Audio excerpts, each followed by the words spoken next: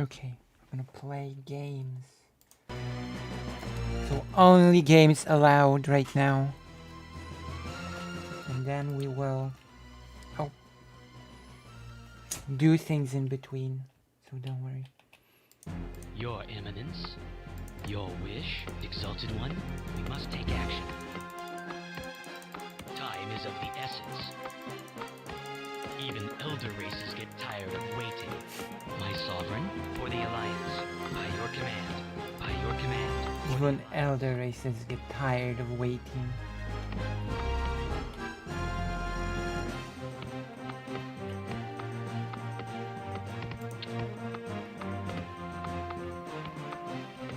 What are the objectives here? Destroy the orc base. My lord. My lord.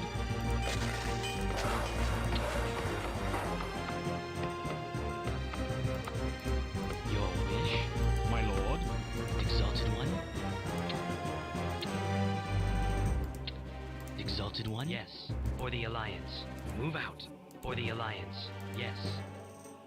Hello, Lenitas. Look, Yes, for the Alliance. today we're just gonna play games. And do things in between, of course, as the title suggests. So feel free to propose things in between. Come to serve. But for now, we are doing pure Warcraft 2 playthrough. Because I have been gifted Warcraft 3 actually, the reforged version. Which means that when I finish Warcraft 2, we will be able to stream Warcraft 3 reforged. The reforged version. And I'll be able to judge it. I do have a bad news. Oh no. Okay, what are the bad news? What happened? What are the bad news? Wait, is it about... Okay. Now I'm scared and nervous. What happened?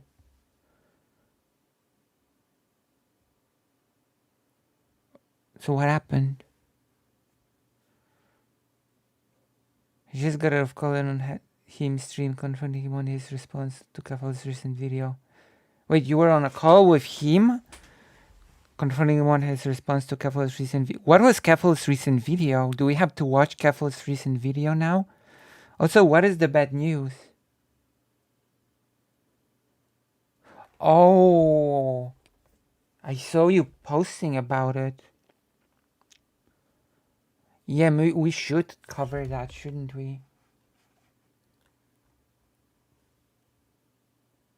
Two students. And what's a gender studies class? Was it? Yeah, gender studies, right. You wrote it here. Let me see. Because you've definitely posted it. It might have been in politics. Yes. University of Waterloo. Is there a... There's an article. So we might go over that as well.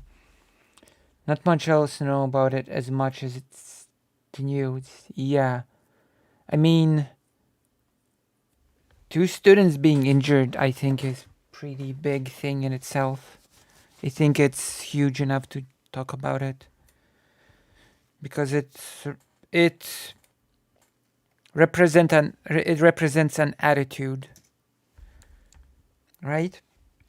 And I'm not sure if you saw yesterday, but when I went to Pauline to the conference, I bought a few souvenirs. One of them is the Do Not Be Indifferent here thing and Do Not Be Indifferent notebook, which means that in the spirit of not being indifferent, we will definitely cover this today.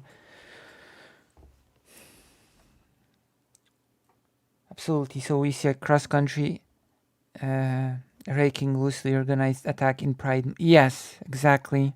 I do think it's an indicative of a bigger thing, especially since when you think of things like schools, at least when I think of schools, I think of a place where I feel absolutely safe.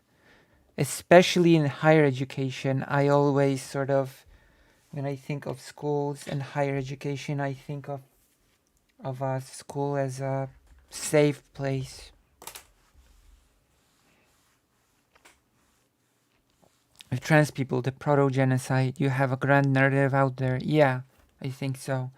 I think you have all of the instruments in place, and you have the call to, you have the advocacy to make a group disappear. So I think definitely we're gonna make a list of topics for today. Actually, I'm not gonna use the notebook that I bought because I have promised to give it to mom, and I will not break that promise. So we will use a different notebook. We will use the notebook with the Hebrew alphabet on it.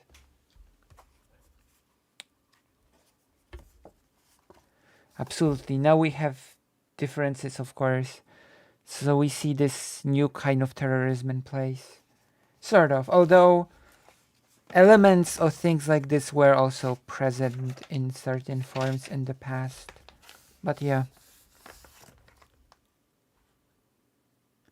So you should probably have the chat layer higher than your camera layer on stream. I'm sorry?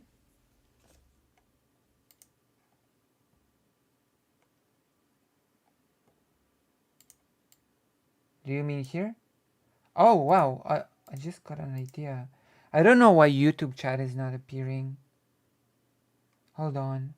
Something's not right. Hmm.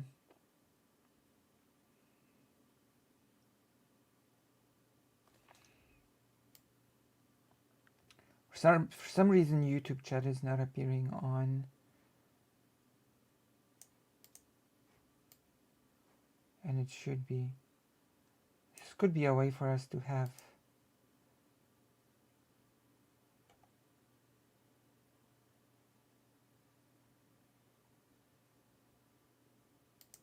I have no. Oh yeah, there it is. There it is. Do you like chats being side by side like this, or do you like chats being side by side like this on the screen, or is it a bit too much? This is sort of a way to combining them in a way. You don't have to look in two different places on the screen, and you have them on one, you know.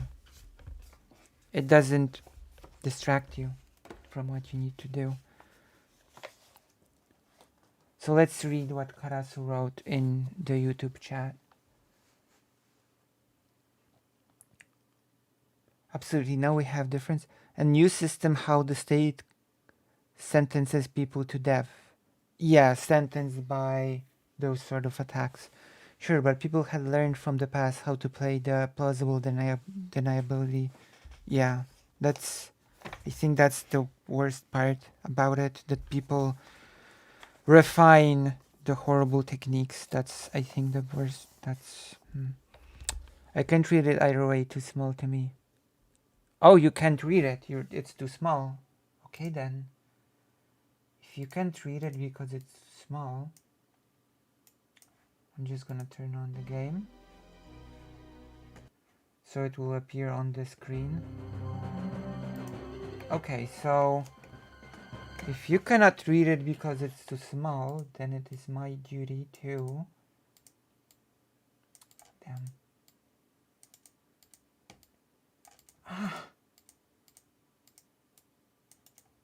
I cannot choose the game because I have a million different things on the screen. Oh my god, oh no. It's impossible for me to choose the game anymore.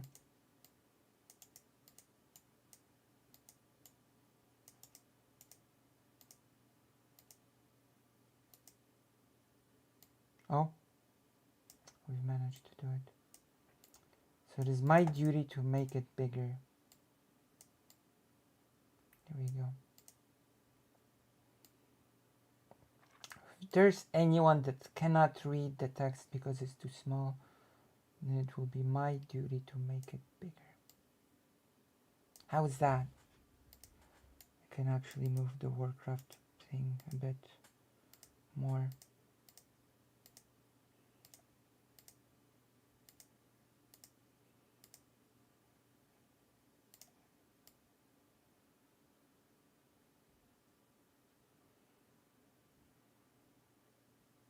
I think that works.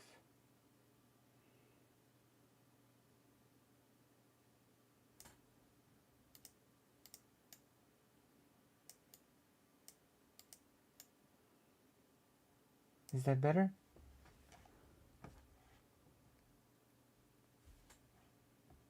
Is that better? Or... Ah, okay.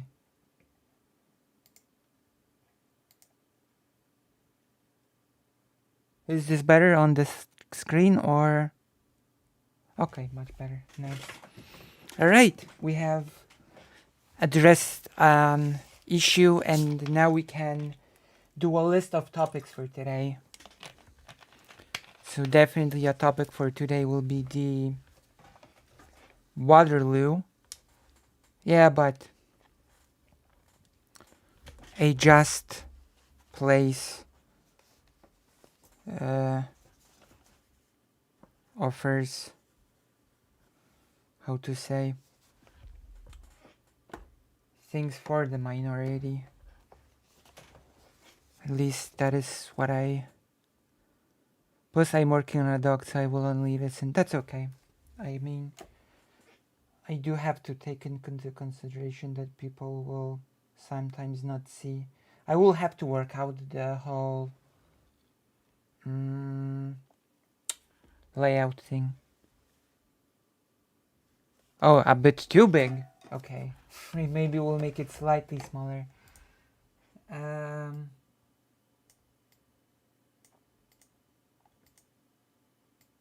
Technical problems.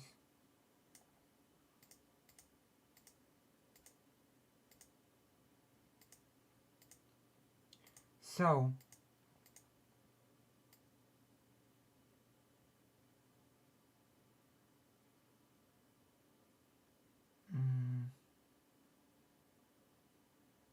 I think this works. So, topic number 1, the Waterloo School.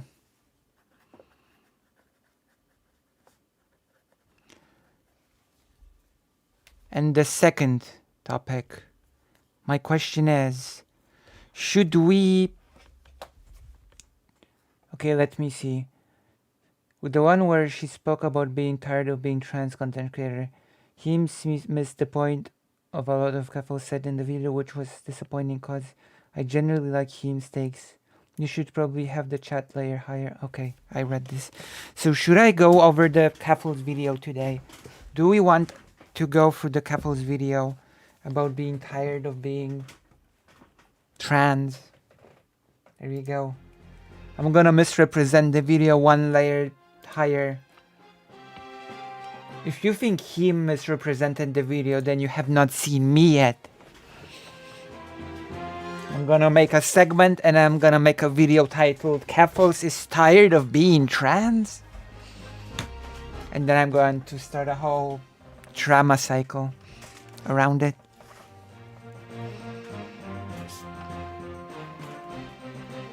What do you think?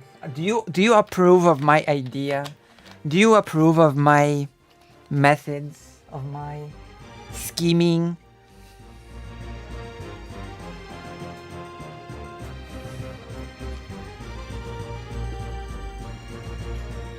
And then there was no response. The silence was deafening.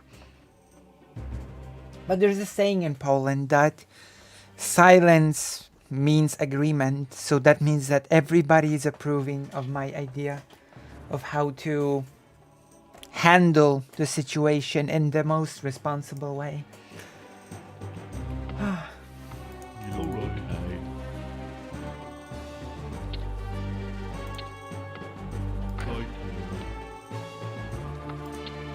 I feel like a responsible content creator. So we have two big topics for today, Keffals and Waterloo. Although I do think that the Keffals one is a bit less serious than the... So again, what do you think? What is your input into the process?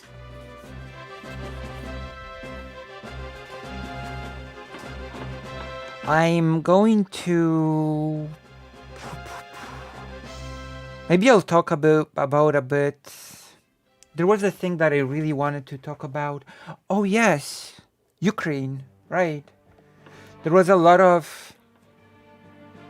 a pretty big Ukraine accent in the first day of the conference, which even sparked a whole debate.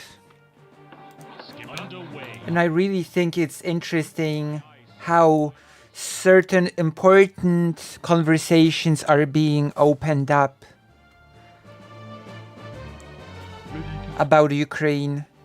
I think those are things that actually would be good to speak about with Anastasia as a Ukrainian person.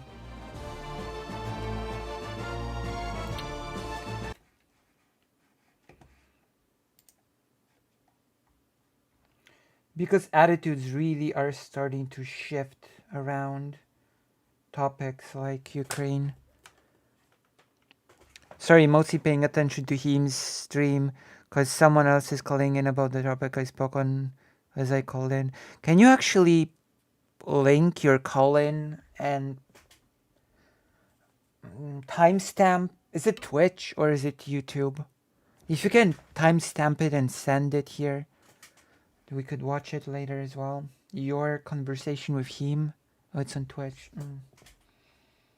Do you have the ability to, I don't know, clip your conversation or something? Or is that not a thing that you can do while the stream is still going on?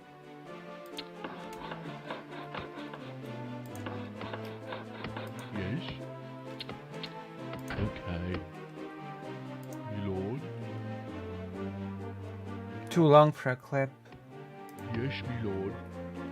Wait, but if I went to Twitch right now, would I be able to watch the fragment with you on it if you gave me a time frame?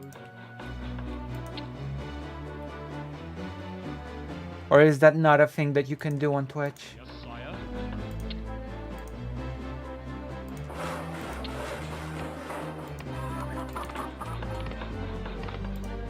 How long have you talked?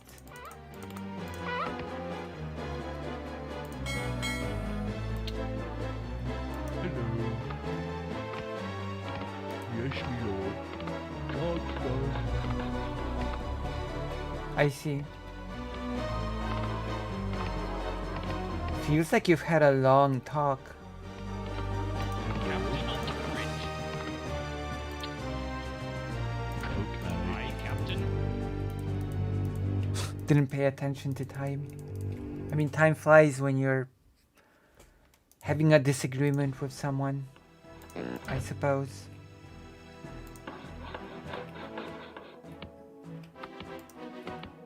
What is it? What is it? What is it? What is it?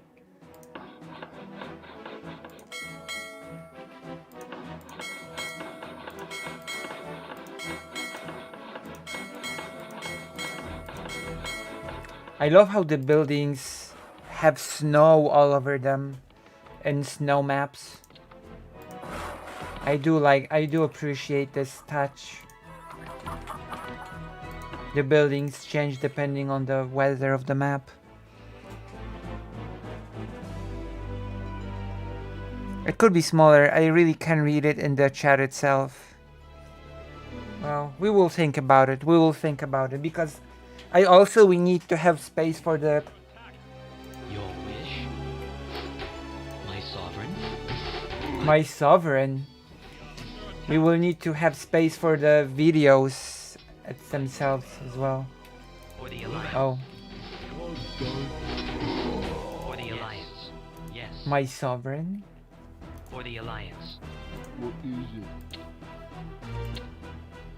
it? Work complete.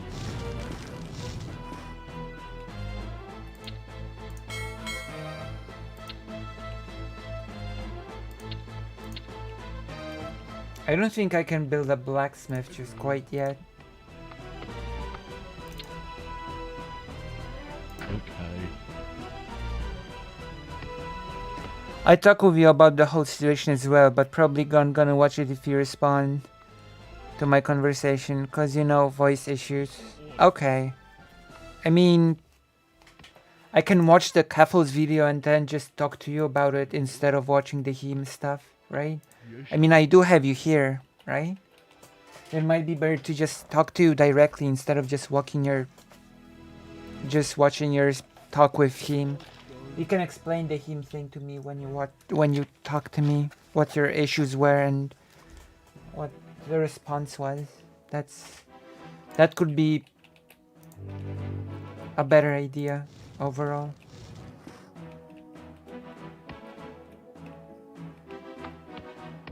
Hello. Work completed. Wait, what happened to the foundry?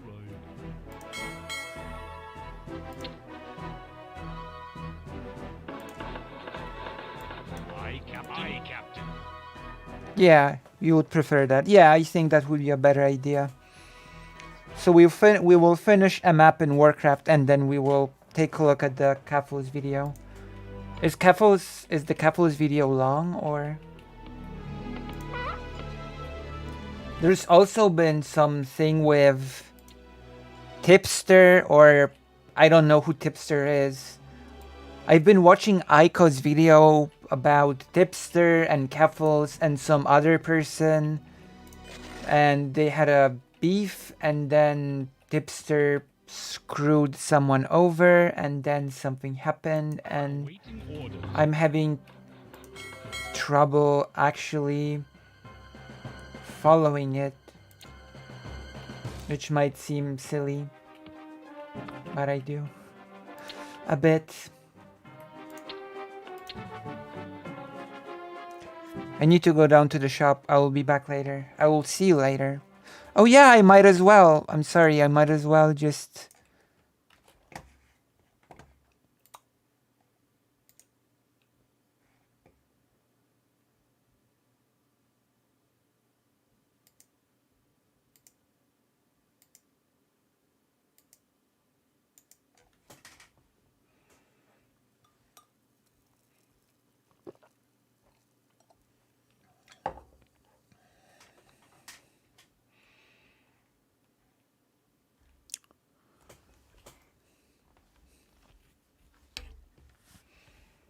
Might as well.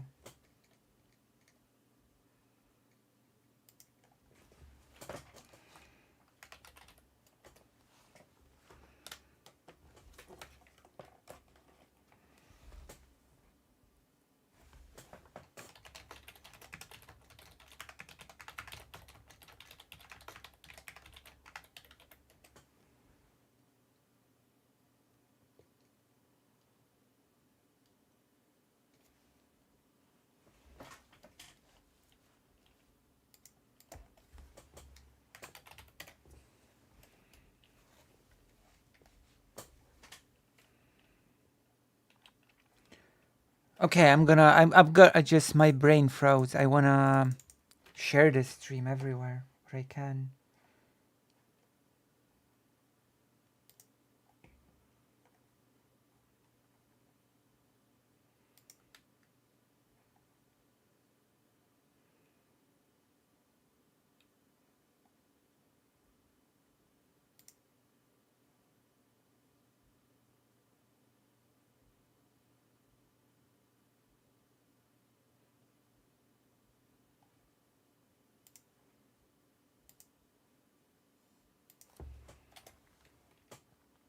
Oh wow, I didn't know. Oh my god. I wanna watch the loner box thing as well now. Wow.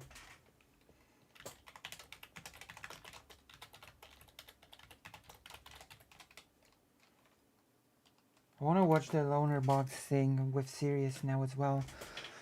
I don't like this thing YouTube is doing where your unique username is now your comment name, because mine is gibberish.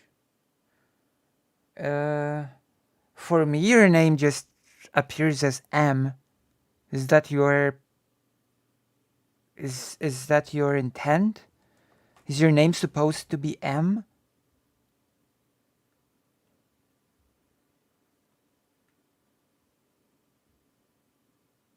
Oh, you mean, okay, you mean the comments, not the chat. So you mean when you're, right, your unique username.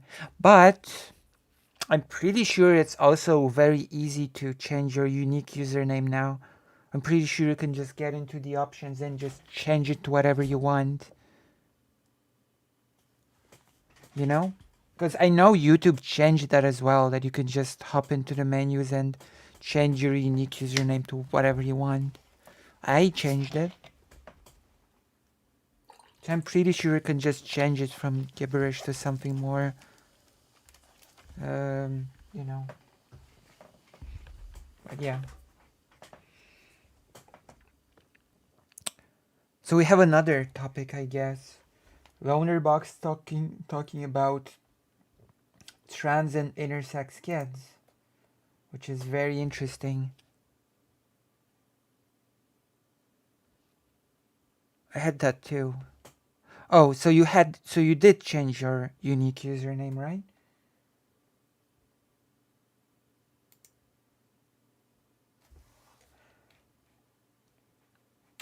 I'm really not very good at promoting my streams, I have to admit.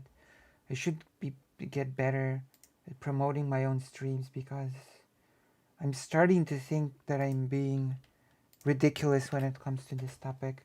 Also, I'm going to write Anastasia about the new topic.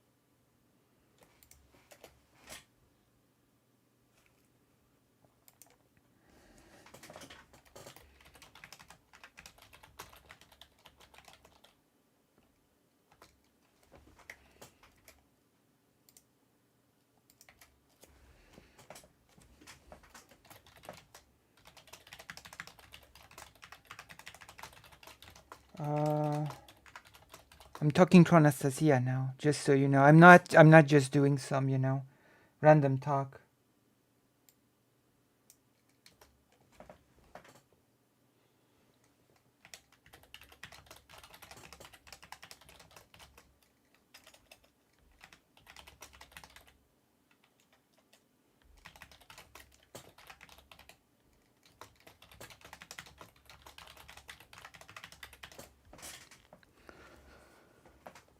Google is notoriously getting worse for us. For UX, you mean for us? Or I binged something yesterday and then search results were not only better, but the inference was also way better. Is UX a typo or is it like...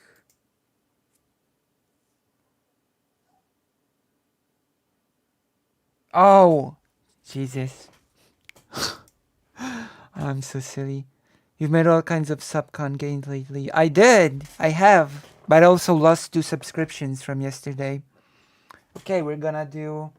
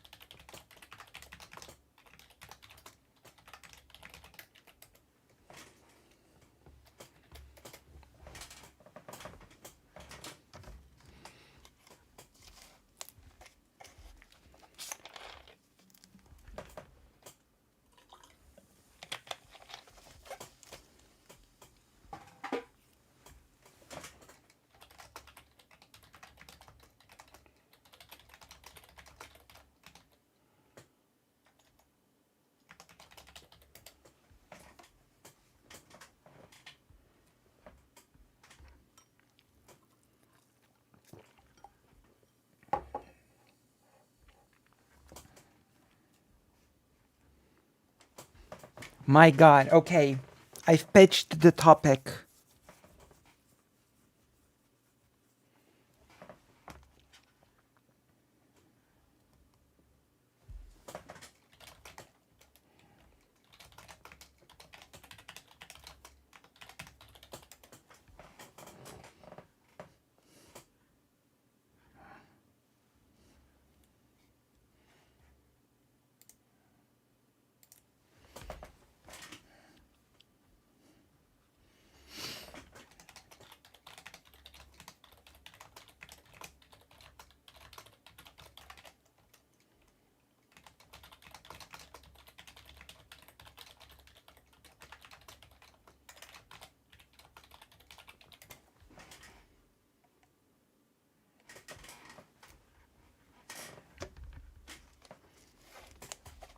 Alright.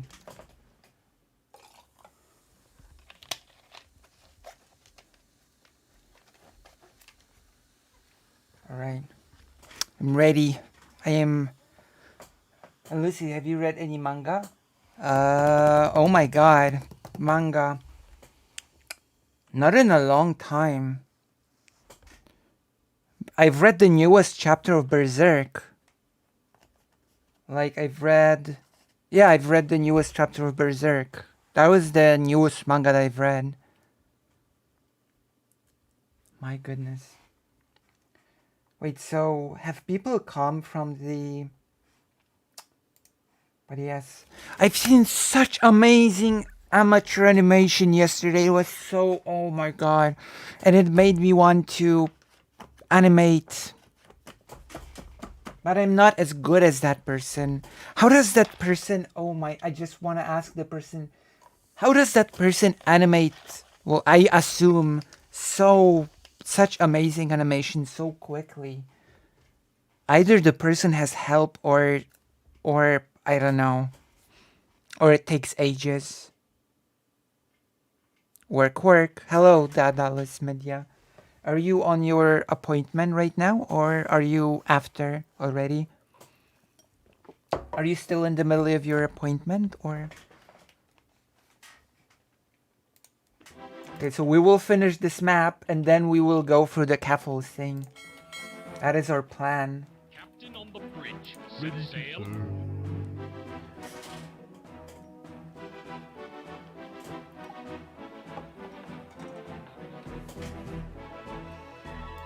You want to know something interesting?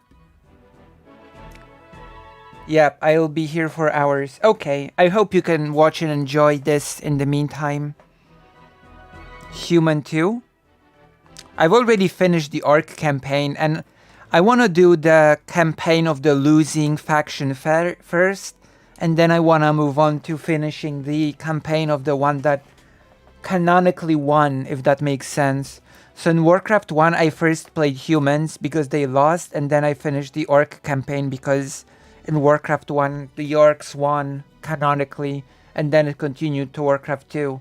So now I played the orcs first because they lost, and I'm playing humans now because they won.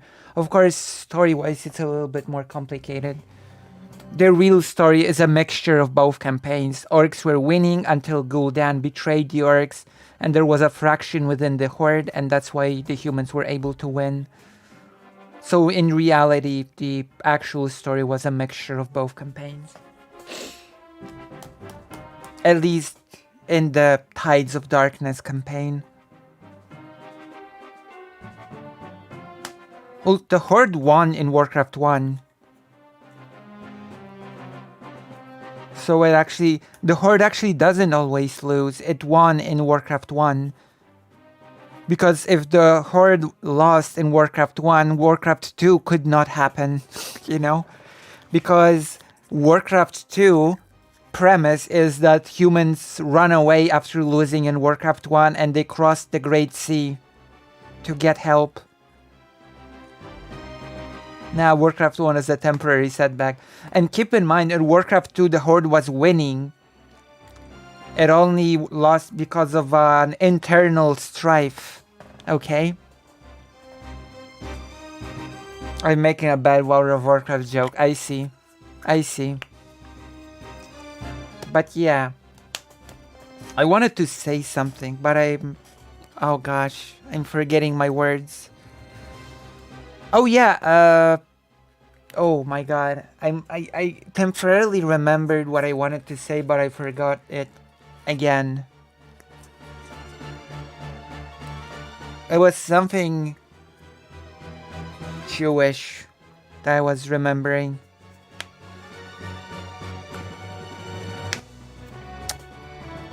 My gosh.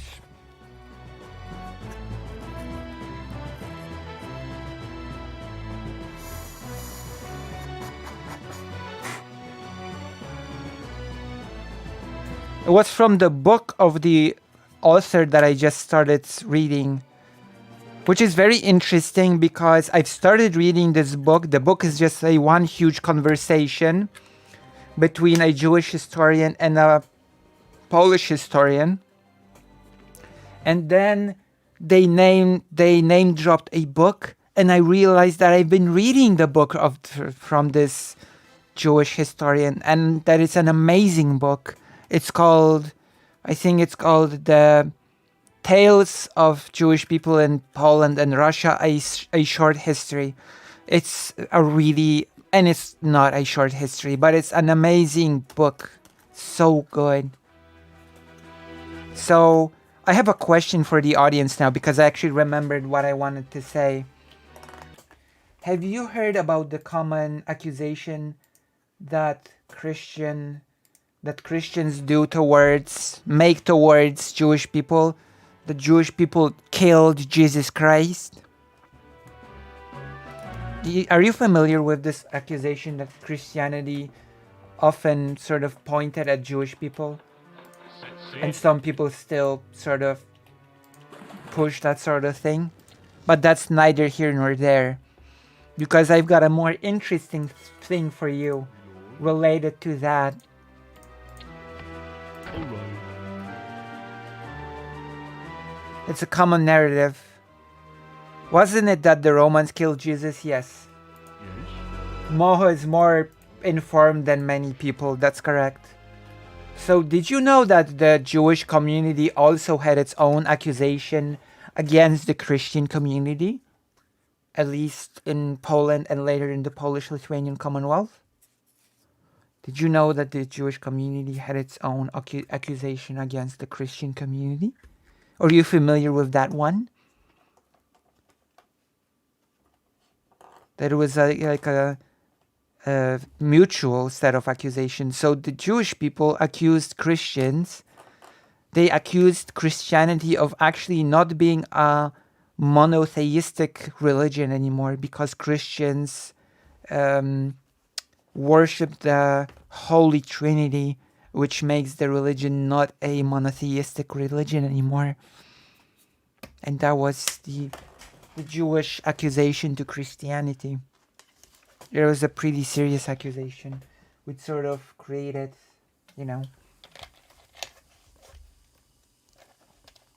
Isn't that interesting? I've gotta admit, I thought about that as well in the past, that is Christianity really a monotheistic religion if there's the Holy Trinity? Technically correct, although I think that some Christians consider all three the same entity. Yeah, but that's all a matter of interpretation. And that's always like the crux of it, right? Because in Christianity, as much as they are considered the same entity, they are also considered three separate entities at the same time, right? Like when we say that Jesus prayed to God, or Jesus asked God on the cross, why did you abandon me, or something like that, we're not basically saying that Jesus asked himself, why did you do X, right?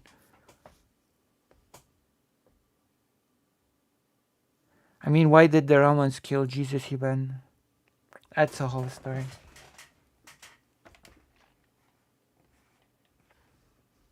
It actually is a small reply to your question in the book, Moho. Alright, let's continue. I want to finish this level and watch the Keffals video. I would say that ultimately there is still monotheistic, since the Father remaining God is all powerful, and when they worship the Holy Trinity, the Son and Holy Spirit aren't considered omnipotent. Yeah, but the Jewish community sort of still did not agree with this interpretation, so... I mean, I know what you're saying, because that is basically what is considered canon within Christianity, but Jewish people simply did not agree with this, you know? And it was a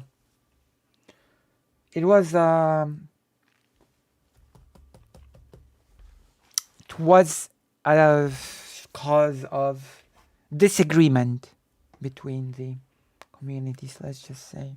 It later became, of course, better in that regard, but, you know. But we are, of course, here to study history. As God, I do hope I will be able to get into the university to study Jewish history. I'll be a full-fledged historian and not the fraud that I am right now. Hello. I need to get my credentials, otherwise I might have a video made about me in the future. Completed. Lucy the fraud. You should remember that when it comes to history, I am your expert. I just am. And if you cannot keep up with my gibberish, that's a self-report on you. Sail underway. Yeah, that's right. I'm still making that a thing. That's true. That's right. I'm actually very slow to get over things like that. So when I turn something into an inside joke, I just keep using the joke over and over and over and over until people are sick of it. So that's sort of my main strategy of dealing with these sort of things. Ready to serve.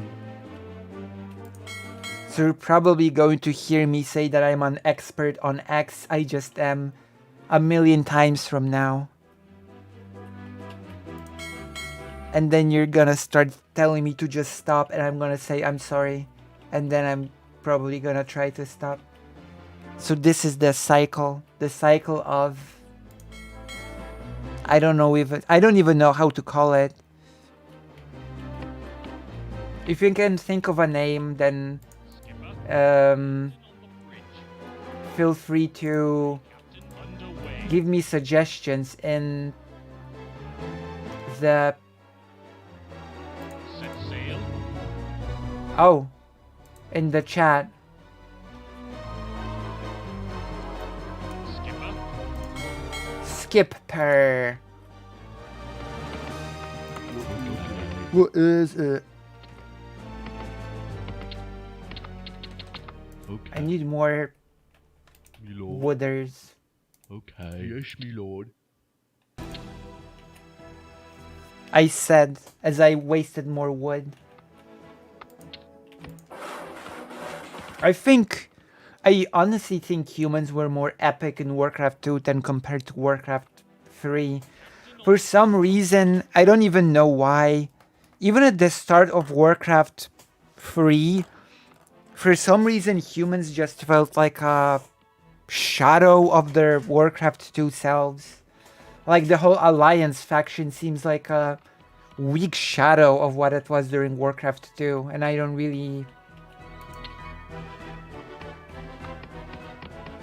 even know why. At the start of Warcraft 3, it's not like, anything horrible was happening too.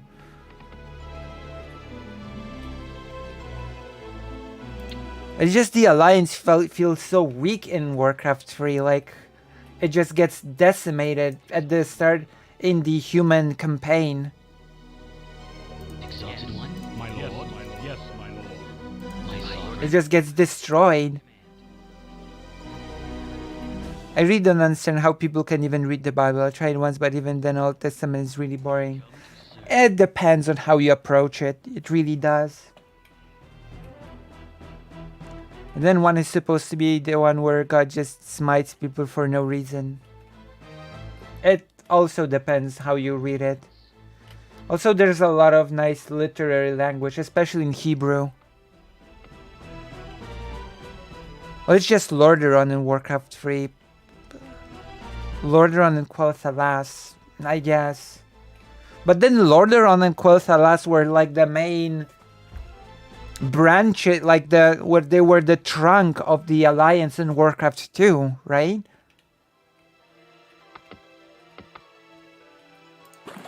And yes, I'm still angry about Blizzard changing Azeroth from the name of the kingdom to the name of the planet. I think it's a stupid change.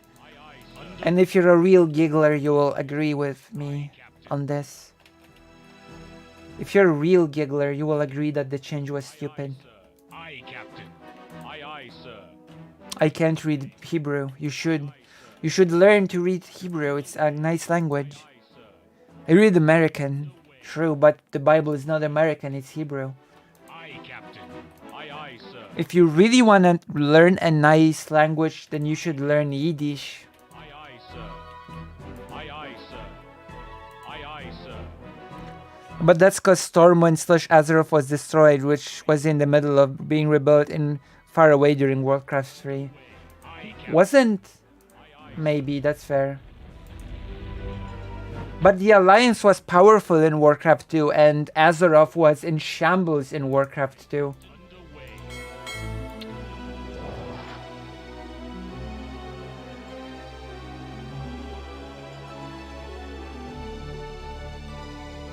Also, Stormwind was the name of the keep in Azeroth, so it just makes me even more salty about the whole thing, you know?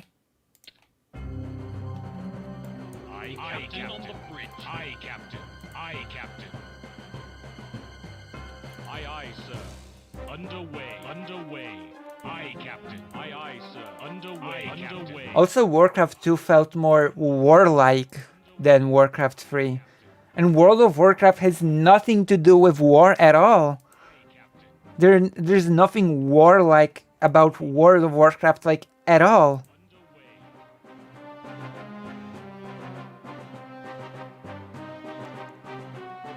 Well, I was talking about the kingdom and the city / keep, yeah. I feel like Hebrew would be really hard to learn. Not necessarily. Depends. I mean, you did learn.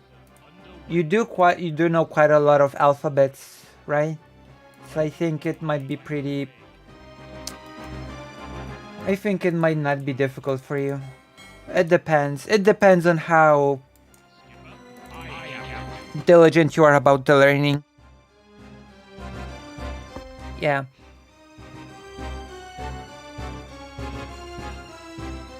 Of course, Hebrew has the Hebrew script has its own quality of being written from right to left, right?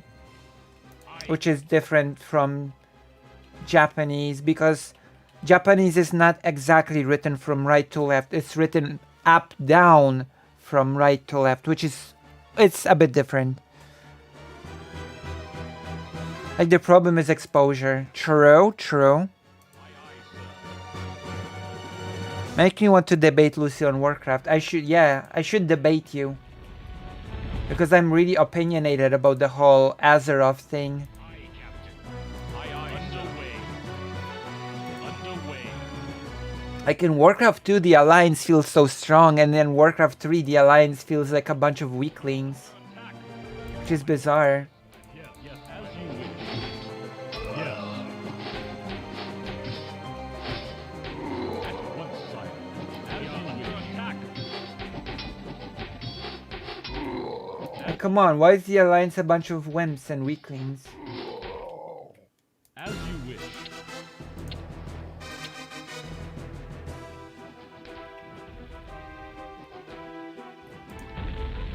Aye, Captain. Aye, sir. You know what I mean? You understand my feelings? Oh, all the peons are here. Yes, me lord. What is it? Alright. My opinion, I have my opinions as well, but my opinions are based on starting to play the games way later. I've played Warcraft 1 and 2 when I was small, so I'm super opinionated. I sort of think World of Warcraft just straight up ruined the story of Warcraft, so as you can see, I have hot takes. Skipper. Aye, Captain.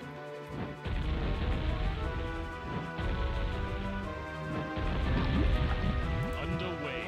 I have thank you. Like, people are made by the environment, you know? True. Just like me. Just like I am made by my environment. Yes, me lord. That is true.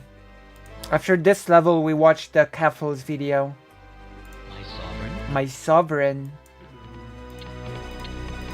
You're my queen. I don't want it.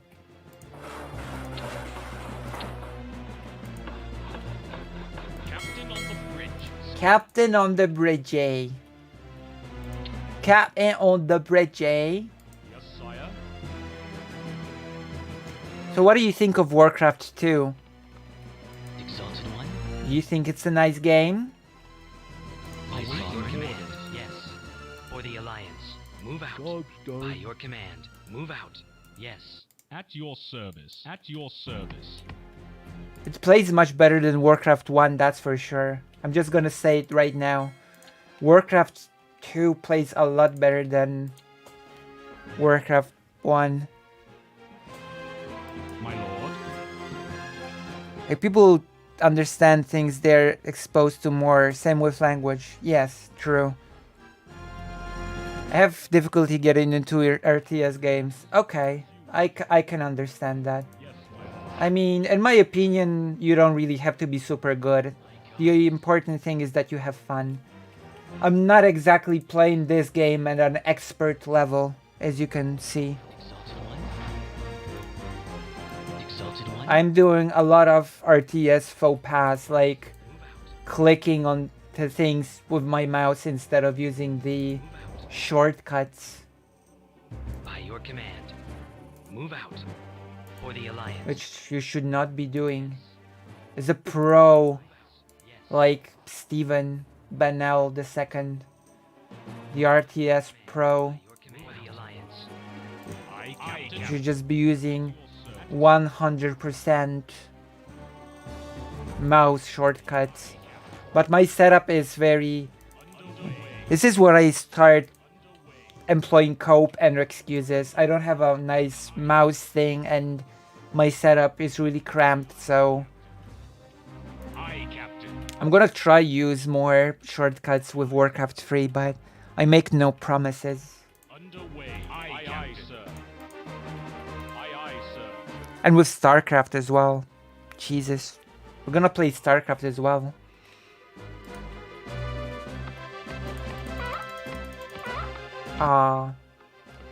You can make those explode, by the way. If you click on them enough times, they will explode. Let's see if anybody wrote me on the Discord. Has anybody wrote me?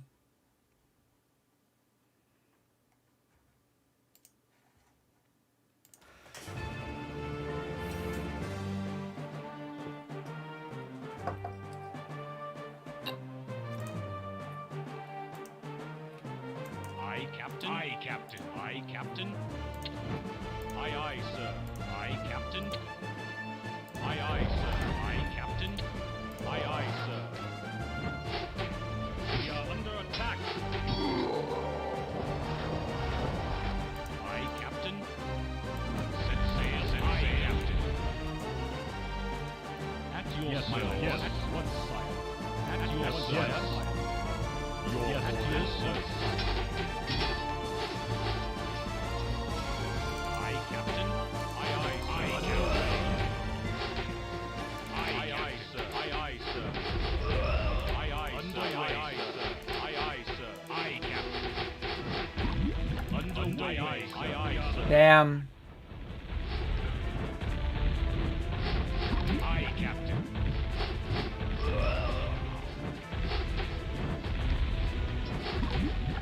Aye, aye, sir.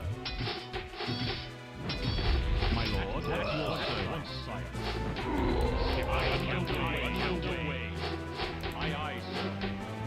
Yes, sire. Yes, Orders, sire. My Yes, lord. yes, orders. Your Yes, orders. yes. My Yes, lord. yes, service. Yes, yes, service. We're about to destroy the orc base. Your orders. Yes, Yes, yes. as you wish. Yes, sire. Your Yes, as you sire. wish. My Yes, lord. under Yes, my attack. lord. Oh my god. Yes, you wish, sire. Yes, Yes, at your service.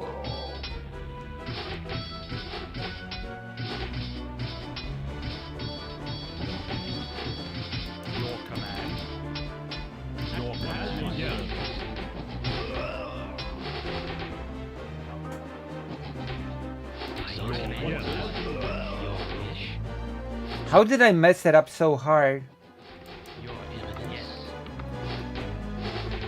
For the alliance. Yes. Okay, I messed up this attack hard. But it's okay. Let's just go here. I'm just gonna finish it up now.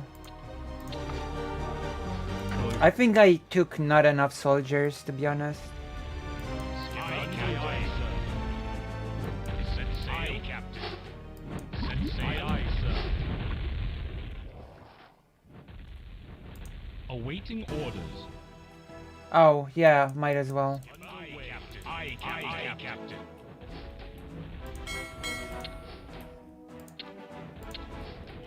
Yes, sire. Yes, yes, my lord. Yes, I know. All right.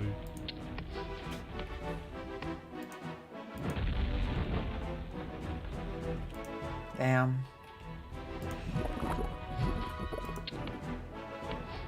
Awaiting orders. Captain on the bridge. Captain on the bridge, eh? Aye, sir. I'm on the bridge, Captain.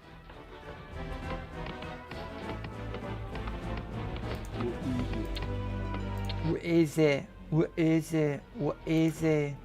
Right-oh. Awaiting orders. I expected this level to be over by now, but you know. Oh. Why is the enemy ignoring? Oh well, whatever. So bizarre, the enemies are just ignoring this one elven Awaiting orders. warrior.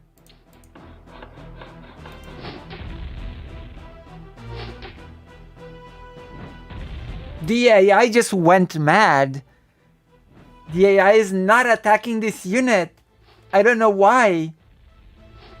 Why? Why is the AI not attacking me? Awaiting orders.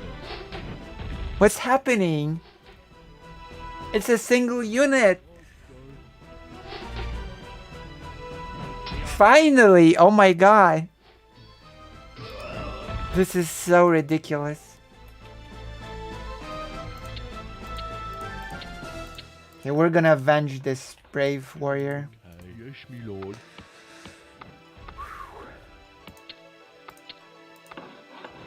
We're gonna seek vengeance with blood and bows.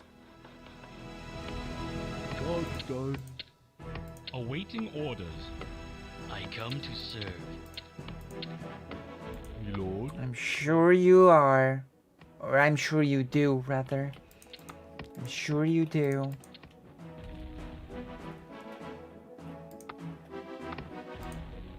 Aye, Captain. Aye, Captain. Aye, underway. I come to Awaiting serve. orders. I come to serve.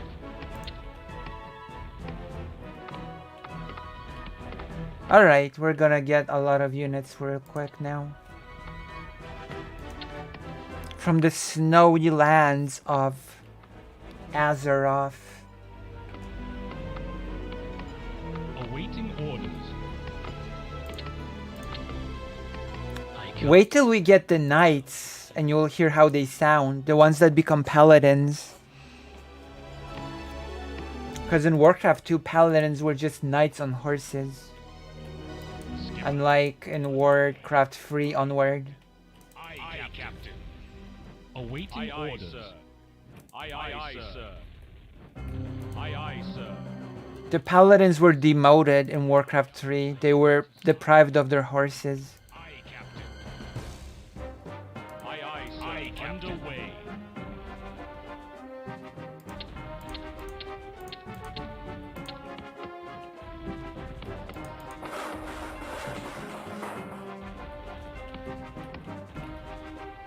Which is sad. Like, people understand. Vosh must hate Warcraft 3. True! It's true. They took away the horses. How could they? I come to serve. I come to serve. You will see. You will see within the next levels. Okay, I'm gonna attack now. I've got enough forces to just destroy the enemy outright. Yes.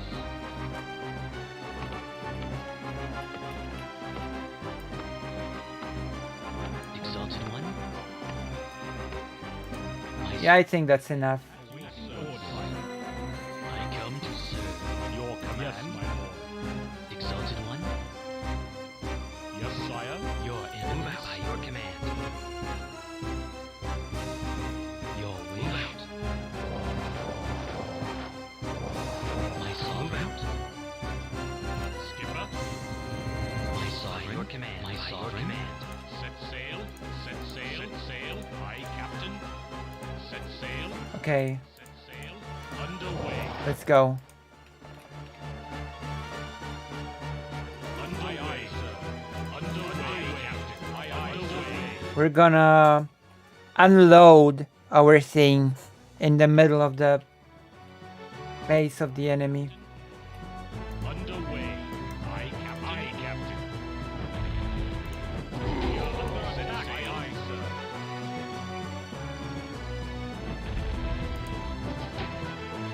Set sail. Aye, sir. Set sail. Underway. Aye, Captain. Let's go. Underway. Skipper. Underway. Set sail. See, for this I should be using a shortcut, definitely. Aye, Captain. Your yes. Your command. Your command. At your service. Attack, my For lord. the alliance.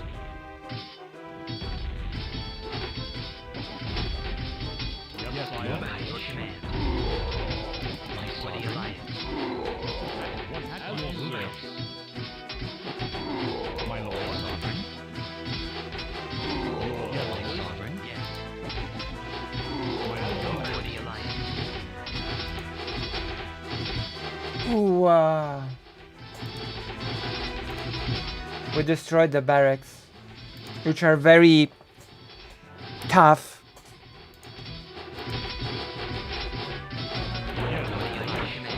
Attack. Skipper, sail. Oh, come on.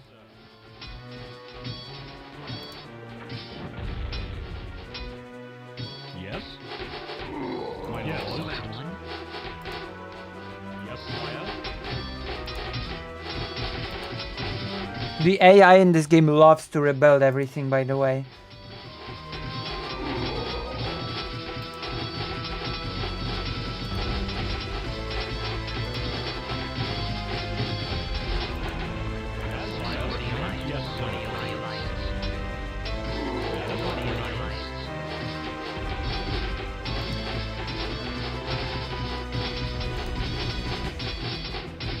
Alright, we won!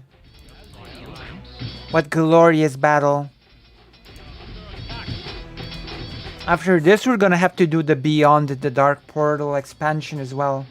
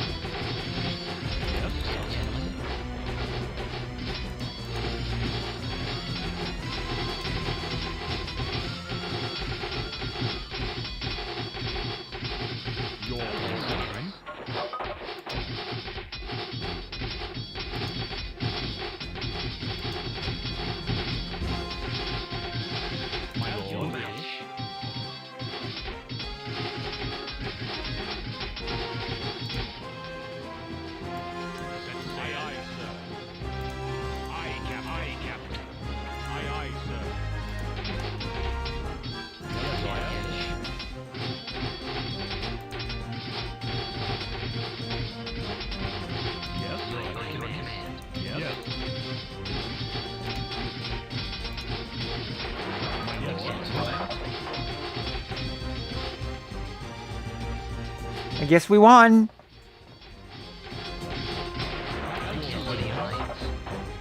Yes, sir. Yes, By your command. By your command. aye, sir.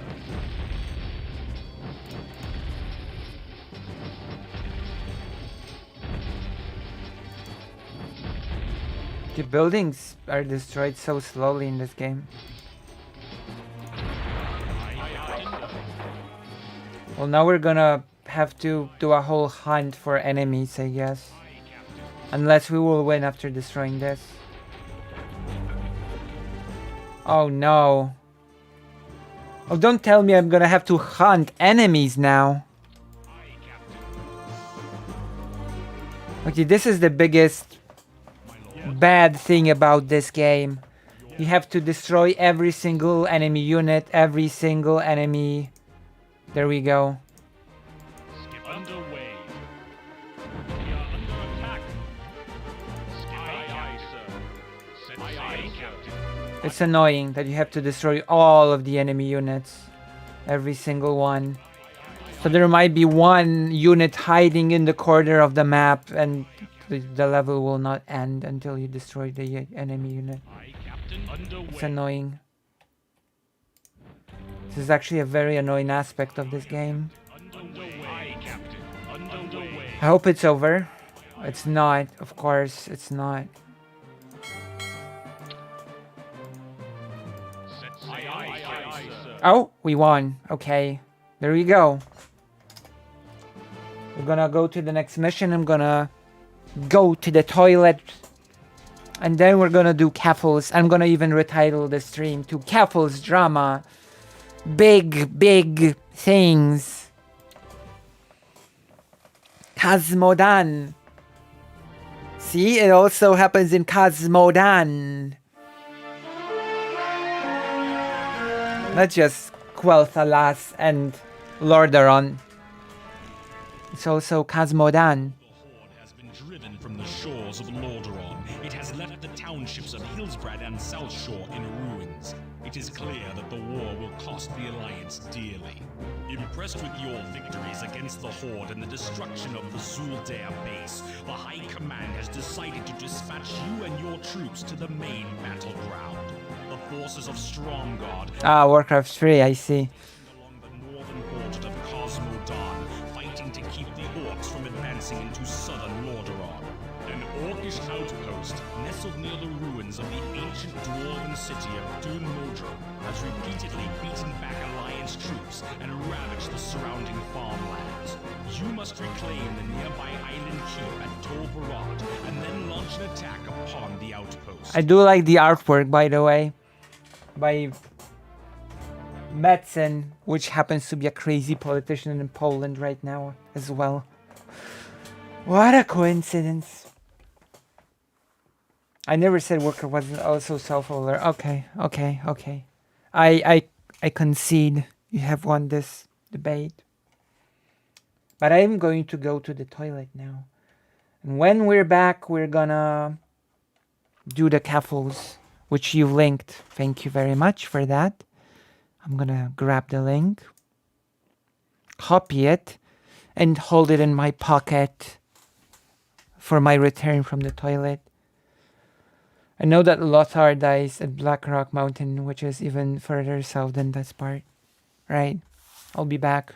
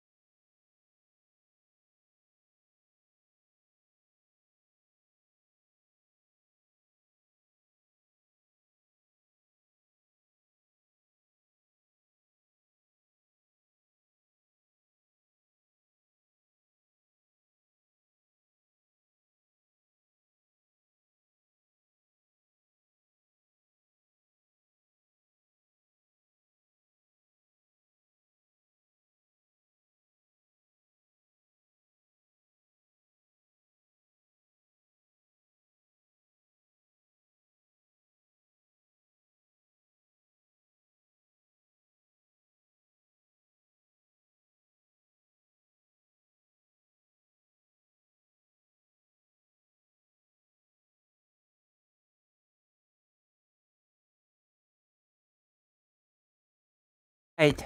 I'm back. I'm back to do the thing.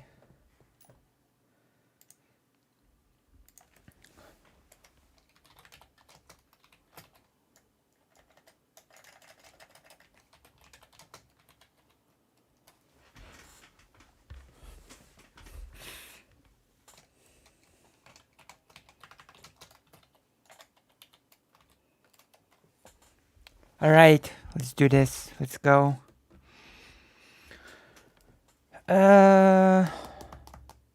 Yes, we're going to the next mission. Wait. Oh yeah, oh my god, brain fart.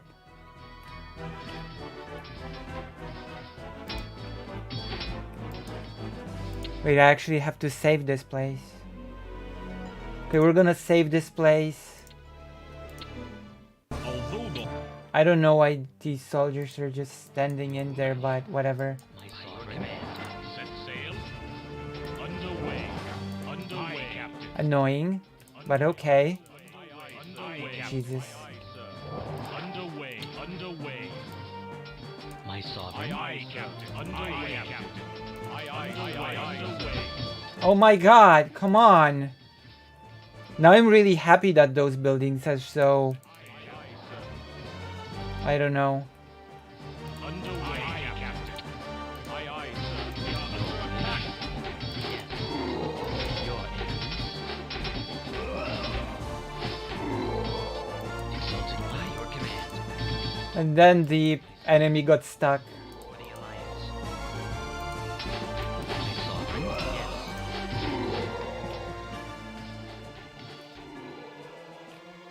My sovereign. By your command. By your command.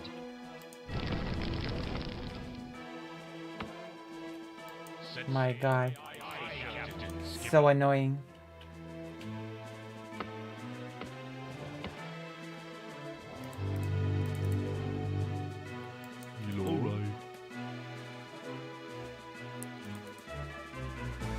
Hey Lucy, congrats with the recent growth. Thank you, Niel Deshaka. It's been a big road, and I could not have done it without you. And you, and all the others. It's true. I'm just hoping I can live up to the growth and keep giving you the great content. So we're gonna normalize the base, and then we're going to jump in the Keffals thing. Yes, The newest Keffals thing. yes, me lord. Yes, me lord. Okay. Alright. Right, alright, yes, me lord. Hello, yes, my lord. Okay. Right. I claim you as my... What is it? What is it that is I wanna build it here, okay? Yep. Alright. Oh yeah. Have you seen him's response to Keffals? Not going over well with his own audience. So Lenitas in my audience says Lenitas mentioned calling into calling into him and talking to him about it. So we're gonna talk to Lenitas about it on stream after I've seen the video.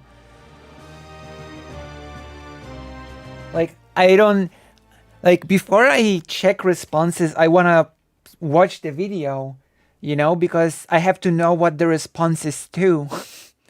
Making President Sunday interest to react to you as well was a good move. True. Do you think President Sunday liked my debate? Do you think President Sunday enjoyed this debate or no? How did you enjoy my debate with Loner Box, if it can even be called a debate, to be honest? I only saw the beginning. What did you think of the beginning? Okay, we're gonna go over. He single boosted you in Demon Mama. Yeah, I really appreciate that. I think I might just continue doing this style of debate / conversation moving forward, which basically means I think he absolutely, though it was a good, I think it was a good conversation. For the record, I saw the whole debate, but I saw the beginning of Sunday's strike. Oh, okay. What did you think of it? Like, I think if I just keep this style, I think better this conversational style. I think it's, if I just choose to keep this style, then I guess the only way for me to improve is to read more, I guess. Because this sort of style just really relies on me knowing anything. So in that sense, the way to improve in that style is just to read and read and know more. You know?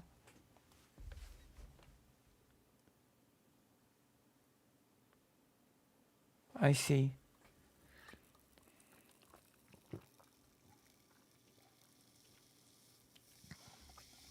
I might want to keep me away next time so I won't trigger some more vulnerable souls. No, I think that's perfectly fine. I think that's perfectly okay.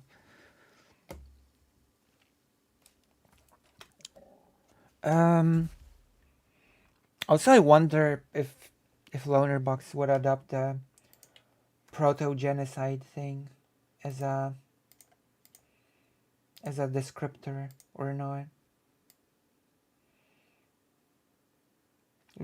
I wonder if Lonerbox would call the proto-genocide thing private language as well. Like the private language argument is not very strong, considering that there are 50 different definitions in academic writing of what a genocide is. And I will admit, I'll be quite honest, the conversation around these things get a bit annoying. Like talking about definitions, etc. Like conversations about genocide get can get really annoying in my opinion, because it really turns people's lives into objects.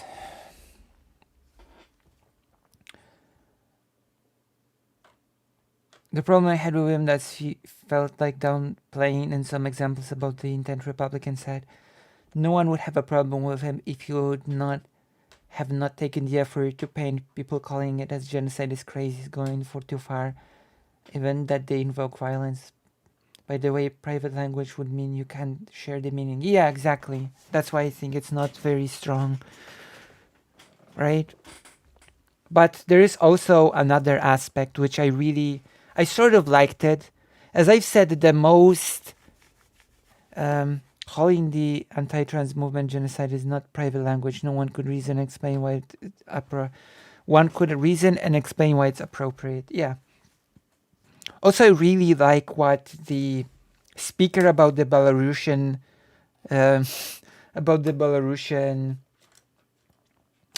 Poland-Belarusian thing speaker, the most excited speaker, said. He was the person that introduced the proto-genocide. Hey Lucy, the Supreme Court just struck down affirmative action in college admission. Well, we will have to talk about that as well.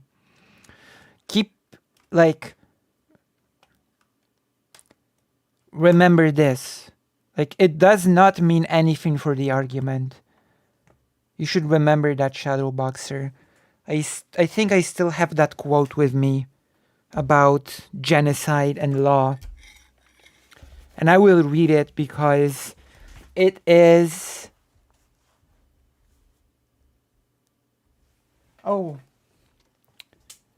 I will talk to Pearl today.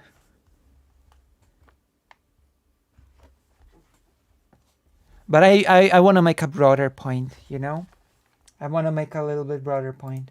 But we are going to talk to Pearl today, which is like a blessing. Because I will be talking to Pearl about Jewish topics.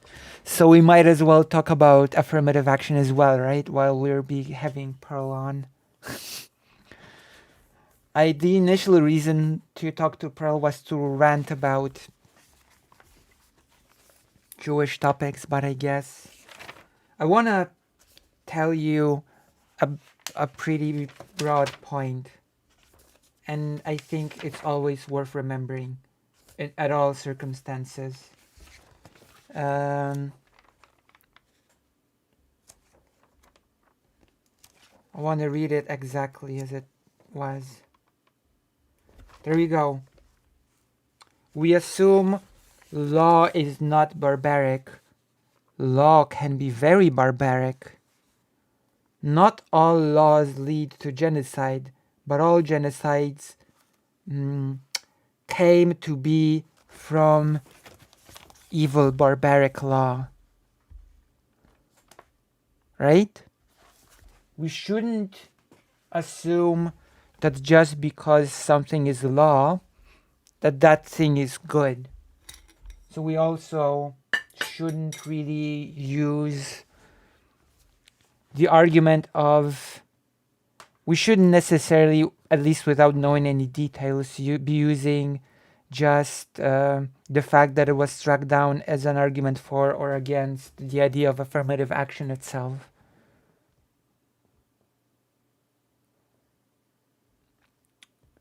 I think they struck it down on the base of, Jesus. It's a convoluted case from what I remember. We've actually, interestingly enough, we've actually discussed this case a bit with Pearl on our first conversation. We've actually discussed this very case, which is interesting. But I wanted to make a point about the person that was talking about the Polish-Belarusian border. He said, I personally, and again, he introduced the proto-genocide thing. I'm not super, for me, it's not the most important thing that it's, for me, genocide is not the only bad thing. For now, I'm okay to call um, the what's happening on the border. For now, I'm content with calling what's happening on the border mass killing. For me, it's enough, you know?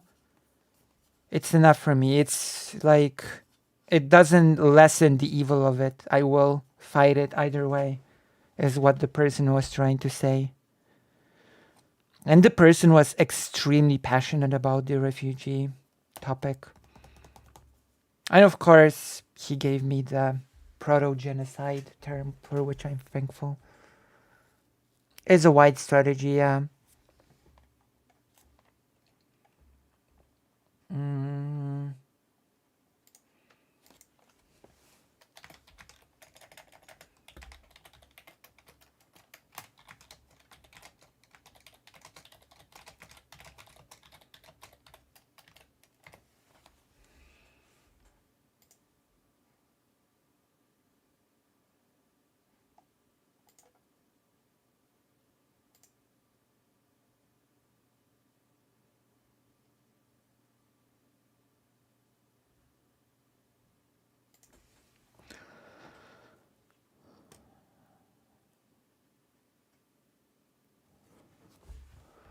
Right, Lonerburgs, to defend him, does understand that it is very dangerous and murderous too. The issue that he attacks people and paints them crazy who argue it fits Yeah. And bear in mind, proto-genocide does fit genocide. I'm sorry, my mom is calling me. I'm gonna be right back.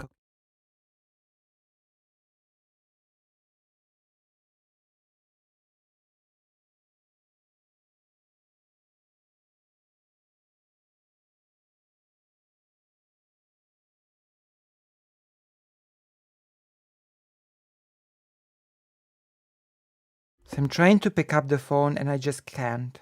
My phone just froze and I couldn't pick it up. I picked up the phone, but it just wouldn't let me pick up. So I'm just gonna call my mom back, okay?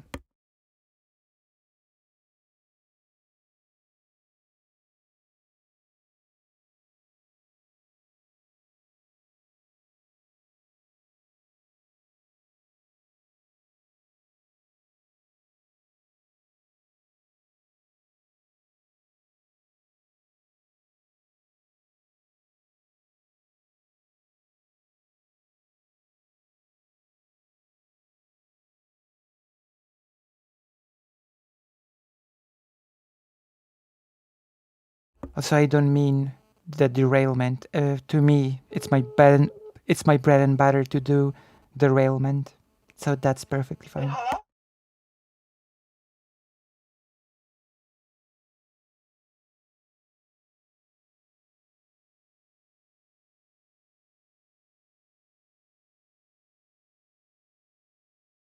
If you've heard, that was my mom's voice that you've just heard for a second there. You might have heard my mom's voice for a second there. But yes, derailments are my bread and butter thing. My mom's going to try to call me back now. So I'm going to have a short conversation.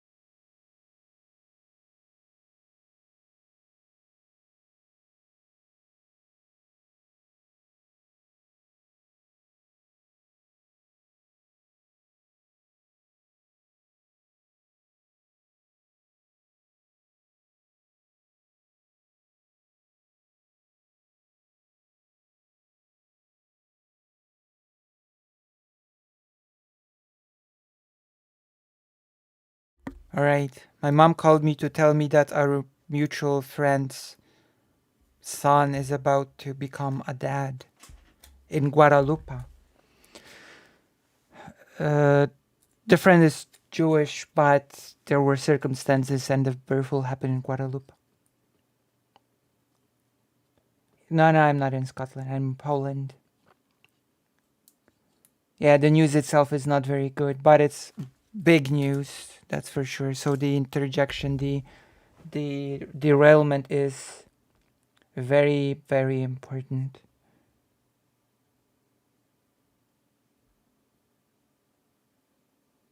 But yes, the Polish-Belarusian border. Largest Polish trans streamer. Yes, that's true. Wait, why are you apologizing? Sorry.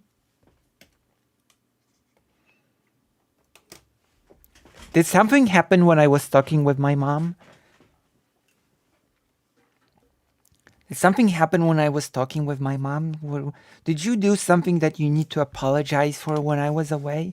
And by away, I mean muted my microphone and talked to my mom.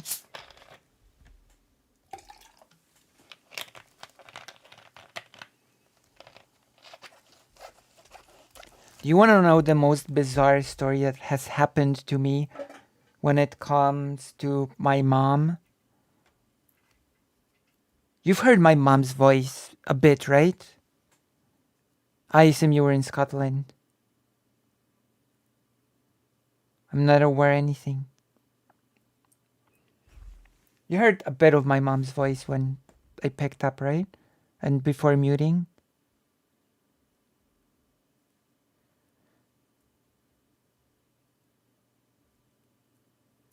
You've heard, right? Don't be shy. You can tell me if you've heard or not. And in the meantime, I will set up the thing.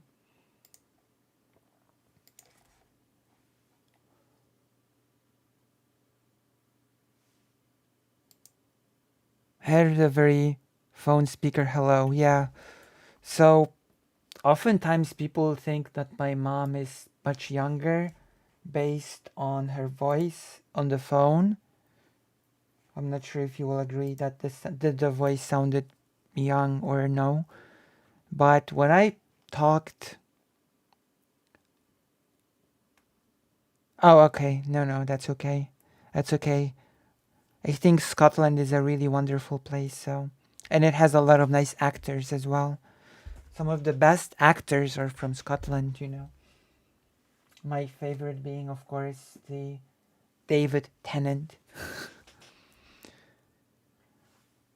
So yeah, so I once talked on voice with someone a long time ago, and they heard my mom speak, and the person just asked, "Oh, is that your partner in the background?" And was like, "No, that's my mom." But yeah, that happened. That must be your partner in the background. Gosh.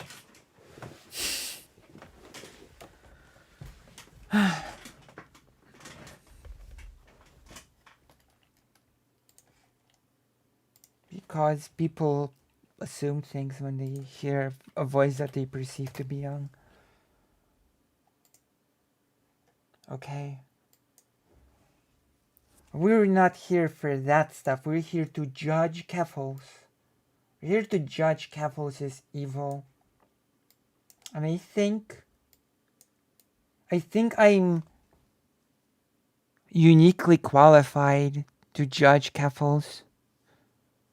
Isn't Keffals Irish now? Can somebody fill me in?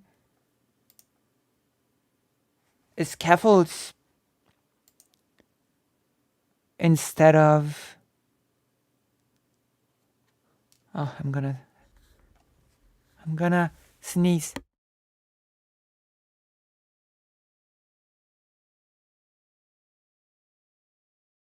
Apologies. I apologize. So Keffals is no longer a trans streamer. She's now a Irish streamer Who cares? Wait, who cares about what? Who cares about which part? Who cares about... That wasn't nice, however, neither is she. Wait, who isn't nice? I'm lost. I have no idea. I'm not good at Keffals lore. Me neither. I've only spoke once to Keffals. But keep in mind,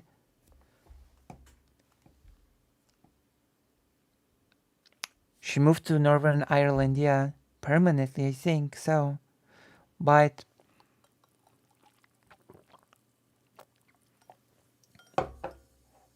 remember that Keffals and I can say that officially now, okay?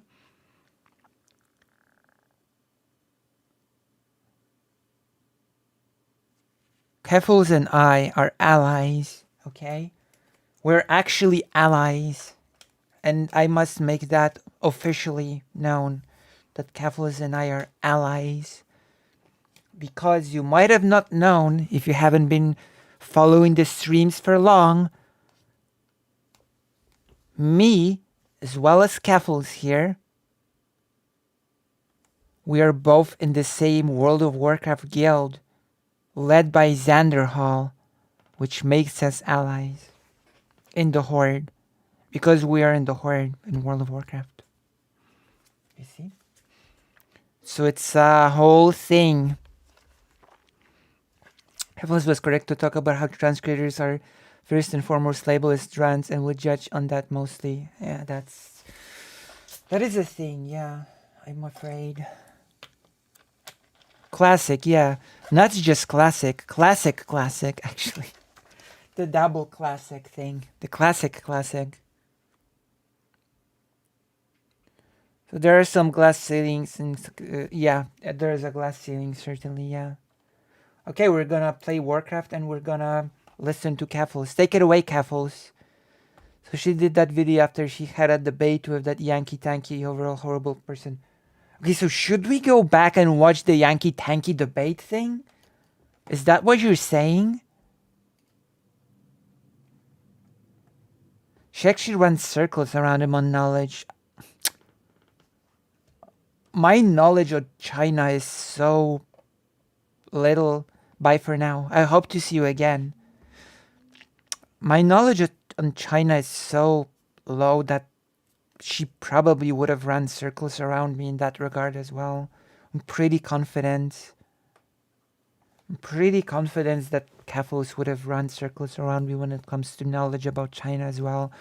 I would need to watch this debate with Yankee Tanky and see, actually. Like, I would have to see. Like, I have very little knowledge of China, but I do have some knowledge. Don't think you'll get any more out of the debate than this video. Okay. Keffals is gonna repeat any of the arguments that was said about China or no? Are any of the arguments repeated here so I can know if I would keep up? I used to be a tank years ago briefly.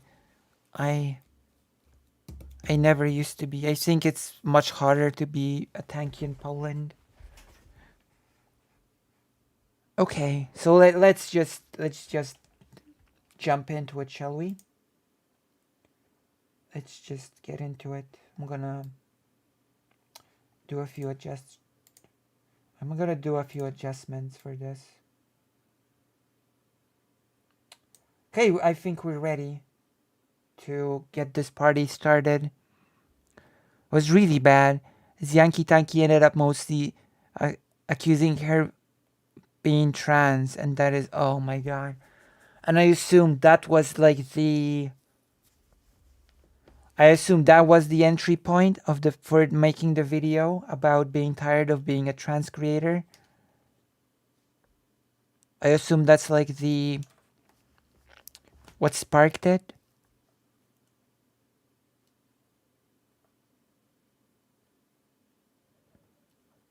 Nah, she doesn't talk about China in this video, but then the debate wasn't about China and any effect either. Okay. I personally don't like the term tanky, however, in this case it fits. It's probably this Yankee tanky supports the Soviet invasion to Hungary in 56, where the term is coined. Yeah. Yeah. I'm only a tanky when it comes to furry hats of a specific shape, ushankas, vodka, and Soviet-era military equipment. Really not a fan of red fashion. Yeah. The hats are pretty nice, but the hats are not just a Russian thing. The hats are actually a much wider thing.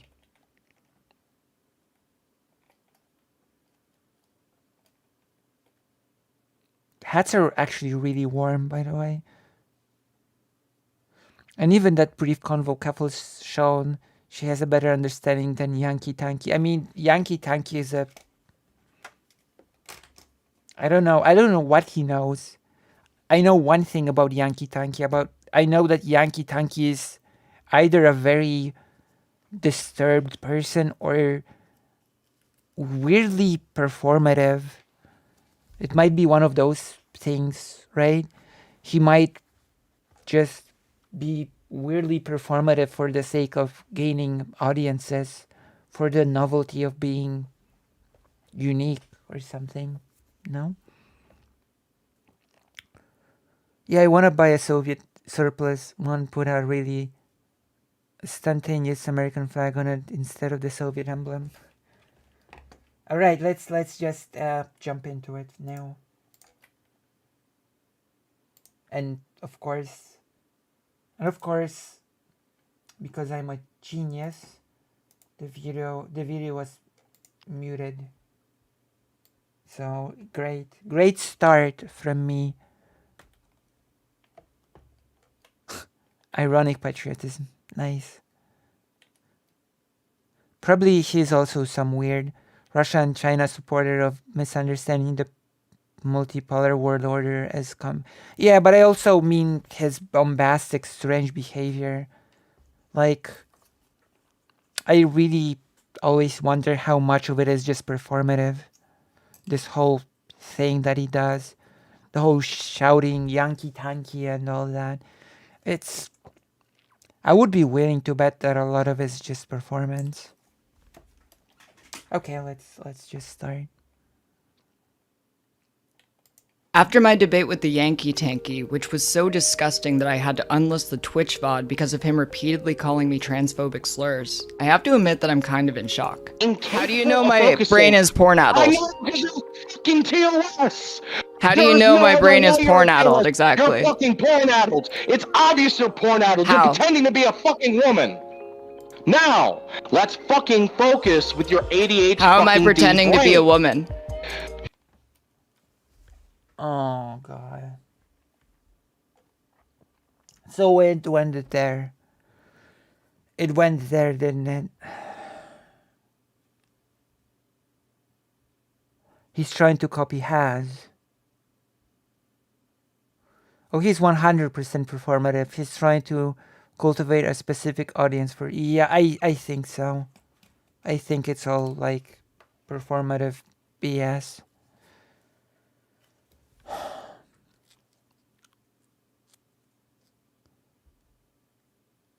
Gee, of course.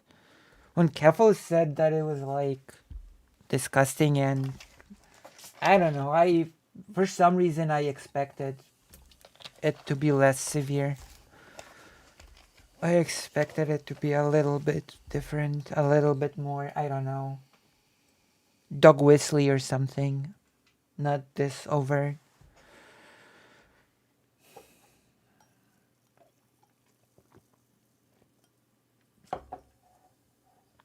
I don't know, weirdly, it's a very weird thing, but after I went through the whole exhibition in Pauline with my mom, the whole history, which ended in the Holocaust thing, I guess my armor has been really weakened when it comes to overt forms of like bigotry.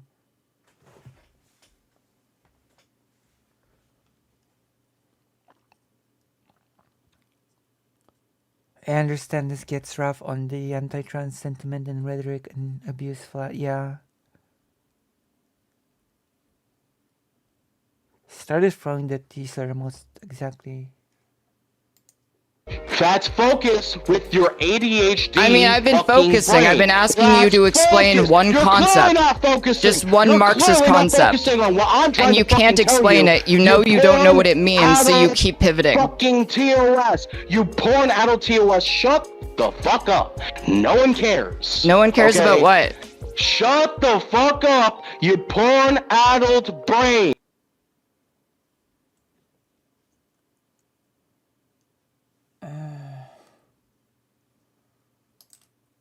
You know what? You can say a lot of things about, like, well, I'm not even sure if you can say a lot of things about Keffals. Like, people say, let me put it this way. People say a lot of things about Keffals, but I have to say that she shows a lot of patience in these situations. Like, it's not that simple to be as, like, I don't know if she's gonna sort of lose that patience as we're gonna continue watching, but like it does take a lot of, you know, strength, I guess, to just keep your composure when bombarded with stuff like that, right?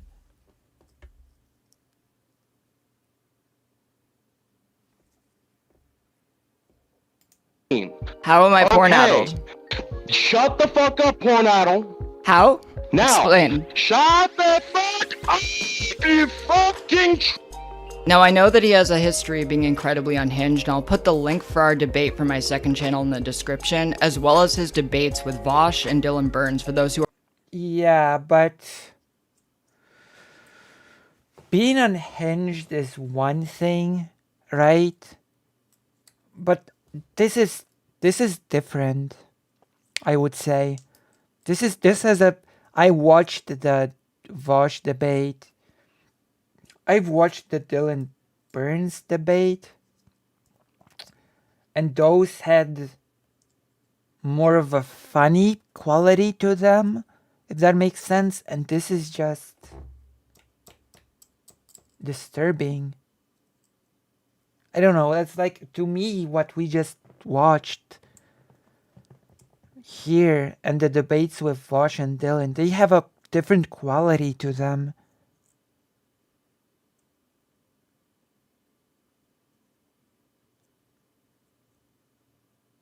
Oh, well, you know, the direct assault at Keffals, the you know, the bigotry, the direct bigotry.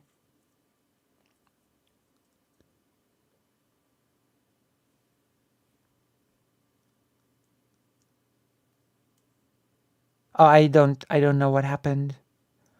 Google sometimes catches really strange things and moderates them. I don't know what happened here, to be honest. It doesn't happen often, but sometimes it does.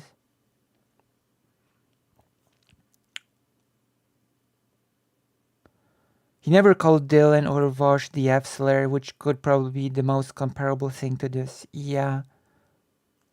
That's because when the automatic Google thing catches a message, it just deletes them all. Wholesale. I also... Well, it tells me that it says the message was removed by the Google moderator team. So it couldn't have been by you unless you're a part of the Google moderator team, then it could not have been you.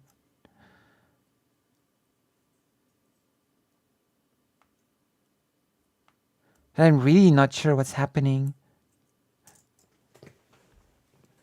And by Google, mind you, that I suspect when it says Google moderator team, it probably means some bot. Like, I really doubt that this stream is under some direct observation of a manual Google mod team. I don't know. I have certain I have reasons to be skeptical that we're being actually watched by a real life mod team. It is algorithm, yeah, 100%. 100% it means bot, yeah. I mean, that would be pretty interesting if they actually assigned live people to watch over this stream.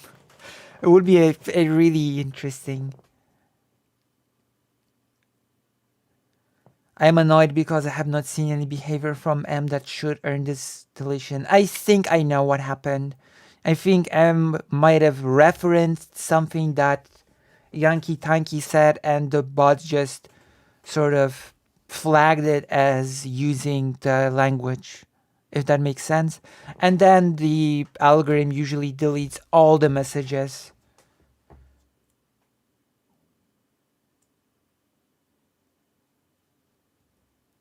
So that's usually what happens. It actually happened a few times already.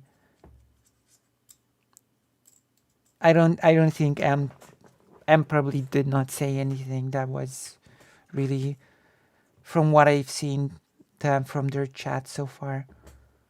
Which is why I'm usually annoyed when this happens, because I usually do want to see what happened. If that makes sense. I do want to see what the messages were. And I'm just left in the dark when I just see a bunch of deleted messages. So that's annoying. Yeah, M might have quoted Yankee Tanky, for example, yeah. So for me, this sort of thing is just annoying, that I can't even check what happened. But yeah, okay. Let's continue. You are morbidly curious. I decided to record this video even though it's not the usual video you'd find on my channel, because I have a lot of thoughts about this debate, how I was treated in it, and about the role of trans live streamers in general. I saw that some people were So basically, this is a video about people like me. This is a video directly about me, I guess. Although, I think I'm occupying a very specific space right now, because I'm so small.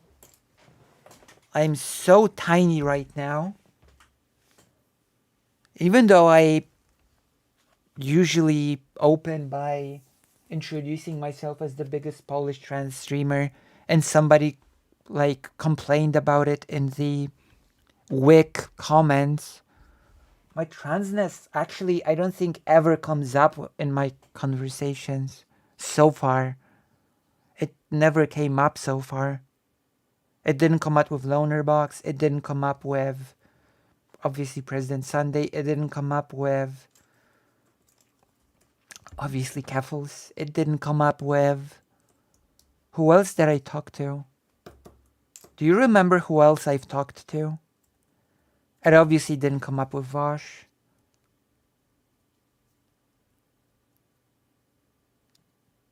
Who else did I talk to? It didn't come up much in the panel, actually.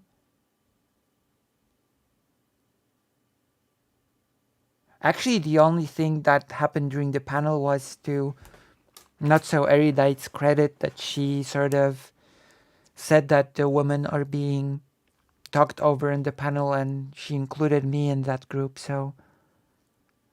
But the transness itself did not really come up during the panel. I'm trying to think. I'm trying to think of conversations and situations. Does anybody remember if I've talked to anybody else? Yeah, that was a bit weird. The whole comment thing, that was weird.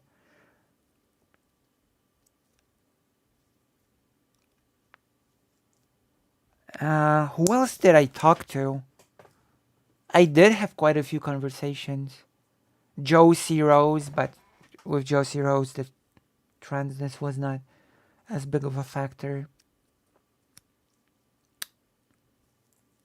Dylan Burns, the transness did not come up like almost at all. I mean, we did discuss the situation of the LGBT in Poland, but apart from that, also about Dylan Burns, I'm a bit worried about the fact that he talked on the TVP TV station, but maybe the internet one is different from the main branch Polish one. TVP, so the Polish television, which is like the basically a propaganda tube for the government, was the TV that Hen, the Polish YouTuber, refused to work with because the television stands against all of her principles. But you know, maybe the internet international branch of it is different.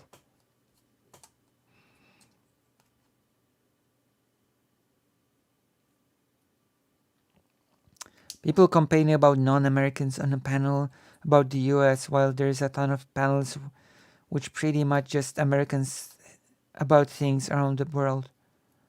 Wait, maybe there are new comments, because the only comments I've seen about me was the lady, I assume from the picture, the person that said that I introduced myself as trans for no reason and that it's just to get points.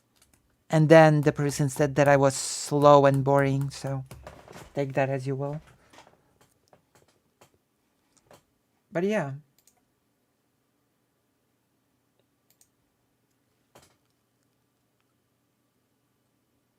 But do you remember any other of my talks? Do any of you remember who else I've talked to? I'm trying to remember. Has my transness ever has it ever become a focal point, a focus of any of the conversations that I've had so far?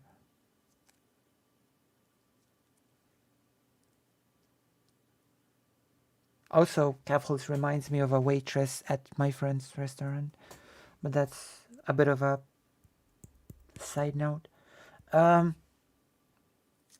Okay, I'm just gonna keep thinking about it, and if something comes up, or if you remember something and can tell me, then just write it in the chat.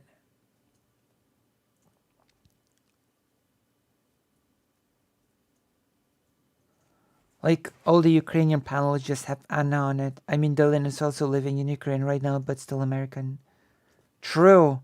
More Eastern European representation. More Lucy has it. Okay. Let's continue. Because I'm starting to be a bit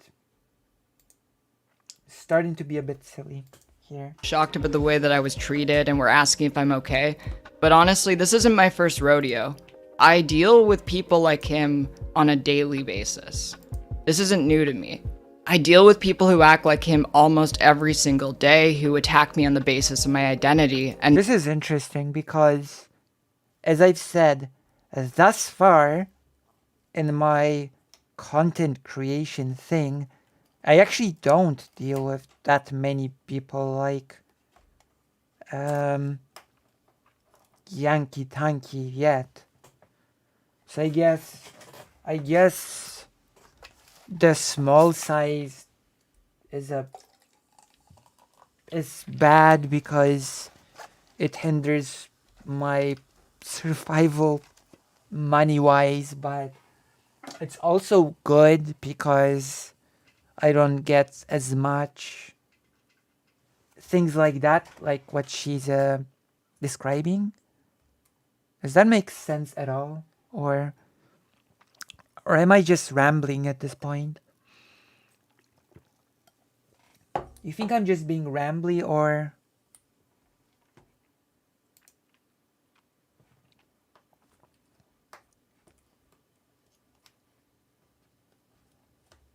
interestingly enough, there's a movie called I don't remember actually the title. It's about people in Poland discovering they were Jewish, and some of them said that people reacted worse to the news that they were Jewish than to the news that they were gay. So that was like a bit of an interesting little thing. Not on my beliefs.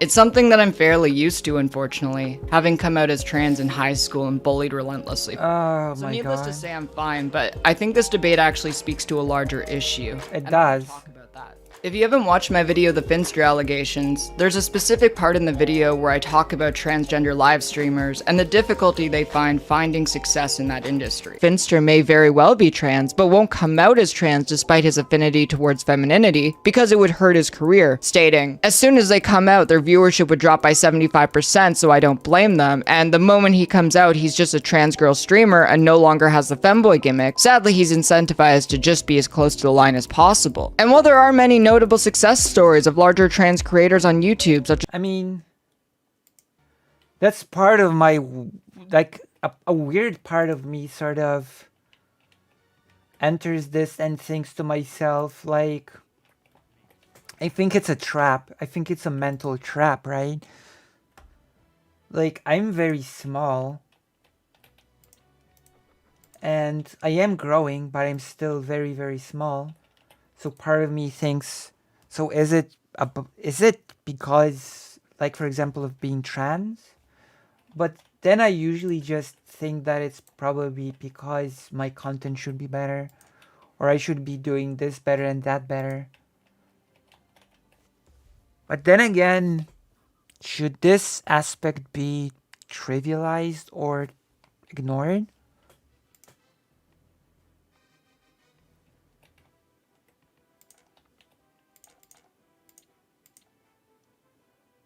If I sort of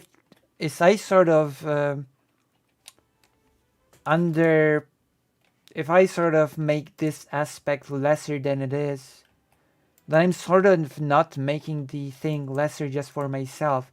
I'm sort of also, by extension, sort of making the same argument for others, which I'm not sure that is a good thing, that it would be a good thing for me to do, right?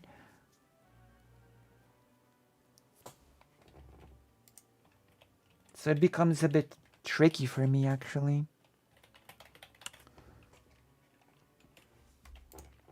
as ContraPoints, PhilosophyTube, Nikki Tutorials, and Nikita Dragoon, the same level of success has not been seen on live streaming platforms such as Twitch. To my knowledge, the largest transgender live streamer is Umbra, a Dead by Daylight streamer who averages around 1,000 viewers per stream, putting her nowhere near the top of live streamers on the platform. The disparity between notoriety and popularity of transgender live streamers can be seen nowhere more clear than in Finster's close friend Maoriza, a transgender TikToker, live streamer, and OnlyFans model who, despite having a combined 451,000 followers on all her platforms, and hanging out with massively popular creators, has never averaged more than 490 concurrent viewers except for March 2021, when she was put on the front page of Twitch. Highlighting this isn't meant to be an attack on Maoriza, as much as it is meant to show how even some of the most successful trans live streamers on Twitch struggle to obtain the same levels of success on the platform as their peers, even when everything else is working in their favor to bring in a similar level of success. Like, for instance, I'm one of the largest trans live streamers on Twitch, and I don't even average 1,000 viewers on any given stream. Now, I'm not saying this to complain or feel bad about myself. According to the National Center for Transgender Equality, more than 1 in 4 trans people have lost their jobs due to bias, and more than 3/4 have experienced some kind of workplace discrimination. Some discrimination of which is so severe,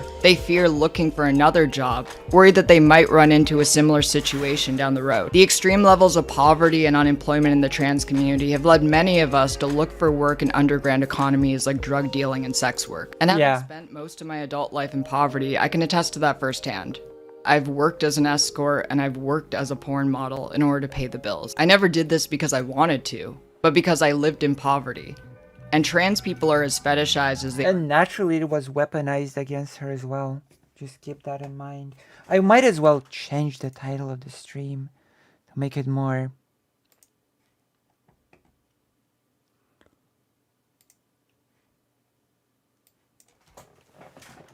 I'm gonna make it clickbaity. I'm gonna make it clickbaity to, you know, give, you know, I'm a trans creator, so I gotta use every advantage at my disposal.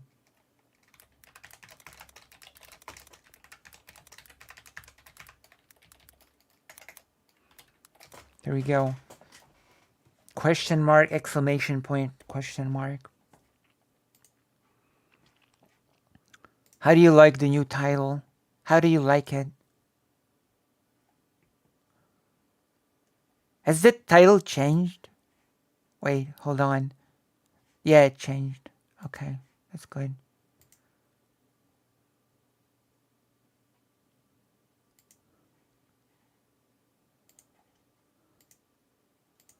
Wrote in the write in the chat of on what you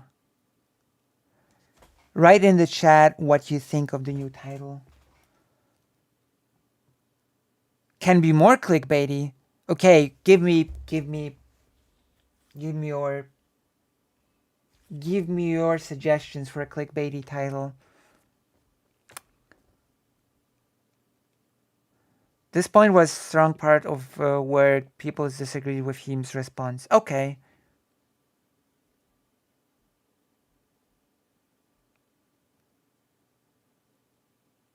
Keffals is done.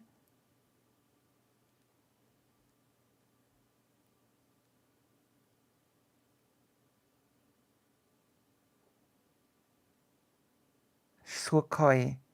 That's my secret captain. I don't think. Wait, what do you mean? Also, hello, Sukhoi. Also, you should join the page. What do you mean? What do you mean by the question? What do you mean by that question? Now I'm intrigued by your question to me. That's my secret captain. I don't think. What do you not think?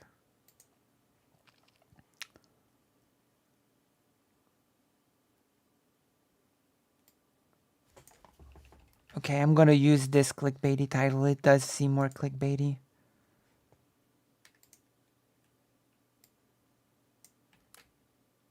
I'm gonna change it a little bit.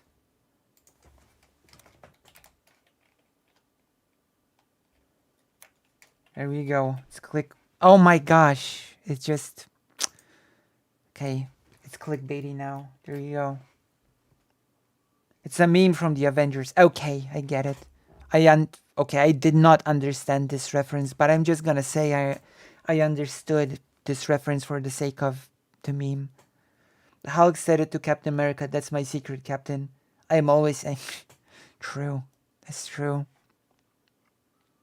I do understand that reference. So you should join the page. So how do you like the new title? Keffals is done being a trans creator?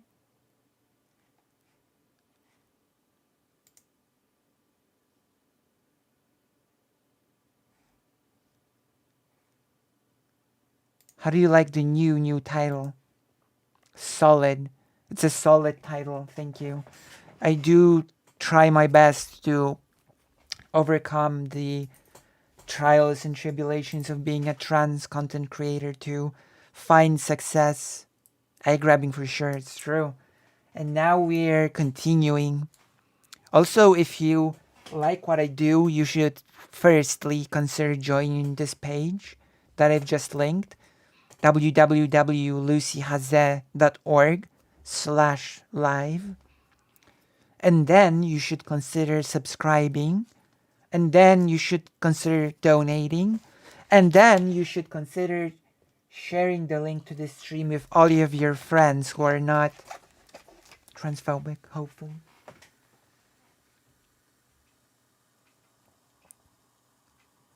I'm a verified YouTube algorithm understander, almost as good as Chad's editor. I see. Well, then I will depend on your expertise from now on. Alright, let's go. Let's continue. You're not here for me. You're here for Keffals and a strange twist of events. Are demonized, and there's no shortage of work selling your body when you're trans. This is unfortunately the reality that far too many in the trans community face. Despite that, I've reached the top 1% of the platform, and I've made a career living comfortably doing something that I love. The position So I'm pretty far from being in the 1%, and I'm pretty far from living comfortably from doing what I love. So, consider, especially since a small donation for you is a big donation for me because of how the difference between dollars and euros and my currency work. Both the euro and the dollar and the pound as well, of course, are much stronger currencies than the one that I use in my country. So keep that in mind.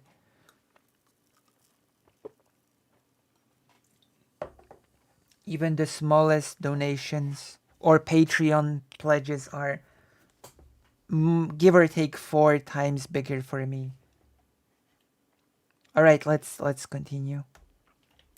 I'm in is incredibly privileged, and I feel extraordinarily lucky to have been able to escape poverty, especially knowing the desperation that so many in the trans community are forced to suffer through, without any clear exit. I've formed a community that I love very much, and I'm very proud of all of the things that we've been through and achieved over the last 15 months. But I've thought about this debate a lot, and it really made me think deeply about how trans people are treated in this industry. I've seen a lot of conservatives say that they find trans people to be insufferable because they seemingly only talk about being trans and they can only relate to the world through their own personal experiences and the struggles that they go through. This is interesting. I have to ask the chat now. How often do I actually talk about transness and being trans on stream? How often does that actually come up on my streams? Would you say a lot? Would you say sometimes? Would you say a moderate amount? Or maybe not all that much? Can you give me like an estimation on how much it actually comes up on this channel, on the Lucy Has experience? Like, it feels like I talk a lot more about the books and history and stuff. Especially recently, it felt that way, that I've been talking about different subjects. I did talk about the trans genocide topic with Lonerbox, but not very often from the small amount of time I've been watching. You should watch more. Definitely doesn't come up a lot. Yeah, I feel like there's a lot more different topics to talk about. Interesting. Okay, let's move on. This is, of course, an incredibly ignorant point of view, but I think there's actually Yeah. something to be said about it. Because having done this debate, I realized something. In my Okay. debate with the Yankee Tanky, the topic was on Marxist theory and the history and politics of China. The clip of our debate that has since gone viral of him calling me transphobic slurs is incredibly out of pocket considering Yeah, I was out of pocket. Hello, Shakespeare. Would you like to come on today and talk to me?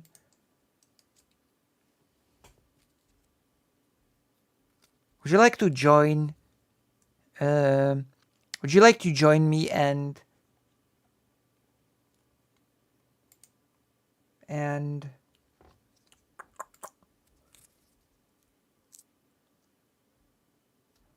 yes, Pearl, me and Pearl, to talk about Jewish issues? I have not. I should watch it. If you could link it to me in the DMs, I would be very thankful. Yes, I will be very thankful for that. I'm gonna ask you in turn, have you seen my recap of the first day of the conference?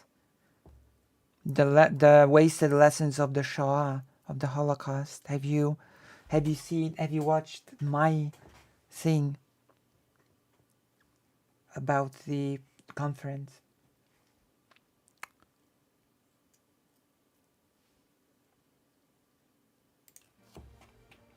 Recently, it feels like I talk about Jewishness more than transness, actually. But then it just becomes a different version of the same problem, actually, that Keffals is talking about. I watched the beginning. What did you think? What did you think of it? I spoke a lot from my notes. on that one. Because, well, you know, there's a lot to talk about.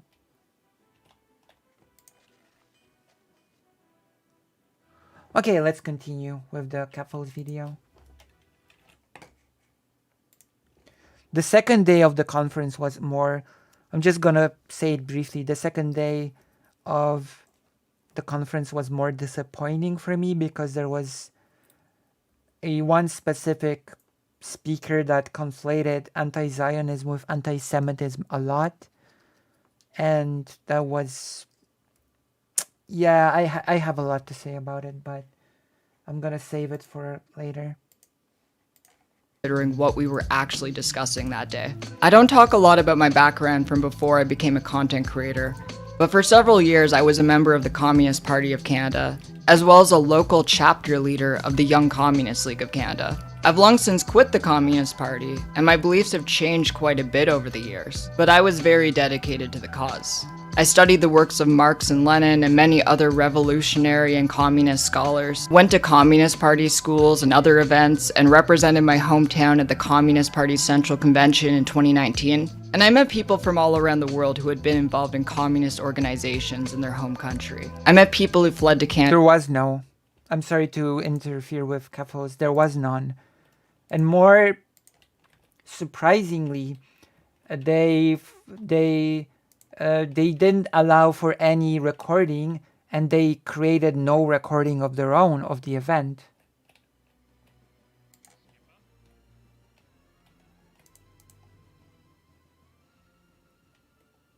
Wait, what?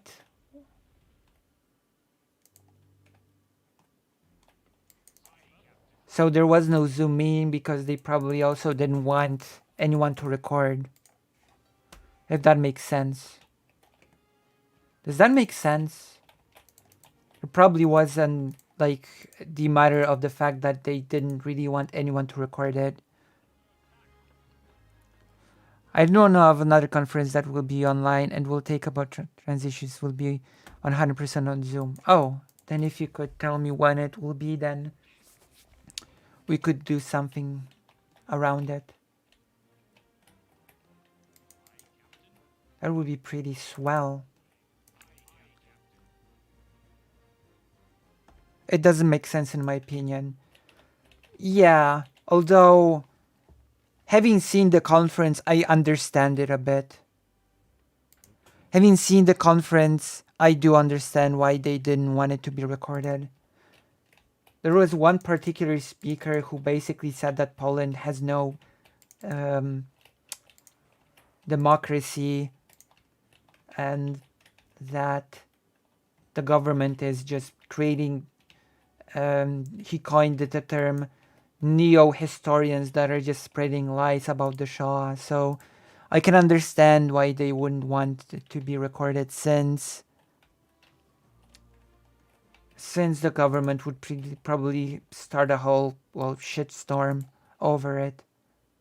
Like, historians are already legitimately being attacked and censored over researching the Holocaust objectively, and it's a real problem, and it has been discussed over during the conference. So part of me actually understands why they didn't want to record, if that makes sense.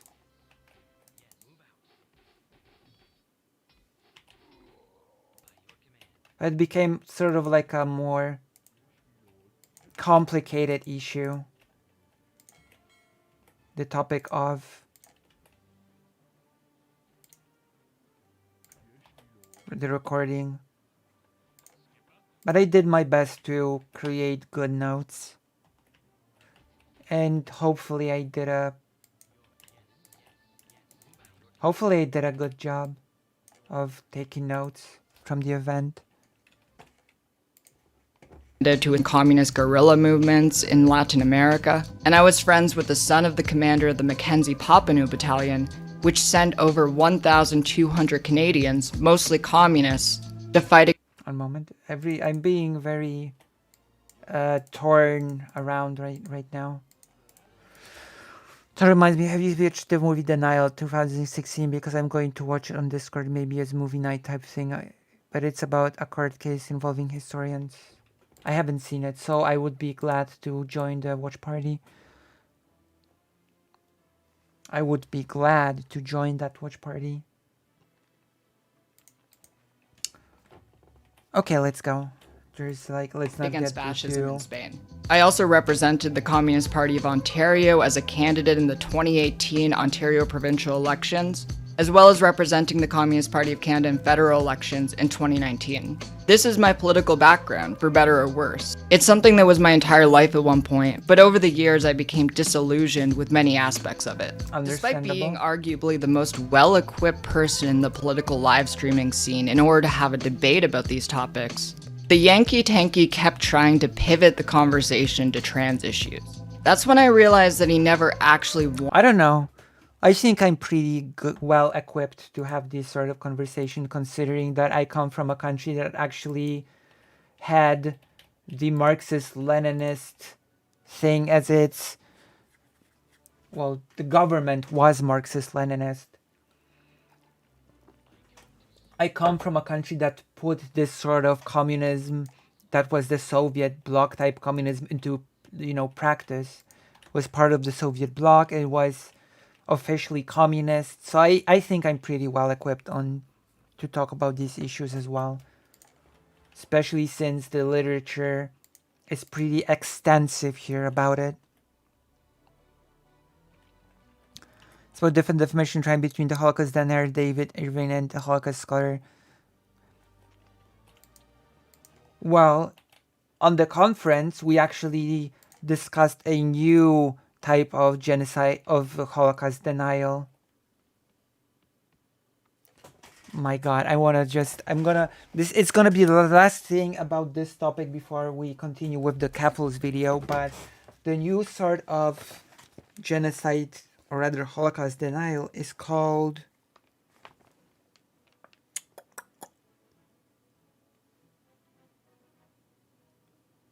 the Holocaust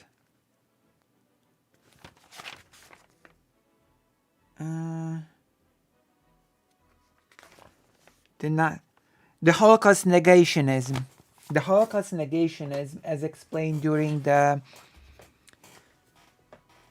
conference, is a type of thing when you agree that the Holocaust happened, but the people say it did happen, but we had nothing to do with it, right? So it's basically shrinking any responsibility for what happened. It's the rhetoric of saying that Polish people only helped Jewish people and there was no collaboration or evil things happening on the side of the Polish people. This called sort of denialism. Right? Does that make sense? It's a new type of Holocaust denial. Okay, let's continue the Keffals thing. Wanted to have a debate about any of the topics we were supposed to be debating, and instead used me as a stand-in for the entire trans community. To be honest, that got under my skin more than any of the slurs he said, more than getting dead named, or any of the other bigoted things he said during our debate.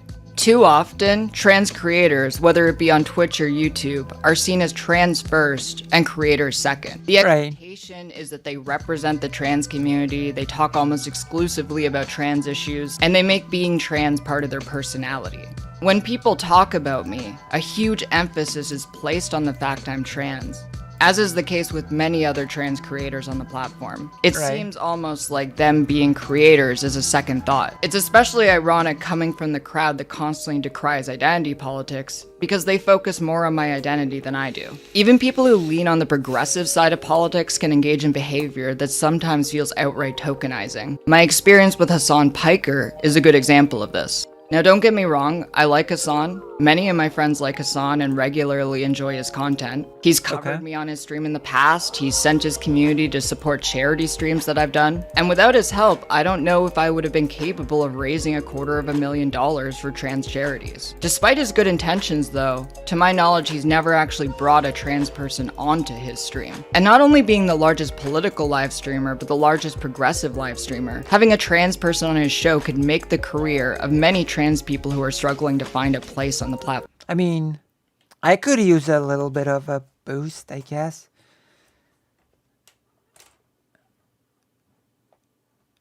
Yeah.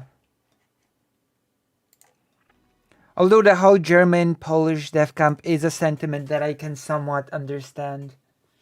I can somewhat, like, it is a thing that I can understand why this is sort of creating a discussion. I can sort of understand the logic behind that one, behind the whole German death camps, not Polish. Because it can really create confusion real fast, especially when people are not historically, like, when people don't know history, when they hear Polish death camp, they will think that it was created by Polish people, which is, not exactly how that happened. But it was also Polish in the sense that it was in Poland, so I'm not 100% confident that everybody will understand this distinction, if that makes sense. Does it? Does that make sense? Like, I know by now that we all have to be extremely specific and precise when discussing things because people will not be able to tell certain differences.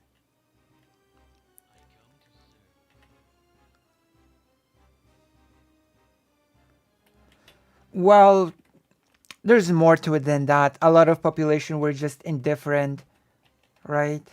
There was indifference. There were people who were called the szmalcownicy in Polish. It's a strong Polish word, szmalcownicy. Those were people that just straight up blackmailed people for they blackmailed Jewish people to get whatever they had, and then said, if you don't give us money or goods, we're just gonna sell you out to the Nazis. So it was like it's a complicated topic, and we should be able to talk about it in an honest and open way if we are ever to really move forward with these topics.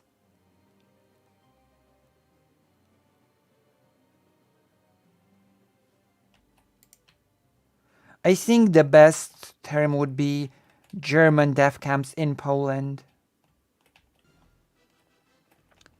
Because Polish still sort of has this connotation of Polish people made it and Germans just took them over and ran them. I think a level of specificity is actually required here.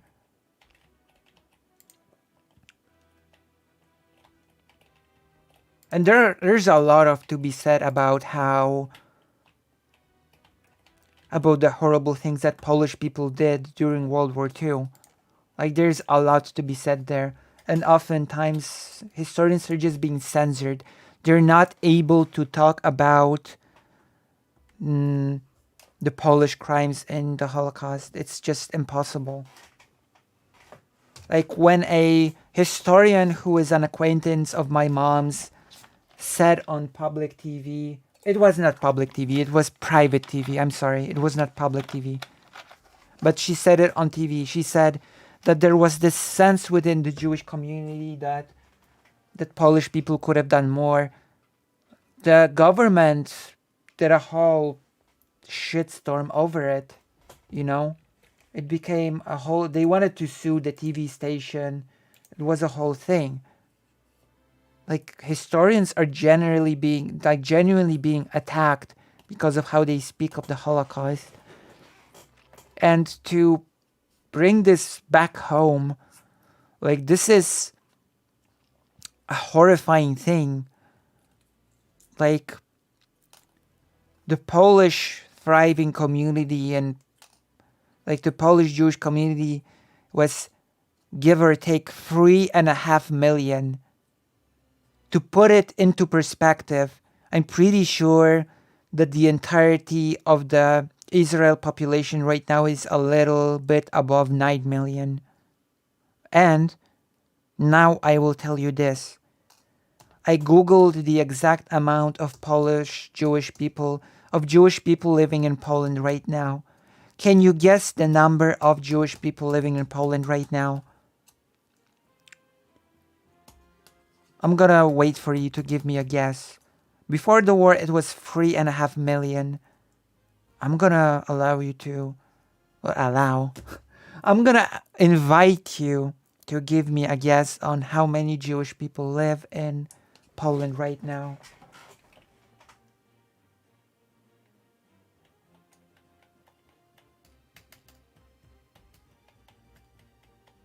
Oh, you've been here. 20K. The estimations are between 20 to 50,000. Between 20 to 50,000. Which is actually, to me, it's devastating. It's devastating to think about. From 3.5 million people to 20 to 50,000. Roughly, give or take. I could really... I literally have one Jewish friend in real life. Like, it's staggering to think about. It really is. But keep in mind,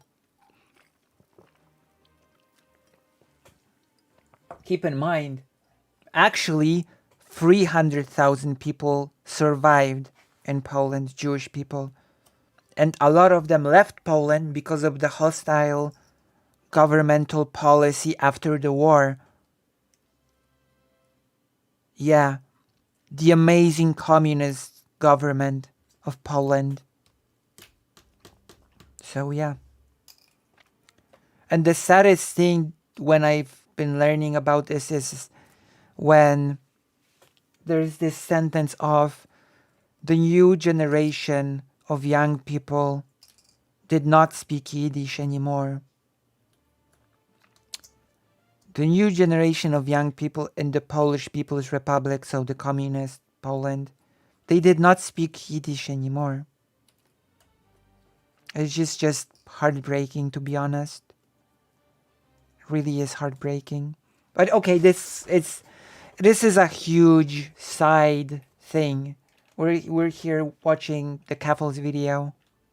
As you can see, I'm not really good at staying on track. I get sidelined very easily. I get sidetracked. But hey, if you like what I do, if you do enjoy those little extra side things, then subscribe, join the page, which I'm gonna link right now, to the YouTube chat, and consider subscribing and donating, since if you do that on the page, 100 of it will go to me and no company. What? But why? I'm playing Warcraft 2. Oh my god. Oh my god. Why? I didn't set it like this. What? Oh, come on. Why? I'm not playing... How do I change this?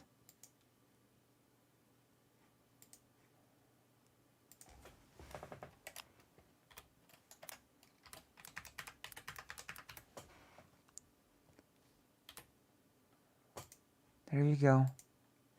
I hope it will change now. I don't know how to change that. If anyone knows, tell me, but otherwise we're stuck. But yes, you've been paying attention, Lenitas. That is what I said. So yeah, if you enjoy my content, etc., then please consider doing all the aforementioned moves to help me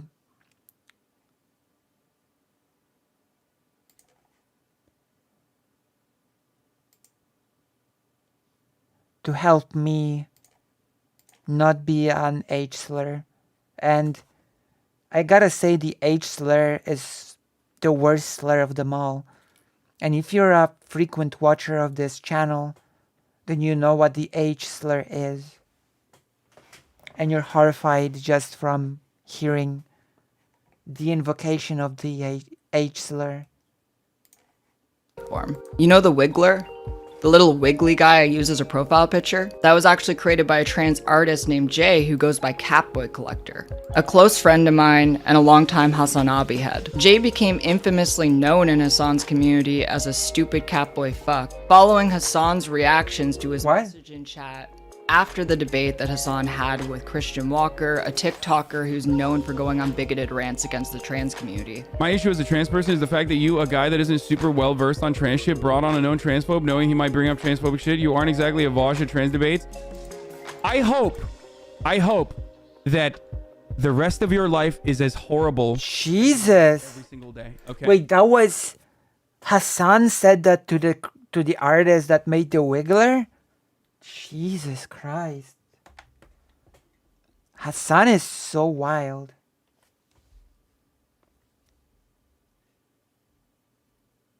Jesus. Okay, there you go. Suck my dick. I despise you.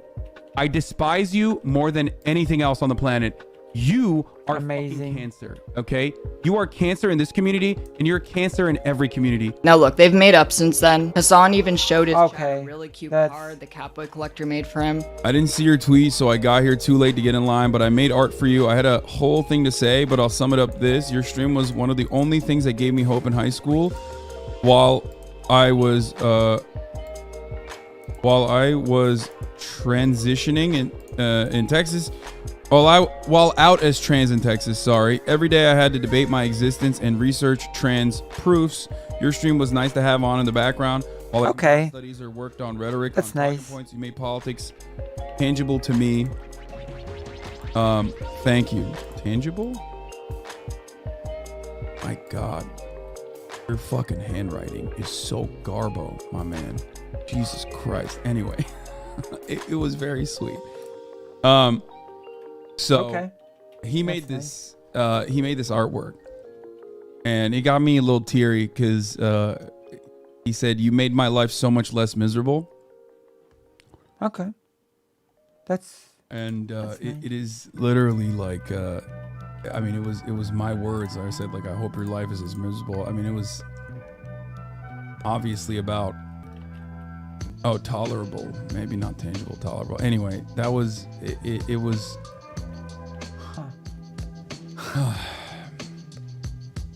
It's beautiful. Thank you. But really, my point is that I wish he did more than simply support the occasional trans charity stream here or there. Now, I cannot overstate that I appreciate what he does, such as him supporting Juniper from Western Kabuki's charity stream by sending his community there, donating $10,000 to it, and even going on it. But he did all of this following the backlash from the trans community after he said he wanted to stream the game Hogwarts Legacy, and it's hard to say if he would have gone to such lengths otherwise. Do you think people will get mad at you for playing the Hogwarts game? Yeah, I might actually end up not playing it because these things are fucking popping off. And then fundraising for Trans Lifeline and numerous other charities, like numerous other trans charities. But I feel like people will be... I think that as a blooming trans content creator, I should be brought in more. Should be brought on Vosh's stream or something, right? It's true. It's true. I deserve it. I think I deserve it. Very upset. Wait, why is this game controversial? It's controversial because it's fucking J.K. Rowling. Even though like it's her IP, right? And she is a gigantic fucking turf. But I truly feel like the backlash that will come of this is just not worth it because goddamn, trans posters can be very, very, very unhinged. and God forbid you don't want them coming. And for the record, Juniper didn't even play You don't want Hogwarts them. Legacy. She played Celeste, which is an indie game made by a trans creator named Maddie Thorson. It would have been cool to see Hassan play and advertise a game like this for his own stream, given that he initially said he planned to do a trans charity stream with other big live streamers, and as a result of the backlash, opted out of doing a trans I have to charity play stream. more Celeste, by Juniper the was way. able to raise $60,000 It's a on her good charity game. stream, but I can only imagine how much Hassan would have been able to raise given his huge reach and massive platform. Yeah. If he went ahead with doing a big show of support for the community despite caving to the pressure of not playing Hogwarts Legacy, Juniper would have maybe felt a bit less obligated to do it. From both the left and right, it sometimes feels like the value of a trans creator is about their transness first. I think I've managed to get $1,000 for a trans charity. So I think, considering my size, and I was smaller then, that was a big thing for a creator of my size, I think. Right? And being a creator second. The value of a trans creator simply being how good you can look to your audience by interacting with them in a negative and positive way solely on the basis of their identity. I'd love to see Hassan do more things like his co-host on Leftovers, Ethan Klein, and use his platform to elevate the voices of trans creators instead of True. simply speaking for them. I really don't want to be seen as a trans creator. I'm both trans and a creator, but my identity has little to do with the content that I make. I can both support the work of activists who are trying to improve the lives of the trans community and make commentary videos that have absolutely nothing to do with trans people. True. I've really come to resent the concept of being a trans creator.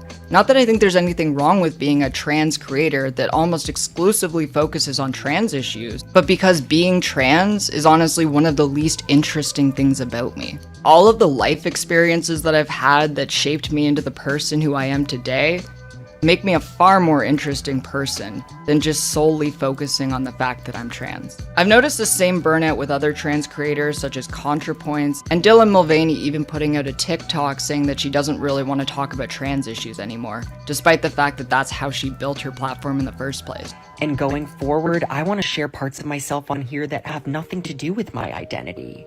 And I'm hoping That's those fair. parts will still be exciting to you and will be enough. Being seen as the face of a community is exhausting. Not only are you put under the intense scrutiny of the general public, but you are put on a pedestal, held to impossible standards, and people start believing you have far more influence than you actually do. It's a lose-lose situation, and it's honestly not something I really care to take part in. I'd really like to thank my community for not just seeing me as a trans creator, but seeing me as a creator with a weird and fascinating backstory who just wants to make content on the internet to entertain people and bring people together. These are just my assorted thoughts that I've been sitting on after that disastrous debate the other day. Okay. Which, by the way, remember to subscribe to my second channel because that's where all my live streaming Remember to subscribe to my first channel, okay? Oh my gosh. Gigglers. I'm a giggler first. And then trans and creator second, okay? That is my, like, how it goes. content is now. Also, let me know in the comments what you think about all this because I really do value the opinions of people in my community, and this is a really difficult topic to broach. Thank you all so much for watching. I'd love to hear your thoughts on the topics we covered in this video, so please leave a comment to let me know what you think. The content on this channel wouldn't be possible without the generous True. It's not possible without your donation, so please donate. Okay, so I'm gonna go to the toilet now, and then we're gonna let Lenny Tass call in. Does that sound like a good idea? Does that sound like a good deal to you? Jeez, her audio levels are wild. Yeah, I've noticed. But don't worry, Somiostatic is gonna fix this in post. Okay, so I'm gonna go to the toilet real quick. Feel free to get more people in the audience, and then we're gonna talk about the heme response with Lenny Tass. Okay? BRB. Don't go anywhere. I'll be right back.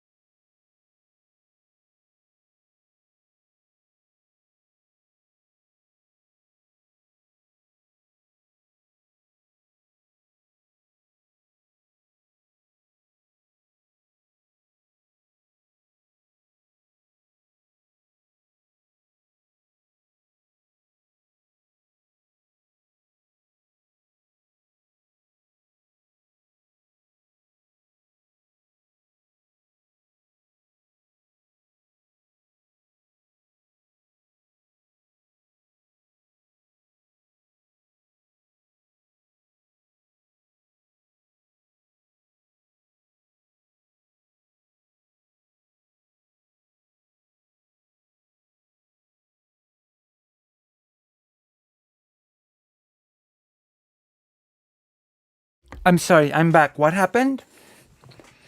I first feminist Yankee Tanky wanna say. Let's see it. Oh my god. I guess I'm just gonna have to show it now.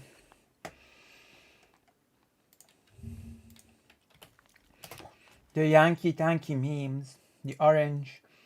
Like Anne of the Gables. Thank you for this, Socialix. Thank you. Thank you for your contribution.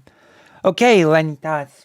Are you ready to call in to the stream to tell us everything about the situation? Lenitas, if you are here, make yourself known to me so that we can discuss the business, discuss the him. I am ready. I am ready as well.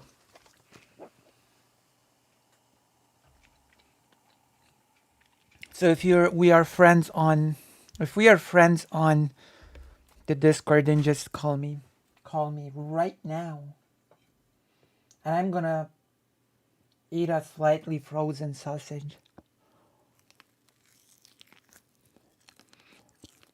You can call me through a DM. Whatever is more nice for you. Oh.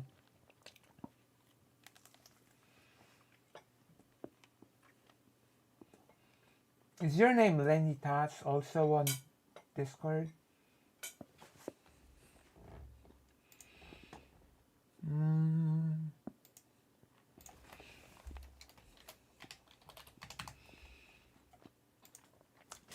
I have sent you a request. I've sent you a request to Lenny Tats.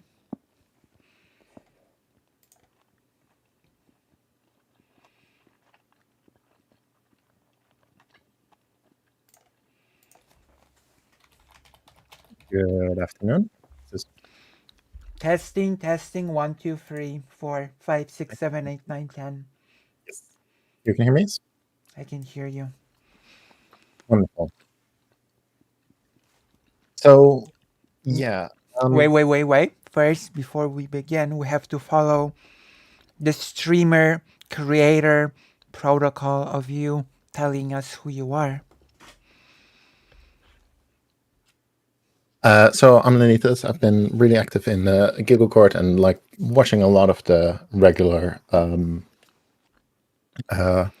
political YouTubers and well, mostly Varsh, Dylan, and Demon Mama after like re-uploads and a lot of Dylan Burns for Sunday, and so I hear a little bit of an echo. Oh yeah, I know why that's happening. Say something now. I'm saying something now. Okay. Much better. Okay. I have to resolve this somehow. My problem with the echoes, but do you watch Dylan Burns as well, or did I mishear? Yeah. I've been following like Dylan Burns, Varsh, Sander Haldim, Mama, President Sunday, and Lucy Hazel, of course. yeah, of course. Otherwise, I wouldn't be here for like a while now, and like a lot of the and like a lot of the interactions between them. It's really interesting to see. But yeah, so after Keffals made her video that we just watched, Yeah. he, I think 2 days ago, did a reaction on stream and then uploaded it to YouTube. Should we take a look at the reaction, or? We can. It does feel a little bit like drama baiting. Can you give us a sort of like how do you call it? Recap. Oh, that's the word. A recap of the. Okay. Yeah. So, in short, like the him compared being a trans compared Keffals being a quote unquote trans content creator / streamer to if he were to put up an Iranian flag and constantly talk about being Iranian, which, if you look at the video Keffals made, like she has a trans rights sticker on her microphone, and that's it. Yeah, she does talk a lot about trans issues, but that's because that's like one of the major political things right now. Right. But if I may interject, and I know that you sort of stand on the same thing with this, and I'm pretty sure you probably breached this topic with the person themselves. The point was not that she makes a lot of trans content. Yeah. The point that she was making was that she will be pigeonholed as a trans creator no matter what content she yeah. does, right? Like if Yeah, she indeed, can and talk that's- about anything else and she'll just be viewed as a trans person first, regardless. That Yeah. was basically the main. Yeah, and him, they didn't need to compare that to him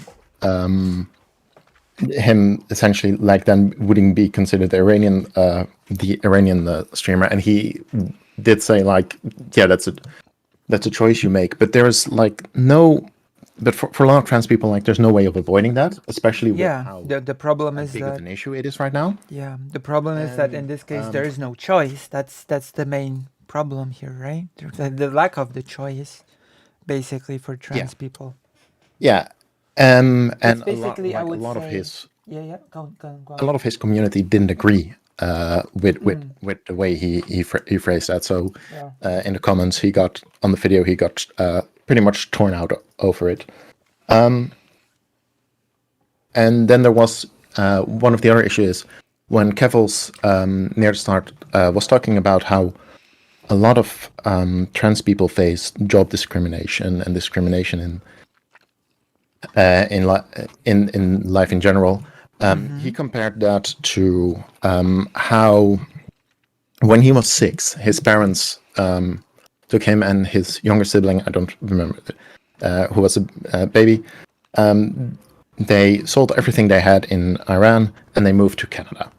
And he said that they, like, when they sold everything, they had like 10K. So he was using that to say like, hey, it is possible to, like, if you're in a rough place, move, essentially. But the way he said that, and in response to what he said, people took issue with that, and then also Was a he lot of people suggesting online. that Keffals should just move, or? No, he wasn't suggesting that for Keffals. He was suggesting that for trans people who are struggling in the places where they are because they live in transphobic places. Yeah, but the It problem was is that, essentially, yeah. or if and you're like a that's trans what- teen that's trying to get a job because your parents threw you out, what are you even going to sell to move? Yeah, indeed, and like it's not even like it's not even going into like that specific category. Like he said that like when his parents moved, they had when they sold everything, they had 10K to move from Iran to Canada, and they knew no one in Canada, and they had to take 2 young children with them, and like yeah, that's an immense success, and I only thought of this recently that I should have brought this up, that he's essentially suffering from some form of survivorship bias. Yeah, but I don't like this line of reasoning in general because I'm not a big fan of just comparing like struggles of people, if that makes sense.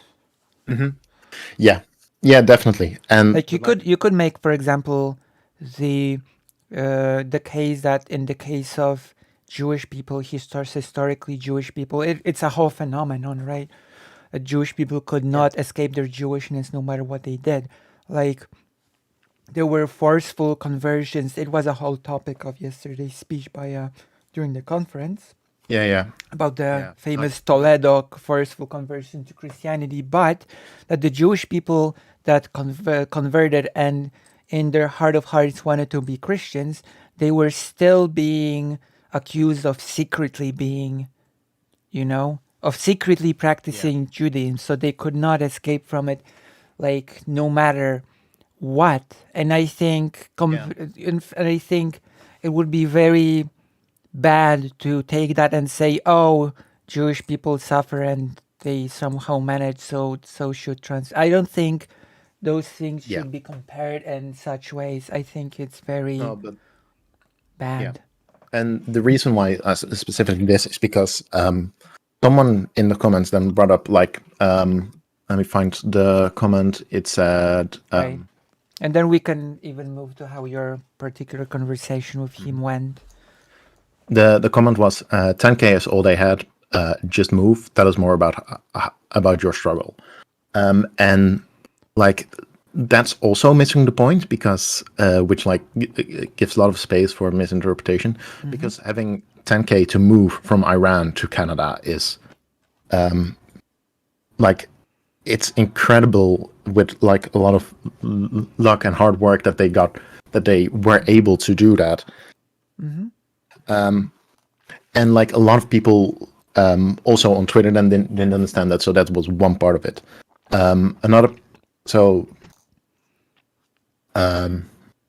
another big part of like him not understanding the point of the video was like he did some assumptions. It's all not really important, but like the core part was how he just like missed the point of what Keffals was saying, like indeed the pigeonholing that you mentioned before. Yeah, because it's not really like if you talk about, let's say, of course, I will say on my part that I'm actually small enough that the problem is not affecting me as much yet.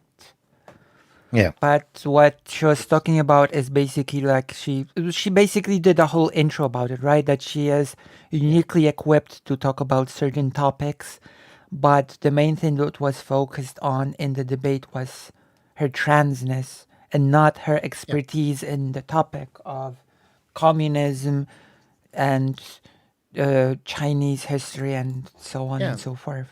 Let's say you blew up about some video about the Polish-Lithuanian Commonwealth, which you're an you're at least relative to online. I don't know how like in the. I mean, I would an expert. I think there are a few topics that I would probably be able to speak to with some like.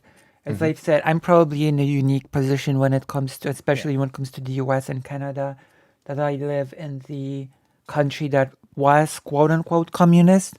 So I have tons of books on the subject, and I also have original materials, which is like source materials. And my family was involved politically, so it's like a whole thing.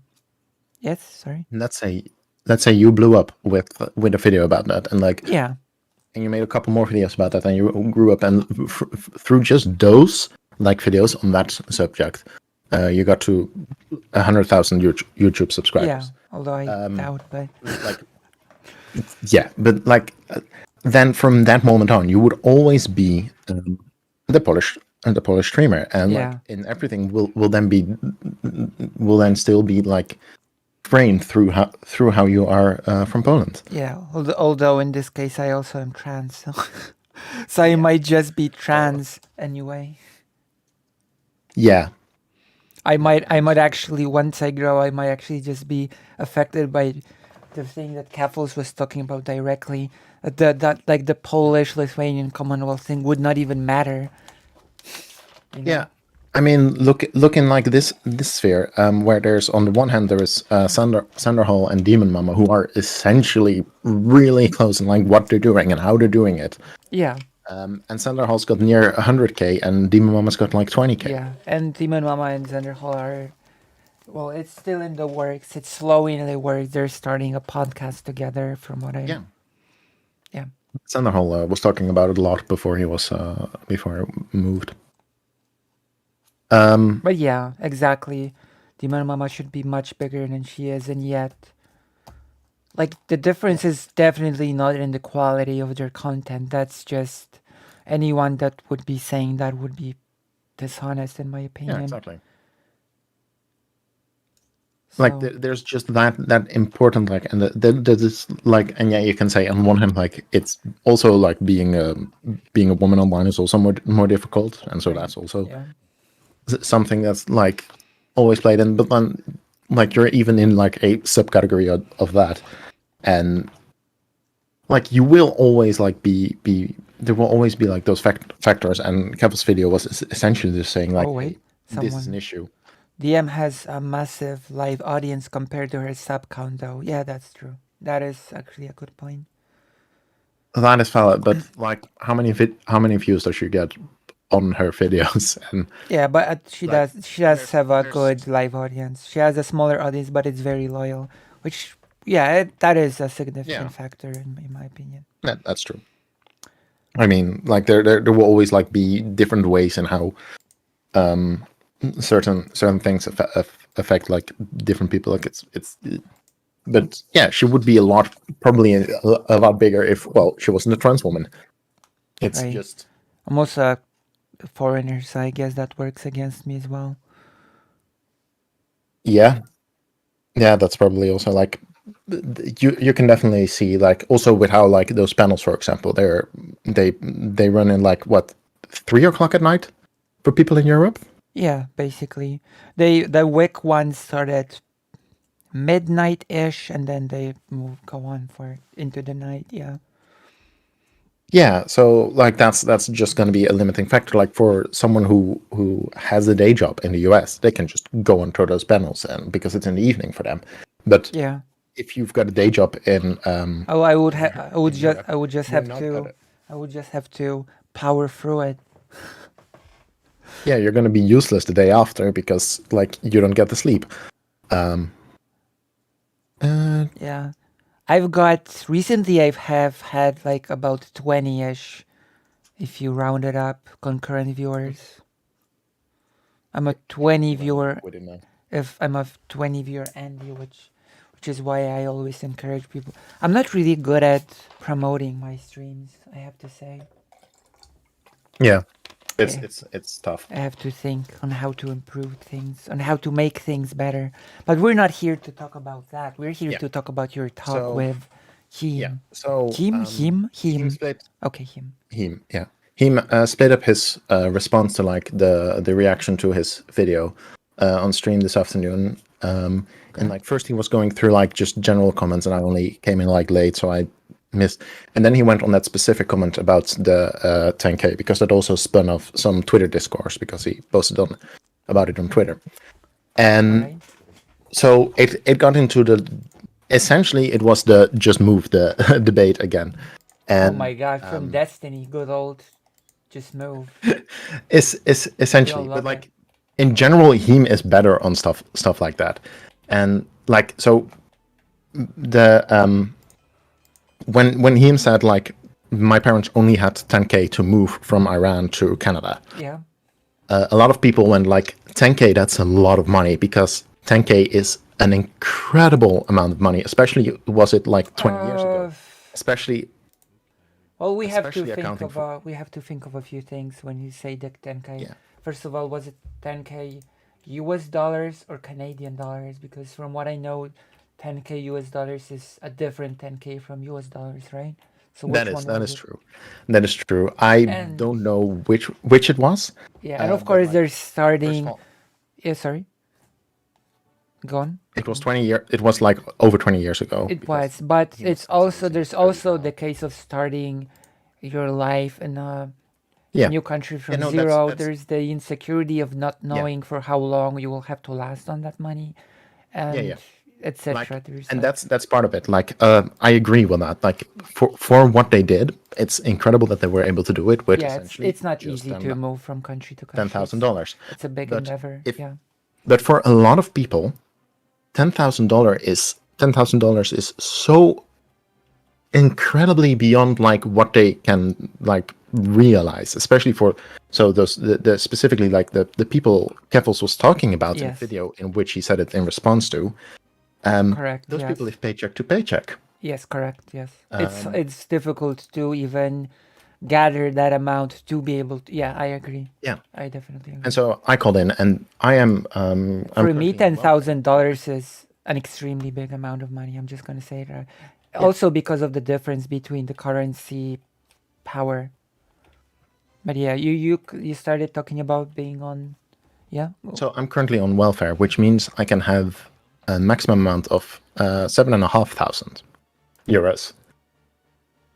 Like if I would go beyond that, like But the do government you would just mean say per no, month or? no, in my bank account. Right. Okay. And you cannot. Is So it the type of welfare that I'm thinking of when you cannot even accept gifts because if you accept a gift, then you will be the money that you receive will be taken away? Is that accurate? yeah, sort of. So you're gonna like, yeah, Yeah, I, and I like, so have you to can't. say I got a lot of criticism for that whole system as well, but Yeah. that's a topic for another day, probably, right? Yeah, exactly. And like, so essentially, you can just get the money that you get from the from welfare, and then you can only save up so far because as soon as you've saved up at that point, then they're saying, oh, you don't need more than this. You're doing fine. Yeah. So they're gonna cut it down. Yes, yes, And like, yes. I don't know what like the limits are where, and like I'm lucky to live in like not a very queerphobic country. Like, Yeah. Well, to me, so it's maybe I will touch upon it a little bit because this is a system that sort of does not allow for people to build up wealth to sort of get out of their situation, Yeah. if that makes sense.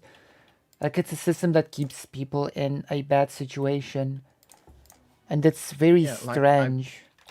Like they like yeah, and like moving is already incredibly difficult because like the housing market is way more fucked up than it was before. oh yeah, right, yeah, Where, you're right, yeah. like I'm like, yeah, in there's a likelihood that like in a couple months I'll be homeless because Oh no. like, because of stuff. Or So, guess like, I we're gonna really have to wanted pull to- our resources together and help you then. And we'll I'm- face yeah, it when it happens. So yeah, so I called in and was like, hey, first of all, like I understand that like the way people online reacted was dumb. They didn't get what you were, but like he was also missing An important point, missing yeah. the point. Yeah. So I talked.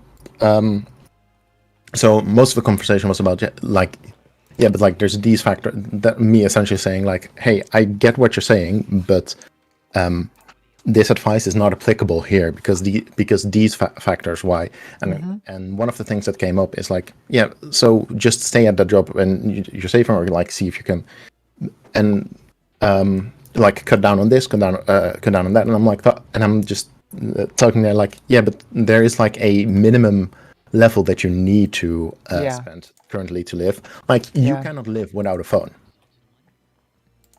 Yeah, basically, And then there's yeah. the addition. Like if you have a job, then you're required to have a phone to be in touch with Yeah. your boss, your higher ups, and there are many situations in which you will not be provided with a company phone as well. And over time, $1,000 phone is less expensive than when you at first buy a $500 phone, because the $500 phone you're gonna have to replace in 2 years, while the $1,000 phone might last you 5 years. Stuff like that, and I didn't even get into, wasn't even able to get into that because there was a lot of Yeah, it's like because there's also like the saying that the cheap things are often more expensive than the expensive things, which sounds counterintuitive, but it can be very true. like what, and it was because Keffals said like so many of the trans people are unemployed and they have to go into survival. Some of them have to go into survival sex work. Yeah, of And, course. like and then I also brought up that like there is a large overlap with, because it was specifically talking about trans people. There's a large overlap with being trans and being autistic, or at least neurodivergent. Yes. Which also makes it a lot harder to keep a job. And he was saying that I was essentially doing bigotry of low expectations, No. which, as someone who is experiencing a lot of those issues, Wait, hold on. Like, I don't really understand how the low expectation works here. Like, bigotry because I'm of... saying that it's No. I'm saying Yeah. it from his perspective. Like, I don't understand how the low expectation is supposed I to can work explain here. his. Okay, if you could explain his I can logic. explain his perspective, It because seems what I'm flawed to saying me. is like, hey, it's what I've been saying. It's like, hey, it's extra difficult for these people, but to him that sounds like, hey, these people cannot do that because So that's what he's saying. Like, oh, you're saying that because they're trans or because they're autistic or well both, they cannot do these things. And I'm saying that like no, there's more systemic and I want to say Exactly, like, no, there's systemic barriers discrimination in the way. that it's Like- that's in play, right? It's about the To discrimination. be fair, like I wasn't like being able to like phrase things as properly as I am now. Yeah, so but- because like I've had time to additionally think about it. That's and, true. But then again, the audience is- we can audience is also bigger and like, are you putting the like the discrimination of low expectations of him? Him should be, more in the know-how about these factors as well. Don't do the discrimination of low expectations of him. no, what I'm saying is like I can understand what he's saying. Yeah, but I still think that his- the logic is big kind of issue flawed. The big issue he was having with that is that he's suffering from survivorship bias Yeah, because his parents were able to move from the other side of the world with only 10K, with a rough passport, yeah, with no support system. And then I was comparing like, yeah, but all these trans people, when they want to move, they don't have a support system where they're going to move to yet either. They can't save up. His father was a doctor. He was only recently like finished his degree, but he was still a medical doctor. yeah. So that was like an advantage. True. Yes, yeah, he would need to get recertified in Canada, but he had that background. And Yeah. And all of that, like, and they're there's- doing being certificated is a bit different than just doing the thing from zero. yeah. Yeah. Plus, like, while they did have two small children, his parents did have two small children they needed to take care of while they were doing that, and they were moving from a warm place, Iran, to Canada in the winter. Like they still had each other to rely on support on, and a lot of these trans people, they don't have that. They go to work, have a horrible time there, get home, and are stressed out because they're not going to make their bills probably the next week. So just the idea of making a plan to move without even having the information about how they're gonna move, all of that, the standard costs that they are just stuck with in the current time that are way higher than they were before. It is all plays into so much more that the way he Agreed. the way and the timing of his response on stream was just in the video response to Keffals was just bad. Yeah. And you Like- cannot, you really cannot take your own personal experience and apply it to big groups of people. You cannot take individual experience and just say that it applies to whole populations. It just doesn't work. Like there's recently- luck involved in these things as well, which we should take into consideration, right? Yeah. Like advising people to move in and of itself is not a bad thing. For example, recently when it started to get really bad in Florida, Farsh on his stream went like, "Hey, any trans people in Florida, whatever you need to do, get the fuck out." Yeah. But that's like a different level than this, where Keffals was saying like, "Hey, I'm incredibly lucky," because points at the systemic critique, and then Heem's response was like, "Hey, if you are in that issue, you try to move." That's like the moment where that. Also, there's the fact that trans people are discriminated basically all over the world. So Yeah, but like his example is like that. Where do you move exactly? Trans people in like the US who can move from like let's say Texas to California. Yeah, but even Or that does to not Seattle guarantee or- that there will be no discrimination at work, etc. Yeah, that's true. But at least those are like safer states, like moving to Safer, but Seattle. it doesn't mean that it's gonna be great. Like we should take that into Yeah, consideration. that's- Just But then because, he can bring up. yeah. Then he can bring up that him and his family being from Iran, they fled they essentially sort of semi-fled. I don't know the full details, so definitely do not ever quote me on this. Just that like they were to some level fleeing religious persecution. Right. I don't know what degree. I'm not an expert. I just know that they like because of the way religious laws function there, that that it was way better for them to get out. That's why they sold Yeah, everything and moved. but for his family, there are probably 5 families that were not able to do that or tried to do it and Yeah, most failed. likely. So like we cannot take such stories, such individual stories, and treat them as cases to build a rule around. Like that's not something that we should be doing. We should not be building whole, like, what's the term? Prescriptions on what to do based on individual stories. That's not how we do things, and rightfully Yeah, so, like, right? and to a certain degree, it is like still good advice for certain people. Like, hey, if you can, try to move Yeah, it's out of good a place where advice you're to. actively being persecuted, but it's not always actionable. And Yeah, for a lot of people, they keep hearing that. Like, They keep it's- hearing that advice it's over good and over and to- over again, and it won't change. It will just make things worse. Yeah. And like the one thing I mentioned was autism, because I recently saw a lot of stuff concerning that.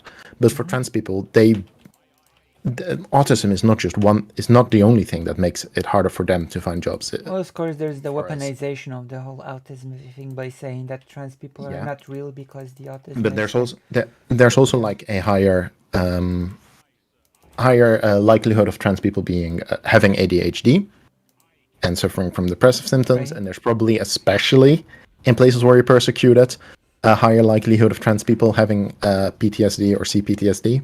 Like, there's a lot of things that make trans people more likely to also fall in the like, to a certain degree, another categorization where they have trouble finding work, finding places to live, etc. Yeah. True. Correct. And then some other people afterwards also came on, like, also trying to bring new ones, but like, So what was having, his other stories. What was his overall reaction to your call? I think we were mostly just like talking past each other. Because The degree is a every massive time he advantage. said, like, every time he said, yeah, but then I'm not talking to those people. But and when I point out something, hey, this is an extra barrier a lot of people face, he says, then yeah, I'm not talking to those people. And I was Who like, are you talking to? yeah, but then? you did respond in to a Keffals video, and Keffals was obviously not talking about herself, because she was pointing out a systemic critique. Yeah, exactly. And yeah. so I think we were just mostly talking past each other. Like, But you do have to I ask do think at that, some point, who are you talking about? Who are you talking to then? yeah, Because it's yeah. pretty Like, I do crucial. think in general, like, he has like the best intentions, at least, and he's not bigoted towards anyone, but he's just he was just missing the point, and it's Well, there is the it's, saying that the road to hell is paved with the that's good true. intentions. That's true. And like a lot of people in his community, like, he saw like a relative big dip in his subscriber count Damn, how much was the dip? If after you posting can, the video. how much was the dip? If you can I share think that about he. 700 or 800. Wow, so that's basically almost all of my subscribership. Yeah, he pretty much lost your subscriber account to that video. Damn, they should subscribe to me. They're probably looking for a new creator to follow. Yeah, but they're probably looking for new liberal creators. Like, there's like a lot of like more like his audience is a lot more varied. Like, there's people who are way more close to me in general political ideas, and there's also like right-wing people to a lot of degrees. Like, that's not good. It's I don't know if it's not good, because like because those people in his audience that like are there, they do get to interact with like they do get like constantly get new at least for the right wing they get more left wing perspectives. Well, than they used depends to. on how They're they still liberal. react to those perspectives. They're still liberal perspective, and yeah, it depends on how they react, but they are like still being influenced by that, and there is a lot of people that are Yes. that do like engage and like there is I don't see any people who are more left wing move towards the right from his community. I think that's good. like he's getting a lot of pushback. That's good. I mean, it's also like it's similar to if you look at like Dylan's audience. Who? Dylan Burns. also Okay. has like he also has, or at least had, when he still did mostly the panels, he had a stronger I'm not right-wing sure if audience Dylan base. right now has such a strong right-wing audience. I might be wrong. I don't know. Maybe I should ask him, but I don't know. Yeah, I would don't know think how that many, after the hippy dippy thing when he went to Ukraine, I would think that Yeah. a lot of them would just fall off. Neil, Shadakai, return. What I happened mean, to to be him? fair, that's gonna depend on what perspective. Like, Him did a bad, and we are canceling him now forever. Now and forever. My message, I guess, our takeaway from this is that him is evil, and yeah, that's what more is there to say, if anything? Isn't that right? but I mean, from a certain perspective, neoliberals can be considered right wing. I guess, yeah. Essentially, like, well, if you look at like the mainstream, I mentioned this often in the Discord, the mainstream Democrats, like the general Democratic Party platform, It's like, which in the US is considered left wing, is essentially the same platform as the leading party in the Netherlands, which is considered a right wing party, not like far right or, right? but it's still a right wing party. And the biggest change between the biggest party in the Netherlands and the Democrats is that the Democrats are more Christian. Right, and of course the Democratic Party in the US is just better on certain social issues. Not really. In the US? Well, like if you look at like the main Democratic Party and compare that to the leading party in the Netherlands, it's Oh no, I'm comparing the Democratic Party in the US to the Republican Party in the US. yeah. But I'm In that comparing sense, them to, like, sense, I'm saying that they are better on the social yeah. issues. Yeah, but like we've also got far right fascist parties here. Yeah. I mean, one such party in Poland is in charge of the country, so Yeah, like this is where I am. yeah, no, I know, but like from this perspective, I would just call the Democrats like center right. Yeah, I think wouldn't call that's them fair. left-wing. Yeah, I think a lot of people would actually say that. Yeah. Like I think if you've asked President Sunday if he thinks that the Democratic Party is left wing, I don't think he would respond with a yes. Yeah, I actually got that saying that the U.S. doesn't have a left wing, that they only have a right and a far right. I got that from Total Biscuit back in the day. He used to say that a lot. Yeah, Total Biscuit was a pretty famous creator. It's Total pretty Biscuit was really interesting. pretty He made a sad lot of with mistakes, the- but well, it's very sad what happened with the cancer and everything. yeah. There was a whole video and you Like- even explained the cancer.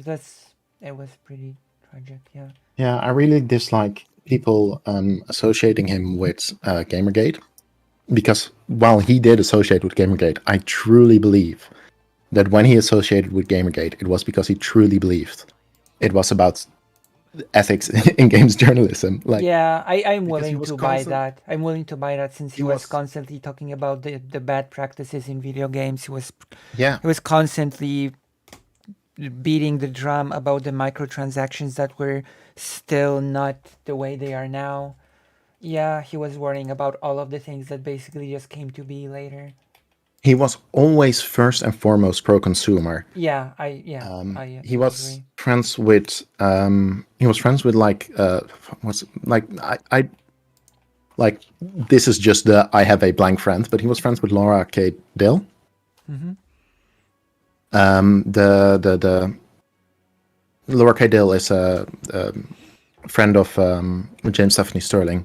Yeah, and who keep in they did a mind, podcast James together. Stephanie Sterling also said that they regret the way they sort of were in the past, right? Yeah, So who but knows? like Total Biscuits, Who like, knows how had Total Biscuits whole thing would have went if it wasn't for, well, the cancer. Total Biscuit had a enormous public falling out with his wife, because she didn't want to like vote for Hillary. Oh, And and of course, because she thought Hillary was so bad, and he was like, "No, you gotta vote for Hillary because otherwise Trump gets in yeah. power. You gotta vote for Hillary." And Total Like, Biscuit they had a- like Total they had a Biscuit had public like fight about that. wow. But Total Biscuit had And one of like the sorry, yeah, continue. Sorry, I one of the big bad habit.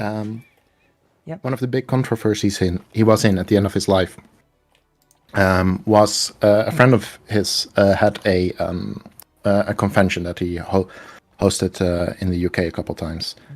And at some point there was a panel where someone asked the question, "Are traps gay?" And Total Biscuit fought for them to be kicked out of the conference for that because of the transphobia. Right, yeah. That And he got that's into a lot of shit with his audience for that. interesting. Like I So Total Biscuit also that's had why I a, don't like him being associated with what Yeah. Gamergate has become. I don't like I think many people understand that. I would like to believe that many people like I like when James Stephanie Sterling speaks about, it's not often, but when speaks about Total Biscuit, I don't think that they actually treat them the same as the typical Gamergator crowd. Yeah. And crabs. No, the not crabs, Votro. But Total Biscuit also had a huge platform. Like a huge. It was like Yeah. 3.5 million subscribers. That's a big Yeah. platform. And it remained And like over, like it kept being over a few million subscribers after his death as well. yeah. And like he used that platform with his podcast to also like he used, I think that for most like 90% of what he did, he used that platform for a lot of good. Like fighting constantly for like his main thing, because he was a games reviewer for But SFO didn't grow out of his GG face. Do you mean Short Fat Otaku by SFO, or who do we need? Who do we mean by SFO? yeah, they meant Short Fat Otaku because they referred to Short Fat Otaku in the message before that. Yeah, but Short Fat Otaku is just a straight up bigot. Yeah. Like Short Fat Otaku would be like the type of person that Total Biscuit advocated to be kicked out. So Yeah, and like he also used his the podcast. He had a lot of like different guests on to like share that, like which also helped like people discover other people. Like he did a lot of like yeah, I think and he constantly fought against YouTube. Yeah, I think Total Biscuit is like, people might like often criticize him unfairly, I think. Yeah. So I do Like, agree with I you understand there. where the criticism is coming from, but I do think that it's a mistake. Yeah, I agree. criticize him for I would those agree with that, yeah. I would like to believe that he would have been on our side in the current year. Yeah, I mean, like the two people he mostly did the podcast with, the two co-hosts. One was the friend that did the convention, Jesse Cox and Dodger. They definitely are like still very progressive. Right. I had to kill a pig, but I hope you forgive me. Hello, fake Alec Kyle Parker. We're having a guest today called Lenitas. Actually, I pronounce your name that way, but you can finally tell me the real pronunciation of your name. Oh, I don't even know what the real pronunciation is. I at some point took it from a Latin dictionary, so I can only have like assumptions. Oh, so it's okay for me to call you Lenitas, I guess. Yeah. That's nice.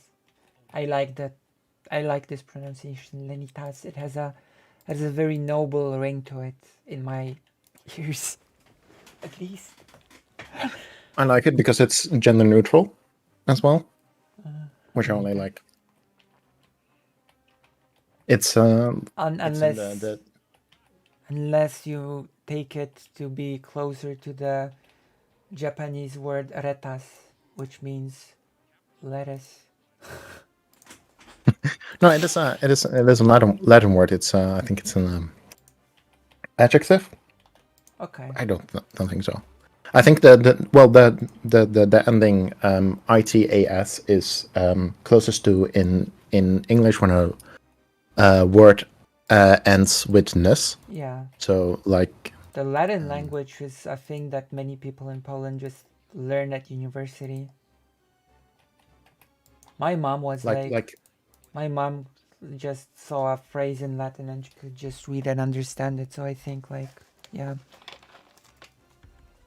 Also, Latin used to be one of the main languages of the Polish-Lithuanian Commonwealth, of course. yeah, no, Latin is still taught in high school at a certain level here in the Netherlands. Oh, I know that Latin is certainly taught to all law students. I think law students here need to have had Latin in high school. Okay, that makes sense. I think you might or learn. they in will have to some- like pick up Latin afterwards or something along those Yeah. lines. That That because makes yeah, a sense. lot of law terms are Latin. It might be that having had Latin is a way that makes it easier for you to get into law school. Oh, that's, I mean, understandable. I really want to get Like into for medicine. university to start learning Jewish history. There's a whole, that's the whole problem of the US system of paid universities and no free Yeah. education. The fact that certain degree programs are deemed as non-profitable and just axed. Yeah, it's a struggle. But And like it's a bit different, for example, in Poland, where you have like a public university and you have many niche programs thanks to that. Very specified. Like you can take which is a pretty niche degree in Poland. You can study Vietnam and Vietnamese as a university degree course. Interesting. I have never looked into niche degrees because, like, from somewhere in the middle of high school, I knew that I would want to do like physics or mathematics or something along those So lines. you're a mathematician. I've only done one year of mathematics. I've mostly been doing physics. Okay, sort of physician, physicist, Physicist. physician. Oh my god, mixing Yeah, if up I would have words. been able to pass my courses, then I would have been a physicist. All right, you can always try again, right? Not really. You cannot try again? Well, technically I can, but money. Okay, yeah, I get it. But you know, situations. Like I would need to have to save a lot of money. Yeah, that's true. Because you can't be a member of you can't be you can't follow a course at the university if you're on welfare. Like you're not allowed to be on welfare if you're studying at a university. That's just not allowed. That's ridiculous. Yeah, it's just ridiculous. Really dumb. So if you go into if you want to study, like you have to be on student loans. Well, there used to be, or there is now, a low level of student financing. Mm-hmm. So, but like if you don't have if you don't have rich parents, you have to be you have to take on loans Yeah, of course. to be able to study. And like the maximum of loans is essentially at the same level as the welfare, like the same amount monthly, but you have to pay that back. Right. Like if I would have been able to be a student and be in welfare, I wouldn't have any troubles. I would just Yeah. because that's why I've got to move out, because I'm no longer a student, and it's Which is of course and I want to still very. be I want to still be a student, but the government organization that's in charge of the loans said like, hey, you've been trying for long enough. It's over. No more loans for you. Wait, what? You've been trying what? You For can long only enough? get student loans for 8 years. And you've been a student for 8 years? Yeah, and you can get like an extension in that for like a year if you're likely to finish your study within a year. And which year are you But on? I wouldn't be able to. I still have 2 years worth of courses that I need to do, and I can't do 1 year of courses within a year because of mental health issues. Right, yeah, of course.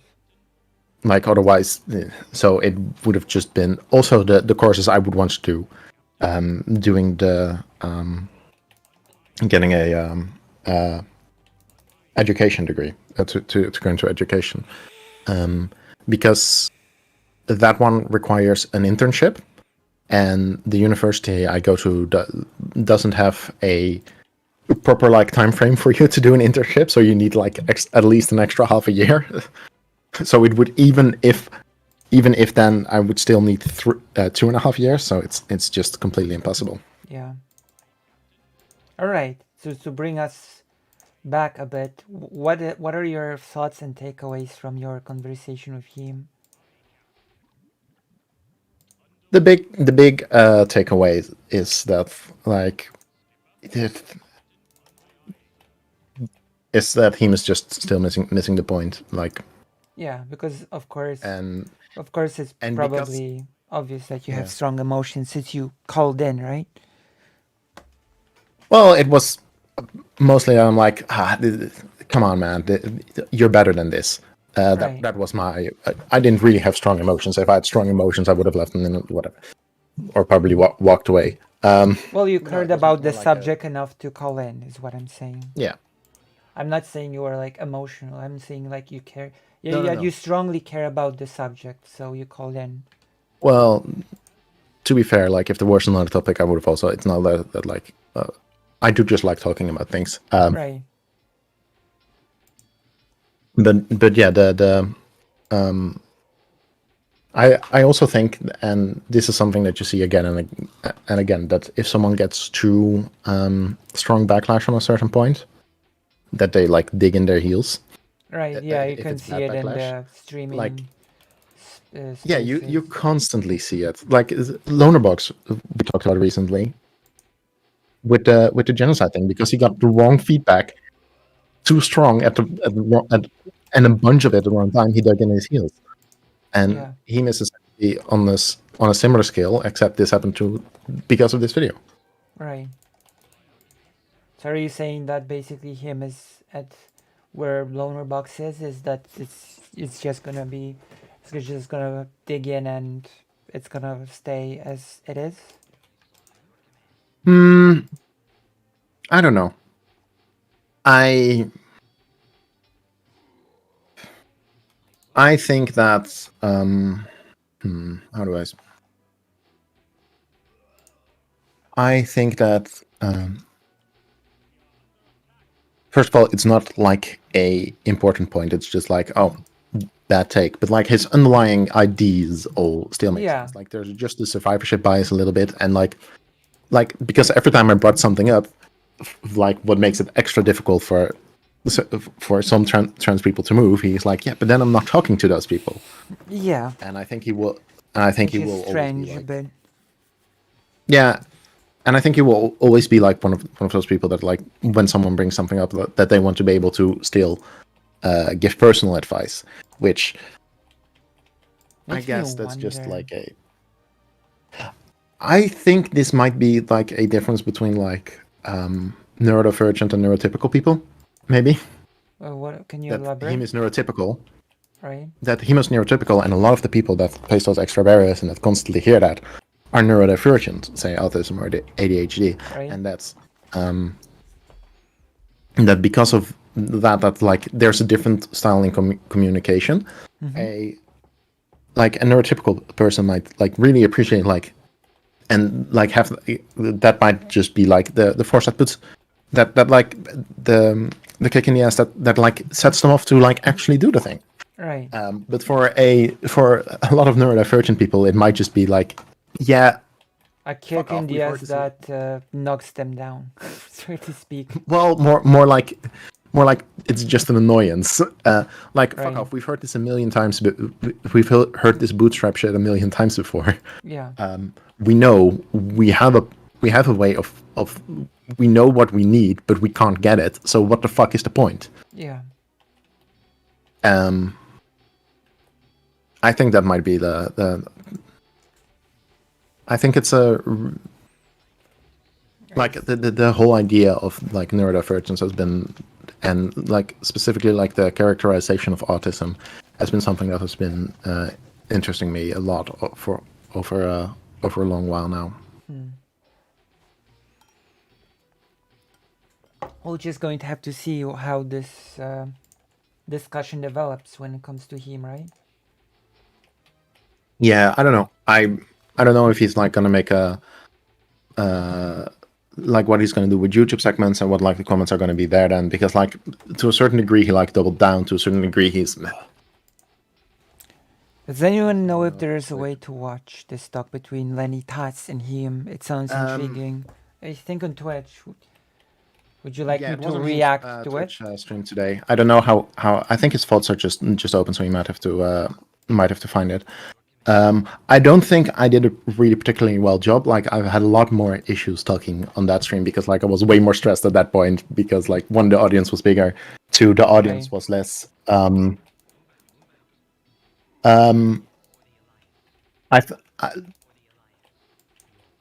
Yeah. I think Lucy's community is a lot better. Oh. So there was less of a like talking here. I have a lot less stress than I would have had on him stream. Better in what way? Do you mean like the...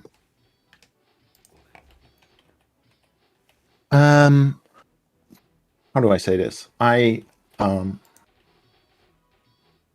Well, most of your audience would much more politically agree with me than the giggler community, yeah. than him's audience, because like there's a way larger spread. Right. And like it's just like that. Like I just think it's like a more Giggly. yeah, it's just better. Oh, well, thank you. I do my best to giggle a lot. And so I try to trickle down the economics of giggling upon the community, if that makes sense. Yeah. All right, thank you. There's less liberals in this audience. Is there any other contention that you have with me, buddy? Oh yeah, I've got issues with the way you talk about Azeroth. Oh yeah, of course, because it sucks that it was changed. Of course, yeah. Yeah, well, think I it was agree a that, like- horrible move. There is still like reference to it as Azeroth and the Kingdom of Stormwind, and like it's a bit interchangeably, and like a lot of Yeah, but I lot don't, of I don't places like that. change their names over the years. But not like that. Like, it's not like... Oh, definitely like that. No, not like that. Yes. No. Okay. do. Okay, was there ever a country called Earth that stopped being the country called Earth and the planet was replaced with the name Earth? All right, not to that degree, but like the change of the country being called Azeroth to The becoming, planet. the Kingdom of Stormwind, that is something that does happen. Can you give me an example?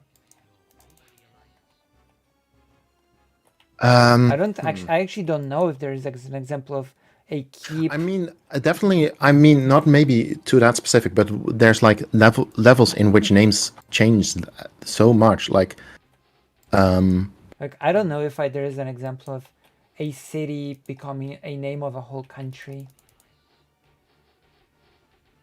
well, there's of course the Roman Empire, and note it's not it's not Stormwind, it's the Kingdom of Stormwind. So, there's, and also like I think for like states that take the name of like a, I don't know the origin of why the state of New York is called New York.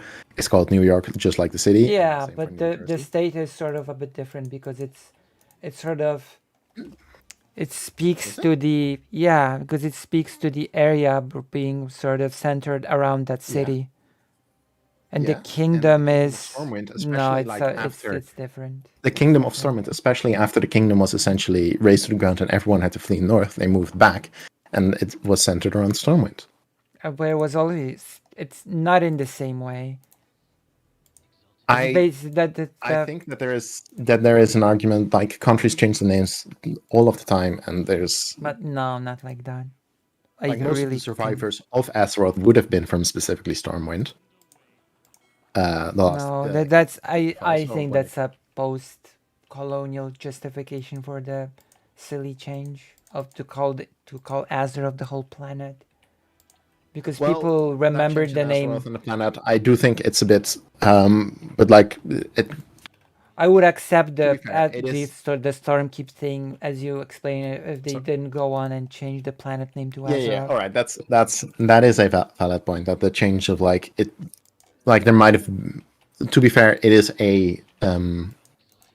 Like the company a just property figured that has changed hands, and like stewards, and everything was essentially they made up on the spot. they basically saw that the name was very popular, Azeroth, like the very popular word was in Warcraft, so they Yeah, figured the World of Warcraft might they as invaded well just Azeroth. be, like the word for the World of Warcraft might as well be the super popular word that we Yeah, already have. because the orcs invaded specifically Azeroth. So, and then they came from another planet. I think that was a later change. That might have been a later change. You know, the Because- the whole other planet thing came already in Yeah. the Tides of Darkness in Warcraft 2, when they So figured out that that is they were. Warcraft 2 though. That's not Warcraft 1. Well, in Warcraft 1, it was just said that nobody knows where the orcs came from. And when you beat the Orcish campaign, it said that the orcs are sort of experimenting with the portals to go to other worlds. So it's sort of implied heavily. I mean, the story is of course that Warcraft, that Blizzard was originally gonna make a Warhammer RTS. Yeah, I know that. Yeah, And the same with then they StarCraft. lost that IP last minute, and so they had to change the things really quickly. And then the Empire became Stormwind, and the orcs, the greenskins became orcs, and Yeah, you can still see that in like their art. And I think StarCraft was then just like 40k. yeah. And the So- alpha of StarCraft looks like Warcraft 2 very much. If you can, The what? the alpha version of oh, yeah. StarCraft. Yeah, it's Oh basically yeah, look obviously, like because they were like, oh, we gotta. yeah, it basically look like Warcraft 2, but in space. Yeah. It's very amusing. Yeah, but that's what you get when you have studios make different games in the same genre. Yeah. Because And then World of still Warcraft the same type of game, even if ruined they're the story different. of Warcraft. Unfortunate, very sad. I mean, I think the story of Warcraft was just weak to start with, and like they only like really started developing it way It later. was. Like, most of World of Warcraft is a I'm continuation just gonna of say. Warcraft 3. I'm just gonna say it was weak, but it was serviceable, and serviceable is good enough for me. And World of Warcraft just took it to a silly and convoluted place, which I do not like.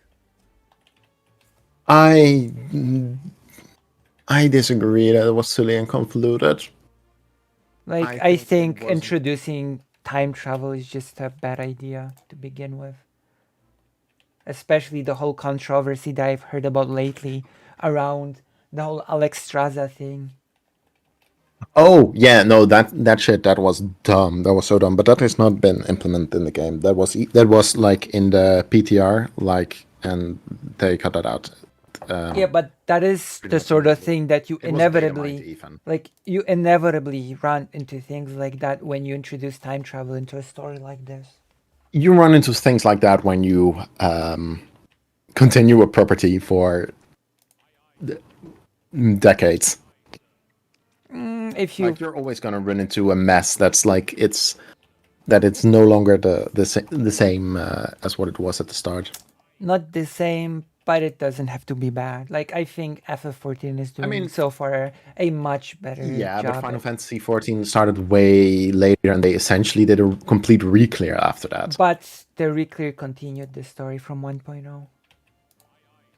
Yeah, but now they're continuously also continuing. Warcraft is also continuously continuing the story. Yeah, and it messed it up, and FF14 managed not to mess it up. That's I mean, really good. FF14's story is.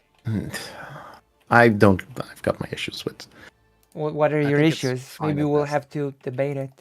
What's your issues? All right, so how far have you gotten? I will have to ask you.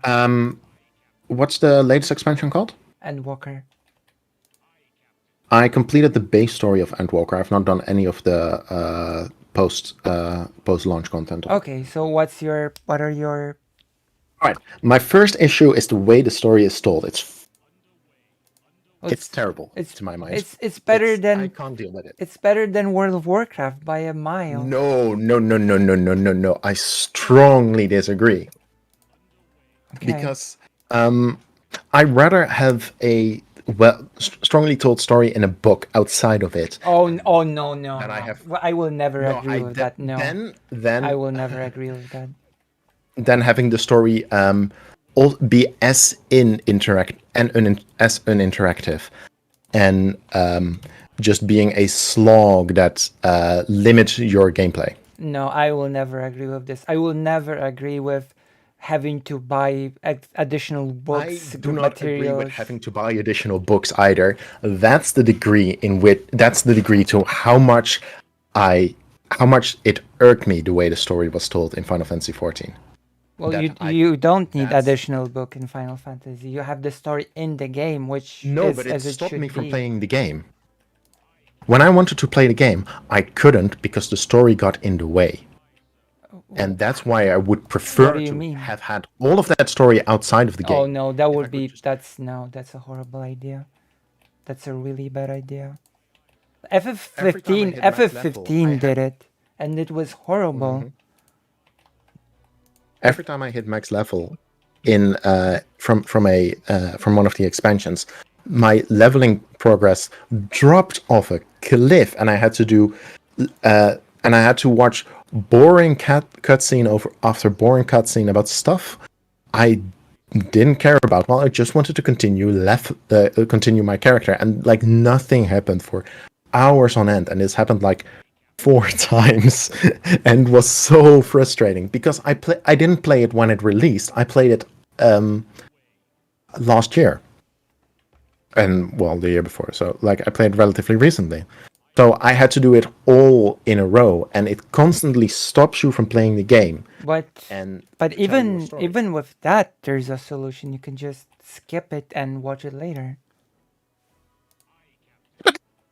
That's the same as having it outside of the. Well, yeah, but you have it in the game. But you still have it in the game. That's a crucial difference. You don't have to buy any extra material to get it. Also, it took me to like the like having the thing in the game and out of the game is a huge difference. It took me to like there's this one scene in Endwalker. Yeah. I think right before you go to the moon or right before you time travel. Yeah. And yes, the time travel is done better in FF as well than in Warcraft. It's done less. I'm not saying less as in worse. I'm saying less as in total amount, and that makes it. Yeah, and that makes it better. That's fair enough. Like time travel is always a mess. But like it took me to like there's that scene where you like stay a night at the tavern and you like get to choose to talk to one of the characters. I wanted to talk to the other characters at that point. I think it depends on And who that- you only then interact did I with. found out that you can rewatch that you can rewatch, and I couldn't even find where that point was. So like it's at that point I prefer to like have a have a thing outside of the game where I can just find it. No, that's rather than a mess. that's a very bad practice. Introducing the whole plot outside of games. That's horrible.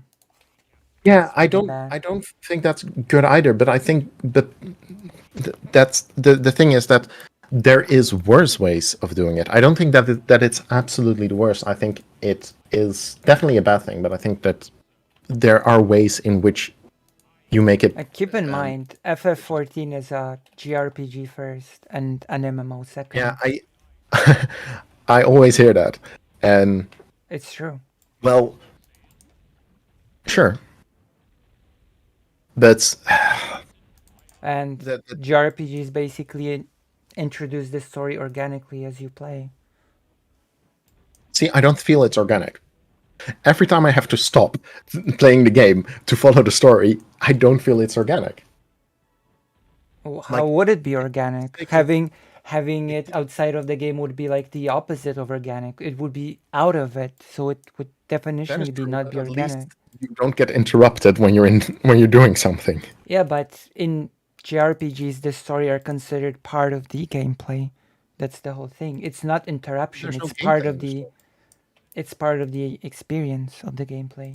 But it's part of the experience, but there's no gameplay in the story. Yeah, but it's. To me, it feels like I'm watching a movie, only for the movie to pause and say, like, here's a chapter in a book, read this, and then we can continue watching the movie. Yeah, but that's just a difference in how you see gaming fundamentally. It's not really a flaw in the game.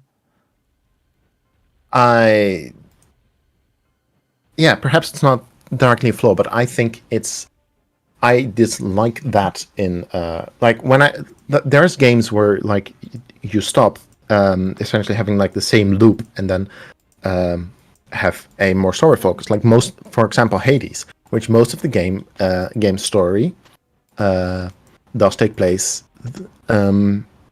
in like just the main hall in Hades. Yeah, but it's also a fundamentally different genre. Mm-hmm. So I'm not sure if it's comparable. Yeah, but you still continuously interact with those things, and then I'm fine saying like, hey, maybe this is what I consider a flaw in the genre. Then that still makes it.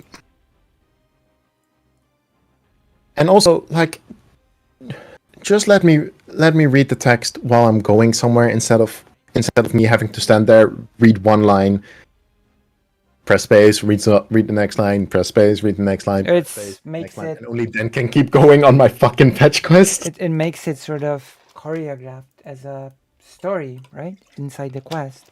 Like, I like it a lot more than the text box dump that Warcraft gives you that everybody just skips. No, it's still a textbook. It's still a textbook dump, but you can't do anything while you're in the textbook dump. Instead of in World of Warcraft, where you can pick up the textbook dump later. Well, because it's still in your quest log. Not a text dump though.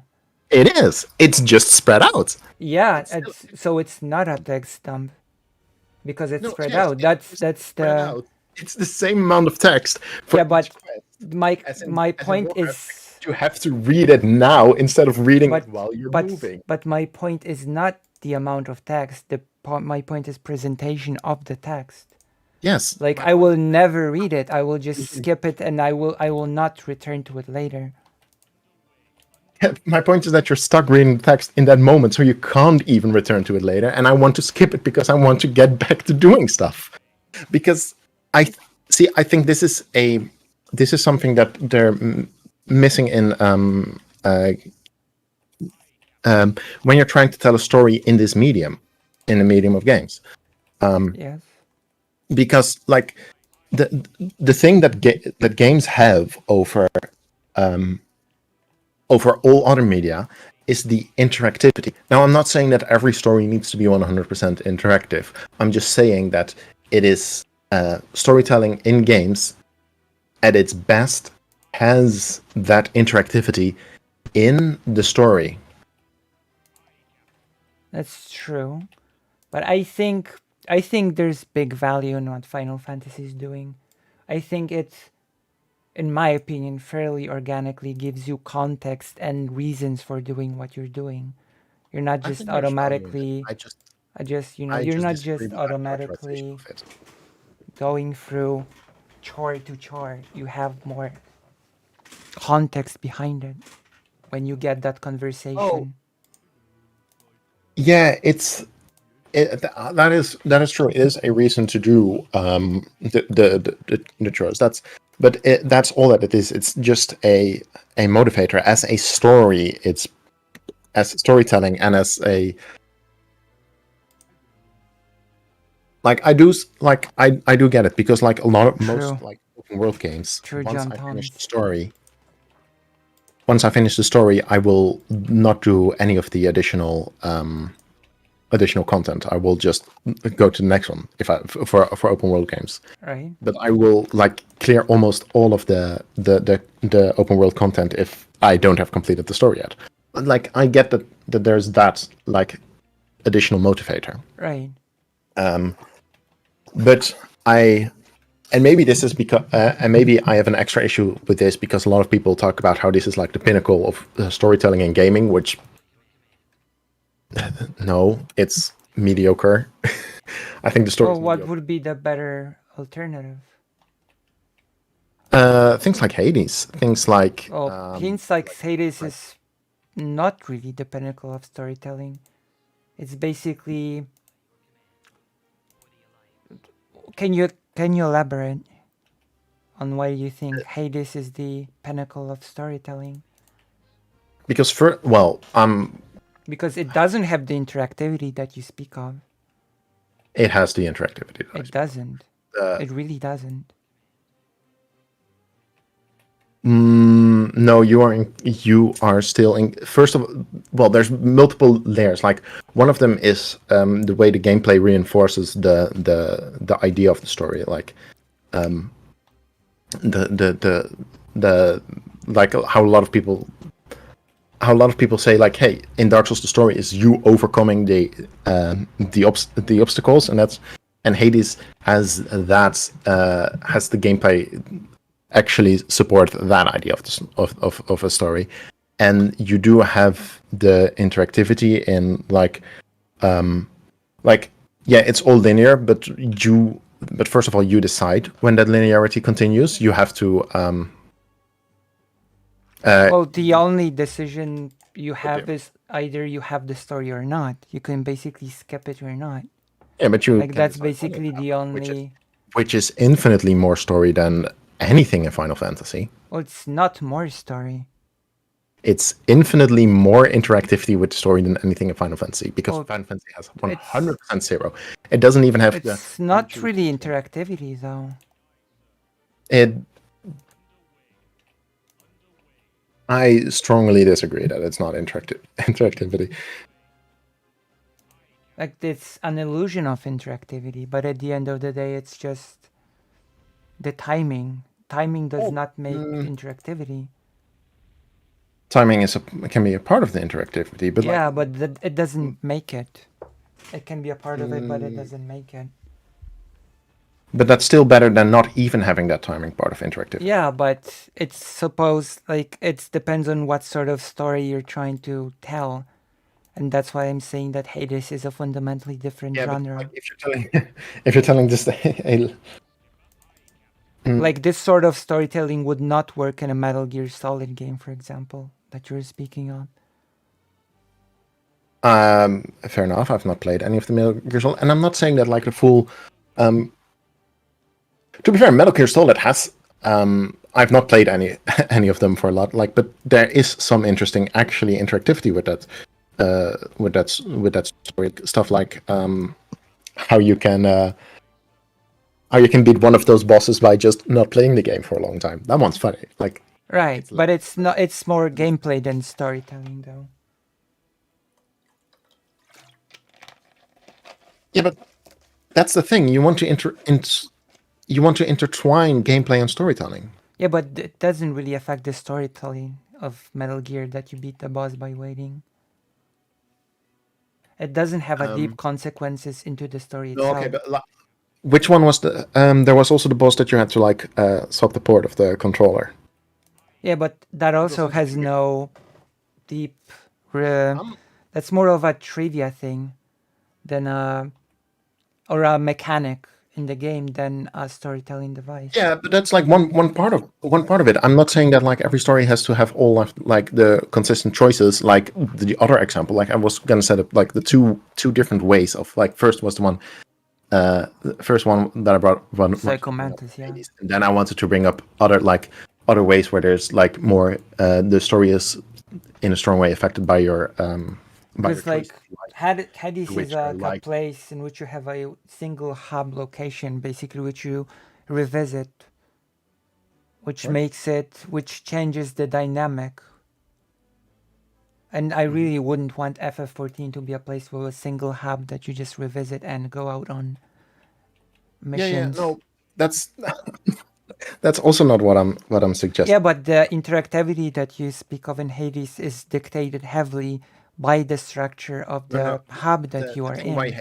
The thing why Hades work, the big thing about Hades and storytelling is how it's the gameplay underlies the story, how the gameplay and the story support each other, like the struggle for like the struggle of actually having to do the thing over and over again, and like that form of like the way the progression, and like I'm not saying this is the be all and end all, but like I'm saying this is one way in which storytelling and gameplay can interact. But and in this case, it's mostly about the gameplay supporting the storytelling, supporting the themes of the storytelling, rather than and the other example that I was gonna bring up this as like the idea of the gameplay supporting the story, whereas like there's other options where you like have choices in the story and the way you interact with that, things like the big ones, Witcher and the games by Larian Studios, and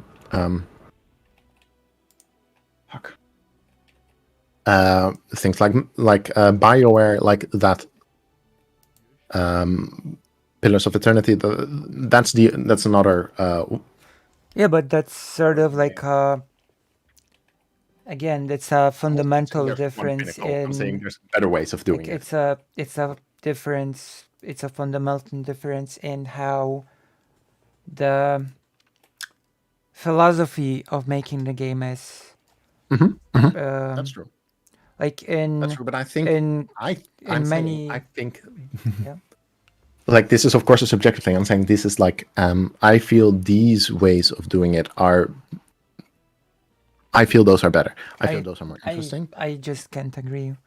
Like I think that both are legitimate. I don't think one is better than the other. I think both are legitimate. I just think one is better. Yeah, I don't think so. No. Like I think there's great value in being able to play a game and to be basically taken through a curated storyline, so to speak. I'm not saying that there's not value in that. I'm not advocating for all the games to be like that. Oh my god. No, I just read the comment in the. Yeah, I saw the fake Al Parker's comment as well. My goodness. I don't even think this is a debate necessarily, but I don't know. I think it's a what I'm saying is when a game but... is just telling a linear story, I feel like it's lacking. It's lacking the key part that makes it interesting as a game's storytelling. If it's just a linear, non-interactive story, I can't agree. Where the game doesn't support, where even and this is my big issue with maybe my biggest issue with Final Fantasy XIV is that it's an even because it's a JRPG first, it is still an MMO, so the story doesn't line up with the game experience. They struggle against each other. I can't. I don't. You have to give me the an game example. experience of an MMO is to do things together. But in the story, you are the warrior of light. There is one main warrior of light, and the science. So you are the focus of the story, but it's inherently a multiplayer game. I Yeah. feel like that struggle constantly is frustrating. No, I don't agree. Like even in the raids, it has a story explanation on how things develop and do. If you've seen, like your character summons additional characters. Who are the other players? Yeah, which is the contrivance to make it fit. Yeah, but it's like Deus you Ex could. Machina. Yeah, but you could. It's quite literally a Yeah, Deus but Ex you Machina could in that sense. basically say, well, it's not because it's not pulled out of nowhere. It is sufficiently explained in the narrative. It is pulled out of the fact that it's an MMO where Well, they need a reason to. well, no, It does feel like a contrivance. just because it is dictated by the fact it's an MMO, it doesn't make it Deus Ex Machina. That's not what Deus Ex Machina is. Deus Ex Machina is when you have a thing that enters the story without any explanation and fixes a problem, and that is not the thing in this case. It's actually pretty extensively explored and explained within the story. So you All right, cannot call it Deus Ex Machina in that sense. I know the Deus Ex Machina. I use it more as like a positive contrivance. Yeah, but you could say that about the thing that you say that, and for like makes the story in Hades stronger. It's just a contrivance that explains why you have to do the same thing 1,000 times. Like you have to beat the dungeon 1,000 times, and it just contrivingly explained in the story as you struggling. But at the end of the day, it's just you repeating that. It's a centerpiece of the story. Like The summoning thing is a centerpiece as well. and it makes it more, not really. Well, I would say that about the Hades thing as well. No. It's a centerpiece. It is quite strongly the centerpiece, and it makes it more difficult for the protagonist. Whereas in Final Fantasy, it's not a centerpiece, and it makes it easier for the protagonist. You can have coincidence for something to go bad. You can't have coincidence for something to go well. Generally speaking, of course, there's exceptions, but generally speaking, it's more interesting when a coincidence happens for something to go bad. But it's not a coincidence. That's in FF14. That's the whole thing. It's not a coincidence. Okay, but like if you can, it does feel like weird because if you can like it's central to how the whole world is built. It's not a coincidence, quite literally. But 99% of the time, you don't interact with it at all. With what? You only interact with it in the raids when it's necessary. Like, why can't, like, all right, I need to do this right now. All right, why can't, that's why it feels. What do you mean? Like how you because you're not always, like, it might be that I just missed it because like it was dumped at me at some point and I accidentally skipped it. Right. So issue with that. But why can you not all of the time essentially summon people when it's a bit? What do you mean? The idea that like, all right, for this situation we're gonna summon like extra power. Why is that extra power not always there? Because it's not always needed.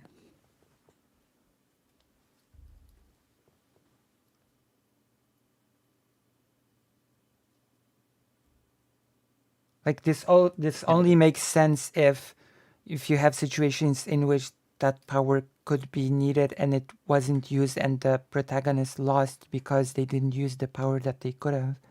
But if there's a situation in which the character every time you die playing the game, it's yeah, but that's nonsensical a bit.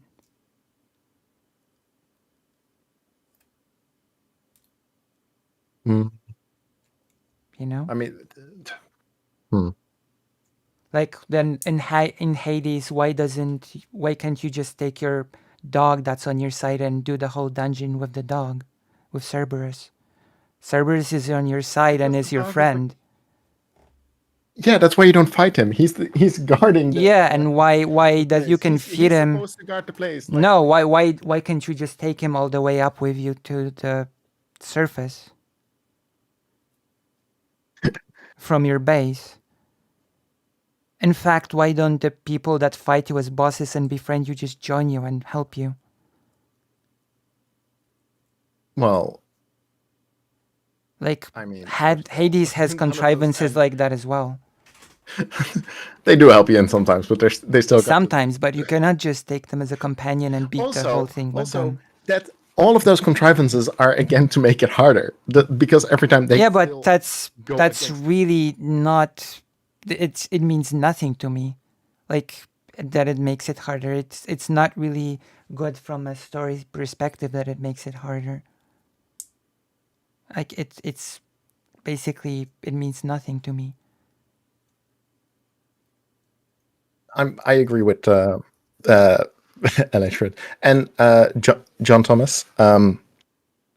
We both enjoy. We're just having a fun. Like, there's no hard feelings in any of this conversation. No, we're enemies now. Talk about this because it's fun. I'm gonna cancel you Because now it's- and. don't worry about it. Oh yeah, I don't use Twitter Like enough. I to- still think, like, I'm not arguing against games with like Final Fantasy 2 exist. I'm just saying that I hate that have to. I hate that I feel the need to keep repeating this. That like I definitely don't fight against them existing. I just think it is better and it's sad. Like it's kind of like a book. And To me, it's like a book that never describes smells. All it describes sounds and like it's visual stuff, but it never describes smells. And you can have a completely fine book with that, but the book is better if it also includes describing what the characters smell. yeah, but I think I don't think it's even a proper comparison. Like Hades is a much more narrowed when it comes to its scope game, which allows That's it true. to do certain things that other games cannot. That is true. I guess that would be my won't deny that. main argument to defeat you in this debate. Once and for all. My nemesis. My video game nemesis. I'm not saying that like the I'm not saying that that's not a factor. I'm just saying that like things with a narrower scope can be better because like the narrower scope allows you to do other things better. Yeah, but I think Like- there's a Like place for games which with a painting bigger which scope. painting is better? Do you think like let's say the Mona Lisa or the Sistine Chapel? Like the Mona Lisa has a much narrower scope and does a specific thing, but the Sistine Chapel.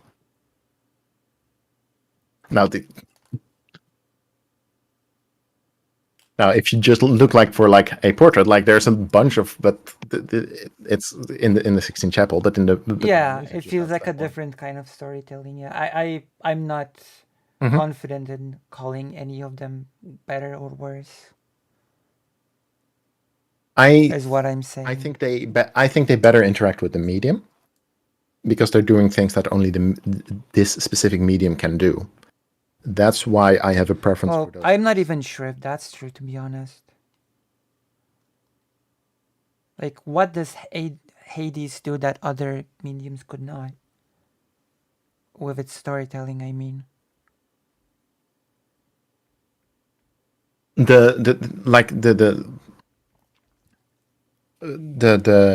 The repetitive nature of the gameplay does. Well, you could do that with work a with theme. choose your own adventure book, and it did. Yes, but choose your own adventure books are just And you do have a certain level of interactivity with choose them your as own well. adventure books are just physical visual novels.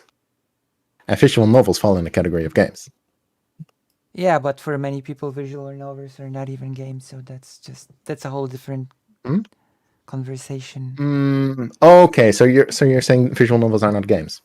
Well, to me they are, but to many people they aren't. Well, the ones with some Like some visual would say novels some don't visual even have novels- choices to make. You just basically Yeah, but click the for ones the with story. choices. All right, the ones with choices are games. We can at least agree to that, okay? Yeah, So of course. a choose your own adventure novel is just a physical visual novel with choices. Yeah, but the repetitive So nature it's is just a physical version of that game. I still think visual choose your own adventures. yeah, but it Books are basically does the thing that Hades does. So Hades is Yeah. not unique in that aspect. But it does so by Because introducing you game does factors. It does so by including game factors. well, no, because it could have been done without the game factors of Hades, as we But then it's discussed. no longer a choose your own adventure book. No, I mean, If you what I exclude mean the game is factor of the choose your own you adventure you book, don't it's need no the longer a dungeon, choose your own adventure etc. book. To have the repetitive nature. No, So but it's you do need the game factor, well, what is the game factor? the choose your own adventure part. The same way a visual novel with choice is a game. Yeah, but that's not really a game factor, is it? It's then you're Since saying it that ex- visual novels since then you're saying that visual novels with choice are not games. they are, but it's not a game specific Then a thing. choose your own adventure book is also a game. No, that does not follow. The only difference between Like I could flip the script and say that is a- games are just choose your own novel, choose your own adventure novels, since those existed before games. Well, Final Fantasy is a choose your own adventure novel because it's closer to a normal novel because you don't have the choice factor. Yeah, but I'm talking about in games But in general. Yeah. Like you Well- cannot take a concept that existed before games and say it's a game in retrospect.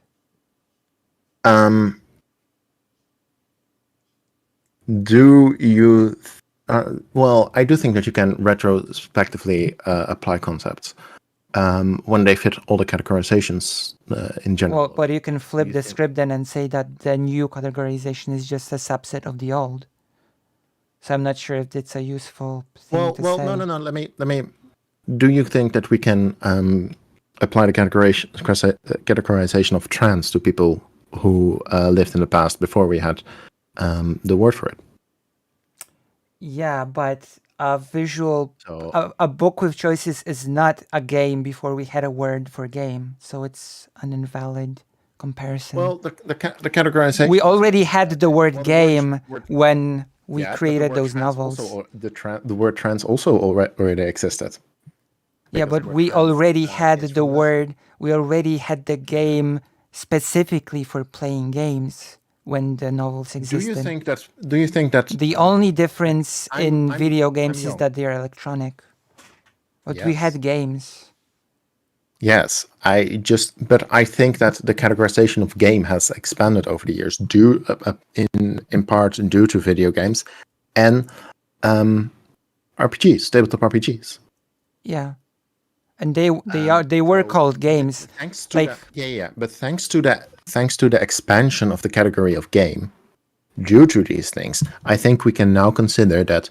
Yeah, maybe we didn't recognize them as such, but choose your own adventure books are games. But we didn't really expand the category of games, is my point. But we have. To what? Well, the thing is, Like, what when were we the first things talk that, about- like, what did the video game expand on, I mean, compared to the past? well, how do I still think that, like, if you're gonna say choose your own adventure books aren't games, but visual novels with choice are, then I can't see that whatever the distinction is then that makes something a game, because it's not because it's digital, because we also have tabletop RPGs, pen and paper RPGs and stuff. Yeah. So I think that it because of Like, if you read a book out of order, does it become a game?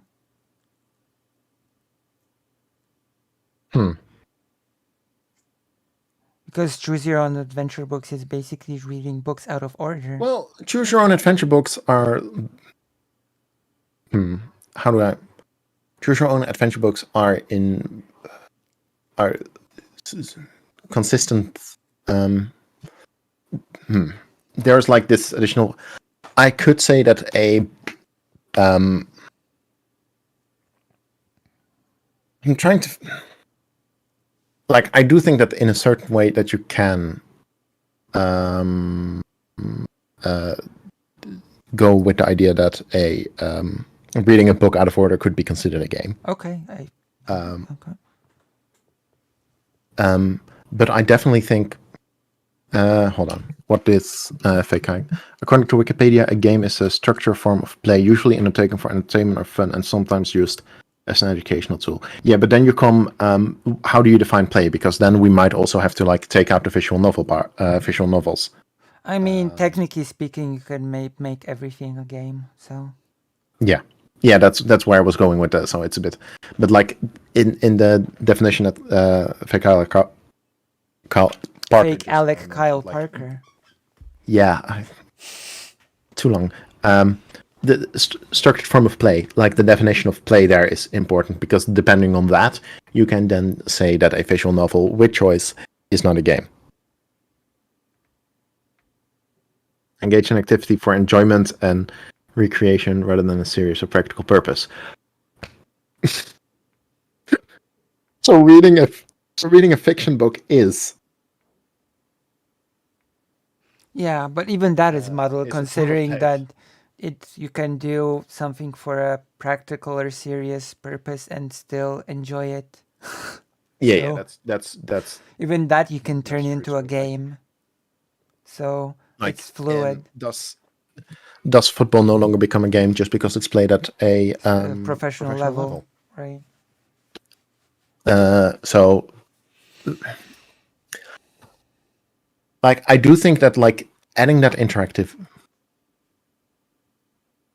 Like, for example, in my mind, depths are meant to lose. Define a chair. True. Define a chair. True. Define a chair, Lenitas. But like, it really just, in my opinion, I think a chair is a single person raised seat with either or backrest or armrests. So no, a stool is not a chair. No, a couch is not a chair. No, a horse is not a chair. Yes, a car seat is a chair. But like, I feel like that definition should fit. I know some people will disagree, but I feel like that's how I use chair. I will never call a stool a chair. could be a type of chair. No, I disagree. Why not? I will not classify a stool as a type of chair. Why not? Because eventually we will always go down to vibes, and a stool just has a different type of vibe than a chair. Maybe that's because of the.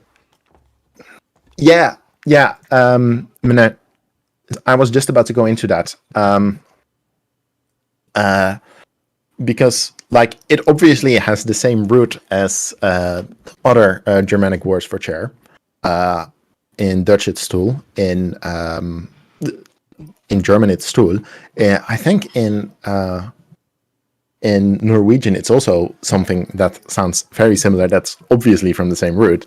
So I do think that but like there's a different. Maybe that's because of like the way my. So if you add a back to a stool, it becomes a chair.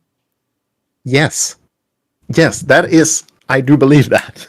No, when you add the back to the stool, it becomes a chair. Oh, when you remove the chair, the backrest from the chair, it becomes a stool. In my mind. No, I still think that's how the classification works in my mind. No, I think it would be just a stool with a back attached. So there we go. That is a chair. But a chair needs a backrest or arm. It still has since we're talking about vibes, it still would have a different vibe for me. So Yeah, that's valid. But for me, that will change the classification. But yeah, to me, it's just like a difference in how you approach things. Like, to me, part of the gameplay is also sort of the mind state that you're being put into.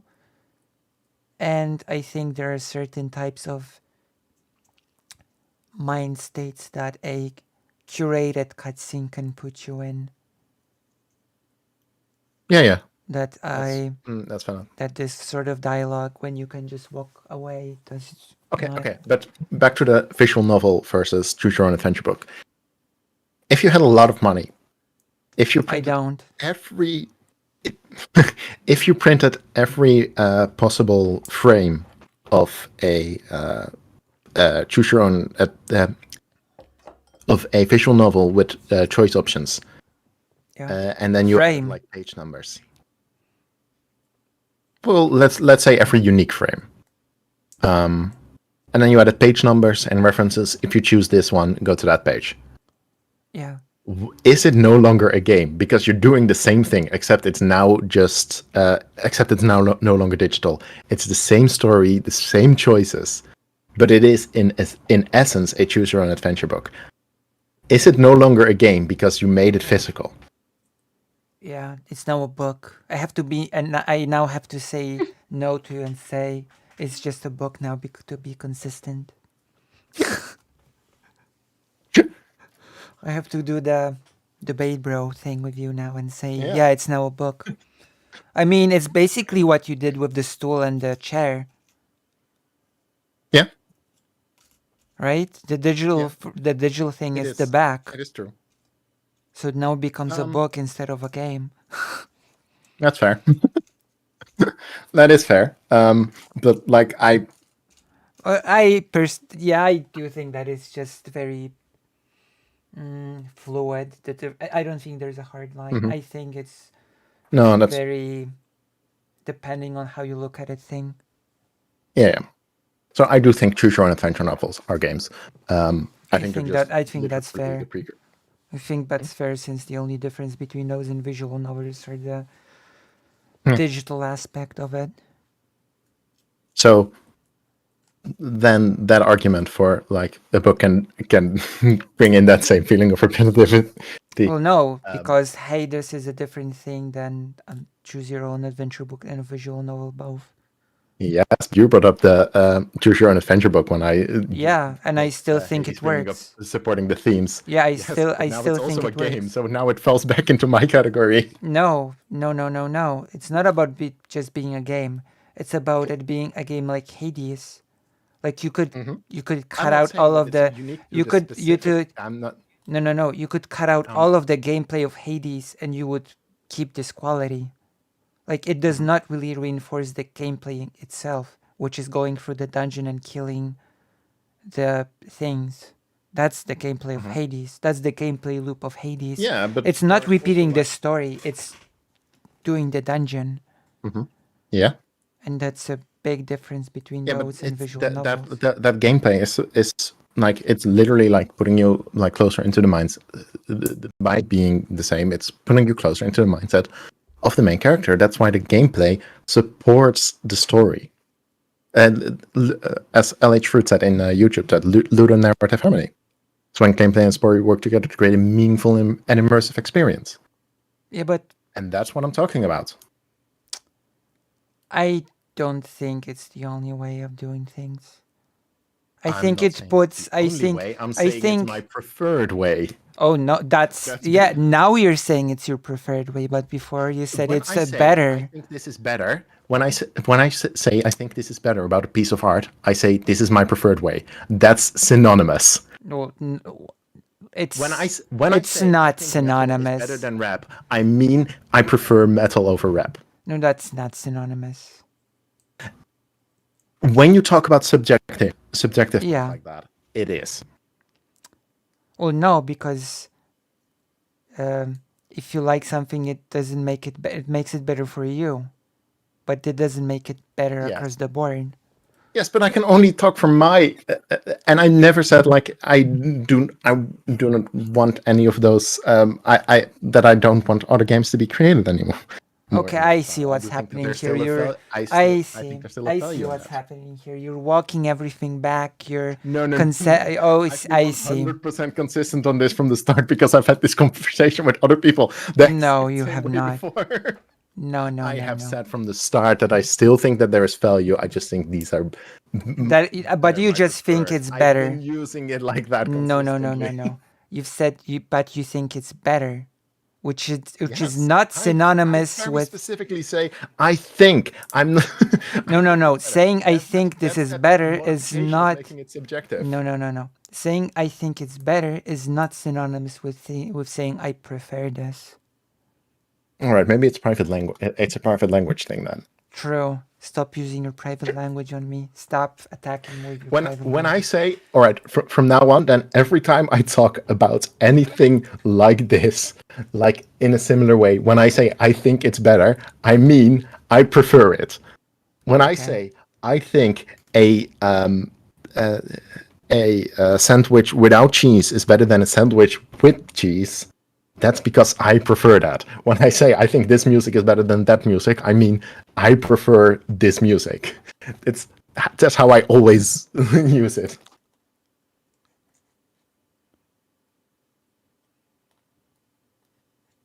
Well, America sucks, fake Ella Parker. Jesus.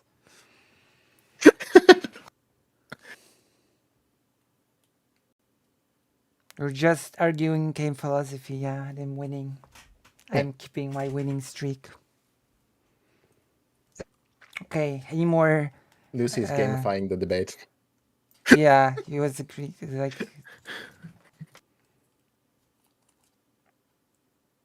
But no, I don't think that's how it's used. Like when you discuss what is better and what you prefer, those are two different topics, right? I think it is quite often intertwined because people don't understand that that's what they. Yeah, be meaning that's when what they I'm say that. saying. Because People usually think art. Yeah, I think a lot of people think art is objective. Like James Stephanie Yes. Sterling did the 100% You did. objective review. You did, yes. Did the debates, is Lucy? Yes, that's right, Carasso. That's right. I'm sorry, fake Ella Parker. I read that's not how they. I cannot work with negatives and positives. My mind always blows up. Did she miss the attitude of this with Loner Box? Yes. What did you? I should have been more like this with Loner Box and say, "F you, you suck," and you've just walked everything back. I did sort of at the end, but yeah, it's a matter. But like I don't consider that my standards are 100% objectives, and especially when it comes to art. So I will always, when I say I think this is better, I will always say what I will always mean is I prefer this. Like, I don't know. I think I will always advocate for a world in my perfect world, because that's one of the things that always comes up in debates. I will always advocate for a world in which both things will be used in games. Oh, at least to have this choice. I don't want. I actually definitely don't want them to become, because I do think that there is a value in helping you immerse into a story by playing the game. I do think that does exist, but I do think it can be done better. Yeah, but what I'm saying is I would not advocate for all games to do it in one specific way. Oh yeah. Well, I was going to bring up two ways. Like we got stuck on the Hades part, but I've always I've also been thinking about games like which do like the choice thing. So by definition I do not argue for one thing. Like so I was thinking about Larian games, which are really good in like their options. Sorry, what games? And the way they affect the games by Larian Studios. Right. Divinity Original Sin 1 and 2 and Baldur's Gate 3. Yeah, mostly. I've not played any of the other games, even though I should, because Larian is really good. because yeah, that's another way in which like you are more actively involved in the story rather than essentially being a passive participant. Yeah, but which a lot of games do. I think I want both games to do that. Like I want both I to want exist, but I both to prefer exist. I prefer the one where there's more interactivity. Like Yeah, I really enjoyed. that's fair. Yeah, that's fair. I really enjoy a lot of those games with just like the linear story. I can't think of any right now. So I don't know, Xenogears. I Have you think played Xenogears? Xenogears. played Xenogears. I've not played Xenogears. I really enjoy the Darksiders games. I really enjoy Resident Evil. Borderlands 1. Borderlands 1, the way that story is such a vibe, just like What about being in Resident? that What about world, Resident Evil? almost like a western. I've not played any Resident Evil games either. But you've seen me play them, right? Yes, and I do. I actually think that for horror, especially for horror, it works really well. But there is this issue with any visual medium with horror, is that whatever you can describe will always be more. Whatever your mind can make up will always be more terrifying than Yeah, but that's what you can see. that's sort of a In a thing lot of- with all of mediums in general, right? Like the book will be better than a movie usually because you will imagine your perfect way of how the characters look, act, and Yes. sound, etc. Hellblade: Senua's Sacrifice, which is a really like it has only one small thing where the gameplay really interacts with the story, but it's such a good thing because Senua has that. I should spoiler warning this because this is really like key spoiler territory. Well, you have been warned. Senua has that rod that creeps up her arm, and every time you die as Senua, that rod will creep further. And from the start, you'll be told that once the rod reaches her face, she will die, and your game will be over, and you will have to restart from the start. Yeah. I never got to that part, but I have been told that because Senua is Senua does suffer from psychosis. So I've been told that when that rod does in fact reach the face, Senua's face, she does not die. You can continue playing the game because it's just a part of her psychosis. So you've constantly got that same fear with you as Senua Right. has. Oh, But I know. then when it reaches your final phase, it appears to not be there, which is like a horror trope combined with like the psychosis, which is interesting. I know that there is a big example of a game that actually married gameplay with the story concept, and people just, I think, very unfairly hated it. You familiar with a game called Breath of Fire Dragon Quarter No, of the PS2? It was Breath of Fire 5, No. basically. Like it was a hybrid of survivor horror-ish JRPG, and sometime near the beginning of the game you basically get killed and you do a pact with a dragon, and from there on till the end of the game a mechanic turns on by which with every step, with every action that you do, a little percent meter goes up in the game, the dragon something meter, and once it reaches 100% you just die. It's game over. Interesting. Yeah, like that's like And a basically really you have interesting- you have a thing that you can change into the dragon form, and you basically become unbeatable in the game, but all the things that you do use quite a lot of that percentage meter that you've got. Yeah. What was? Oh, yeah. I was thinking about horror games. Like a big issue with horror games is that most horror games, if you die, it's like a release essentially of tension. Whereas for other horror stories, if the character dies, that's the end of that character. The tension is not gone; it's just over. Yeah. Because now, after the first time you die, that tension is dropped so much that like essentially there's a lot, unless there's a really strong effect with like a throwback, or maybe this is just because I'm neurodivergent, that like I'm no longer afraid of anything in the game after I've died once and seen how far Yeah.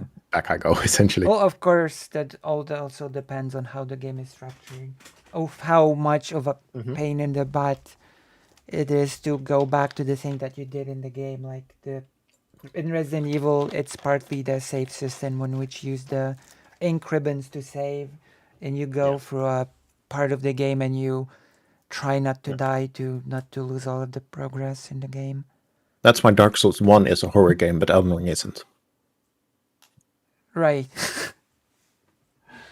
Right.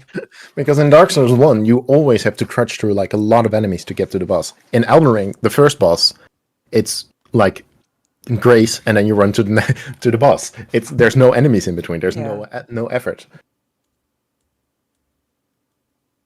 Oh. But yeah, I think you're mistaken of everything that you've just said. I think you're using private language, and yeah. Yeah, but there is no such thing as a non-private language. There's public I language. have been which is- victorious.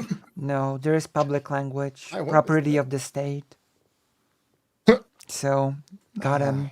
Well, that does exist, but not in English. Doesn't it? It exists in French, definitely, but not in English. Maybe. Maybe if you talk British English, if you specifically Yeah, need to talk British, English. yeah. I don't know. Because Yeah, the but we're US not does British, not have so- a... We're talking international English. True. So there is. But it's international, not private. Aha, but there is no non-private language in international English, because everyone's affected by a completely different environment in online. Yeah, but we're all part of a Situation. big, So- big connected society, so it's no longer private. It's everyone's.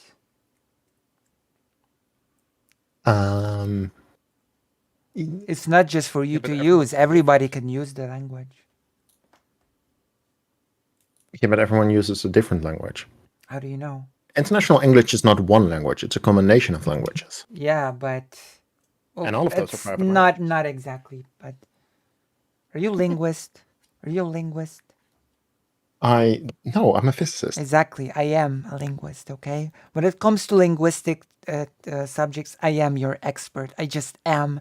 And if you can follow my linguistic babble, it's a self-report on you. There you go. I got the I can context follow you. I of. just disagree. I can follow it. I got the context of being able to use this finally. Yes, well done. To be fair, how many languages do you know, Lucy? I know Polish, English. I speak Japanese, and I speak scraps of certain other languages. Okay. I started learning Hebrew, That's and I fair. want to learn Yiddish as well. Yiddish is interesting. Yiddish not- is great. like- I was so It's- sad at the the end history of of that it is exhibition. I think the history of how Yiddish came to be is really interesting. Like, I don't know specifics of it. Like, I know a lot of like different things about a lot of small different things, but I do think that specific part is really interesting. Yeah, Yiddish is great. I have to learn it. There's a place where you can learn it in Warsaw. No, that makes sense. Yeah. There's probably some place here I could learn it. Here, meaning the Netherlands. Yeah. So yeah, any other, what do you call? Oh my god, I'm forgetting my words. You know the debate word. Any other contentions with me, Subjects, buddy? contentions. That's the word. Any other contentions with me, buddy? I'm trying to think of a funny one to end on. Jesus. Just like a funny one, and then the. But no, I can't think of any. Okay. You cannot think of any contentions, then I guess that's it for now. Yeah. You can come back to watching me play Warcraft 2 and Wait, the and we can the least also Warcraft game of all the games watch in the the. Warcraft franchise. We can. Sorry, what? Sorry. The least of all the games in the Warcraft franchise. I just pulled out of my nothing. Oh, there actually are not that many Warcraft games in the franchise. Yeah, there's 4. There's more than 4. I see. If you count the Lord of the Clans one. Maybe. I mean, it wasn't released, but you can count it, in my opinion. You can play the unfinished version. You know the Lord of the Clans game, right? I've heard of it, but Yeah, it's a Yeah, point and must click have known about it. adventure about Thrall, Right. about how he became Lord of the Clans, the titular Lord of the Clans.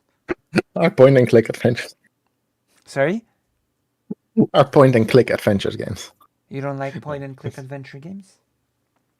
No. I think they're interesting. I just think that a lot of them rely on moon logic, and a lot That's of them true, but also don't work if you play them in a different language than the original. Like a Monkey Wrench. yeah, that's true on one hand, but on the other, the moon logic is basically like the key aspect of them. So Yeah, that's true. That's like true. the wacky logic That is thing. like the thing that they strongly depend on in gameplay. That runs into the problem is that it runs into a lot of issues with translations because so much of that moon logic is based on puns. Yeah, that's true. It's true. There's a whole Polish point and click game, Teen Agent. I will stream it for your enjoyment. Oh, you said that you might also stream Witcher. That would be really interesting in Polish. With Yeah, I will and then because if I you could- actually think that the Polish dubbing really fits the game. when you were talking with Anna and Lonerbox, you also mentioned the Cossacks, and Yeah. I think one of the groups in The Witcher 3 is actually really completely based off strongly based off the Cossacks. Who? In the Hearts of Stone expansion, there is at the start there is Oh, you meet Olgierd van Efferink, who is a Panzer. He's based on Panzerdowski. interesting.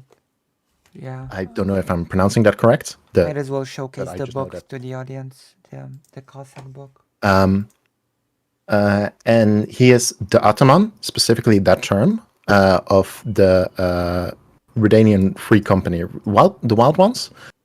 And in aesthetic, they are completely based off the Cossacks. And if you look at the card they made for the standalone Gwent game, I think that's actually based off of a painting of the Cossacks. Interesting. Well, Poland also Like, has basically a whole tabletop RPG based on the. Mhm. It's called the Wild Fields. It basically takes place where Ukraine is now, mostly. There's even a Like class the- that you can choose, which is called Ukrainian Girl. Ukrainian Girl is a class that you can choose in this tabletop. And also you can choose to be a Drank as an alternative class. Huh. So yeah. Let me see. No, I don't think it has an English translation, that tabletop.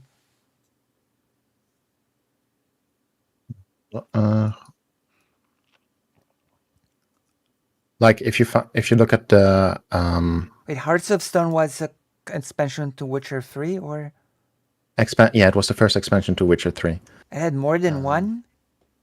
Yes, it has 2. Hearts of Stone, which is a Faustian tale, based on the they of course interact with the How big is The Witcher? Let me just check something here. I hope I won't be. I'll link the come on. So the first link is an image from the cards of. Oh wow, I don't have The Witcher. I can't believe I don't have The Witcher. And then the second link is the artwork. I think it is based on, because you can see a lot of the things from the second image back in the first image. Like how it's directly like an adaptation, I think, of that specific image. Sort of, yeah. Like there's all those small details where you like recognize it. Yeah. Yeah, I can see it. Like the more you look, the more things you recognize. Yeah, I can see it. Yeah. So I just thought that was really really interesting. I would love to like hear a lot of where the Polish things that like specific Polish things that you would recognize Let me see. in the game. Oh my god. Like also in Hearts of Stone, I think that they I know that they quoted the movie The Deluge, but the duel for like it's raining because they're burying a general tonight. Like from that duel, they steal some What? quotes and then I'm sorry. Oh my god. The Witcher 3 is so cheap right now. yeah, it How drops a lot in come? price and What the? I'm gonna get it right now. It's like $10 now Yeah, for a get it. complete edition. Blood and $10 Wine for a complete and edition. What? yeah, it's like It's $10. 15 euros. The complete edition here. No, it's cheaper in Poland. It's Really? 50 złotys. Oh yeah. I'm gonna. Oh yeah. That's the pricing. What's Makes sense. what currency are you speaking of? I use euros. So I'm gonna give you the euro amount, okay?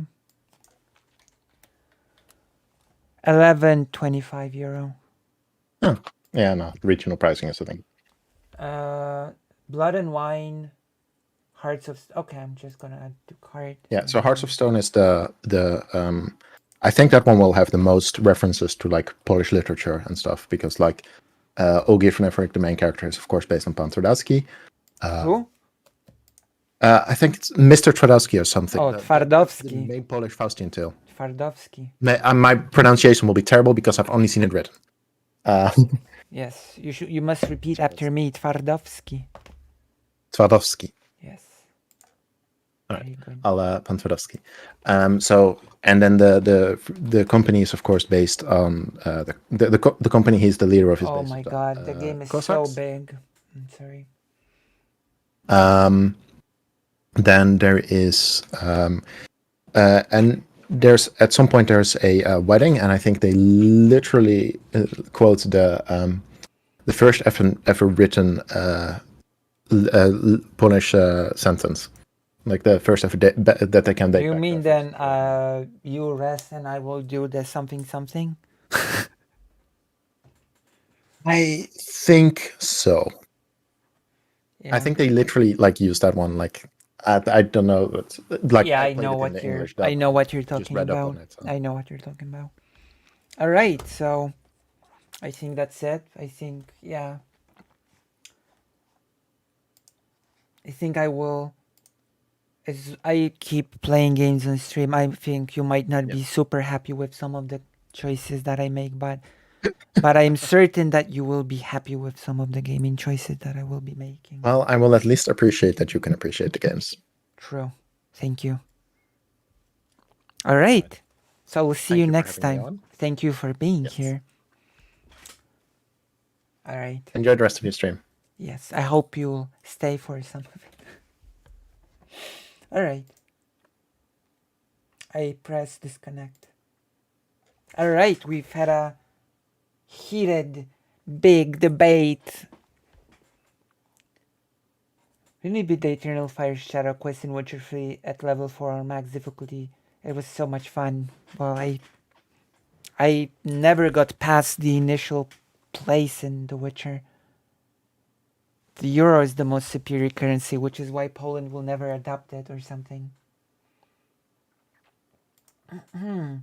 Also, if you enjoy what I do, then please donate to me. Ouch. in the dollar superior currency. Okay, please be nice. Also, we're gonna watch another thing, another cutscene in Warcraft.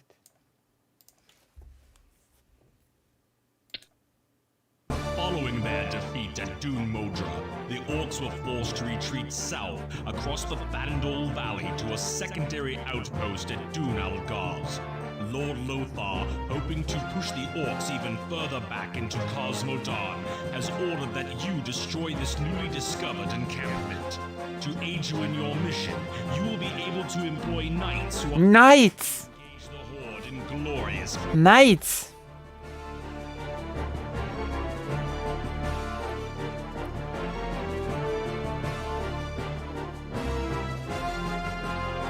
I'm going to be able to use knights.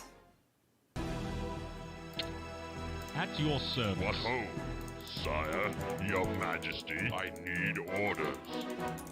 Knights in Warcraft 2 are much cooler than knights in Warcraft 3, and you cannot tell me otherwise. We move, Okay, much cooler. your honor, defending your And they use hammers like the ones in for the king. For the King, like the ones in Warcraft, like paladins in Warcraft 3. Yes. I was removed from the cathedral around the same time and initiated into Dark Sunday. Wait, why were you removed from the cathedral? What happened to you? Yes, sire. Why were you removed? Removed sounds so violent. Removed. Ready to serve. Lord, alright.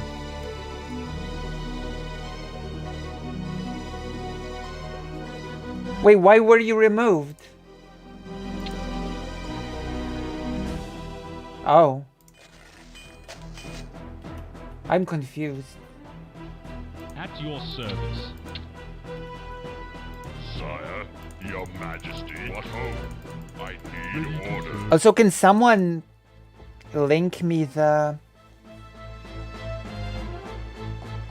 Can somebody link me the reaction of Keem to the Keffals thing? I want to see it now. To have the full context of everything. Alright.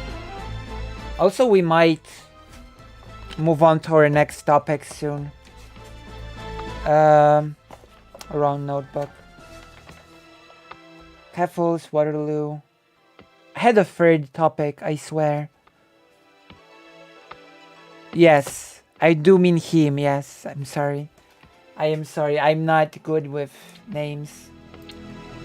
I'm so bad with names that I've been literally reading an author in a book and then I read his conversations and I didn't realize that I've been reading his book all this time because I seem to be bad with names.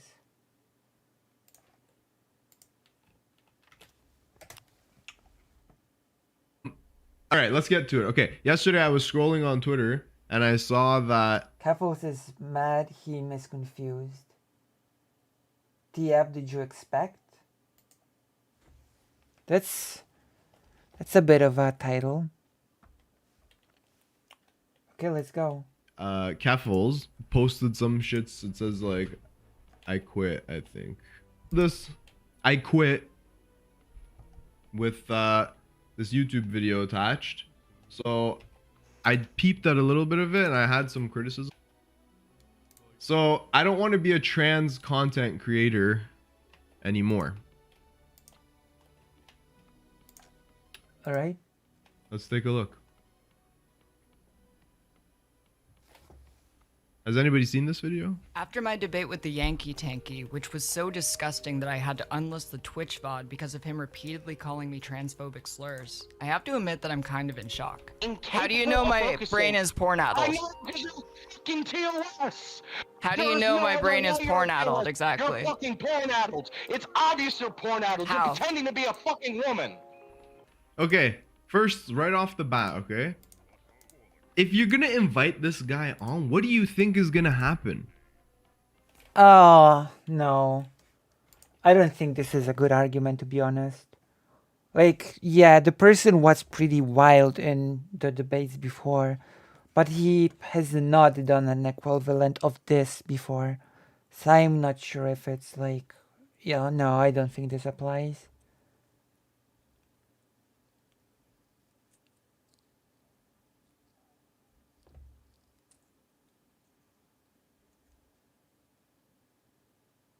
Like, no one expected this extreme behavior of Yankee Tanky, even if he was wild before. Yeah, I agree.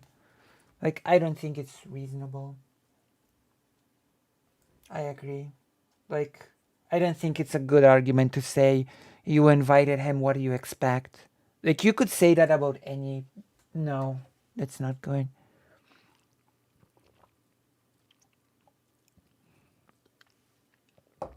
Yeah. Surely you've seen. I mean, listen. If you've never seen this guy before, I understand. But for people in the community, myself, Keffals, anybody who's a political-ish content creator. So he was confused about her having to delist the Twitch VOD while putting it up on YouTube. But she probably had to delist due to TOS on. Yeah. Right. Yeah. Okay. Yeah. Yeah. That makes sense. Would know that this is what you're getting when you're signing up to debate this guy. No, no. If you look at in the dictionary for unhinged, it's literally that's what it is. I don't agree. Like, this person has not given the indication that he would act quite like that. He didn't act like that with other people.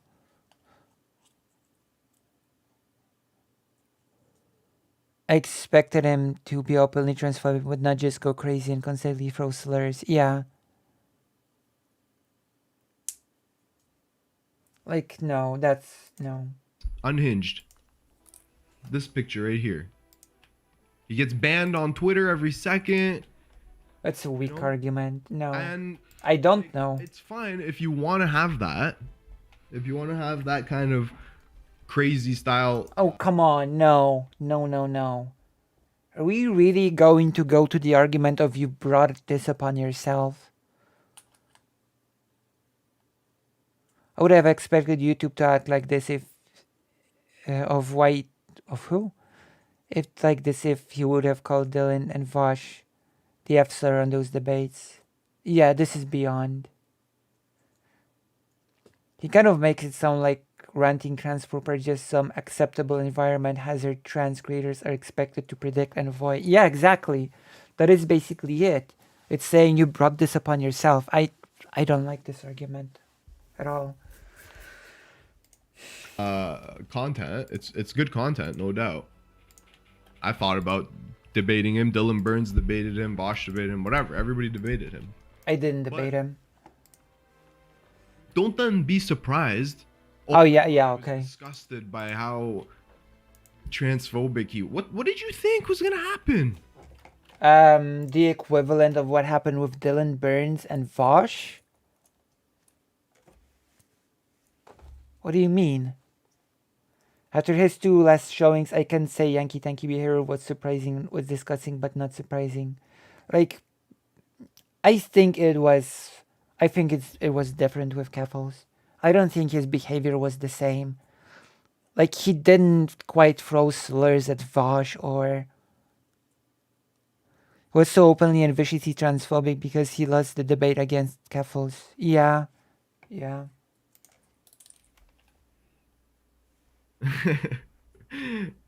think? Yeah, I think the Yankee Tanky. I was expecting to hear his thoughts on Marx, and the means of production. Like, come on, man. Now, let's fucking focus with your ADHD. How am I pretending to be a woman? Let's focus with your ADHD. I mean, I've been focusing. Brain. I've been asking you to explain focus. one You're concept. not focusing. Just one You're Marxist concept. On what I'm trying And you to can't fucking explain tell it. You know you don't know what it means, so you keep pivoting. Fucking TOS. You porn adult TOS. Shut the fuck up. No one cares. No one cares about what? Shut the fuck up, you porn adult brain. How am I porn addled? Shut the fuck up, porn adult. How? Now, Explain. shut the Like, hey,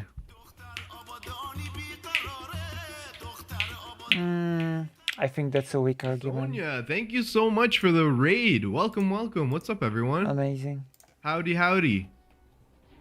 No, I think that's Welcome. I think You that's rated on a weak. good day, Zonia. We have a fucking today's content is just like that. Okay, great.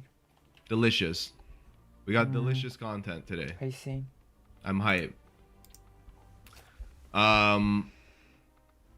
Welcome in Raiders. Don't forget to refresh to count as a viewer. Bro, who cares, Turtle?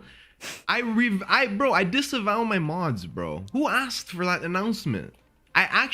Bro, Turtle. I actually hate when I go into streams. Thanks for supporting my son. And people fucking especially like, bro, I'm already have the partner check mark. What the hell else am I who cares, bro? Whether they count as a viewer, don't count as a viewer makes no difference to me, bro. It makes no difference. Okay. Wallahi, right now, if I was trying to accomplish, I need to hit partner, I need certain viewership, then yeah, sure. But I don't have that. Why don't people cut these things out of their videos? Like,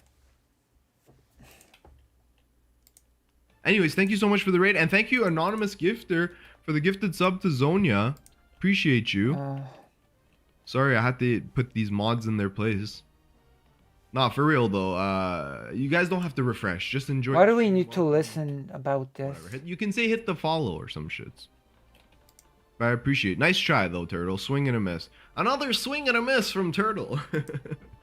Anyways, so we're watching this video about Keffals supposedly quitting. I'm not sure if you guys watched it or not. I have criticisms because you know what? Let's just watch it one more time from the top. Why not? Fuck it. We're 1 minute in. Let's get everybody caught up. Welcome everyone. Get comfy, get cozy, and if you don't know me, I'm Heem, and from time to time, between doing my PhD research, I like to stream. Why doesn't he have an editor though? With the Yankee tanky. Makes no sense not to have an editor. Unless the Twitch VOD because of him repeatedly calling me transphobic slurs. I have to admit that I'm kind of in shock. How do you know my brain is porn-addled? fucking TOS. How do you know my brain is porn-addled, exactly? You're fucking porn-addled. It's obvious you're porn-addled. You're pretending to be a fucking woman. Now, let's fucking focus with your ADHD. How am I pretending to be a woman? Let's focus with your ADHD. I mean, I've been focusing. Brain. I've been asking you to explain one concept. Just one Marxist concept. And you can't explain it. You know you don't know what it means, so you keep pivoting. Fucking TOS. You porn-addled TOS. Shut Thanks the for fuck following up my son. No one cares. No one cares about what? Shut the fuck up, you porn-addled brain. How am I porn-addled? Shut the fuck up, porn-addled. How? Now, explain. Shut the fuck up. Why are we watching it again? Now, I know that he has a history of being incredibly unhinged, and I'll put the link for our debate for my second channel in the description. So much to say, man. Like, first of all, again, as I mentioned before you guys arrived, this fucking idea that you're gonna invite Yankee Tanky on and it's gonna be anything other than absolutely unhinged is... That's not the point. That's not the You point. know what you're getting when you're debating. This guy was fucking used to debate people. I'm pretty sure he was... Listen, I don't want to slander him, but I'm 99% sure 99%. he was homeless at one point, debating people from a dumpster. That's He literally lived irrelevant. in a dumpster and would call into discords and debate. That is literally irrelevant, though. What does that have to do with anything? Like, that's irrelevant. People. That's irrelevant. That really is irrelevant. Hustle grind, bro. Even communists, tankies, disavow this guy. Like, seriously, Listen, if you all of this is irrelevant. If you even why a dumpster? I don't know why. That's a good question. If you even look at a thanks for the follow, by the way, Alice, sorry. If you even follow this guy for 2 seconds, you would know that like he's transphobic. He's fucking just he's bro. If it's just like it's like saying okay, listen, I hate to compare people to animals, okay? But if you go to like a pound and there's a dog there, and the dog is like has all kinds of issues and shit, and then you're like, oh, but I didn't know that it would actually eat my arm. It's like, well, what the fuck? Yeah, maybe did that. That's the first time he's ever eaten your arm, but like he's unpredictable. This painting a picture has a name. It's called Poisoning the Well. Just saying. We have a name for that sort of picture painting.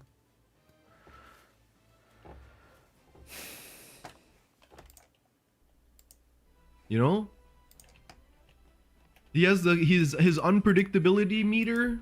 If he was a character in a video game, and unpredictability was one of the sliders, his shit would be pinned to the max. His unpredictability.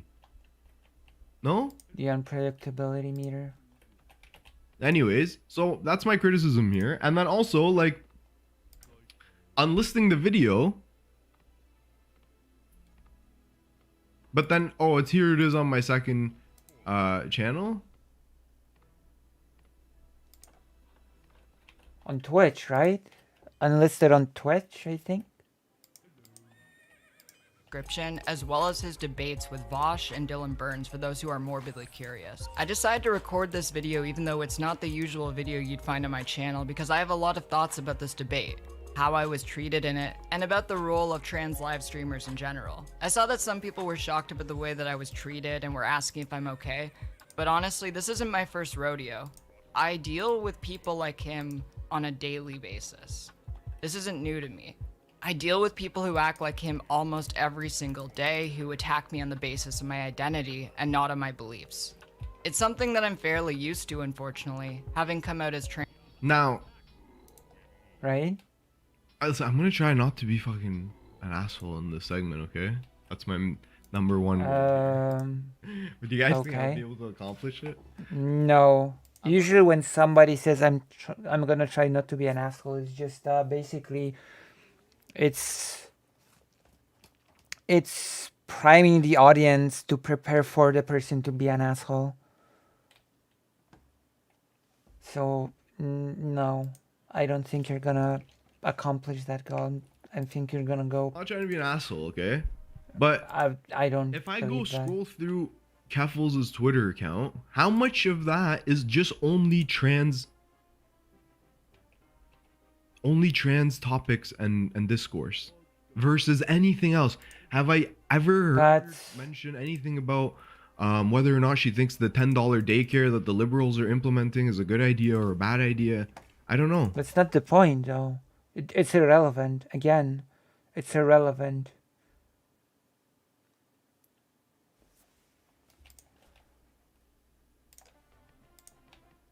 Is there much else? I don't know. So yeah, of course, that's going to be the main thing.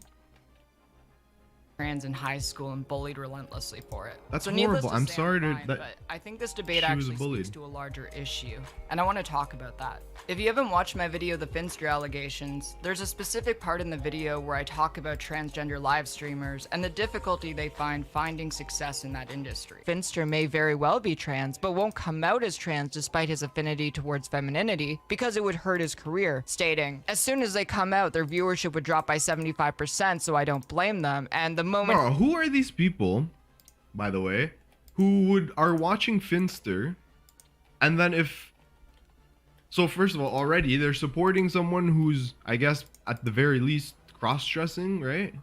I think. And then what do you mean? Comes out and says, "Oh, actually, I'm trans." What do you mean at the very least? Cross-dressing? It's not a line. It's not a RPG leveling line. On the level 0, you're no one, I guess. On level 1, you upgrade to a cross-dresser. You at least cross-dress, and then you level up to being trans. That's not how that works. the type of phrasing that I'm entirely okay with. They're watching a person that is at the very least. They're only 75% of the people are gonna leave? For what reason?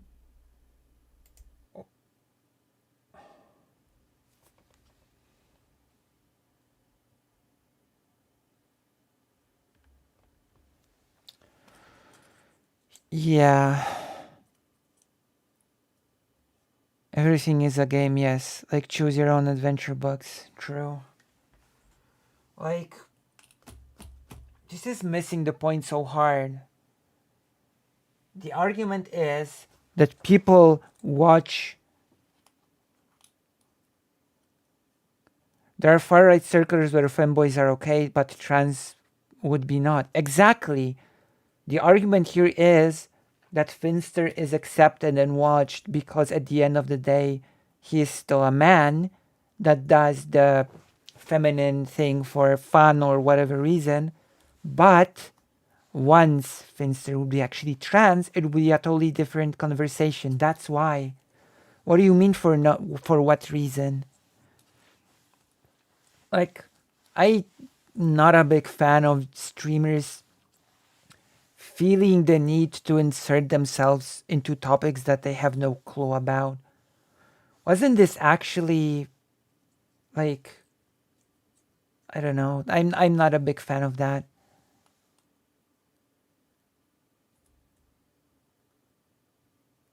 I don't know. Him is just being this Abe Simpson meme, old man arguing, angrily screaming at Cloud. Yeah, yeah. I swear to God, am I out of the? I feel like an old man yelling at a cloud and shit. Yeah. You well said. Someone just pointed it out in this chat and now you say it yourself. Now Finn's audience is very transpositive, so like there is a point there. It won't be a far right audience that is okay with femboys but not trans people. He won't lose audience due to that. If you're already supportive of a streamer who's cross-dressing, wouldn't you continue to support that streamer if they say, "Oh, actually, upon further introspection, that does not follow." No. What would be the reason to stop? That actually does not follow as a logic. Like Carrasco has pointed out why. It does not follow. I want to talk to the 75% of the moment he comes out, he's just a trans girl streamer and no longer has the femboy gimmick. What? It does not follow. Being trans is not just a level up. A bit, yeah. A bit. Because your logic comes from thinking that being trans is basically just a level up from being a crossdresser. Which is... okay. Those are two different things. I'm sorry.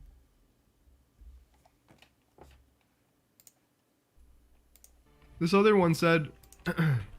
As soon as they come out, their viewership would drop by 75%. I don't blame them. I don't get it, honestly. Maybe if you're watching this later in the YouTube comments, if you can come up with a reason or something, I'd love to hear it. out, their viewership would drop by 75%, so I don't blame them. And the moment he comes out, he's just a trans girl streamer and no longer has the femboy gimmick. Sadly, he's incentivized to just be as close to the line as possible. And while there are many notable success stories of larger trans creators on YouTube, such as ContraPoints, PhilosophyTube, Nikki Tutorials, and Nikita Dragoon, the same level of success has not been seen on live streaming platforms such as Twitch. To my knowledge, the largest transgender live streamer is Umbra, a Dead by Daylight streamer who averages around 1,000 viewers per stream, putting her nowhere near the top of live streamers on the platform. The disparity between notoriety and popularity of transgender live streamers can be seen nowhere more clear than in Finster's close friend Maoriza, a transgender TikToker, live streamer, and OnlyFans model who, despite having a combined 451,000 followers on all her platforms and hanging out with massively popular creators, has never averaged more than 490 concurrent viewers except for March 2021. I don't know. She was put on the front page of Twitch. I personally think that this video is making a good point. Let's reverse this. A masculine presenting lesbian is not treated the same way as a trans man. And we can see that directly among terrorists, for example. Yeah, exactly, Karasu, yeah. Highlighting this isn't meant to be an attack on Maoriza, as much as it is meant to show how even some of the most successful trans live streamers on Twitch struggle to obtain the same levels of success on the platform as their peers, even when everything else is working in their favor to bring in a similar level. I wonder how they compare to like women. First of all, there's way less. I would assume that there's way less trans streamers than Tiny F. No shot. Bro, I don't F around these parts.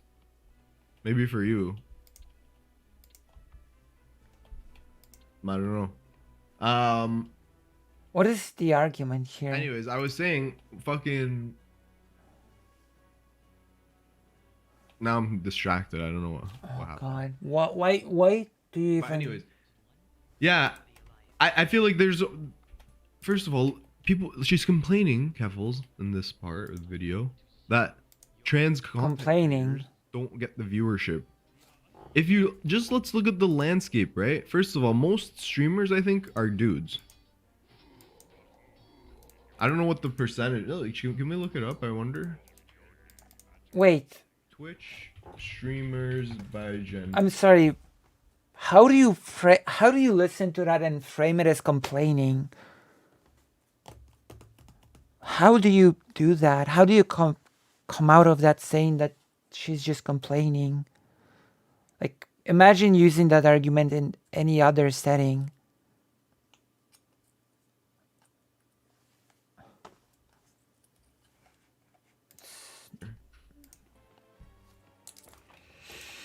I don't appreciate the framing here, to be honest. In 2022, 78.4% of Twitch users are male. Why did he even cover this? I have no idea. Like, I don't know.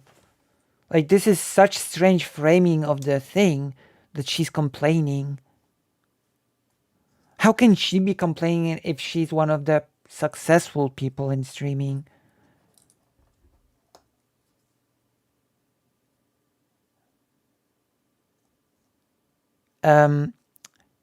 It cannot actually be turned around on me.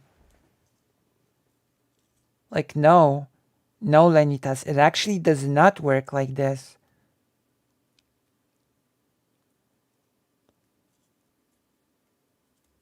Like, I'm covering this because it actually directly affects me as a subject. Literally. I'm a trans streamer. And him has criticism of Keffals, the trans streamer, complaining about trans streamers not being big. The topic directly refers to me. And him just like... Yeah, sure. I'm curious why he selected to weigh in on this subject or on this side. Yeah, yeah. Like, just because you're a streamer, it doesn't follow that you need to react and have an opinion on everything every time, even if you're not really plugged into the thing. Wasn't that President Sunday's criticism of him, or was it, like, I don't know. Am I wrong? Didn't President Sunday say something like that about him? That he just inserts himself on topic that he doesn't know anything about? Wasn't that basically Prison Sunday's main criticism of him?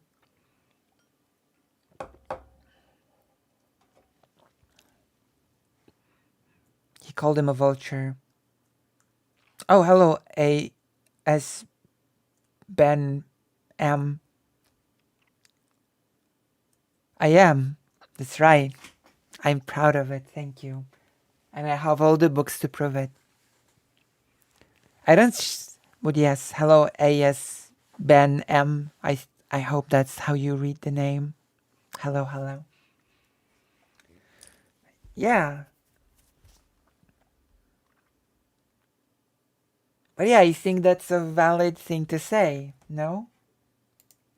That it's not really good to insert yourselves on topic that you don't know anything about, right?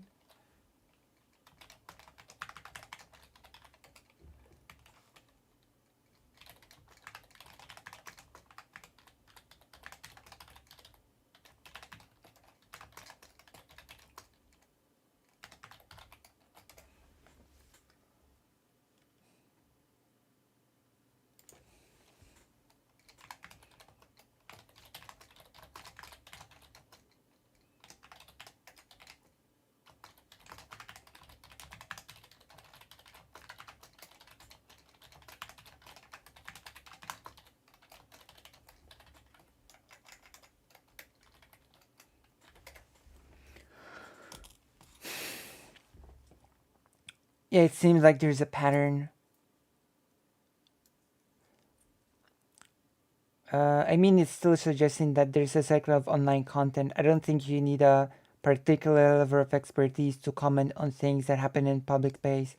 I don't agree with the critique of why are you covering it. It's current event. People cover current events. Yeah, but and here's the problem. Here's the caveat, right? Here's the caveat that we should take into consideration. Yes, there is a cycle of online events. Yes, anybody can cover anything, but if someone who has nothing to do with the subject, no knowledge of the subject, no stake in the subject, and no real care for the subject will cover the subject, then the level of the coverage of the subject will probably reflect it. And I think it's okay to point it out, even if it means asking, why did you even choose to cover this? If that makes sense. Yeah, sure. Everybody has the ability to cover or do anything.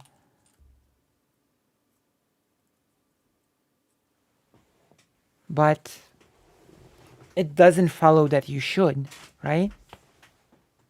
There are things that I didn't follow. There were things that I didn't really cover or follow, even though there were big current things. I didn't do much of the Illuminati thing, even though it was a big current thing. Because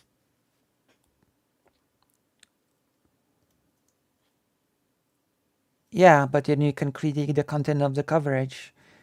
Like, yeah, but just as when you say that a thing is better, it means it's better for you.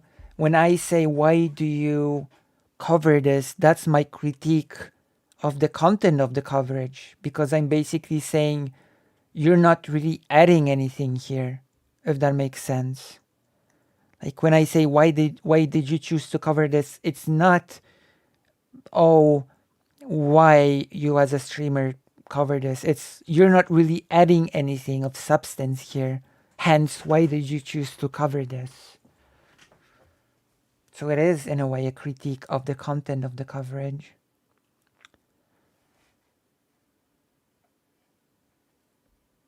I think. No? Let's go. Let's continue. I would suggest changing to that phrasing though. That might be fair. Yeah, that might be fair. That might be a good idea. In my opinion, him shouldn't have covered this topic with a lot more hands-off. Wait. I think, in my opinion, him should have covered this topic with a lot more hands-off approach, making it clear that being a lot more lenient with Keffals because he has a lot less knowledge, experience, and personal investment in regards to the topic at hand. Because why are you covering this sounds similar to stay in your lane. I'm not sure I even agree with that, to be honest.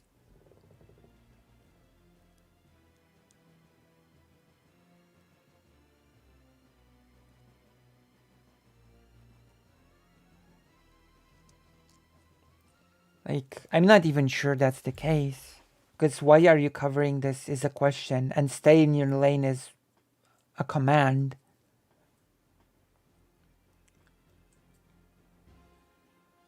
It's weird that Heem's biggest takeaway from this is that it's Keffals' fault for what happened to her.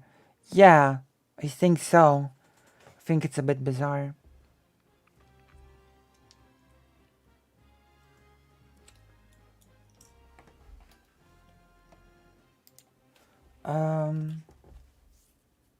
But yeah, I will clarify that I do not mean to say that Heem should stay in his quote-unquote lane. That's not my... Such destruction was not my intention. No, sorry, I'm sorry. I messed up the quote. It's such devastation was not my intention. Here we go. Such devastation was not my intention. Still full the implication of why are you covering this is you shouldn't be covering this. I mean, it sort of is though. If you're not adding anything to the subject, then I think you shouldn't be covering it.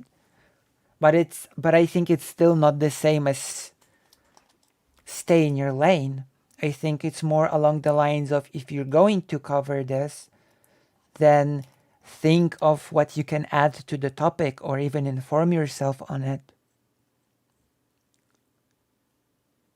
Basically what fake Alec Kyle Parker says in a fewer words below. Personally, I just think it's him. You're making the same mistake as I did. Him should have been careful with covering topics like this.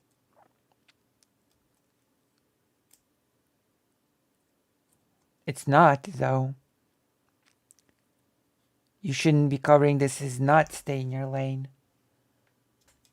It's not exactly that. It's different.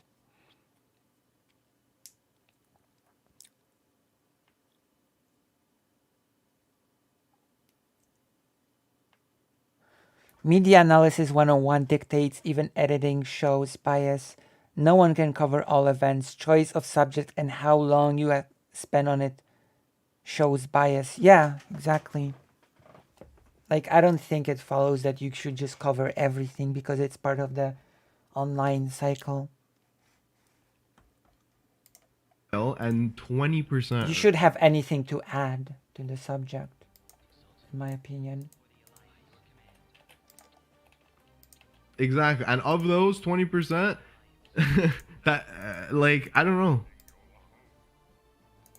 Whether this is streamers or viewers, either way, this is staggering numbers. Staggering. And then imagine to be a trans content creator is going to be even less. That's a good point, fake Alec Kyle Parker. So of course, you're not going to have, unless they're a unicorn, like, you know, a rare exception, you're not going to have, it's going to be hard to have one break into that big streamer category. It's like being like, how many crazy successful Iranian streamers are there? I mean, I guess Trainwrecks, I'm pretty sure is Iranian, but okay, never mind. Maybe that's not a good point.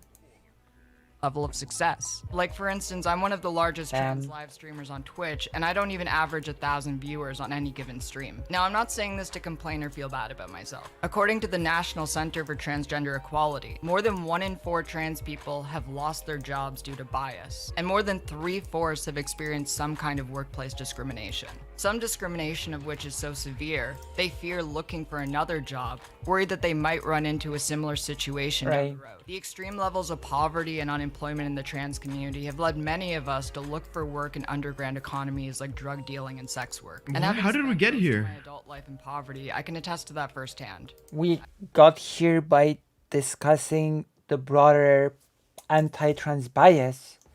That's how we got here. That is how we got here. I've worked as an escort and I've worked. Bro, listen, I don't know, again, I'm a fucking he, him, cis, het, but if you're a trans person, try your best to save up money and go somewhere that's trans friendly. Wait, but what does trans friendly mean? Like, how do you decide if a place is trans friendly? Like, I'm gonna be quite honest. Just because a place has more trans friendly laws, it doesn't follow that you won't still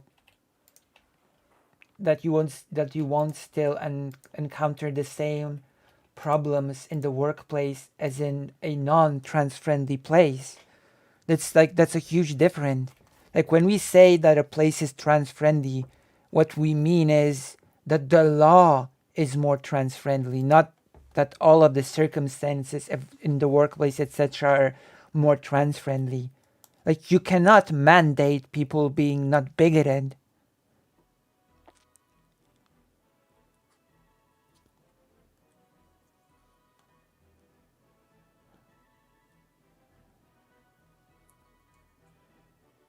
Got here because Keffals is saying she's not complaining about her current situation.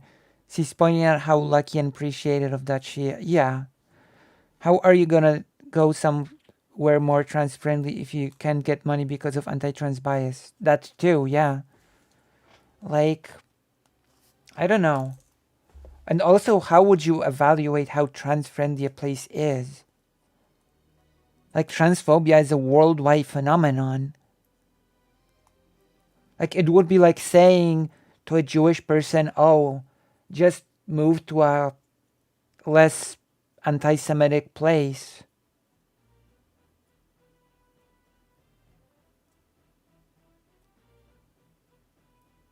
Yeah, the North during the Jim Crow era was more black-friendly, quote-unquote, laws, but they still had segregation. Yeah. Yeah, fake Alcohol Parker. That's what I called in about on him's stream. Like, it's easier said than done. Seriously. If you live in a conservative place, fuck that. Bro, I used to live in a very white, racist area. I couldn't fucking wait to get out.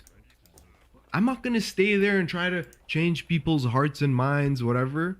Get out, get out. Go and live. Get out where? Where? Somewhere where you're loved and accepted. Here in Toronto.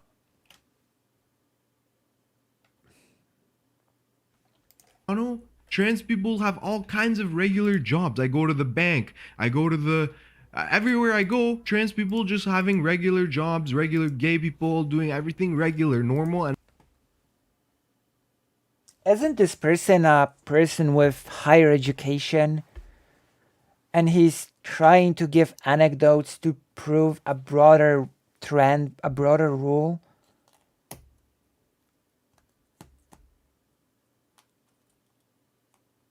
There's no discrimination in hiring against people of color. I see people of color students all of the time. Like that's... The North still had segregation and a lot of racism sometimes in spite of the laws. But I'm me and love me more than I love you, so I think I'm cooler and choose to believe I said that first. Like this is such a strange argument to make. Like, trans people don't meet with discrimination at jobs. I saw so many trans people that have jobs.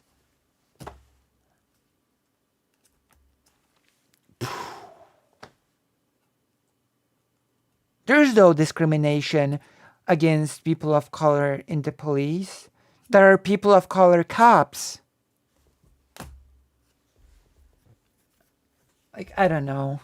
It's extremely weak logic.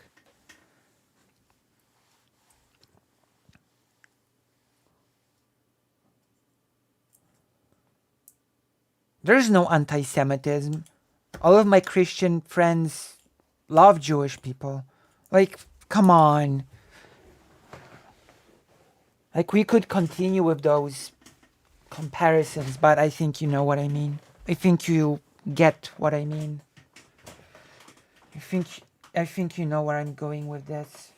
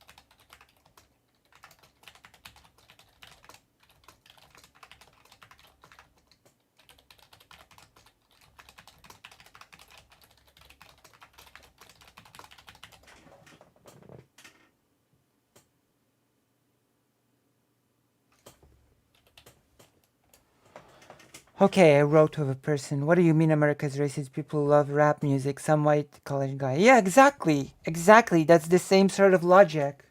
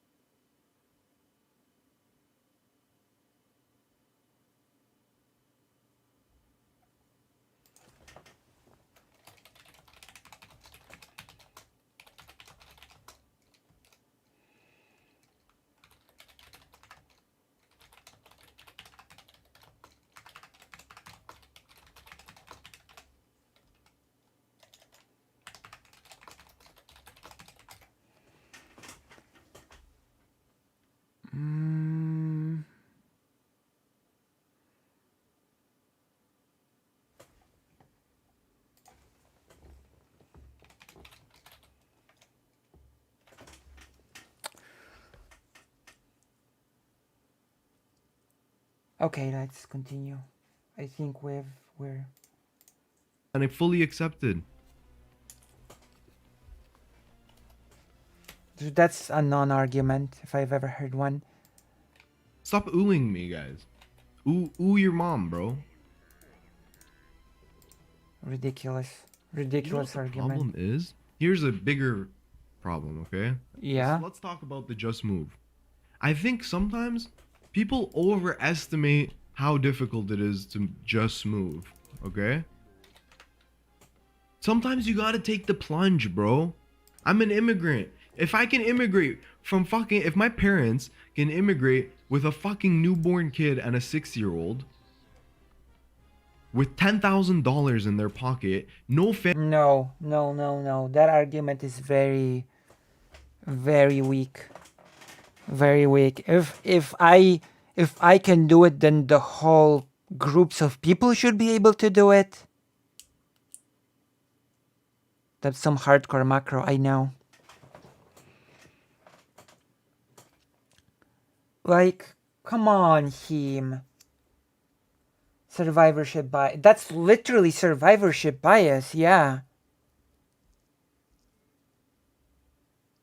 Like, this is just silly. Come on.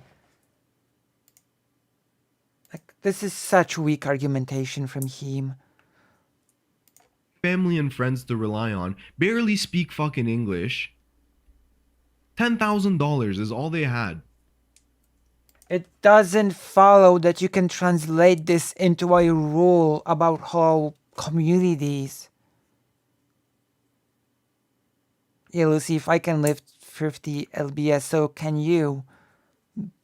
Basically, almost that sort of logic.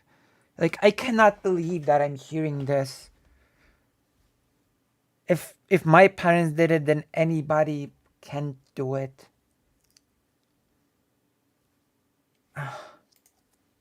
And they were able to fucking take the plunge and say, you know what? We'll fucking figure it out. Let's just go somewhere where we're not fucking persecuted. My dad was a doctor, Addy, but he just finished his residency and had only been a doctor for like 4 years or 5. Only for 4 or 5 years. So the father had studies, residency, and 4 years of experience. Like, it wasn't just a degree. It was residency plus 4 years of being a doctor. Come on. It wasn't just a degree. It was degree plus 4 years of experience in the field. Come on. After residency, which technically speaking also is experience, by the way. Like, come on. And it was $10,000 30 years ago, not today. Good point. Yeah. Like, this is weak.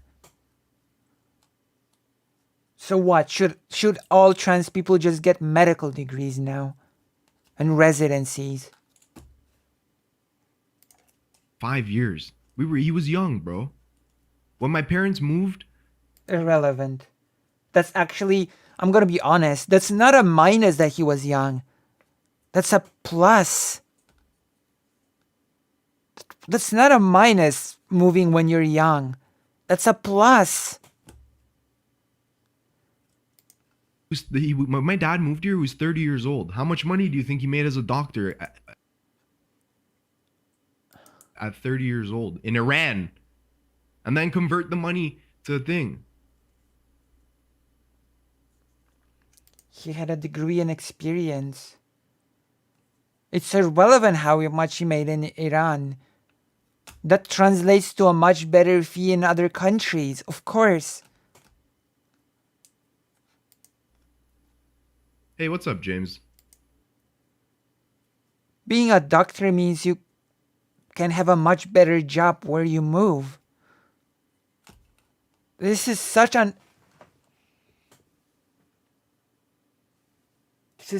incompatible example with most people's experience that it's not even funny.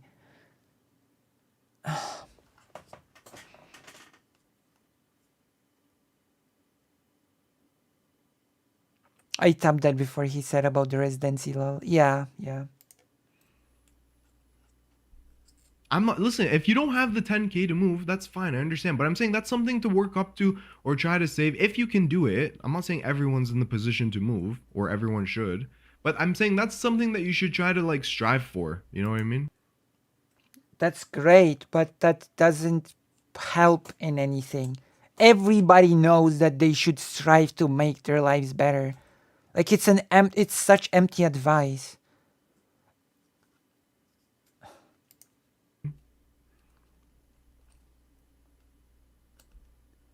Like, you think people don't know that?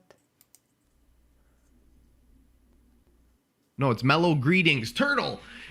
Bro, Turtle, where's Sen? Usually I yell at Sen like this, but today you're just off your game, bro. It's mellow greetings, not mellow morning.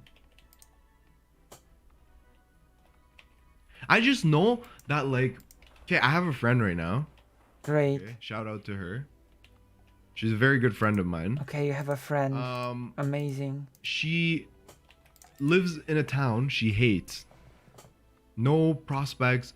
Her friends are all her old friends. They all did fucking coke 24/7. She's over it and wants a fresh start. But she's too afraid to take the plunge to come, even though Not everything's just a. Are you seriously making an argument that everybody just has the means to do it but is afraid of the plunge? That is such out of touch. Okay. I told her like, yo, if you come here, you can get a job. Also, a doctorate is basically a guarantee most countries will grant you permit of citizenship. This would not even apply to most or other Iranians, much less refugees. True. At fucking a restaurant, you can serve. She has serving experience. I'm like, you can make money, and I have friends who are making $6,000 a month just serving 4 days a week. I lay out the whole like situation, but she's too afraid to take the plunge. Not Back every. yourself sometimes. He's literally saying it. He's literally saying that everybody basically is just afraid of the plunge, which is not true. Come on. It's silly. You know? No, I don't know. Just do it, bro. Just This do. stream Oh, is not sponsored by Nike, but if it was, I would. I'll just do it. Okay, Allah, you just do it. Anyways, I digress. just do it.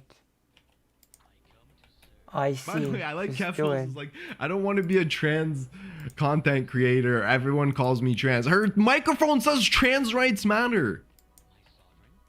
Bro, if I hang an Iran flag, That's not the point. Oh my god.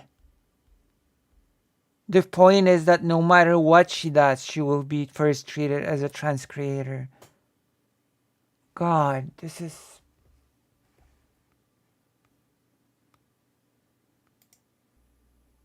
look. Look. Bro, if I fucking hang this in my backdrop. That was almost a Polish Italy flag. that we had from the Euros. Piccolina's like, we have to get an Italy flag. It's actually this way. But if I had an Iran flag on the background like this, okay, and people come in and tell me, yo, Iran this, Iran that, Iran this, Iran that, Iran this, Iran that, I would tell them, yeah, I understand why you're fucking bringing up the fact that I'm Persian. Yeah, but the thing that Keffals is saying, you don't need to have the trans flag as a content creator to have this response. All you need to do is exist as a trans person. You existing is the trans flag. That is the point. Your very existence is like putting the flag behind you. That is the point being made. I'm really sad that as a doctor or future doctor you seem to be unable to grasp this.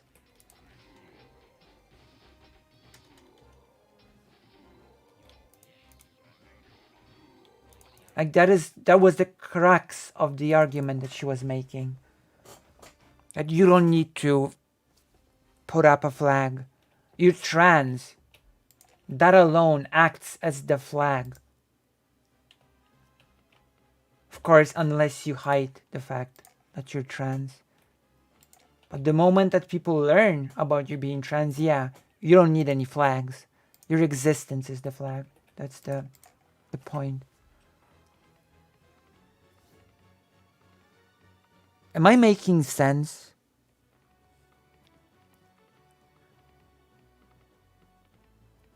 I'm proud Mexican American, but I get anyone pissed depressed when people see me as Mexican in a nice suit instead of a guy in a suit.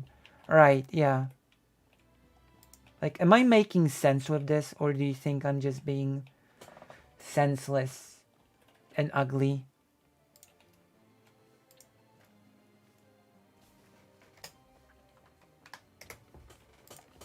My goodness. Okay, let's continue. Like, I'm being a bit annoyed with this argument. If I'm putting it like this, front and center. Hey everyone, good morning. Good morning everyone, how we doing today? Sick. Hey everyone. Hope everyone's having a good stream today. Like this, wear it as a hijab and shit. Like, if I take my HRT pill on stream, is it the equivalent of me putting up a flag? Serious question. If I take, even without saying anything, if I take this and take this on the stream, is it me putting up a flag? I don't think it is, but what would him say?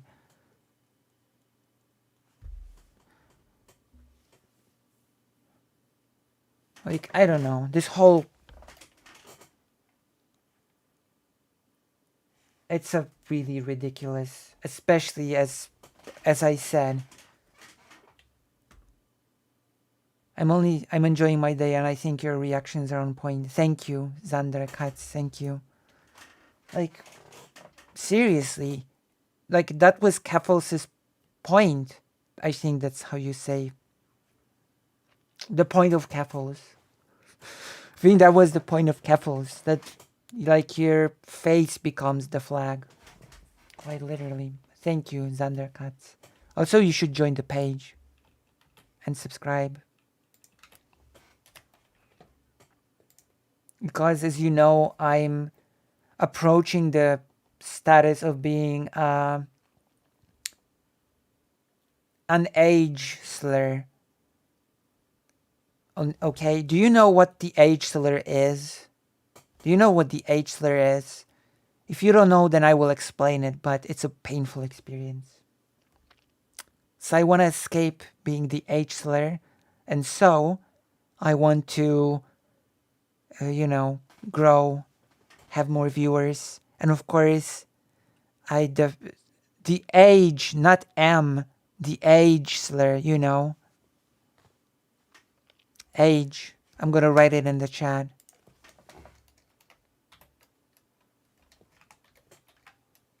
Age slur. So if you don't know what it is, I will explain it briefly.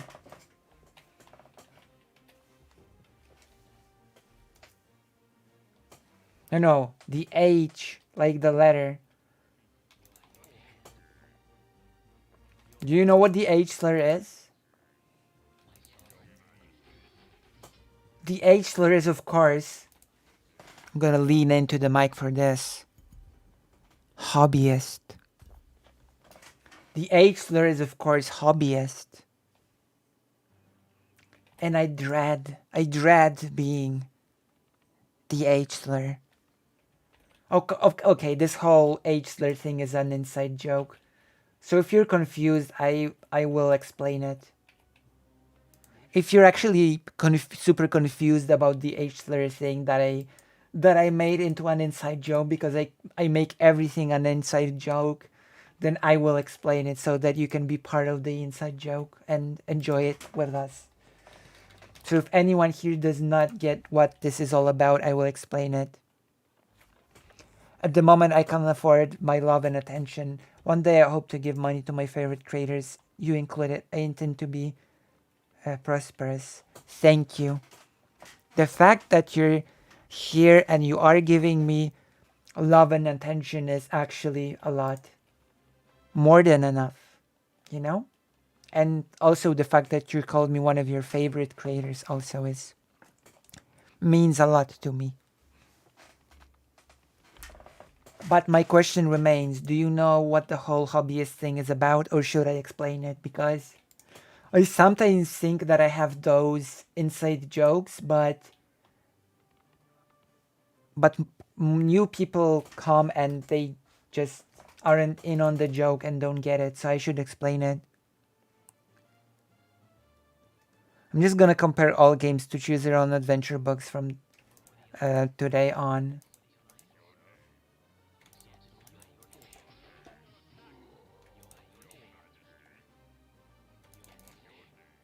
I don't think you can compare all games to choose your own adventure, to choose your own adventure books, because some games unironically have less choice than those.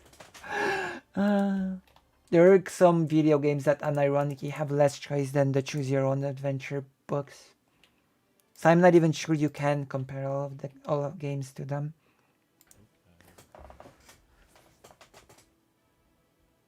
But yes, going back to the thing, do you or do you not know what the whole hobbyist thing is about? Because again, if you don't, I will explain it.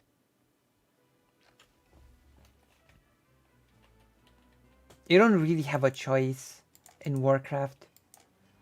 If you had a choice, then you could just choose to give up and, I don't know, join the Horde. We want to join the Horde.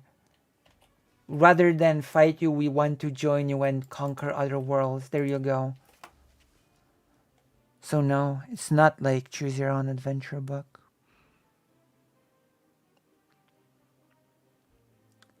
Thank you. I hope my love and attention will boost you and your content. Tell us everything.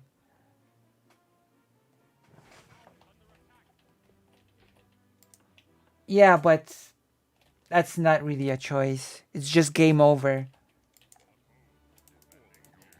Giving up is just game over, so it's not really a choice. It is a choice, but it's like, whatever. You can choose to give up in everything. You can choose to, like, I don't know. It doesn't count as a choice.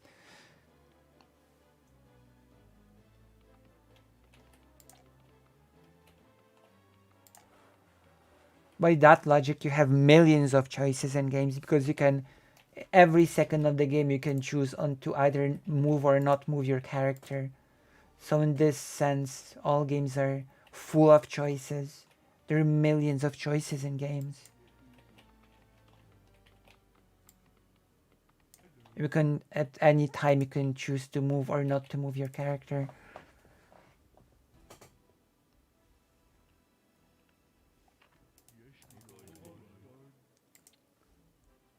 But yes, I will explain the thing. I'll explain the thing. Are you familiar with a content creator called Smith?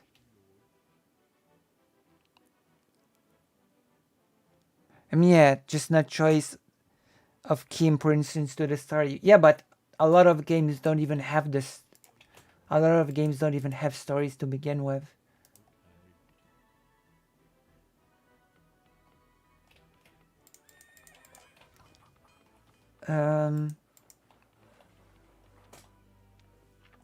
So Smith.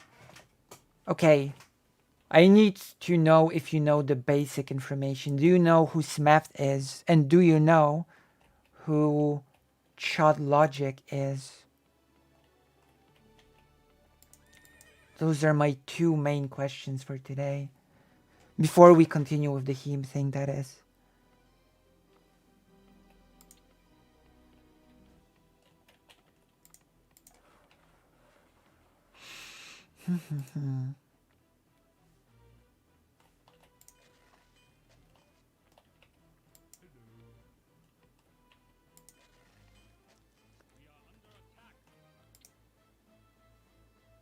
One moment, I'm under attack.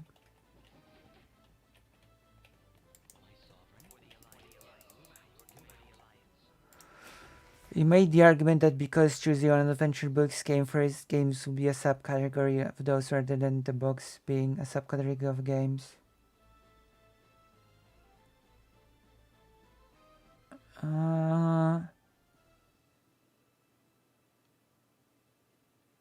No, that's not exactly the argument that I was making, no. Because games are not books, so games cannot be subcategories of books.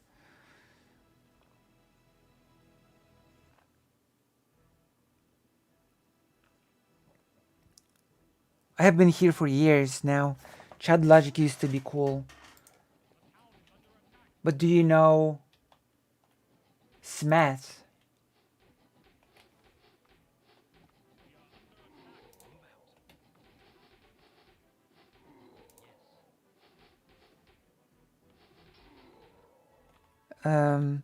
Then he started hanging out with Mr. Grill. Mr. Grill. With Mr. Grill. He hang out with Mr. Grill. But yes, Smeth. Smeth is a... Well, you've mentioned the main necessary actor. Smeth is an orbiter of Mr. Girl. Smeth is a self-proclaimed orbiter of Mr. Girl who is often on his shows. A small streamer who often has only a few viewers. And so Chud Logic basically called him a hobbyist. And Smith became really angry about it, and they had a whole debate about the insult and the bigotry of calling someone a hobbyist. And so, upon witnessing the debate and the whole discussion, I have coined the term the H slur. And that there's no worse fate than being the H slur hobbyist.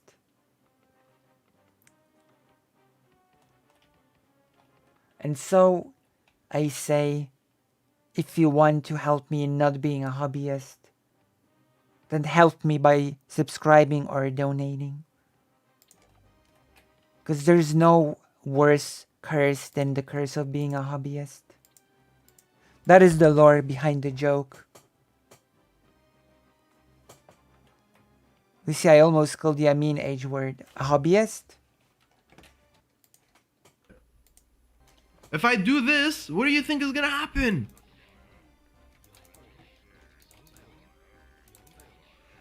Obviously, bro. Obvious. This should be 2 + 2 shit. I don't even know why. I don't know. This is such weak argumentation from him that I'm embarrassed. This isn't even a title thing, silly gats. This is a... Let's keep going. You'll see. As a porn model in order to pay the bills. I never did this because I wanted to, but because I lived in poverty. And trans people are as fetishized as they are demonized. And there's no shortage of work selling your body when you're trans. This is unfortunately the reality that far too many in the trans community face. Despite that, I've reached the top 1% of the platform, and I've made a career living comfortably doing something that I love. The position I'm in is incredibly privileged. I mean, listen, if you make 100K last year, obviously it's living nice. Extraordinarily lucky to have been able to escape poverty, especially knowing that My Patreon only brought in $2,000 last year, which... Thank you guys so much, by the way, whoever subscribed to my Patreon. that's so I really dislike this weak line of argumentation from him. I formed a community. Bro, I should make a video about how difficult it is to make money as a Middle Eastern. Another mean age word. And how these white viewers don't cough up the money for a brown streamer like me. They can't relate as much to me. And like I should make a video like that. I should do that. Maybe fucking put out like a GoFundMe or something. Community that I love very much, and I'm very proud of all of the things that we've been through and achieved over the last 15 months. Mr. Gill thinks it's normal to want to... yeah. When you're much older, his mother admitted to being attracted to him. He's also extremely abusive, and there's a video evidence. Yeah. Yeah, there's a whole thing about Mr. I mean, there's a reason why he was banned from everything, basically. And I really have respect for Aiko Rules and Merrick for basically calling Mr. Girl what he is, and for debating people about their weird acceptance of Mr. Girl. Well, it's harder to relate to streamers who aren't like you. But I've thought about this debate a lot, and it really made me think deeply about how trans people are treated in this industry. I've seen a lot of conservatives say that they find trans people to be insufferable because they seemingly only talk about being trans and they can only relate to the world through their own personal experiences and the struggles that they go through. This is, of course, an incredibly ignorant point of view, but I think there's actually something to be said about it. Because having done this debate, I realized something. In my debate with the Yankee Tanky, the topic was Bro, on... I can't imagine that I would go to a debate with Yankee Tanky and come out realizing anything. Anything. Interesting. That is an interesting point of view. What the hell could you possibly come out of a debate with Yankee Tanky realizing? I mean, nothing. She's literally saying what she's realizing. Oh, I had a revelation when I debated the Yankee Tanky. Yes. On Marxist theory. Yes. History and politics. I'm sorry. I'm sorry. This is a stupid point. This is an outright stupid point. Yeah, just because you cannot learn anything related to Yankee Tanky directly from the debate, it doesn't mean that there is not a broader point to be learned. Like what Keffals is saying, that Yankee Tanky is a very extreme example of a broader trend. Like, this is so stupid. Isn't he supposed to be like a medical student or have a degree? By the way, the reason Keffals went on to debate Yankee Tanky is because Keffals actually knows the Marxist literature better. Yeah, like,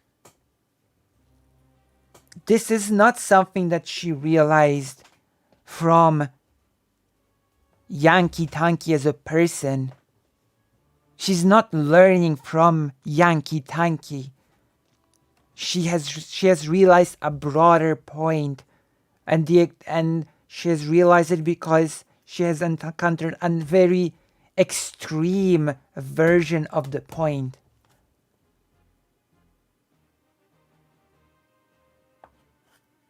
By the way, and thus she probably expected that she can run circles around, which she did, until the transphobia had been dominant argument and occupied most of the convo. Yeah, exactly. Like I don't know what to say about this argument. It's nothing. It's a silly argument. Yeah, of course, that you can notice broader trends even with someone like Yankee Tanky. Yeah, of course.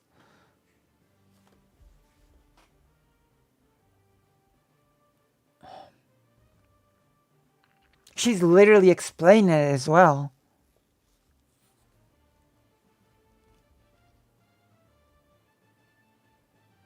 Like, this person is supposed to be smart, but he sure as hell is not showing it here. Keffals Anna Relicki has been a great actor here, way better than some of her more drama baiting debate stuff months ago.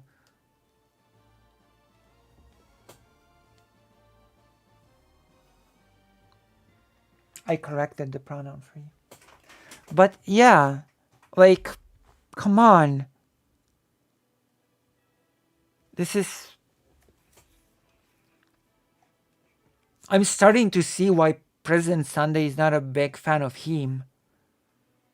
Like, I genuinely am starting to see it now.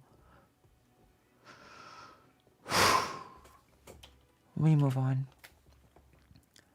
You could also have a revelation that people like Yankee Tanky are commies and are actually fascist. Yeah, of course.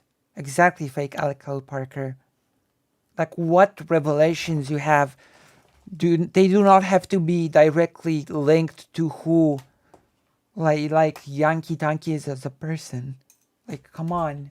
It's... To borrow Hume's lexicon, it should be 2+2 stuff.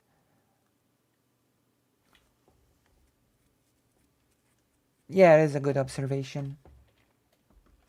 Which is why Lenny Tas has said that the community of gigglers is a good community.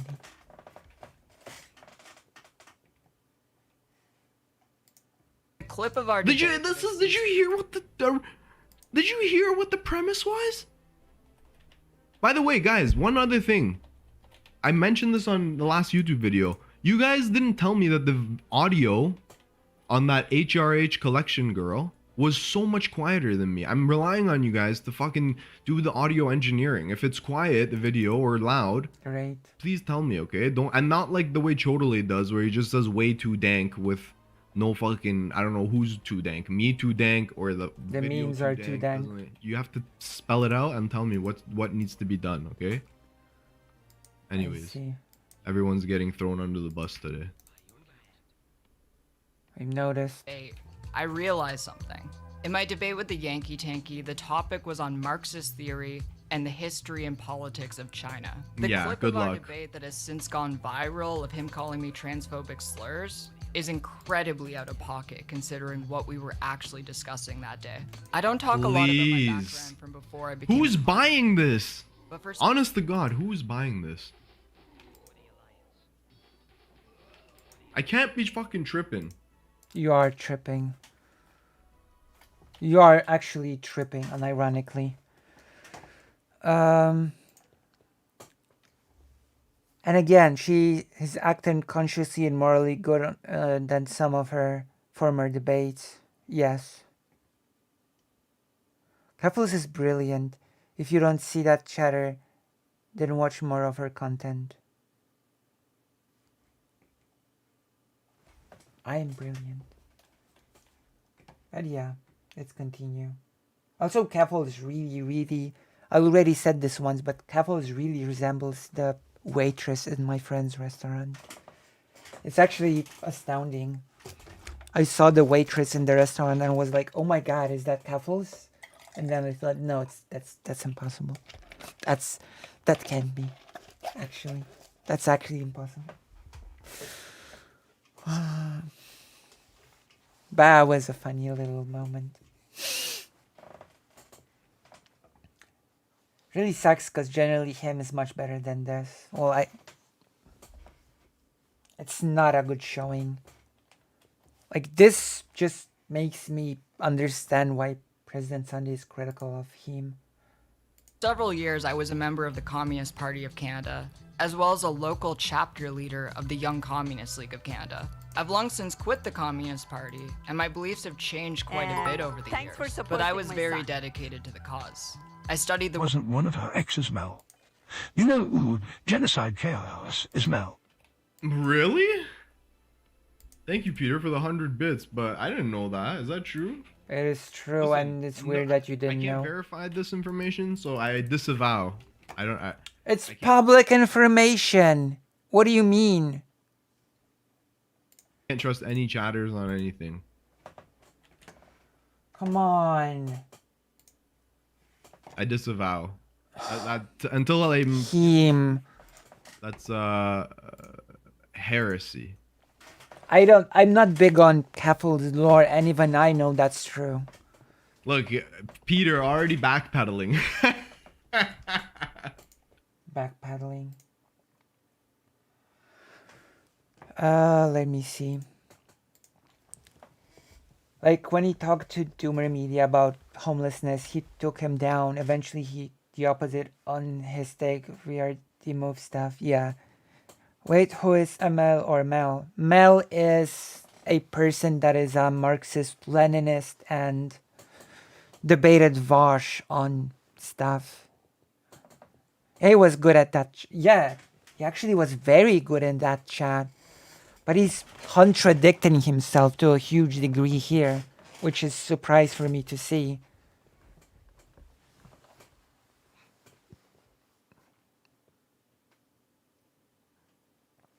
Mel is still, right now, the Marxist-Leninist girl who debated Vosh. I'm not sure what she's up to right now, as in these days. I only knew about that because Keffals reacted to Vosh's debate with Mel recently. Oh, is that so? Okay, I have to go to the toilet real quick again because I seem to be in the need of going to the toilet quite regularly recently, but... Oh, she goes by Mel. Chaos Mel. Literally. She goes by Mel. I don't think she changed the name. I think she still goes by Mel. Okay, BRB. Be right back. So don't go anywhere. And get more people in here. Of course.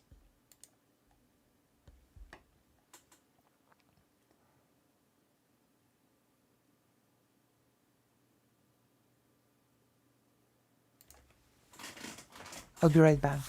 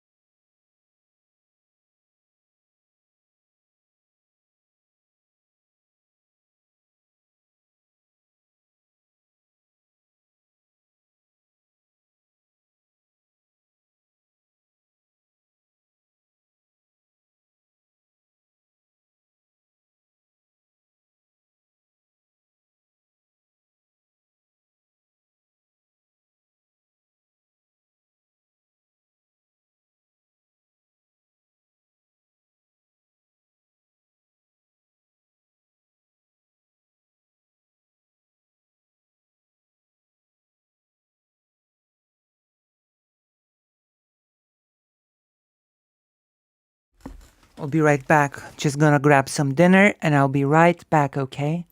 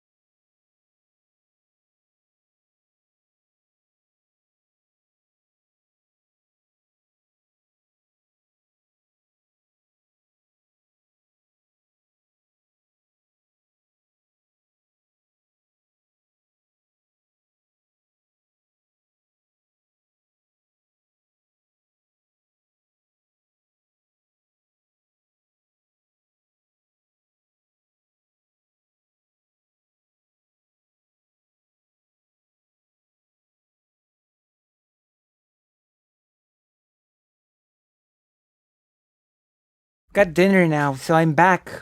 I'm back with. Oh my god, half the audience left. Half the audience did not have the patience to wait for me and the dinner. My goodness. Oh my goodness. What is this book? Oh, a really good one. Okay, let me. Giggle Chat is Hive Mind. I mean, what name is she going by? Is this supposed to be a point against Keffals? Is this an implication that Keffals agrees with her ex? Because she doesn't. Well, to be fair, him did not exactly make any implications. Hobby is like you knows now.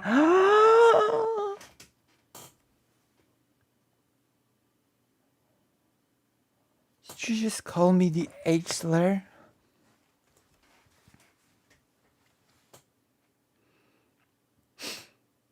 I would think that you would have some things you disagree with someone if you broke up with them.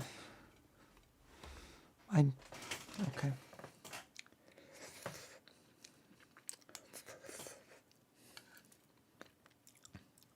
You'll excuse me that I'm gonna be a bit lower energy now since I've been called the H slur.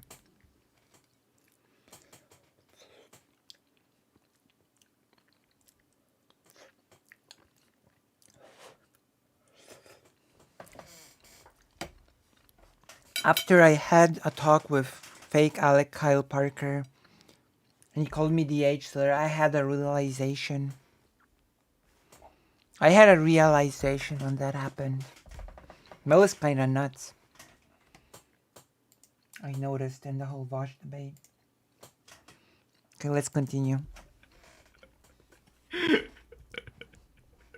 Works of Marx and Lenin and many other revolutionary and communist scholars. Went to Communist Party schools and other events and represented. We agreed to have it tomorrow. Tomorrow is still this month. Oh my gosh.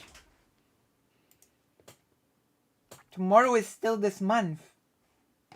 It's today, Thursday. Today is raid day. My hometown at the Communist Party Central Convention in 2019, and I met people from all around the world who had been involved in communist organizations in their home country. I met people who fled to Canada to escape political persecution for their role in communist guerrilla movements in Latin America, and I was friends with the son of the commander of the Mackenzie Papineau Battalion, which sent over 1,200 Canadians, mostly communists. Hey, was that sound from him saying? It's true, we're talking tomorrow. To fight against fascism in Spain. I also represented the Communist Party of Ontario as a candidate in the 2018 Ontario provincial elections, as well as representing the Communist Party of Canada in federal elections in 2019. This is my political background, for better or worse. It's something that was my entire life at one point, but over the years I became disillusioned with many aspects of it. Despite being arguably the most well-equipped person in the political live streaming scene in order to have a debate about these topics, the Yankee Tanky kept trying to pivot the conversation to trans issues. That's when I realized that he never actually wanted to have a debate about any of the topics. Who's buying this? Debating, please. And instead used me as a stand-in for the entire trans community. Who's buying honest, this? That got under my skin Buying what? more than any of the slurs he said, more than getting dead named, or any of the other bigoted things he said during our debate. Too often, trans creators, whether it be on Twitch or YouTube, are seen as trans first and creators second. The expectation is that they represent— Bro, who is buying this? Is there even one person watching right now that is buying this? Yeah, I'm buying this. Oh, I was in shock and awe. If I invite Yankee Tanky on to have a debate about capitalism versus socialism, I think this person is missing the point once again. The point is not about Yankee Tanky. Yankee Tanky is just an extreme example of what she's talking about. This is just ridiculous. Yeah, I'm buying it. Here we go. Him. I am buying it. And I'm open to talk to you about it. I'm ready for another hot debate. After the hottest debate of the mall with Lenitas about video games.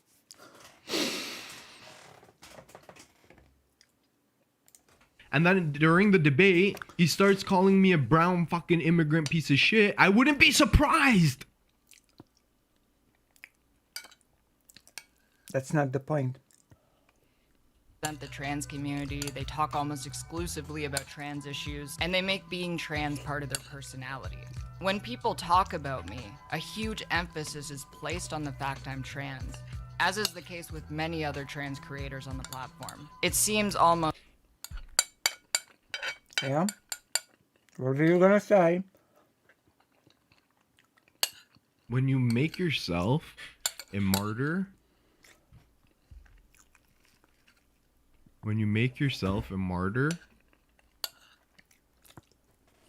you can't then be surprised that people discuss your martyrdom.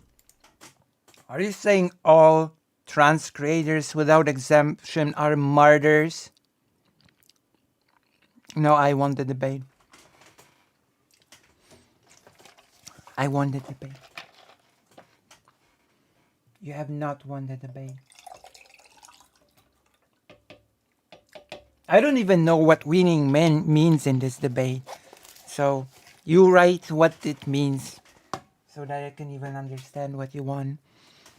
Maybe I will agree that you won. Maybe I'll agree. Maybe I will post it as a segment and call Lucy Gets Destroyed in a debate. Which actually, the more I think about it, the more of a good idea it feels in my mind to do. Lucy gets wrecked by Giggler, Chatter. Lucy gets destroyed. And then I'm gonna make a face for the thumbnail.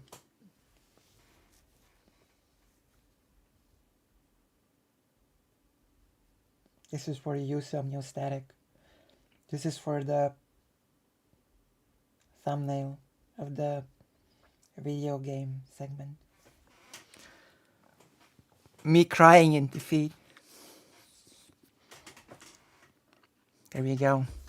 We have our segment. But, alas, the pleasant things, the pleasant things are about to end and we're going back to the heme thing.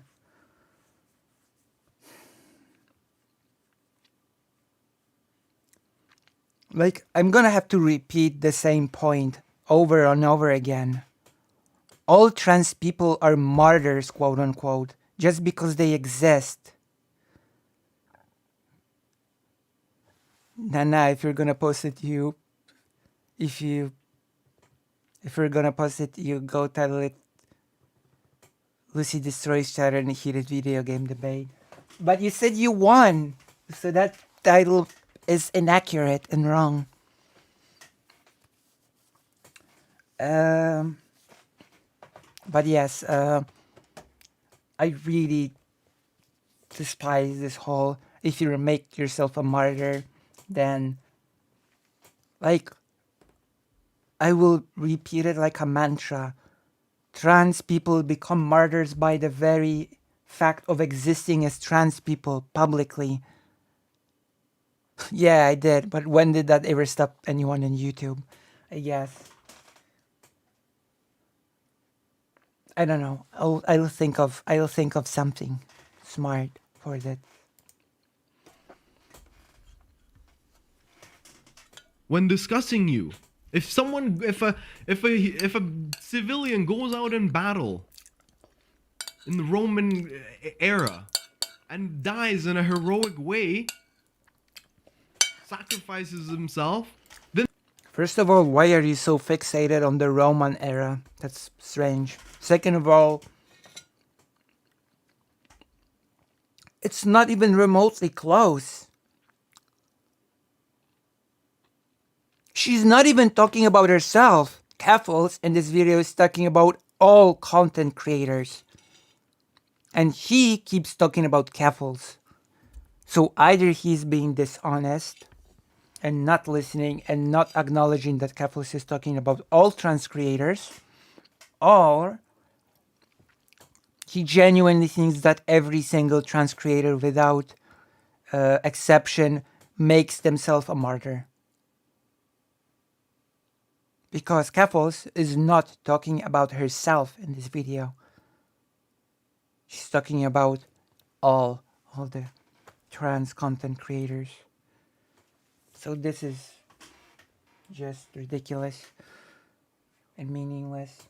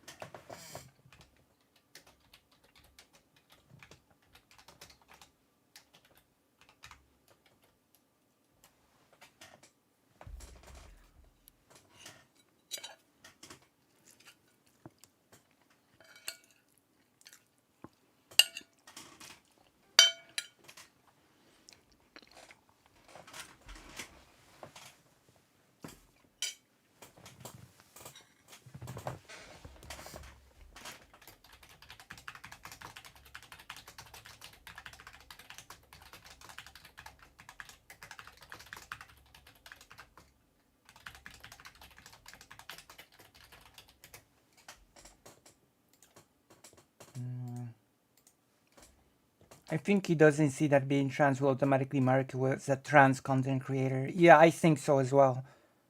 I think so too. Yeah. I think he doesn't see that and he's just missing the point. Yeah, I guess, yeah.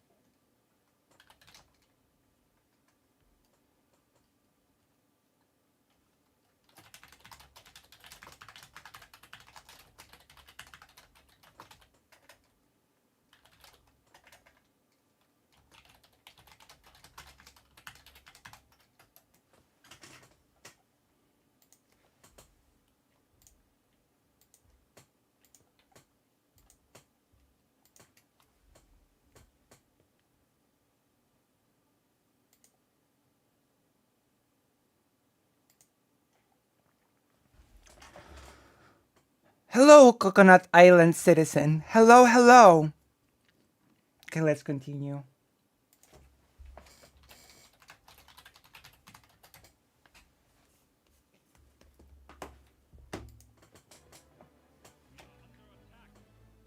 Wait, we're under attack. I have to deal with this. You passed your exams and you're free to watch Lucy Hazet. I'm so happy. I'm so happy. Welcome. I'm eating dinner.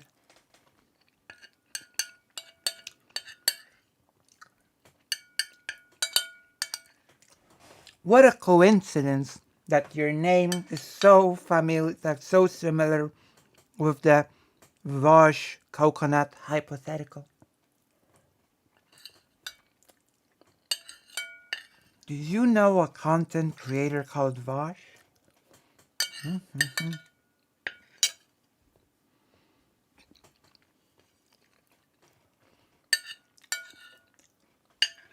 Alright. Yum yum. Dinner was great. Nice. Vosh is half Polish.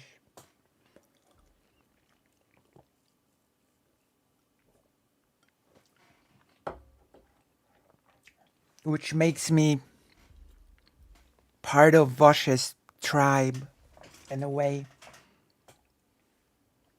Okay, let's continue. I'm being silly. Alden's number is the best meme. It's the Alden's number was the Rick and Morty joke, but Vosh made it, I believe, before Rick and Morty did it. Then that's what. Then when the person's name comes up, that's what they're gonna talk about. This is all. I don't know, man. I don't know. You don't know. Watch this shit. I'm like, bro. Like, the what the hell's going on, man? I don't know. You tell me. Because you're being I don't get it. ridiculous. Creators is You essentially don't get it. It's especially You're right. ironic coming from the crowd that constantly decries identity politics because they focus more on my Keffals identity. ratios people. Even people who lean on the Keffals progressive ratios side of people politics can because of being. I've always wanted to ratio a transphobe. I've always wanted to trans. Bro, what? That's what you signed up for. What? I'm sorry. Excuse me? Thank you, Xandercut. Let me get this straight. If you are trans and a creator and you choose to ever fight transphobia, address transphobia, or do anything of the sort, then you sign up to being typecasted as the trans issues creator. And you can do nothing else henceforth. You signed up for it. So I guess trans creators should shut up about transphobia. Basically.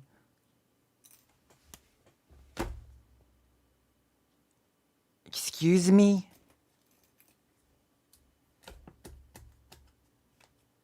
This is ridiculous for a couple of reasons. He's actually demonstrating in real life what Keffals is talking about. I'm not sure if you've noticed this. There are many people who react to transphobia on Twitter, react to transphobic videos on streams.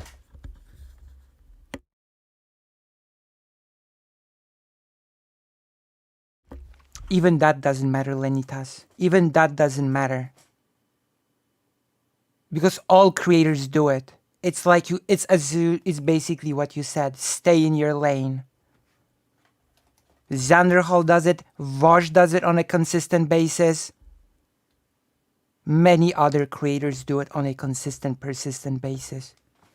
But because Keffals is trans, then she is typecast as the person who is only about that.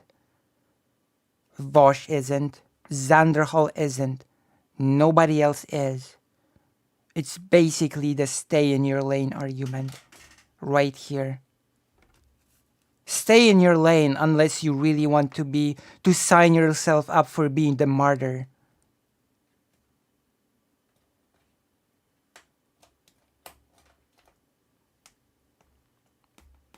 So what is the strongest version of Heem's argument?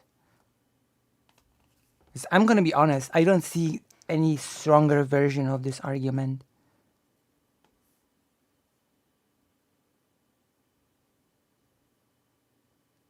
Hello, Ivanko.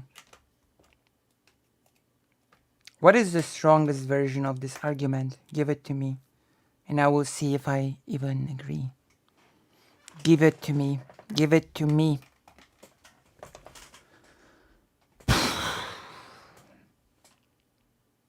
Oh, thank you. I'm gonna follow you back. Thank you, Ivanko. Like, I don't think this argument is strong. I think it's weak.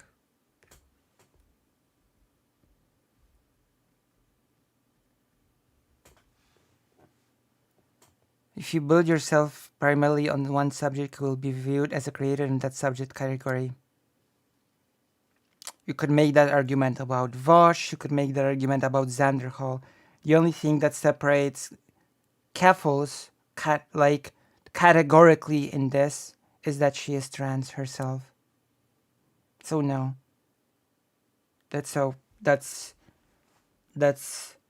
weak argument.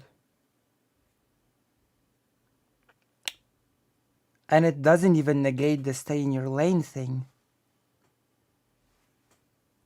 Follow as well.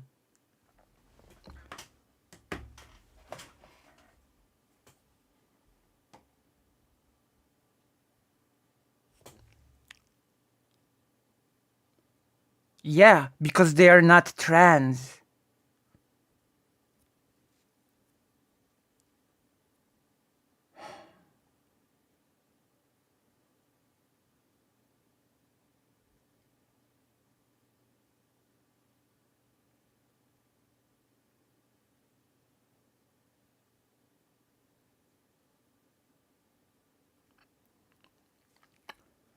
And Vosh and Zanderhal are mainly seen as debate bros by the detractors that hate debate bros. They can have perfectly well conversations without being seen as debate bros. So that does not really apply.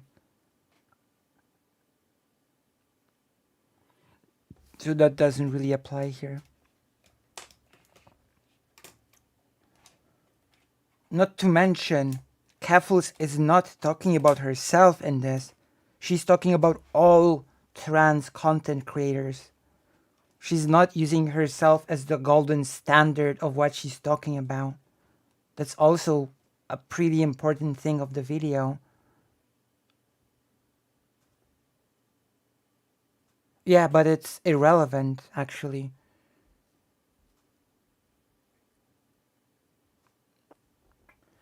My goodness. What a mess. What a mess.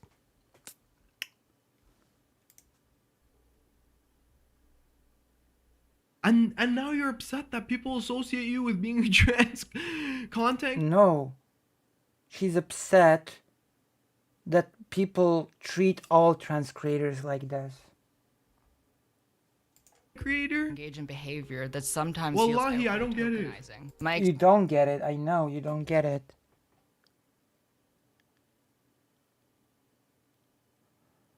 Yeah. Lenitas actually called in today to criticize him on this, which we discussed today in the voice chat.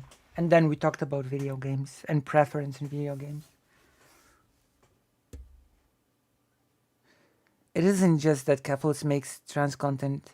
It's being known solely for her minority status. Yeah, basically. experience with Hassan Piker is a good example of this. Now don't get me wrong, I like Hassan. Many of my friends like Hassan and regularly enjoy his content. He's covered me on his stream in the past, he's sent his community to support charity streams that I've done, and without his help, I don't know if I would have been capable of raising $250,000 for trans charities. Despite his good intentions though, to my knowledge he's never actually brought a trans person onto his stream. And not only being the largest political live streamer, but the largest progressive live streamer, having a trans person on his show could make the career of many trans people who are struggling to find a place on the platform. You know the Wiggler? The little wiggly guy I use as a profile picture? That was actually created by a trans artist named Jay who goes by Catboy Collector. A close friend of mine and a longtime Catboy Collector. Jay became infamously known in Hassan's community. Oh, bro, this is the best clip. Following Hassan's reactions to his message in chat after the debate that Hassan had with Christian. I'm neutral about Hassan, to be brutally honest. I'm quite neutral about Hassan. I don't really have an opinion either way. I do agree that is Keffals' argument, and that is the actual situation, my image, but I think him seems that Mr. is arguing something different. Yeah, I can see that. I can definitely see that, but I quite honestly, I think that just poorly reflects on him missing the point that badly. I honestly think that reflects poorly on him.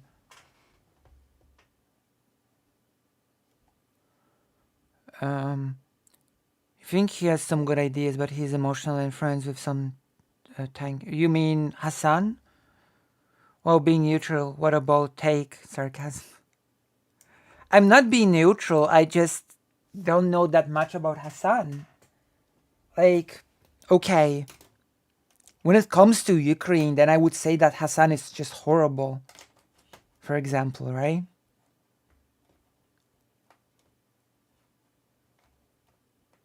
I do. I have to draw 3 emotes actually. So if the person that has ordered the other 2 emotes remembers them, if you could write the emotes that you wanted. Because I know that I have to fulfill 3 emotes.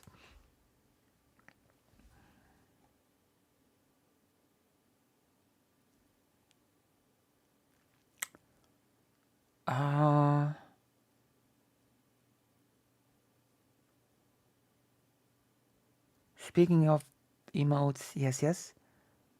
But he did push me into political activism, so I do credit him for that.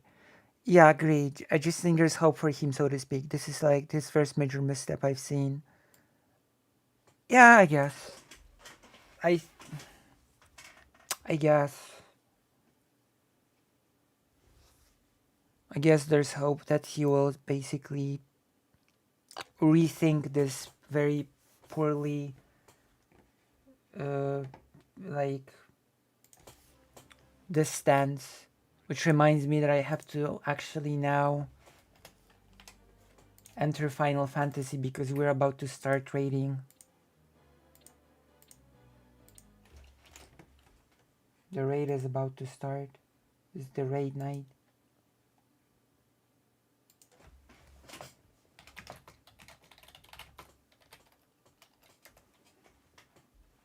I've just been informed that there's a lot going on right now.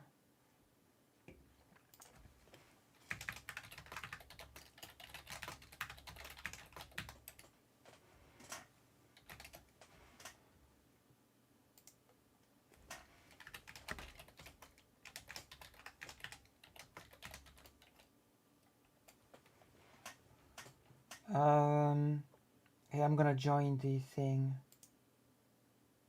We're about to start raiding.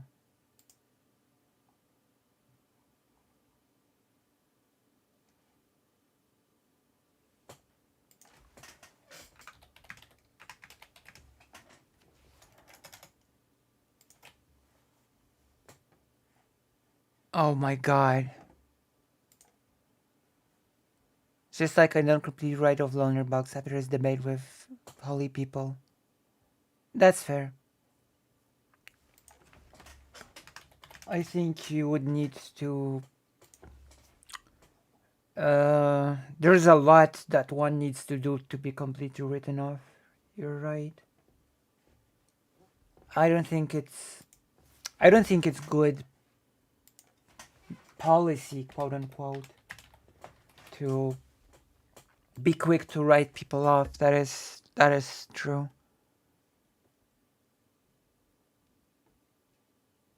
Have you seen the news about the coup attempt in Russia? I'm sorry.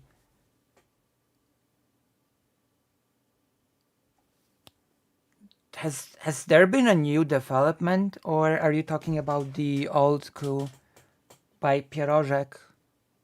By the, like, yeah, I've been on President Sunday stream about it with Daedalus Media.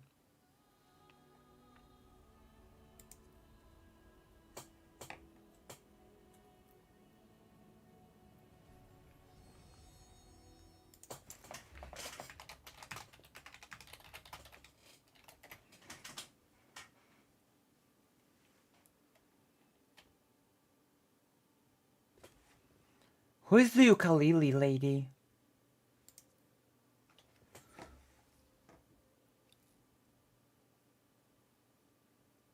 Pierożek, yeah. Yeah, we've all heard about it. It was a huge disappointment. Yeah, the Wagner mess, yeah.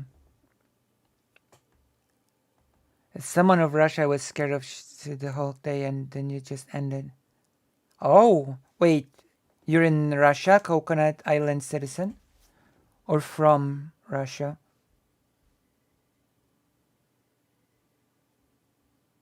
In? Oh, damn. You're in Russia. I might want to hide the browser capture on stream while raiding. Yeah. I was thinking of continuing the video while streaming, but maybe you're right.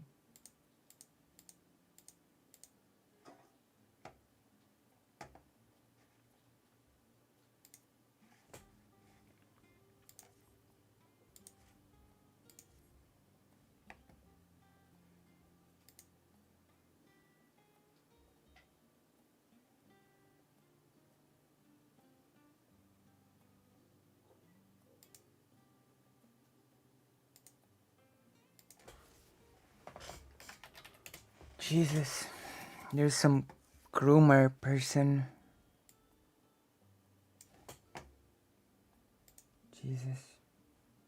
Okay, let's join the party. I'm gonna enter this. We're gonna be raiding for a bit now. How are we all feeling about the video so far, by the way?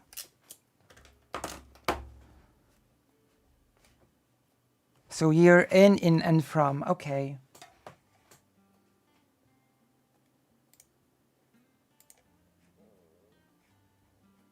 So you're basically also from this whole region. Interesting.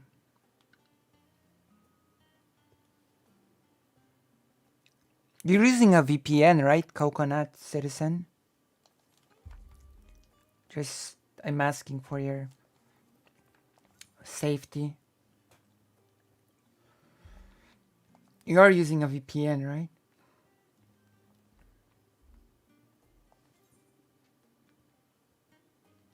Still don't know how you feel about him's take.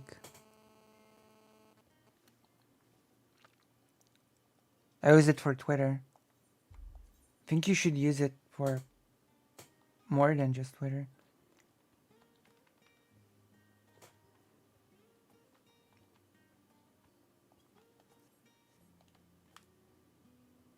To be sort of anonymous and safe.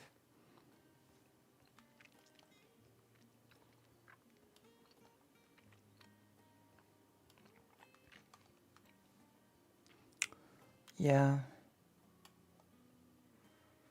My condolences.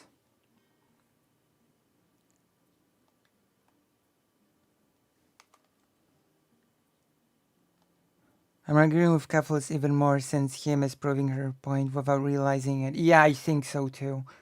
I actually think that him is proving Keffals' point.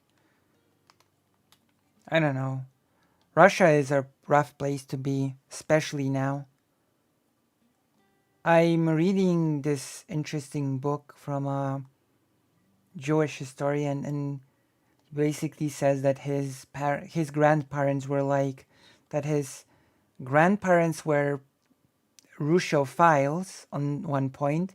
They really loved Russia and its culture, but they also hated the oppressive nature of Russia. And when his grandfather was leaving Russia, he said, "I'm leaving a prison."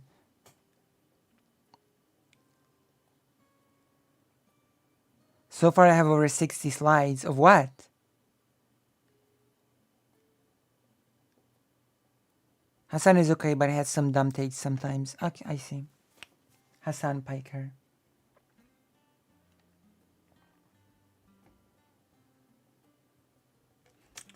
I'm gonna enter. We're probably going to... I'm gonna mute the party for now. Hello?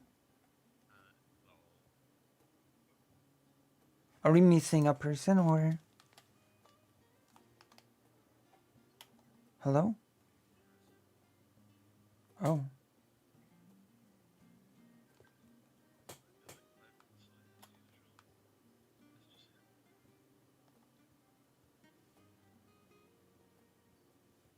Real. All right.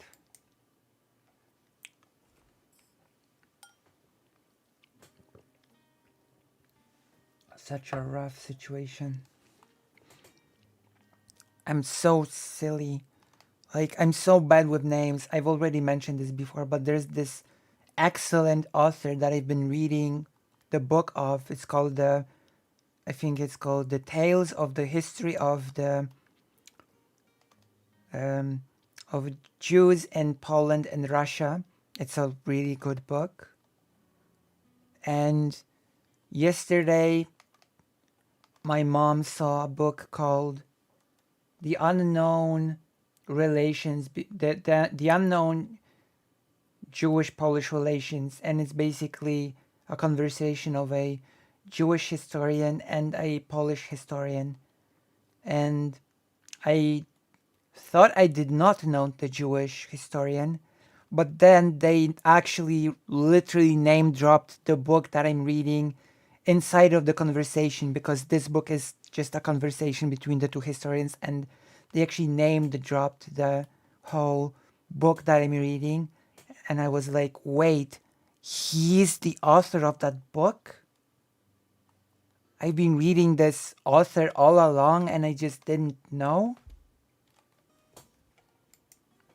So I'm pretty bad with names. Yeah.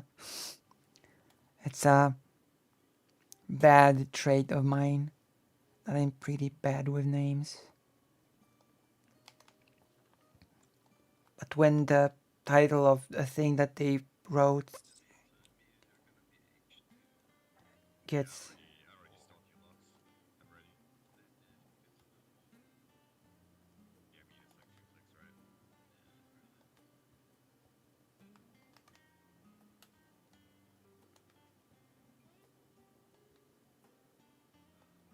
meteors.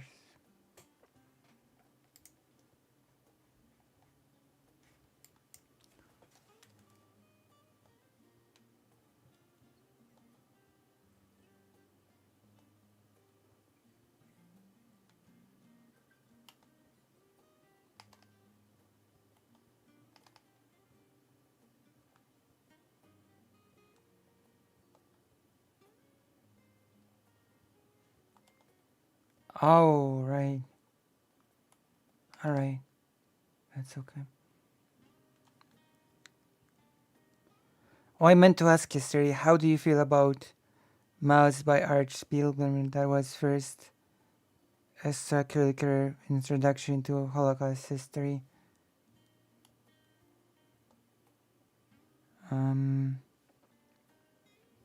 Mouse.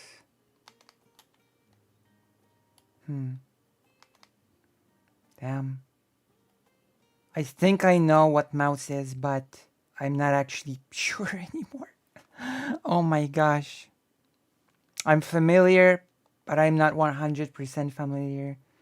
It's about the Jewish boy and the German boy that are friends and they are not. And then they sort of grow up into their respective roles of German and the mice. Then no, I don't. The comic about. Then I don't know. I don't know the comic about the mice, I'm afraid. I don't, or at least I don't remember. But I might just not know.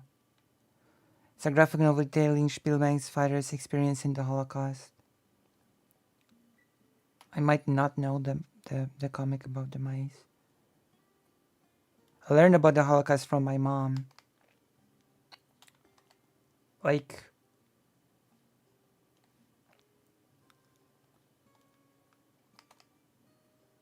it might sound bizarre to all of you, but in Poland, when my mom was young, the topic of the Holocaust and all of that was just banned.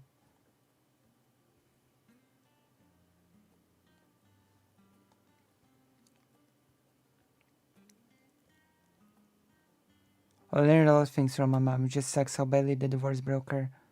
Like,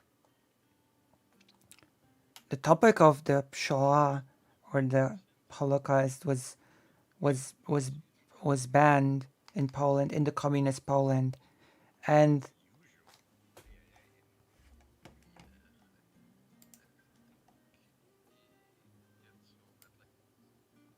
and how should I put it? Okay. I think I know what you're talking about, but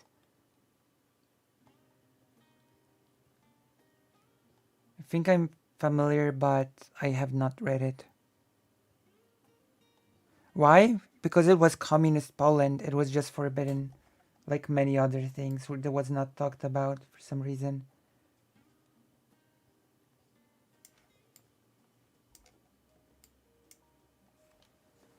So, and my family was not really open.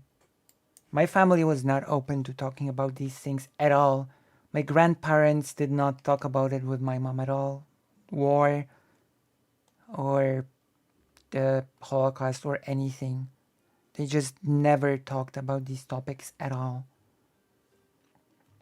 Like, we learn about our family from my grandfathers and mom.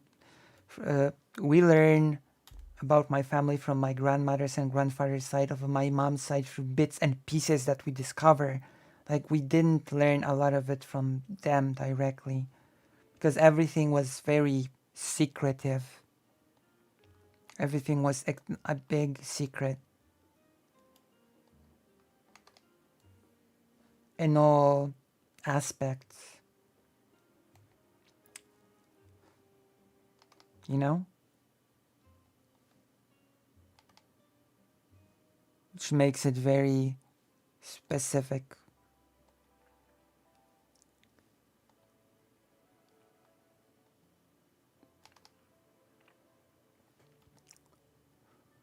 So, yeah.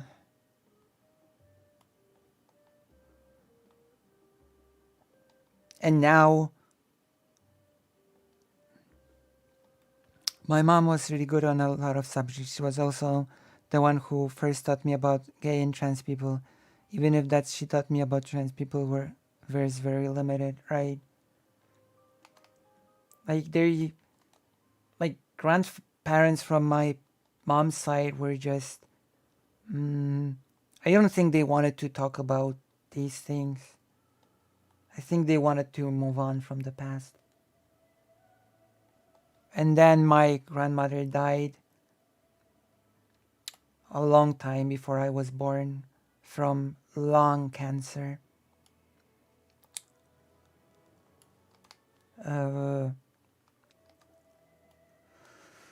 And I know she died long before I was born because she died when my mom was 19/20.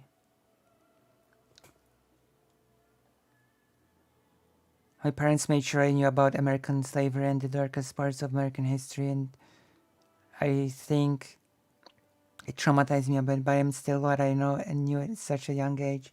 I think they, I'm pretty sure that they didn't want to talk about these things because they just wanted to forget about the past in a way.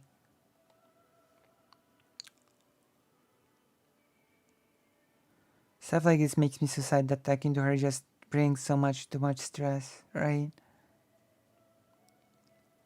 My granddad died when my mom was 22, I think almost exactly 10 years before I was born, right?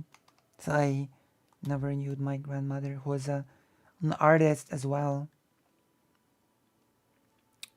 a painter who loved Japan. Because my grandfather visited Japan as a professor. He was invited to Japan as a professor to speak to other lecturers about law.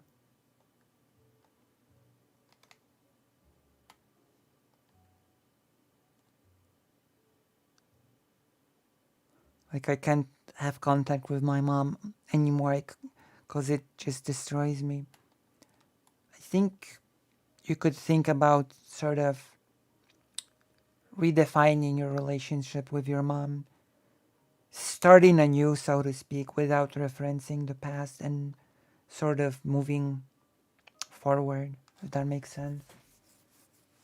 Sort of starting a new relationship with your mom, if that makes any sort of sense. Or trying to.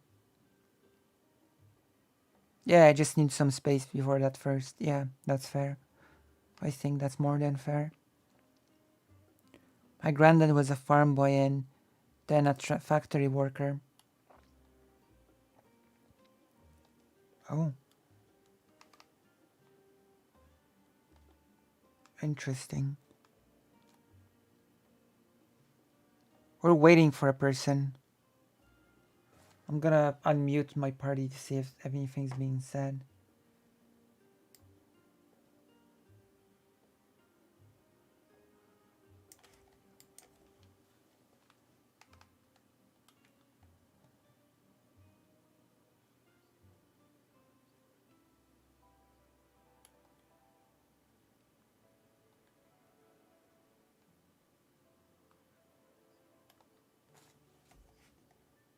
Ah, you mean the thing that you mean the skill that I actually still have on my bar. I never removed it from my bar. Yeah, I still have it as a question mark on my bar. That's I don't know, I just kept it in case they bring it. Yeah, it's true.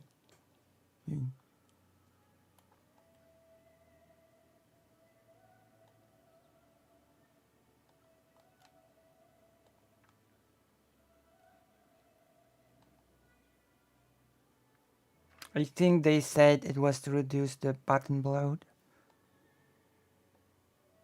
The button bloat. Yeah. You know, the number of buttons that you keep pressing in the rotation.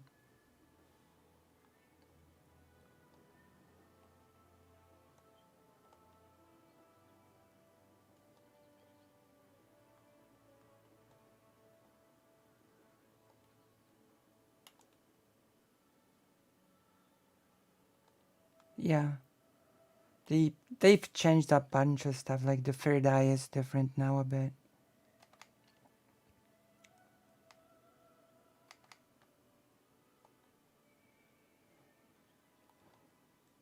Yeah, it's more it's easier to do, right? It doesn't give you yeah, it doesn't I'm pretty sure it doesn't give you Kenki now, but it just ups your attack, right?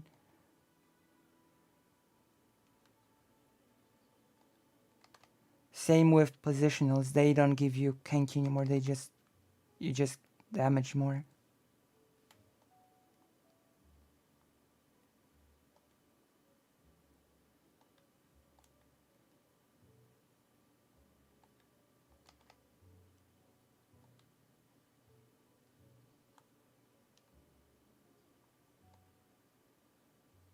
That's true. I missed the animation.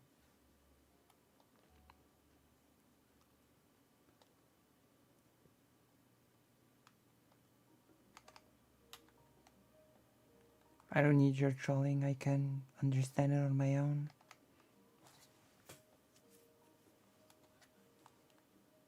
I don't know. They should have kept the animation somewhere.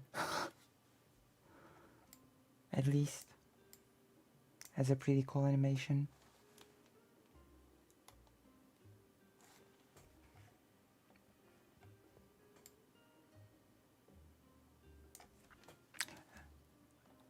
Yeah, but it's not a, you know, crappy opener anymore. Because you don't have to do all the build up. Because of one of the biggest changes in Samurai. The fact that the Meikyo gives you the buffs now.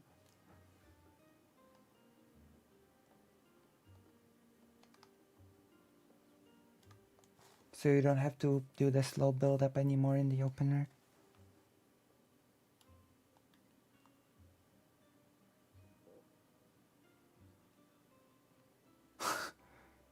Right?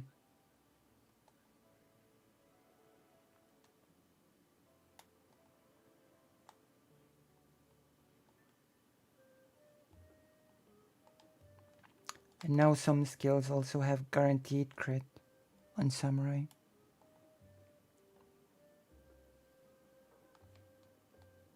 The Ogi Namikiri, the new strongest skill, has guaranteed crit.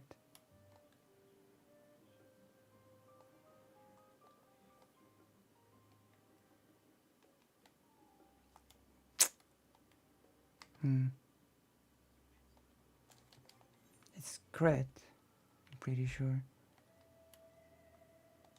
Because they sort of did this change, and then Samurai lost the dancer for a bit, and then they made another change that you gained an additional sort of bonus even when you have a guaranteed crit. from the critical bonus of the dancer. Because it sort of made dancer redundant on samurai if it was just a guaranteed crit and nothing else from the dancer, right?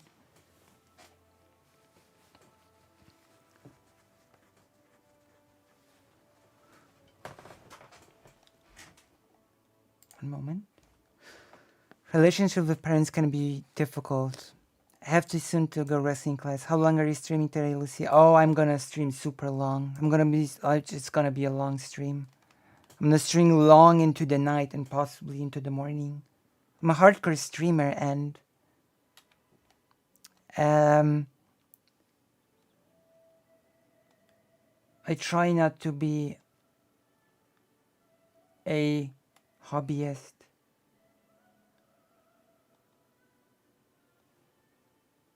Thank you. So do consider subscribing.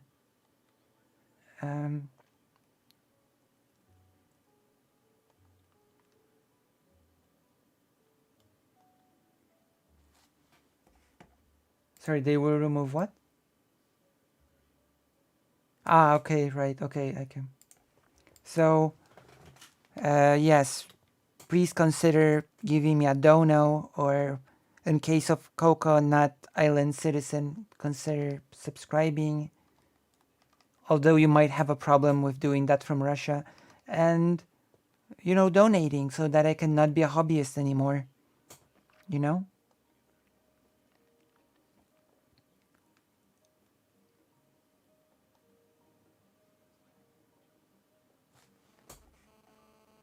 No, it was the only job that had that period.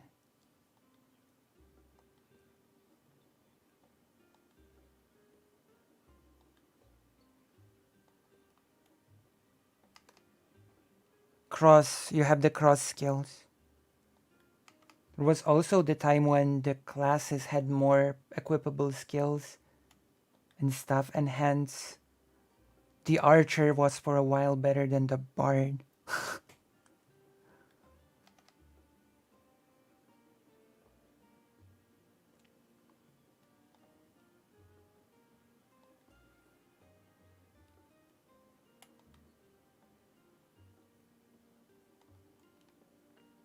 I started at the end of Heaven's Word, basically.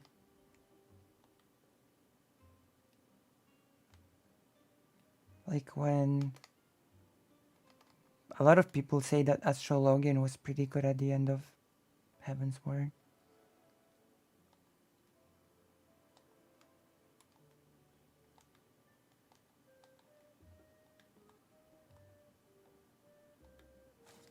Okay, I'm gonna mute myself here. And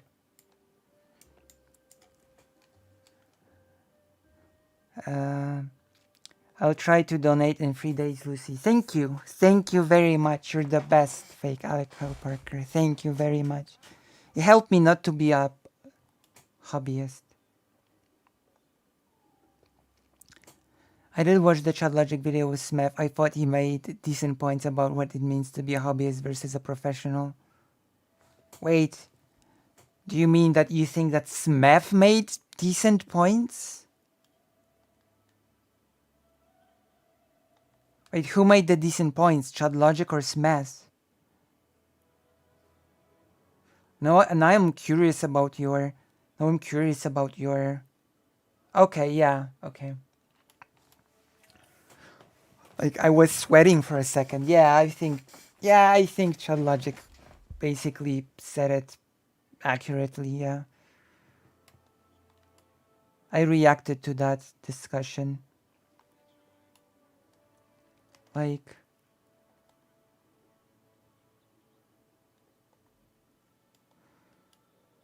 It's just that...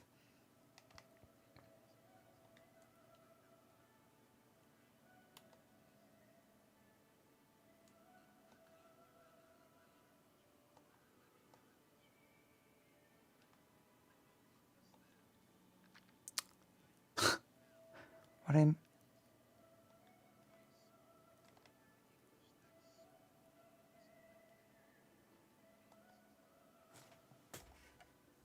I have to say something to my team. I have to say something in here, by the way.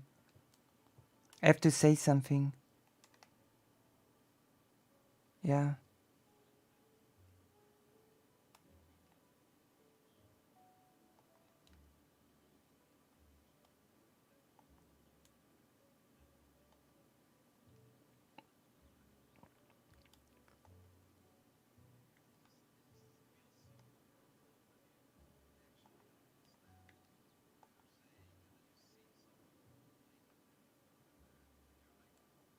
Yeah. It's different. Yeah. It's weird. Like, it's weird when you have the dialogue. It's, it's, it's, it's so strange when you have the Japanese text that say, okay, we're gonna leave you to your work, and the English text that says, you know, if you need us, then just contact us, and, you know, we're here for you. You know?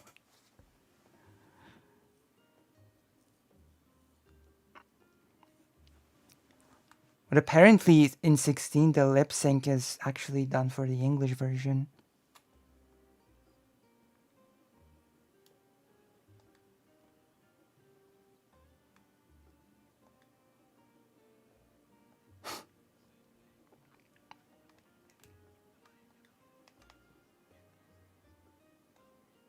Wait, I didn't know you spoke Japanese, Sakura Peach.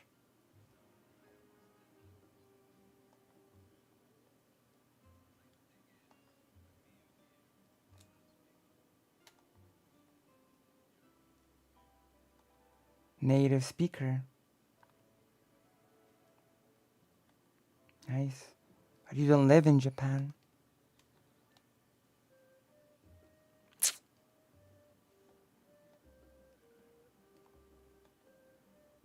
I see. Do you like it in Germany?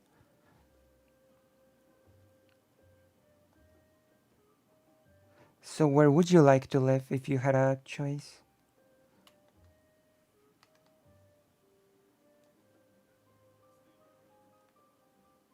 Oh,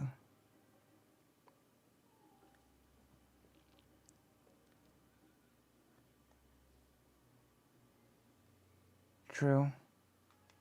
I guess it depends on what you want from life and a place where you are.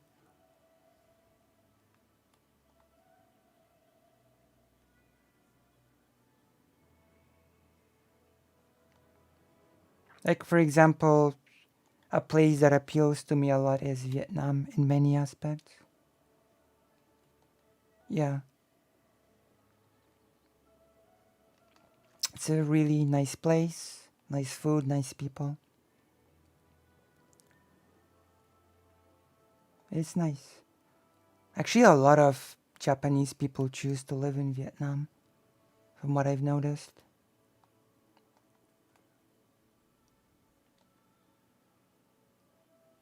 No, I'm not saying about people that want to move. I'm saying that a lot of people actually do live in Vietnam.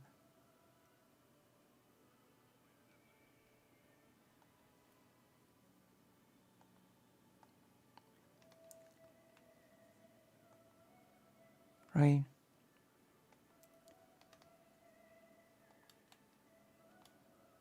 Uh, it's a bit different.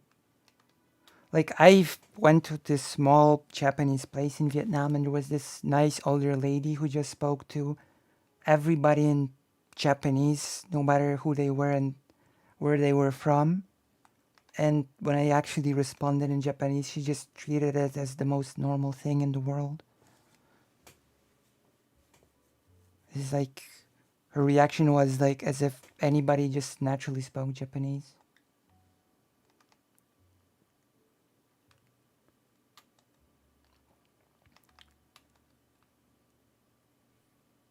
Which is interesting.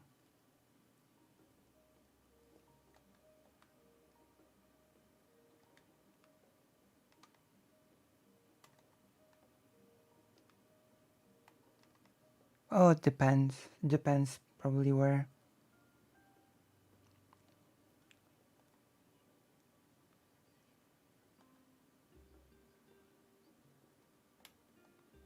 Well, the societal stuff is quite different in Vietnam than in Japan, I would say.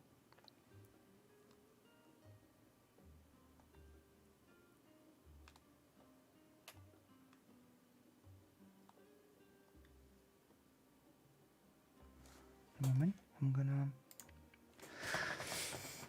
Being a hobby is only wrong if your intrinsic worth is economic attainment. Yeah, like I don't know. When has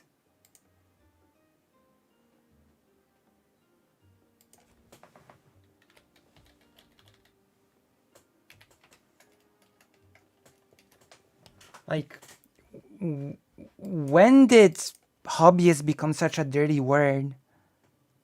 Let's say he posted something in stream suggests for you to maybe go over after raid or finishing the reject to him.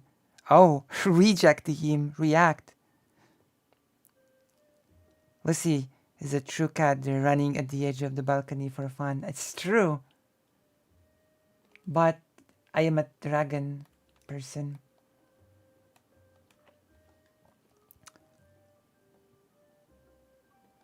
I did. It's a great um, thumbnail.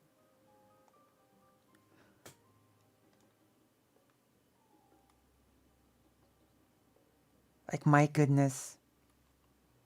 I just can't believe the whole...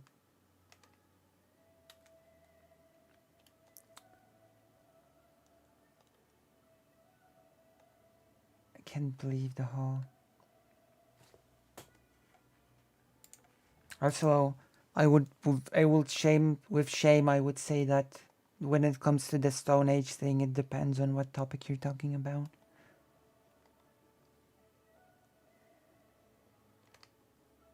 Yeah. I mean, I would say that Poland is far worse on the LGBT than Japan.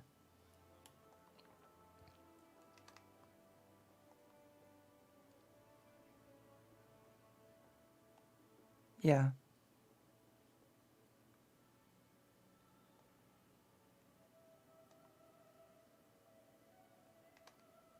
In terms of...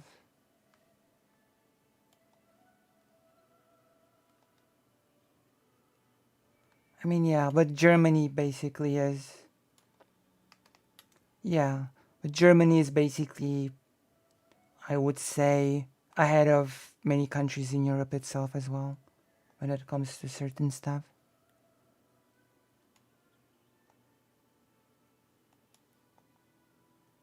Like, Germany and Poland are neighbors, and it's like night and day when it comes to that stuff, so...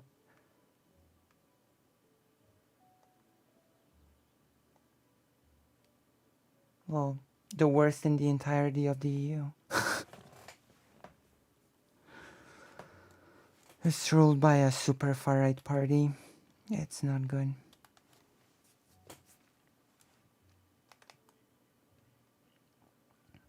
I mean, Hungary and Poland are basically best friends when it comes to that, so... The only thing that caused Hungary and Poland to have a bit of a crack in the relations was Ukraine.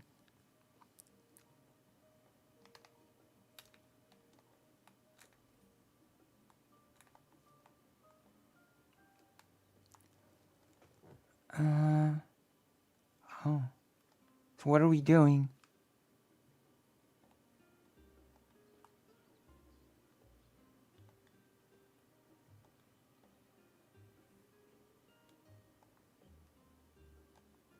Oh no.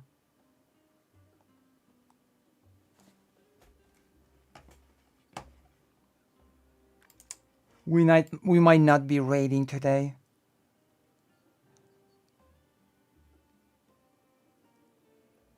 There are also not that many memes of Rakangar 1 since it's pretty niche. It is. I wonder what country generally is closest to Germany when it comes to LGBT. I've heard that Spain is pretty good.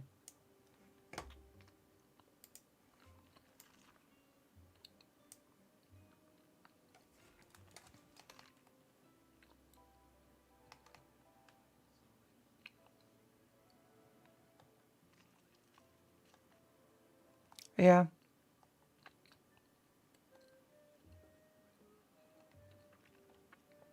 I assume we won't be having Anastasia for the rest of the week.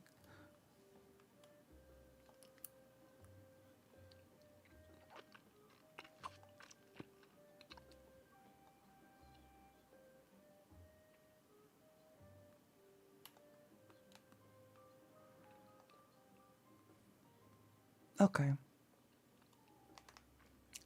I would be okay with that. So we're cancelled today. We are being cancelled.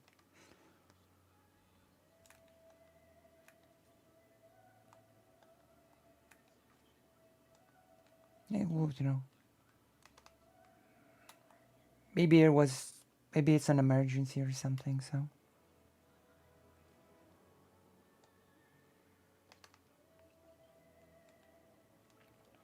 Okay.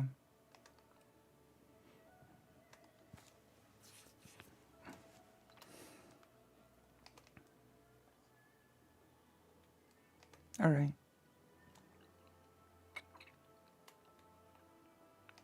Thank you. Sorry, what?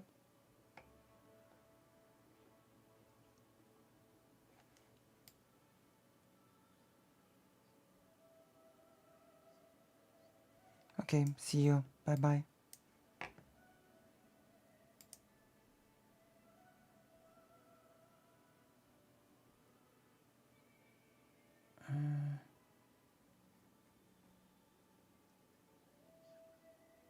Oh, I'll see you. Bye-bye.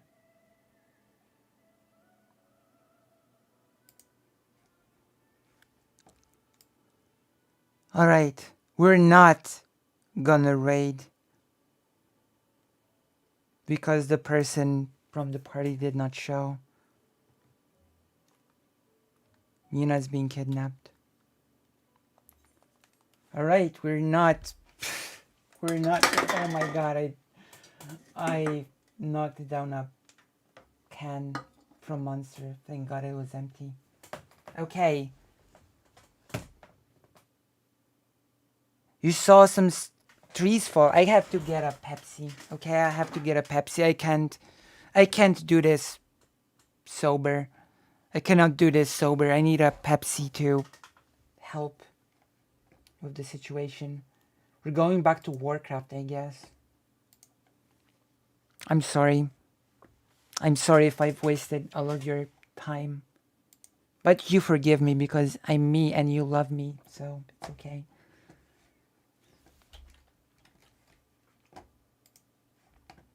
I'm gonna be right back.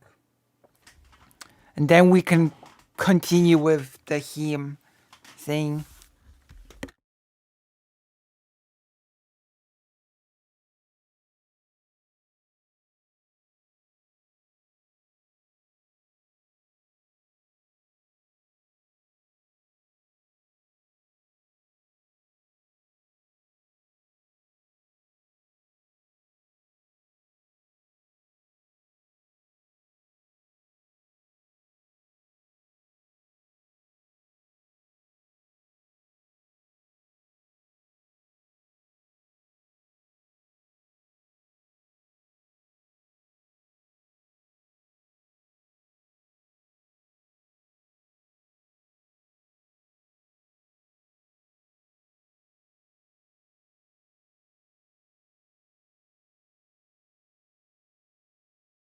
Lucy reacts to him, reacts to Keffals, reacts to being called slurs in a debate with Yankee Tanky. True! That will be the title of the video. Thank you for giving me this opportunity to prove myself. And we react to Lucy. True. That is true. That is basically the truest statement that anyone could ever make in the world. Now I'm waiting for Warcraft to return on the screen, because it doesn't seem to be wanting to show. Warcraft, please. Yes, the game is angry at me for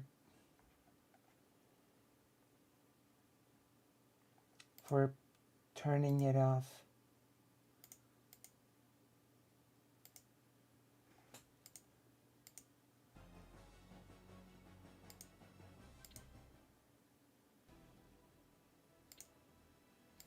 Okay.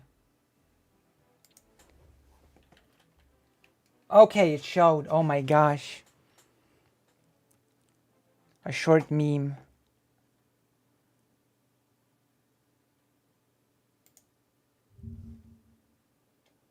The Warcraft debate, I definitely won, okay?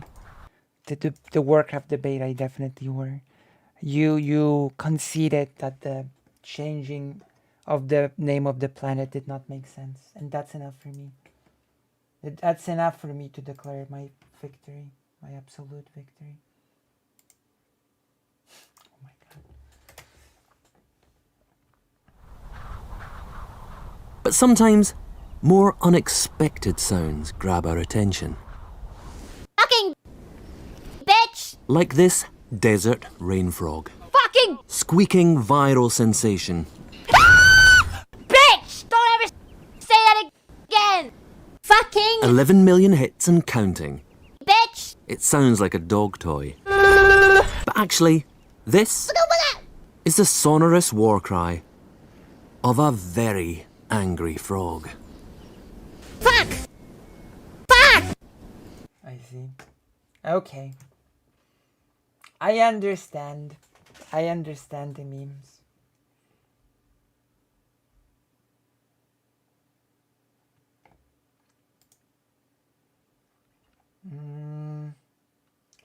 Where's the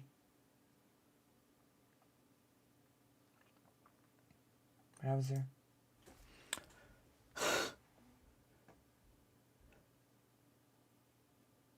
What happened? Why are you saying, oh, Lucy? I didn't make the video.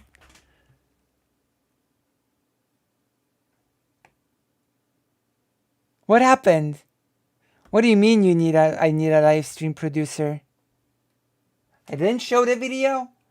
Oh my god. Jim Walker, a TikTok. You heard it. That's the most important thing you heard. Okay, I will. Oh my god, I will turn it on again.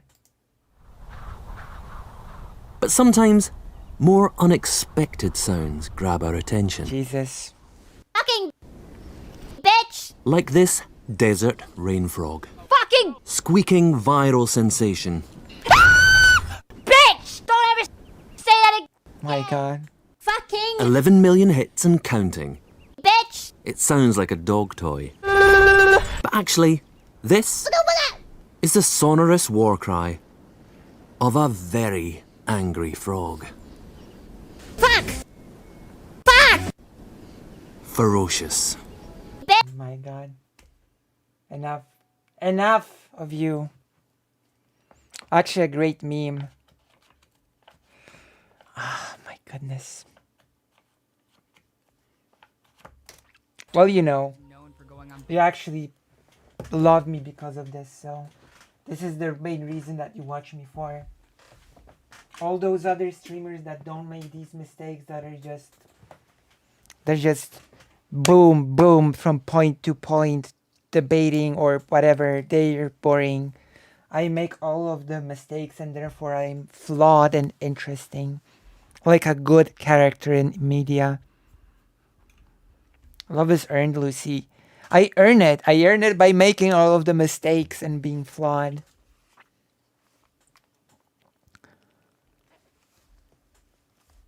I'm stuck at this starting pages.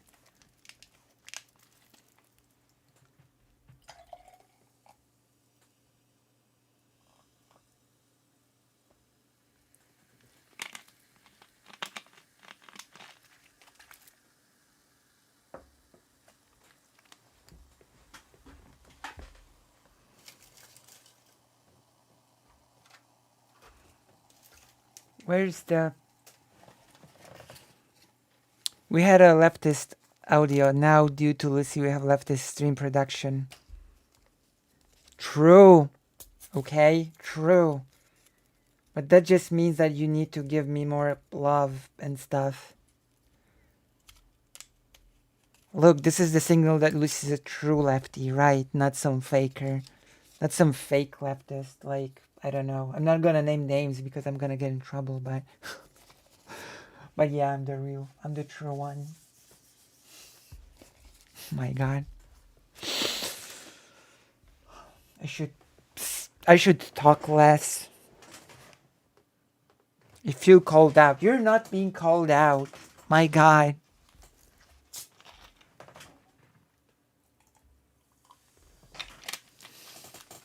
You brought me the best topic, which we also actually have to finish with Shakespeare talking about the Mexican Independence War, which I still have not forgotten about.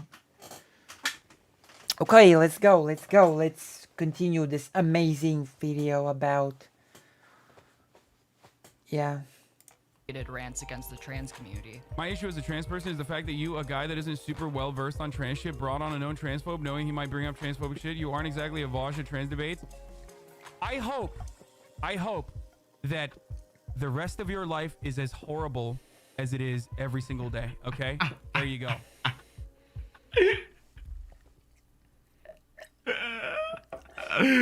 Does that? I swear that clip never gets old, bro. Like, I should make that my subscription alert.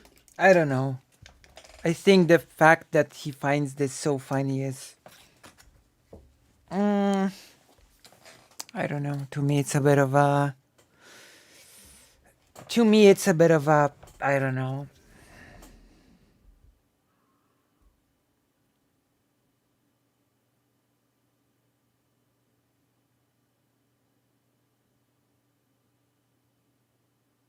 Lucy bot.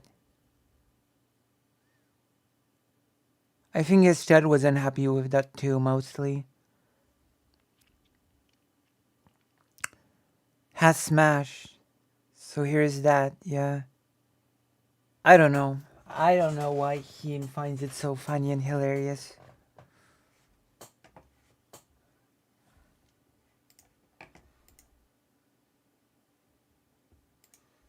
Anytime somebody subscribes, I hope that the rest of your life is as horrible as it is every single day. Okay? There you go. should I do it?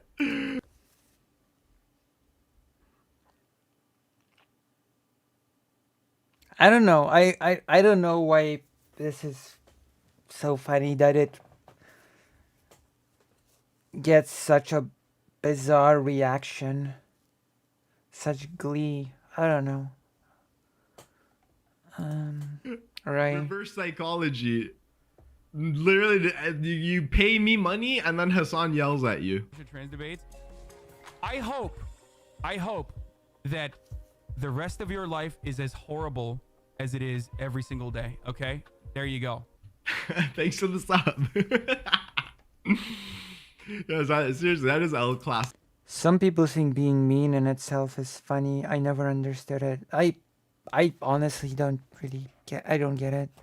I don't get the humor in this. I don't get the whole weird reaction with clapping and. To go. That's like the Barcelona Real Madrid of Hassan versus chatters.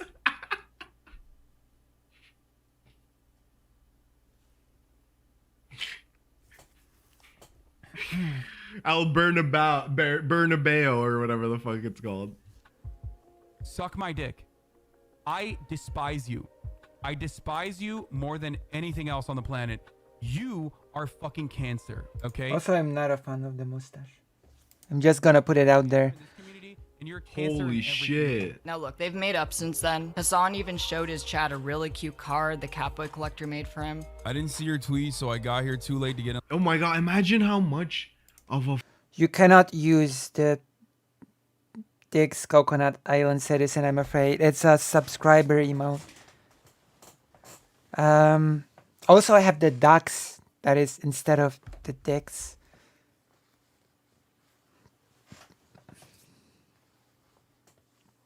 But Vosh wouldn't do it like that, you know? Yeah, I know. If it was Vosh, I think it'd be funny. I think Vosh doesn't do stuff like that.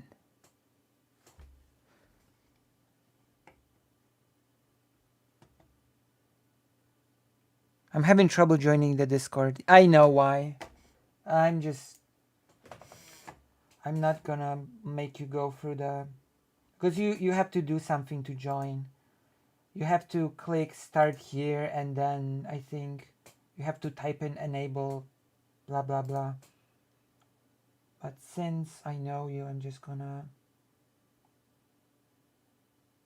Is your name Vanya Hub?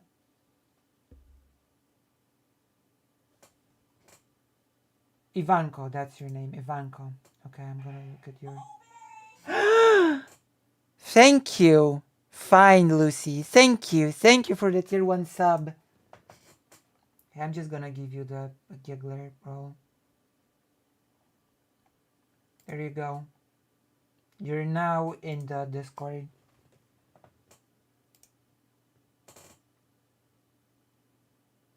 I might as well just let in the other person as well. It's the other person's lucky day. You're in as well. Where's the jugglers? Vanya Hub as well. There you go. Oh, you're Vanya Hub. Coconut. Ah, you thank for the tier 1.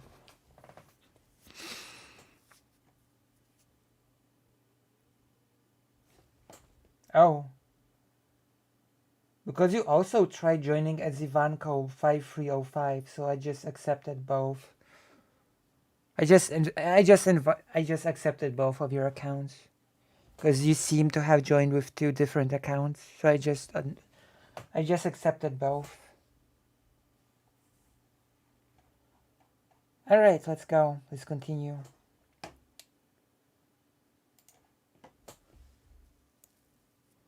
So yeah, you're in with both. That's fine.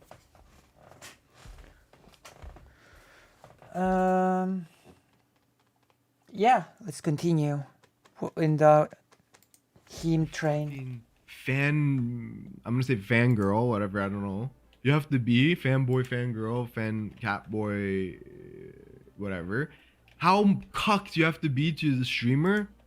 Bro, I can't fathom. What? Imagine I fucking cuss you guys out. Addy, you piece of shit scumbag motherfucker. And then I tell you, I hope every day is worse than the last. I hope your zipper gets stuck. I hope your phone screen cracks, you piece of shit. And then I don't know. People are so streamer brained with the whole cocked, etc. This is, I don't know. The artwork is not because the person is quote unquote cocked. It's because Hassan apparently has had a very positive impact on the person's life, even though he said the thing that he said here.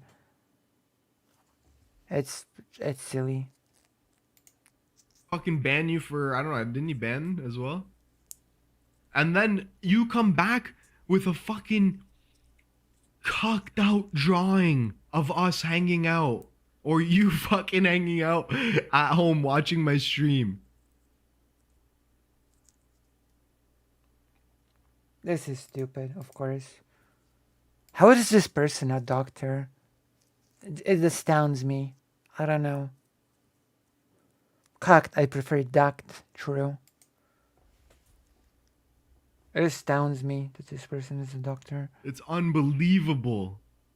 That is a level of fandom I only fucking... Bro, honest to God, that would honestly be creepy. Like, Hassan must be creeped out looking at this thing. Spoilers. He is not. He's actually not. This is so stupid. This made me tear up a bit. Those who know the lore of Catboy will understand. The lore being that you fucking treated them like a piece of shit. That's... Is him an idiot, actually? Like, I don't know. If I were to just know him content from this one video, then I...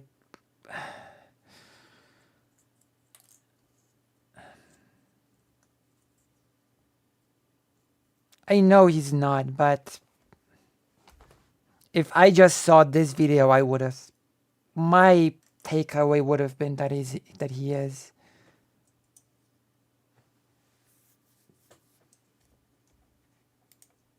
The lore.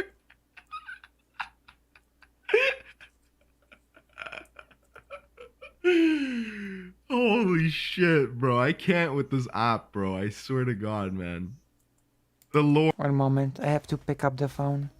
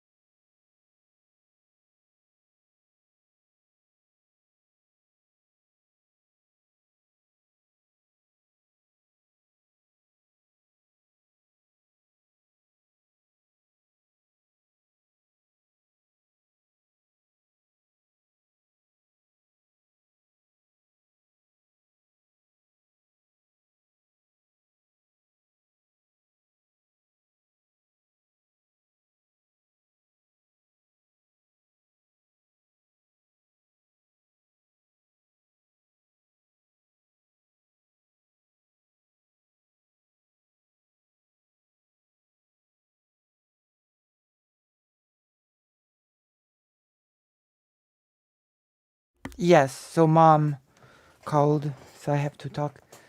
Aziel, when he was talking about voting in Ukraine, bothered me so much. True. Jesus, that was horrible. That's how I felt last night with SDL. Or why didn't you just include it? It was literally 2 seconds. I treated this person like a subhuman piece of shit. Look how cucked they are and how much of a fucking simp they are. That's... whatever. Stupid cat boy fuck. You made my life so much more miserable. Oh, my broken heart was put back together, chat. Okay. No comment. How much he fights against the anti-voters in US, but his situation just doesn't fucking compare. I still think my idea of the Ukraine online poll is a good idea. Yeah, it would be funny. Fucking hell. Fucking hell. We One time I banned. we British now. Fucking hell. We're British now. And a community member, he sent me those most schizo messages of like, I hope you fail your degree. I hope you fail at life, you piece of shit. Like, fucking hell. Sorry, bro. Fucking hell. In line, but I made art for you. I had a whole thing to say, but I'll sum it up this. Your stream was one of the only things that gave me hope in high school while I was transitioning in Texas. While out as trans in Texas, sorry. Every day I had to debate my existence and research trans proofs. Your stream was nice to have on in the background while I compiled studies or worked on rhetoric on talking points. You made politics tangible to me. Thank you. Tangible? My God. Your fucking handwriting is so garbo, my man. Jesus Christ. Okay, that's funny. Might as well. Very sweet. So he made this artwork, and it got me a little teary because he said, "You made my life so much less miserable." And it is literally like, I mean, it was my words. I said, like, I hope your life is as miserable. I mean, it was obviously about, tolerable, maybe not tangible, tolerable. Anyway, that was, it was. This is a real clip, boys. It's beautiful. Thank you. But really, my point is that I wish he. Yeah. I'm just gonna let this hang like the bad fart it is. I'm not sure what the humor is.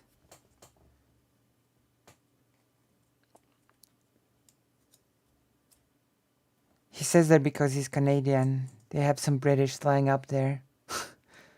I personally don't understand this interaction. I don't know. He did more than simply support the occasional trans charity stream here or there. Now, I cannot overstate that I appreciate. Oh, this is the this is such a memorable moment. This is that time that I told the that one chatter that they should go kill themselves.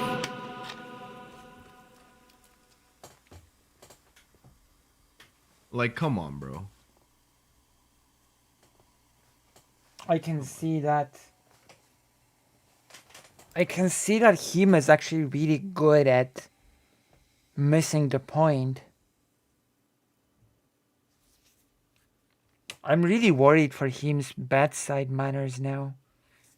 You do know that being a doctor is in large part about bedside manners, right? I am starting to get worried about that aspect.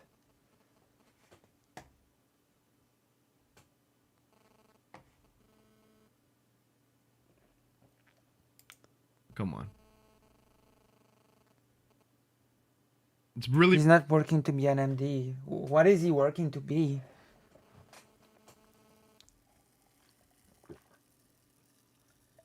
I see. Medical physics. Okay. I do not like the way that Hassan talked to him. And if I were me, I probably would have just left. But maybe I'm too sensitive. He does research, right? I don't know what him does. Honestly.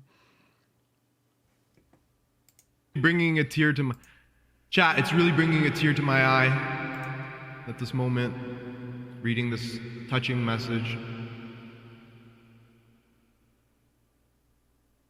from that time when I. Yeah, please move on.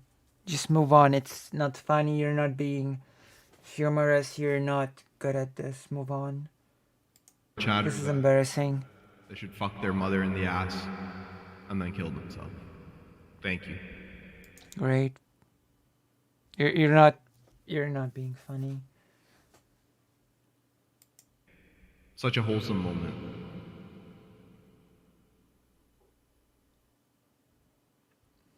Appreciate what he does, such as him supporting Juniper from Western Kabuki's charity stream by sending his community there, donating $10,000 to it, and even going on it. Everyone's a comedian. Following the backlash from the trans community after he said. What is this? By the way, again, another piece of, I guess, I don't know, what does this have to do with Keffals' original video? I love this ability to, like, I realize this. I have to do this more often. I have to just rope it. Right. Like, I'm sorry. Are you sure? Are you sure him is actually not an idiot?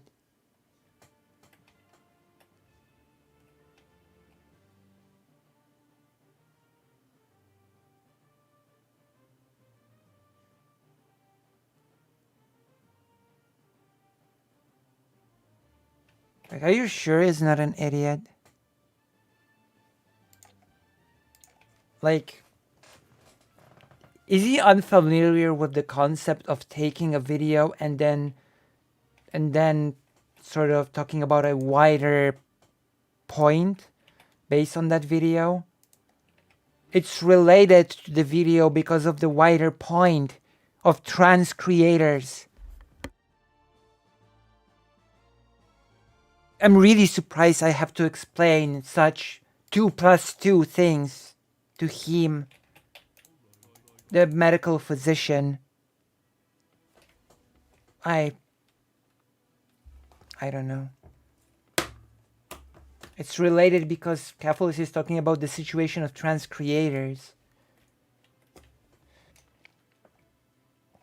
It just sounds like he wants to rag on Keffals. Honestly, it does, yeah. I'm gonna be honest, it does sound like that to me as well. Which, great. Bin Hassan into the. We're gonna talk about the Toronto mayoral election coming up after this in a segment full of fucking memes. You're gonna love it. I'm gonna have to figure out a way to sprinkle in some Hassan in there for you guys, or for the YouTube algorithm, and so I can put his face on the thumbnail. It's all just so.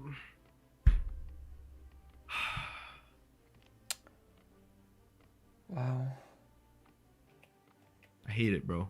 Yeah, because you're stupid. I'm sorry, like... And it's hard to say if he would have gone to such lengths otherwise. Do you think people will get mad at you for playing the Hogwarts game? Yeah, I might actually end up not playing it because these things are fucking popping off. And then fundraising for Trans Lifeline and numerous other charities, like numerous other We've watched it on stream before this. We've watched it on stream today. charities. But I feel like people will be very upset. Wait, why is this game controversial? It's controversial because Like, imagine missing the point so hard. fucking J.K. Rowling, even though like it's her IP, right? And she is a gigantic fucking turf. What does this have to do with the video? I feel like the backlash that will come of this is just not worth it because goddamn, Bro, somebody please make the connection for me. She's saying that the environment of Twitch doesn't genuinely support trans people, not even the biggest leftist.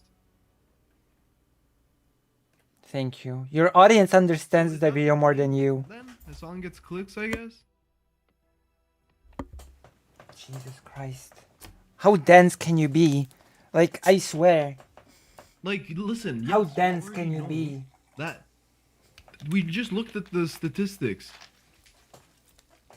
To be a trans content creator is a niche thing. It's like if I come and I speak Farsi only, I'm a Farsi streamer. سلام علیکم بچه‌ها امروز حالتون خوبه؟ چه خبر امروز؟ But let's say I only talk about Toronto issues in Farsi. This is a Toronto only Farsi stream. How many people would I expect to watch that? سلام علیکم بچه‌ها امروز می‌خوایم راجع به دان ولی پارک وی صحبت بکنیم. خوش اومدین امروز. ایشالله که همتون روز خیلی Yes.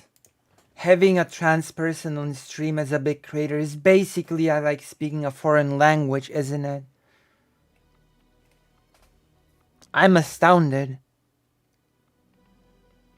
I'm astounded. I'm genuinely astounded.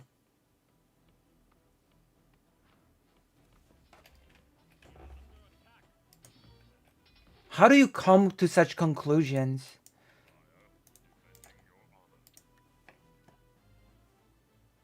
What's happening?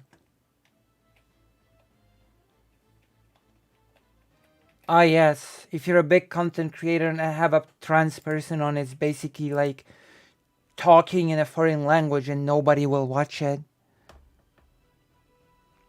Amazing. It's just amazing logic by him here. خیلی خوبی داشته باشین. امروز رفته بودم توی بغل CN تاور و دیدم که تورانتو میپل لیفز دارن بازی میکنن و به خودم گفتم که واو چقدر اینجا شهر قشنگیه، چقدر اینجا قشنگه تو تابستون و حتما زمستونش هم اینجا خیلی بد قشنگ باشه. بعد که زمستون شد دیدم نه زمستونش افتضاحه. Who's watching that? There's 12 people Parse would watch it. 12 people that would appeal to. Ah, yes. And then even as is, to not be a gaming streamer, you're niching yourself. This is such a brain dead take that oh wow. Like, bro, I'm even gonna start gaming. I just saw my GPU and RAM shipped. Hopefully by this week. Amazing.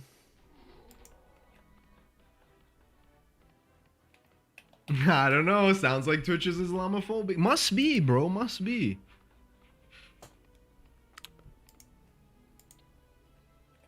I don't know. Maybe. Am I being transphobic? I don't think so. You're being stupid. Transphobic. You're being stupid. I'm not gonna say you're being transphobic, but I am going to say, I am pretty confidently going to say that you're being stupid. God forbid, you don't want them coming. And for the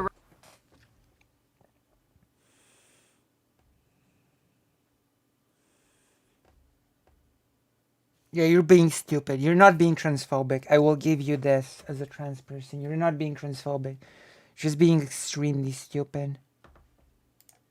Record, Juniper didn't even play Hogwarts Legacy. Listen, I'm gonna make this exact video, Parse. I swear, I should do this. I should make this exact same video and just take out all the trans stuff and put in Persian instead. Hassan has never had a single other Persian streamer in his house. Hassan has only vaguely supported Iran, and that was mostly to back the Iranian regime against the United States. Ah, yes. Iranian people, the most oppressed people in the US. There are 500 bills against Iranian people, you see. Jesus. Is him...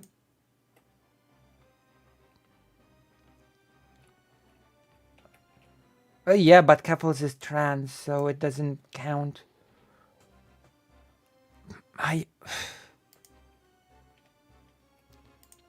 For real. Is this really what's happening here? This is so stupid. That I don't really have a comment for this.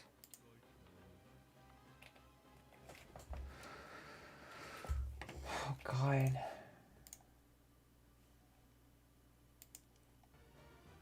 Hello, Zenzi. Hello. I don't want to be like, oh my God, bro.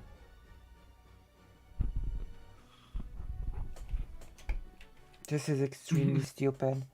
And I'm gonna say it once again. Why would you compare oppression like this? Oh yes, Iranian and other Muslim people are being attacked and oppressed in the US. They aren't the main target of current GOP attack. Yes, exactly. And even if that was the case, the whole comparing thing is so stupid. This is so ridiculous. Filtering Twitch on Farsi, I get 9 live channels with a combined viewership of 100 people. But why can't I get more viewership though? چرا نمیشه که من بیام اینجا من بعد 1 میلیون نفر باید بیام من رو نگاه کنن. چرا که نه؟ خاک بر سر بقیه، خاک بر سر تویچ، خاک بر سر حسان، خاک بر سرشون که نمیتونن بیان اینجا. Of course, this is brain dead. This is a brain dead argument. Because we would have to see how many people from Iran speaking the language for Iranian audiences there are to actually... This is so stupid. I am in cool people's chat. Thank you.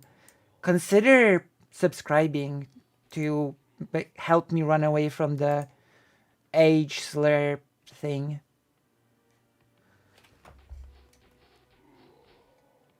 My God, I'm so disappointed in this video.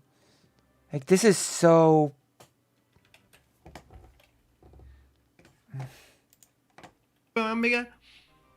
بیا اینا رو بهت میدیم تماشا کنن.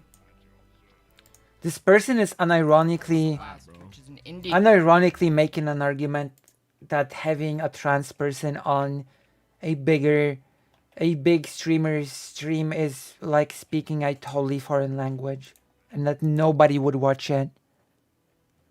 It's the unironic argument being made here.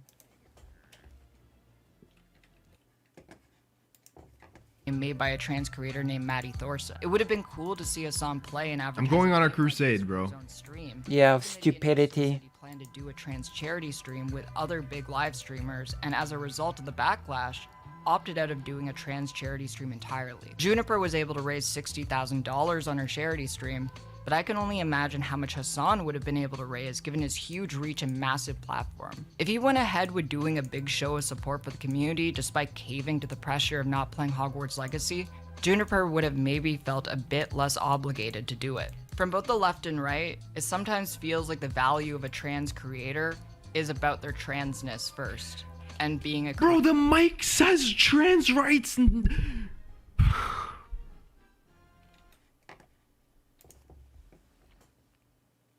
the mic saying trans rights is literally irrelevant.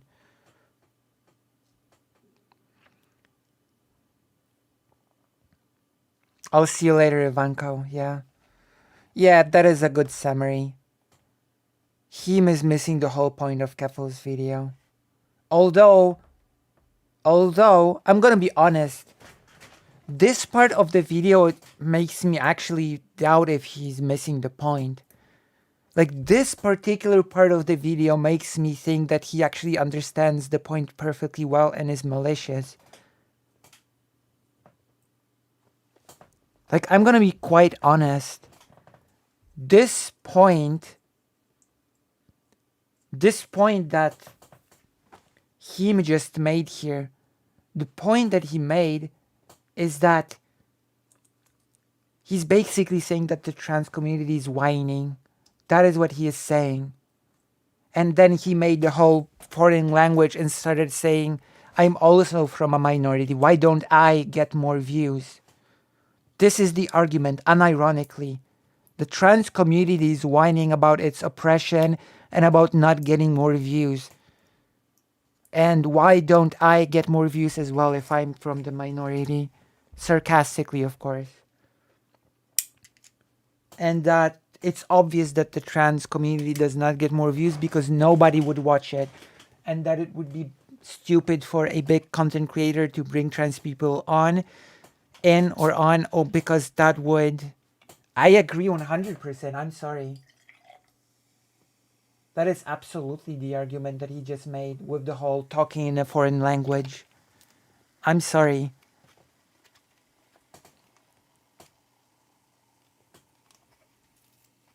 You can support a cause and not have that be the only thing you're about. Correct. Like, I'm sorry. The whole bit when he started speaking a foreign language is exactly that. That one, the trans community is whining.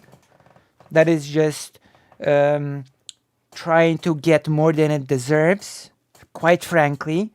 And two, that it would be basically bad for big content creators to bring in trans people because nobody would watch it. He actually literally said it. Nobody would watch that. And then he started talking in a foreign language to illustrate that nobody would watch that either.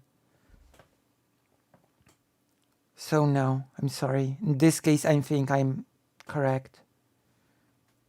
You would really need to bring a compelling case in front of me to make me change my mind about this one.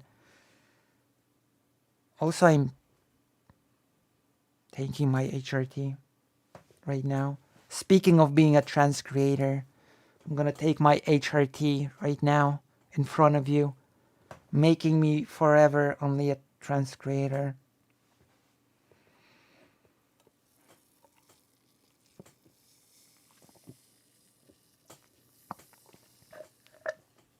So no. I think this was the worst argument of them all that he has made here. The whole shtick about foreign language.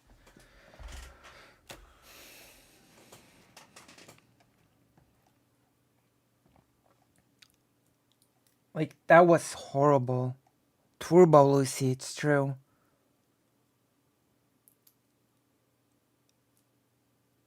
Hello, hello. We're gonna get rid of your white name someday. That's a really bad direction. It's a horrible direction. Am I losing it? You are losing it, yeah. Actually, yeah. Am I losing it? You are, yeah.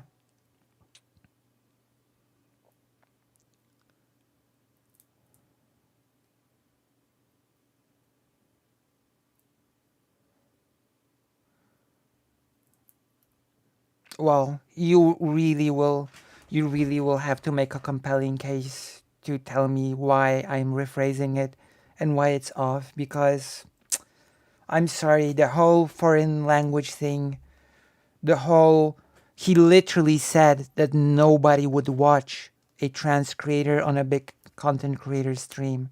It's his own words. Nobody would watch it. And then he compared it to himself speaking in foreign language and saying, why don't I get more views since I'm from a minority?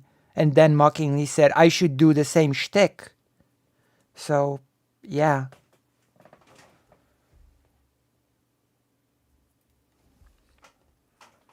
I'm sorry, I just think you're being too charitable towards.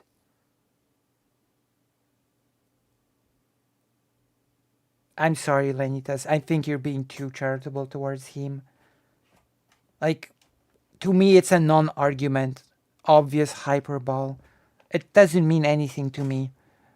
The argument of I'm just being obviously hyperbolic. It's just a meaningless argument to me. I'm sorry. It's just an empty argument to me. This defense of, oh, it's obvious hyperbole.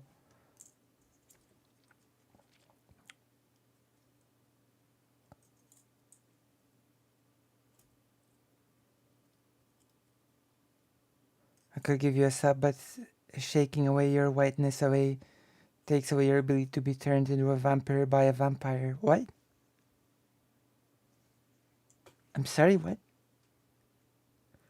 It's kind of a cover for reacting emotionally. Yeah, I do think so. Like, he's just mad. Yeah. I think people hide behind the whole I'm being hyperbolic too much. I think it's severely abused as a term, the whole hyperbole thing. But why is he mad is the real question. Only white people can become vampires. Is that a rule? Is that a rule that has been established anywhere? I don't know.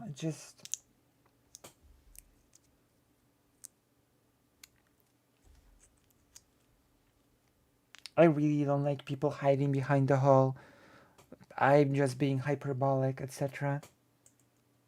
According to me, I think.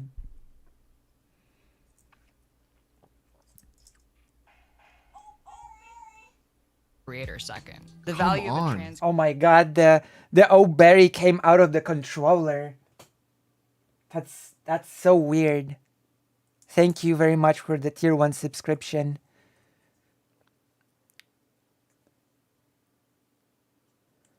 I don't know, just because people often use it as an excuse doesn't mean that sometimes it's not true. Well, I'm sorry, in this case, I think it's not true. I think you're being too charitable towards him. And I think it's, I don't know. Oh, I'm sorry, I don't think audiences be all and all that you can compromise your message on. So that's not an argument to me at all as well. I don't think you can just compromise your messaging in order to get more audience. It's almost not about the argument really at all. It's about why he's saying it. Yeah. I also think a lot of people will see it as hyperbole. I think it's irrelevant, quite honestly. Like, I honestly don't care if many people will see it as hyperbole or not.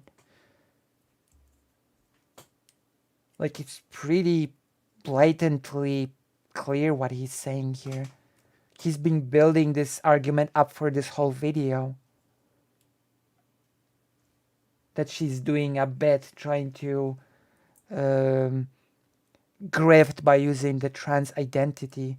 By making up a false claim about trans creators having it bad as streamers. This is basically the crux of the criticism and argument of him in this video.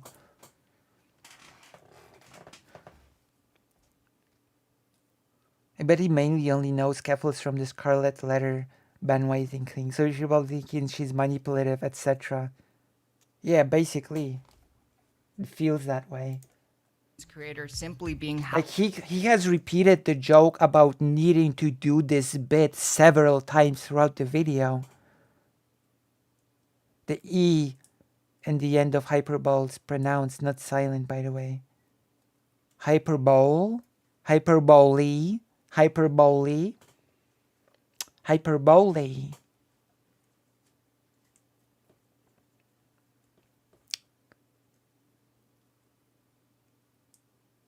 Wait, no, wait. Yeah.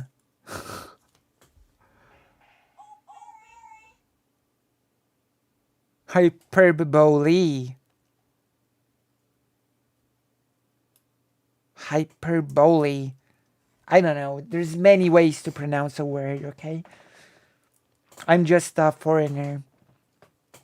Non-white people can control their animal abilities and never succumb to animal nature just because monetaries are naturally more in tune with their animal spirit. I see. That's a good point.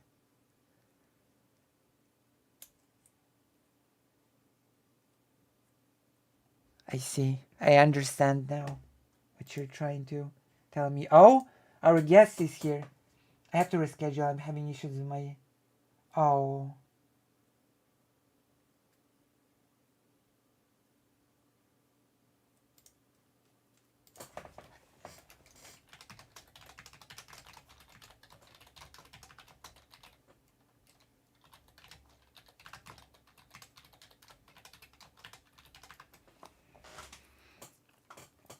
Yeah, we were supposed to talk to Pearl today. We're not getting the guest today. We're getting the guest tomorrow. We're having a conversation with Pearl again.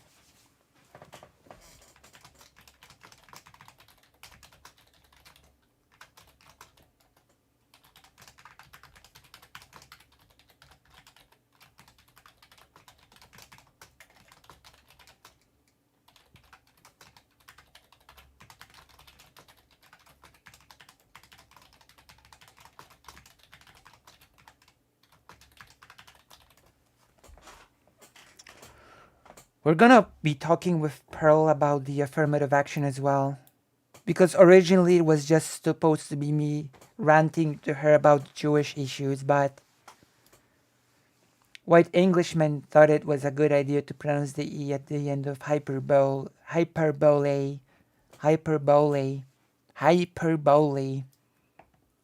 I don't know.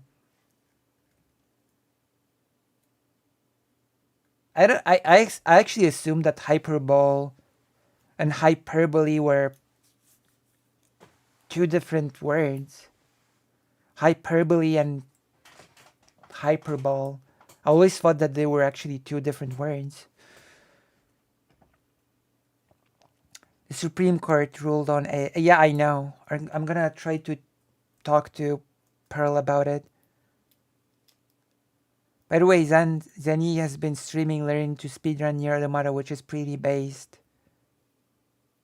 Oh, that's pretty nice. I'm still playing Drakengard 1, just so you know. And I'm not gonna learn how to speedrun it. But I do think that online people are often over the top in their reactions, which is what needs to draw an audience. And hyperbole is part of that. I also think that a normie audience will see someone say nobody will watch that as clear hyperbole. Hyperbole. No, but you do need to remember that he is also building a case here. He's also actually building a case here.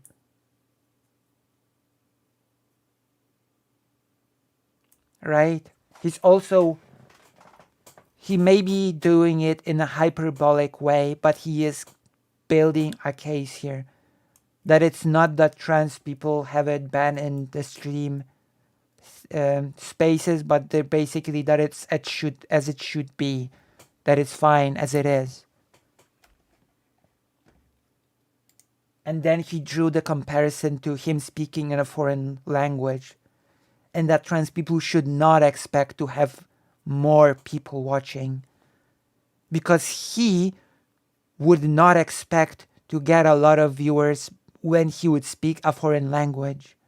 That is an actual thing that he says, hyperbole or not.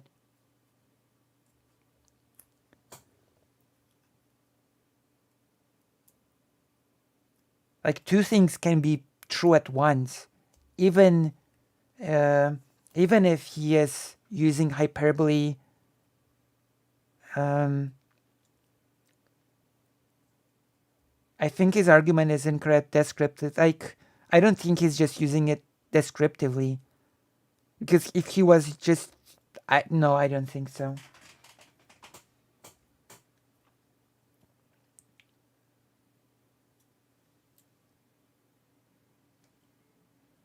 To use the argument descriptively would be just describing that it happens, which is basically what Keffals has done. Keffals is just using the thing descriptively by describing what's happening.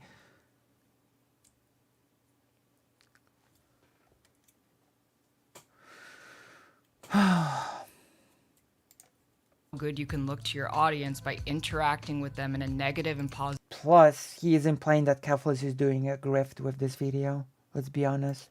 way solely on the basis of their identity. I'd love to see Hassan do more things like his co-host on Leftovers, Ethan Klein. Okay, here, Freddie makes a good point. I like pushback. I think speaking a different language is different. I don't agree with the general point of the video, but it's not a great analogy. Here, you want me to make a better one? There you go. We're gonna see another analogy. Like, we're gonna actually see a new analogy. So maybe the argument will become more understandable to me, since we're about to see a different version of this argument. Maybe less hyperbolic. You know Touring News? He used to do politics streams, and then he started to do farming streams. How many farming stream viewers could there possibly be? 12? Is this hyperbolic? There is no hyperbole here. I'm sorry. This example does not have hyperbole. Make some insane ultra niche content, which, listen, trans content is niche for Twitch. On Twitch, they want to see Call of Duty, they want to see N-words, they want to see hot tub streams. Not only this, like, he's actually okay. Now I'm actually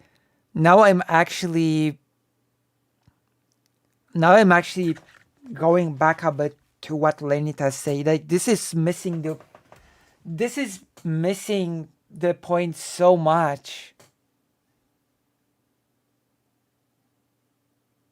This is missing the point so much. Because Keffals is not talking about trans content not getting enough views. Like, this is I think the biggest, I think here him has actually exposed the main way in which he's missing the point. Keffals is not saying that the trans streamers that talk about trans issues are getting too little views. She's saying that trans people get not many views no matter what content they focus on. So this example of niche content is not applicable in the slightest. Right? Keffals gave an example of a Dead by Daylight streamer that does not get that many views. It's video games.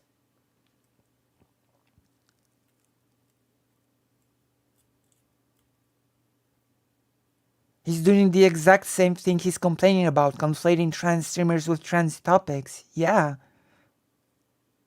He's doing the exact thing she's complaining about. Yeah. Yes, he is. He is. And it's like,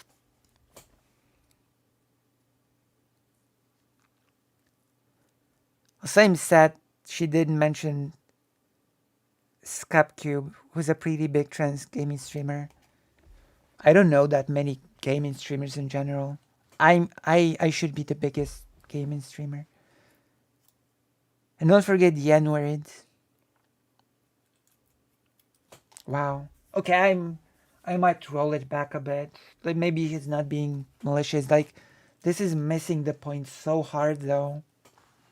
I don't know. I'm going back and forth between thinking that this is malicious and that he's just missing the point hard. But how do you miss the point so hard? That is my main question. How do you miss the point so hard? Like Keffals literally gave examples of trans creators that don't focus on trans topics. So it's not about niche topics. He went on a hiatus for a long time. To even be a just chatting only streamer is niche. Oh, that's not true.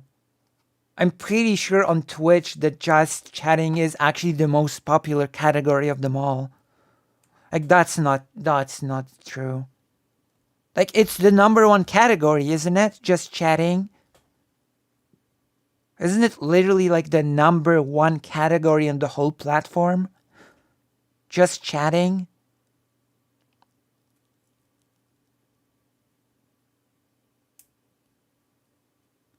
I'm pretty sure it always ranks as number one. Like, how is that niche?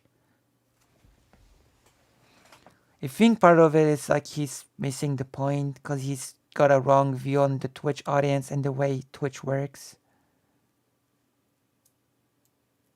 Yeah, but he compares just chatting to games in general, which is dumb. Yeah, but when it comes to categories, like without fail, just chatting is always number one.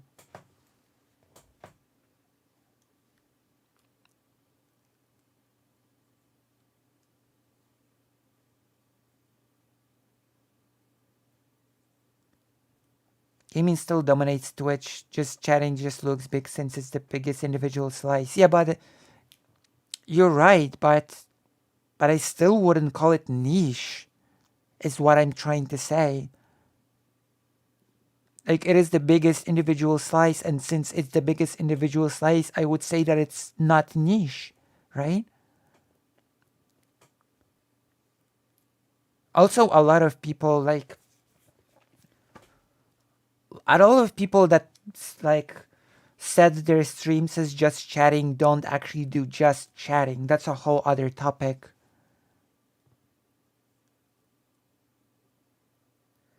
Funny thing, TB was actually one of the strong influences that made for non-gaming content on Twitch. Oh yeah, Total Biscuit. Total Biscuit is nice. Just chatting can be niche since it's by design a vague term. Yeah, exactly. You're right. Yeah, you're right about that. Correct. Yeah, I agree. Look at this. This podcast got an exception from not having gameplay on the stream.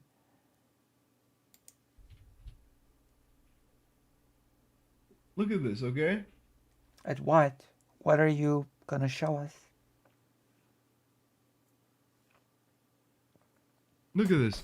If we go right now on Twitch and do sort in categories by high to low,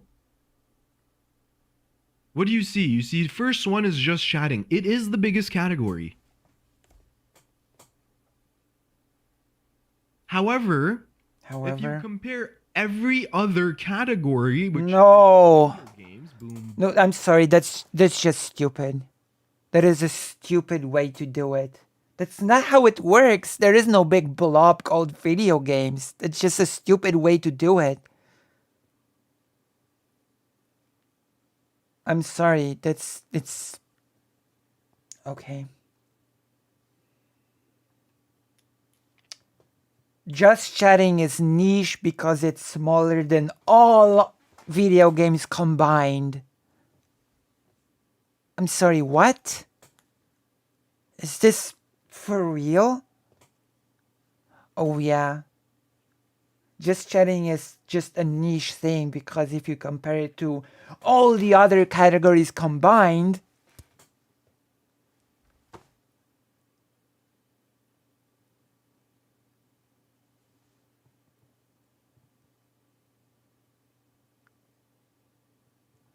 it is the biggest category, is a misreading of statistic.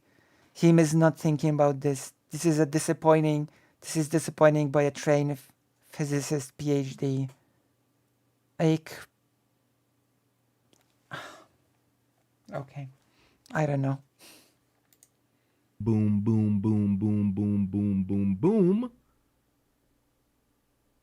Addy, shut the fuck up and let me make my point first.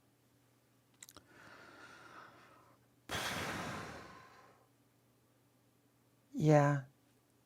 Interesting how he was laughing about Hassan being the person that screams at chat and immediately he goes into screaming at chat mode. That's pretty interesting to me.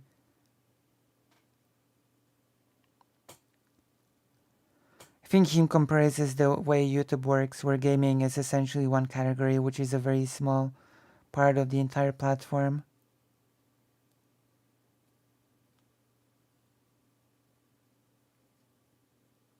Yeah.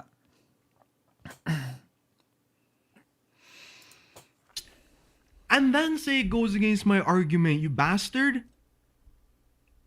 You're actually whack. It's just that just chatting is just chatting. Yes, it's in first place, but the rest, which is I've chatted to him. Nice guy, but he has streamer brain. I'm right until you convince me I'm not. Yeah, I agree with that. Yeah. He does seem to have like a severe case of streamer brain. And I'm saying that as a streamer.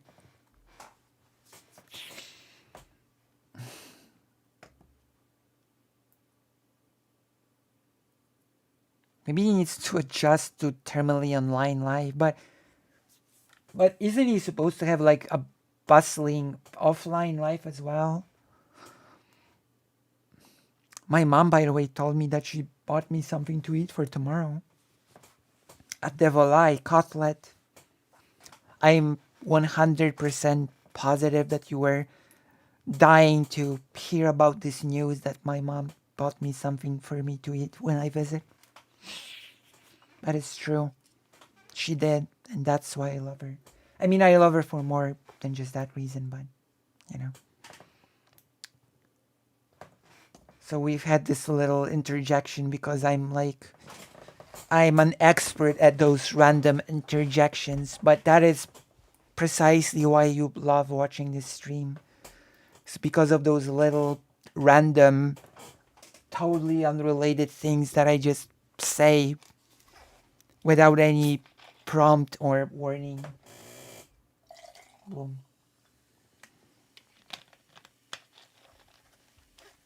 I actually think him not being as online is part of what makes him so wrong here. Oh, interesting. Maybe. It very well might be the case. What time are you streaming tomorrow? Similar to today. I'm gonna put up the new thumbnail. What, you wanna make the premiere, right?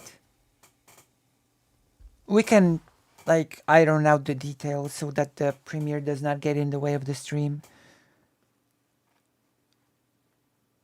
I mean, technically speaking, you can see where the stream started and take that as the similar time to today. I mean, you can see when I started streaming. Oh my god. I've been streaming for 9 hours now. Ooh. Okay, I'm not gonna be streaming. I'm not gonna be streaming at a similar time. Okay. I have to think. Yeah, I've been streaming for 9 hours now.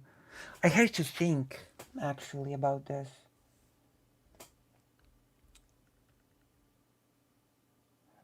I cannot just tell you because you live in a different time zone, so I have to make the whole calculation.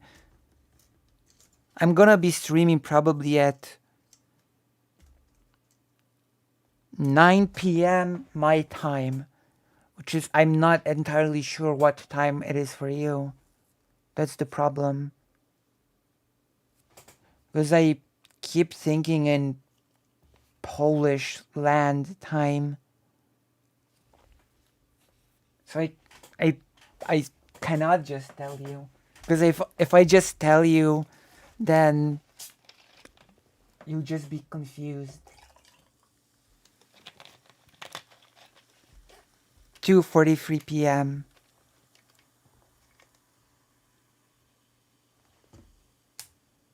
Use this for time zone. Oh, I actually do use this page often. Thank you. I actually do really like this page. Yeah, I do like this page a lot. The Time Buddy is a really good page. Thank you. Wait, are you saying I can't math? Well, I'm saying I can't math, basically. I'm basically saying I can't math. Also, it's not enough to just, I don't know. Are you West Coast? See, you have to know, like, stuff.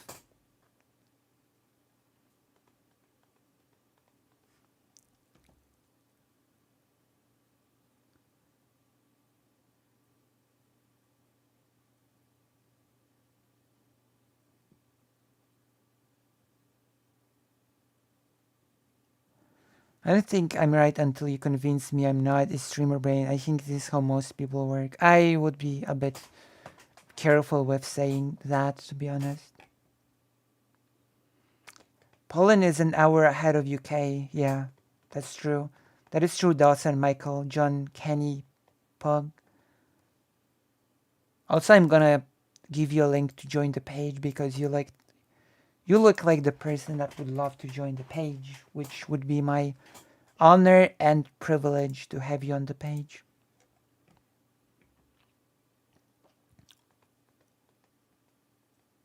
Yeah. I mean, you don't know on top of your head which time zone is Poland zone, I think. So it's not just a matter of doing math. I don't have all the time zones in my brain at all times.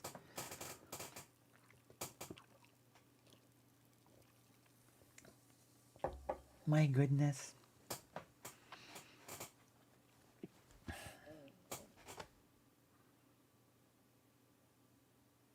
All right, I'm gonna unpause. I'm gonna unpause. So yeah. Games? You fucking moron? I hope every day's worse than the day before. Is 90%, if not more. League of Legends 126k, Valorant 100k, Diablo 102k, Grand Theft Auto 66k, Only Up, which is the game I want to play by the way, 64k. Stop it. It does not make just chatting niche. By that logic, right? By that logic, Diablo 4 is a niche game compared to the entirety of the gaming genre. Valorant is a niche game compared to the entirety of the gaming genre. Final Fantasy 16 is a niche game. Like that's not how this works. That's not how you determine if something is niche or not.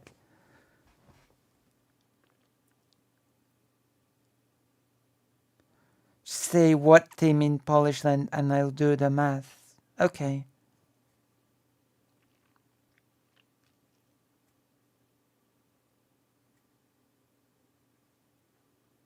I'm glad you're getting back into streaming. I used to watch you for foreign news as an American in the OG days. Also, thank you for being here, Zanzi. Thank you for being here. I've heard of you. I have heard tales of you.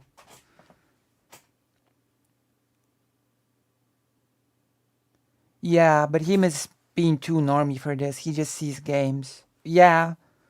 I agree. Yeah, I agree. But it's still worth... I think it's still worth pointing out that by that logic, Diablo is a niche game. If you use the analogous logic.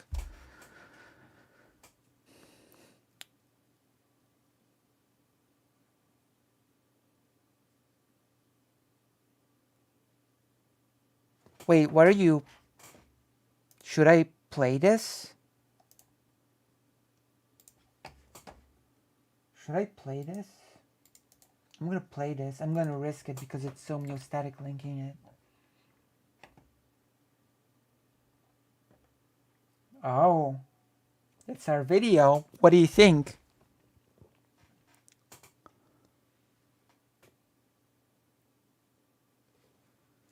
Zenzi used to debate all of the old assholes on panels and stuff. Should we watch some of your old content, Zenzi? What do you think of this thumbnail for the panel thing? If you would just consider each specific game a subject, whereas just chatting is just full subject, but it's irrelevant. It's irrelevant if it's a sub-subject because if we follow the logic, as a sub-subject of games, since Diablo 4 is so small in comparison to all other games, Diablo 4 is therefore a niche game as a subcategory of games. And I don't think it's reasonable to say that Diablo is a niche game.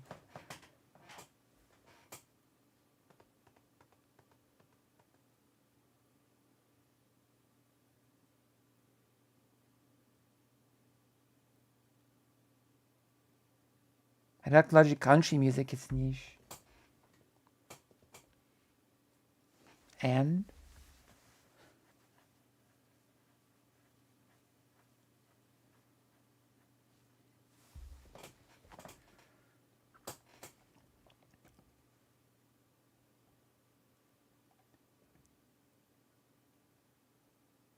he compares just chatting to games as a whole, but Diablo would be compared within that genre to each individual game. But these categories are individual games. These categories are literally individual games.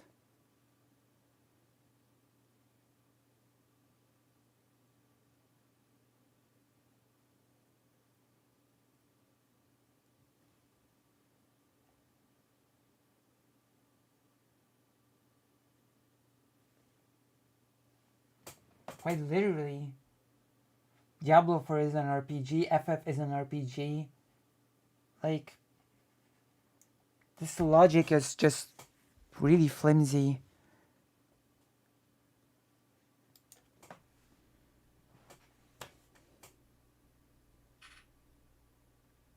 This logic does not hold up to... Oh my god, that's so rude. I wish you a miserable life. Now draw a picture of us hanging out having a picnic. Ha ha ha. So funny humor. At least when I do stuff like that, I mute the mic.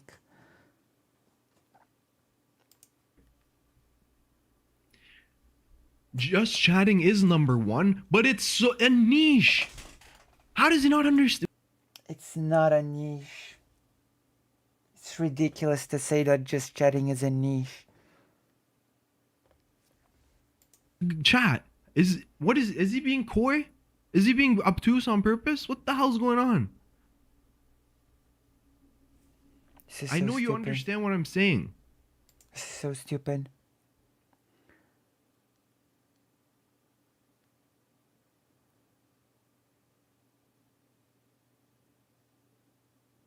It's both popular and niche.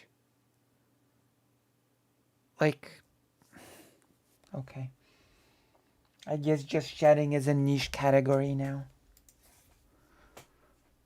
By the way, what's sports? Oh, say a word. Maybe we become a FIBA React channel. It's the toughest competition in the basketball world to win. Based. What does that mean? Just chatting isn't one category. I don't even know what you're saying.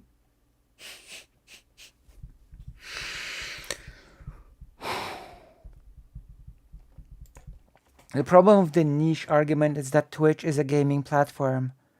So non-gaming content is niche within the Twitch sphere. It's a niche in the sense that the vast majority of content is gaming. Yeah, I agree with that. But this doesn't translate to viewing numbers. Chatter, distribution, and demographics. Just chatting versus the rest of Twitch doesn't tell you anything about who is in just chatting or its cross-platform reach. Yeah, I agree with this statement, yeah. With this statement, I agree, yeah. Fortnite is so niche. It's niche category. I would say foreign politics is just chatting isn't, and just chatting is a niche. Yes, yeah. I mean, just chatting encompasses so much.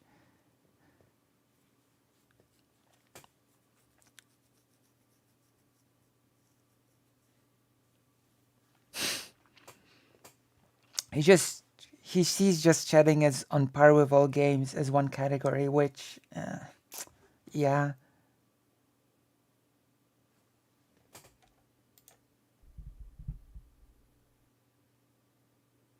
I'm just saying, if you're,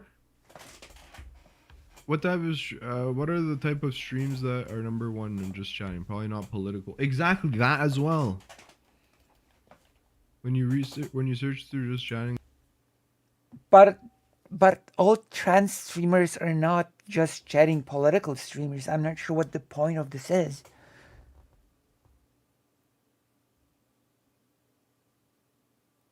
You have to put the game you're playing if you're doing debate, review, plus talking while gaming. Remember that too. True. So that messes up those numbers. Yeah. I'm the true niche, a speedrun who won't shut up about politics. True. We should talk on stream one day, if you like. We should set up a collab talk if you're up for it, Sansi.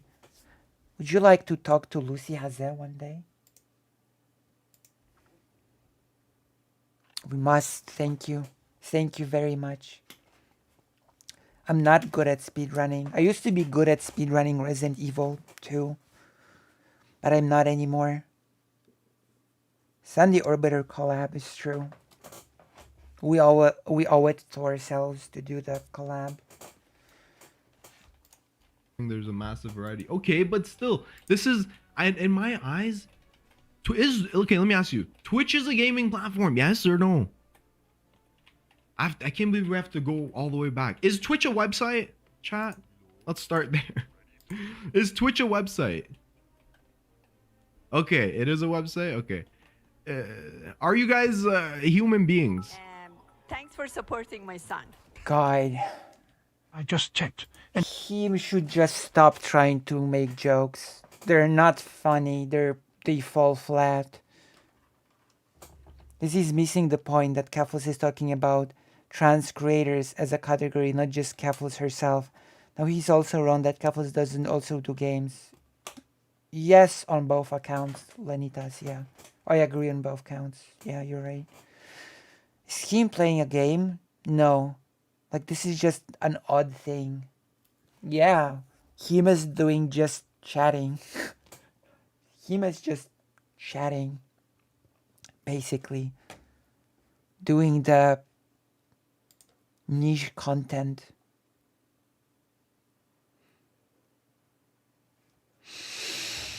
And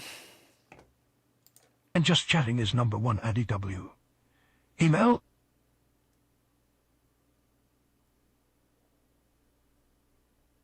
Gamings one are specific to the game.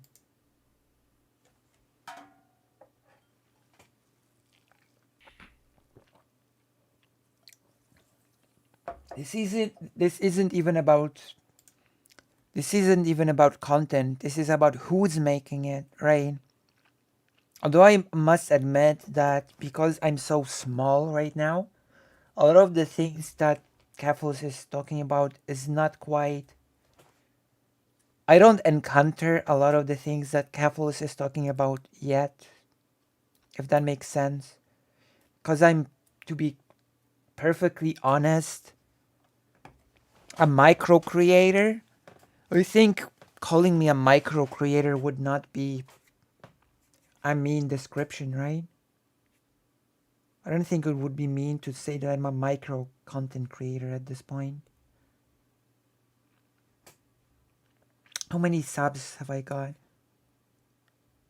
Alright, we're growing. But I'm still a micro content creator. I'm under 1k subs. But niche to him might mean any specific spot something inhabits like an...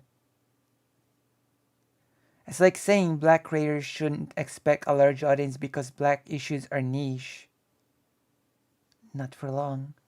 Are you saying that black issues won't be niche for long, or that I won't be small for long? Or hopefully both.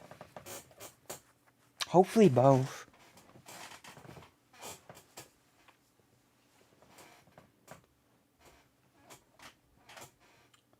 Alright, let's continue. But thank you for saying that I won't be small for long.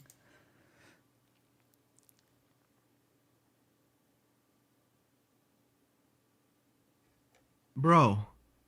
Brother. Did I... Brother. I'm actually at a loss for words. Brother, I've been at a loss for words throughout this video, so at least now you get a taste of how I feel. I feel catharsis from this. Now him gets to feel how it is to be at a loss for words. Justice has been done. Justice has been delivered. Thank you, chatter.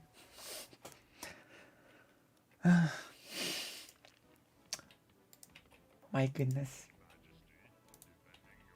Defending your honor. It's true. It's true. Let it not be said that we are not having fun on the Lucy Haze streams. Oh, I should unpause. Also, are you enjoying... I can't, bro. I'm actually at a loss for words. I think most people who are not being bad faith understand what I'm trying to say, which is some people come onto Twitch to watch games. Those people might watch League of Legends. But I'm just... It's just so bad. It's just so bad what's happening here. I hope you understand how I feel about this. About this video.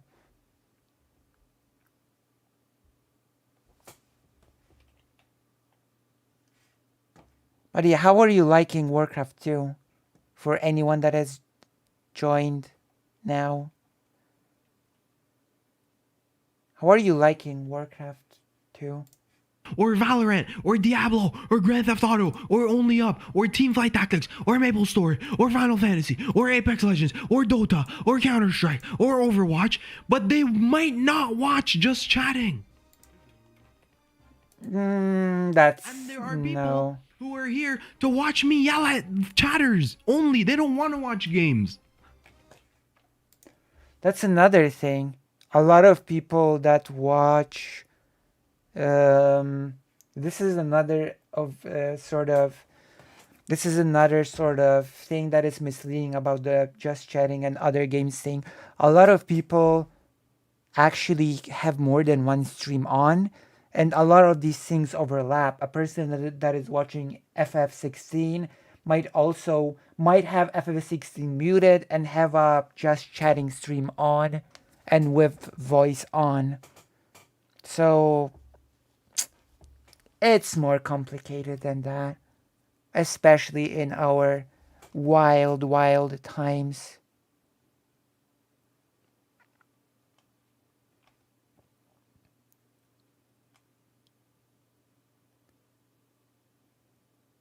But see, if Destiny, for example, is playing a game, he's under gaming.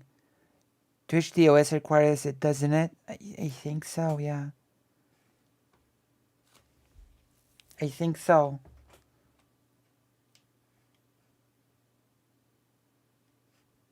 But people watch often more than one stream at a time. They have this stream muted on this monitor, and they have this sort of stream with the voice on. So yeah, it gets muddy, in my opinion. Like my brother often has a few streams on at the same time.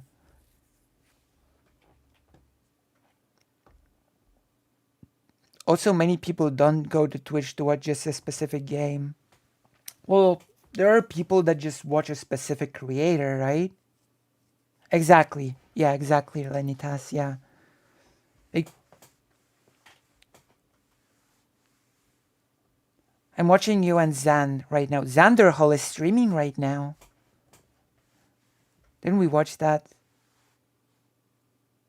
There's that AI Trump Biden endless debate stream. Oh my god. They definitely don't go to watch games in general. Yeah, basically, yeah. That's true. That's definitely true.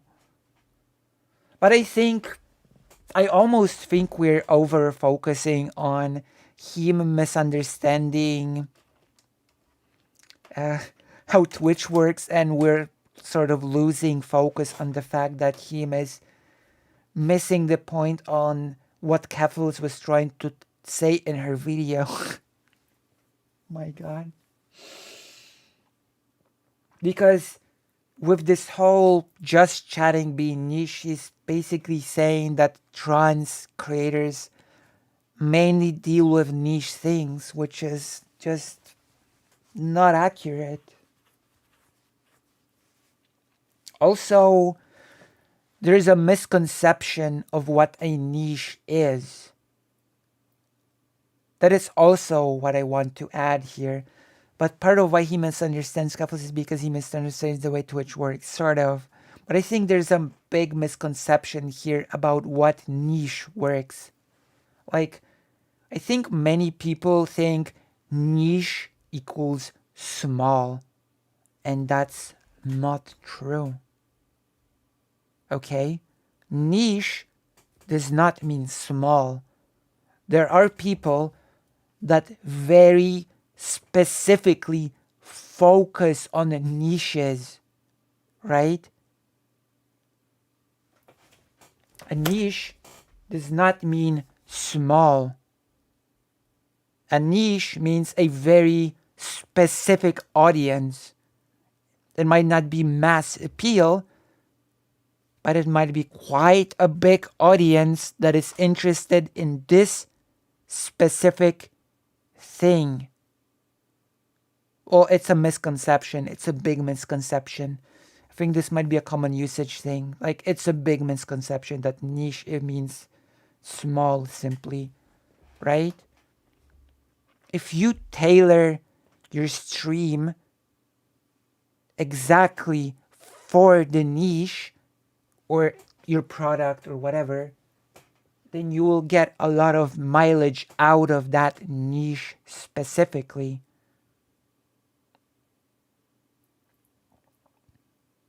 Not exactly. It does not exactly mean small. It's more complicated than that. It does not just mean small.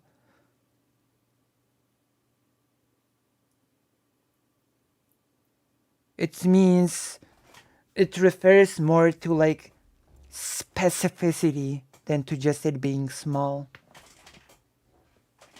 You know? It means that it's not mass. It does not have mass appeal. But having mass appeal is not the only factor of success. It's, yeah.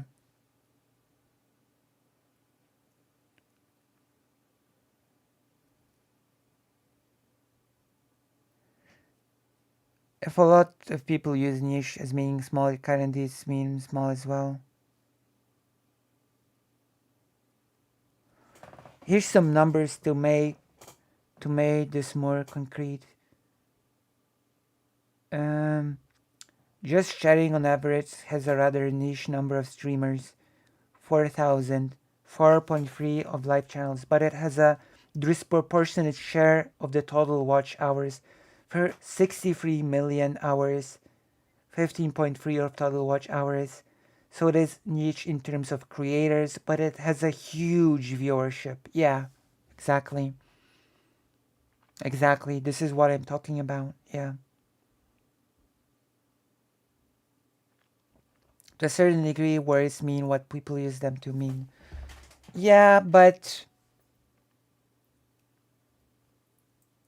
I think this use of the term, I mean, people can use it at their own detriment, to be honest, because it will mean that they will not understand how to take advantage of niches. They will see a niche as something bad to avoid.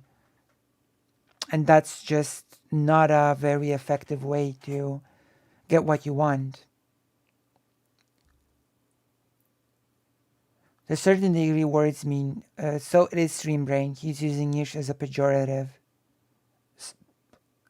I would not go that far, but there is a case to say that he is, yeah. There is a case to be made there. That if something is a niche, then you should not expect big viewership from it, which is not exactly correct, right? Something might be niche, but there might be a lot of people interested in that niche still, enough for you to have a pretty big audience, if that makes sense. Right, okay, thank you. I do prefer, thank you. I feel like a lot of streamers use that word when they want to justify this kind of irrelevancy, though. Yeah, I agree. To me, niche means specificity to be distinguished. This ends up being small, but quantity was never the concern. Yes, Zanzi. Yeah, I agree. Yeah, I agree with you 100% here. Yeah. Yeah. Like, something might be pretty niche, right? You might, let's say,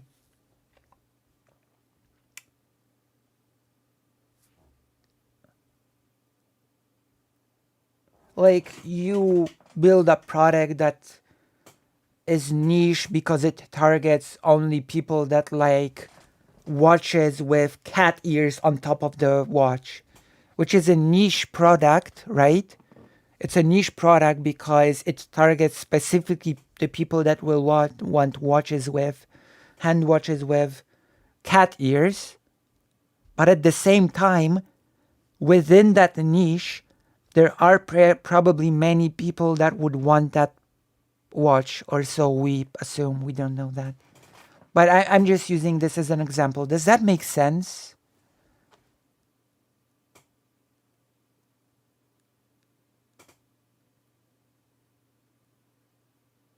Fantasy novels are niche, but like they can make millions. Yeah, that's another good example. Like fantasy novels target a very specific audience, right? And they make, yeah, exactly, right? So you basically know what I'm saying, right?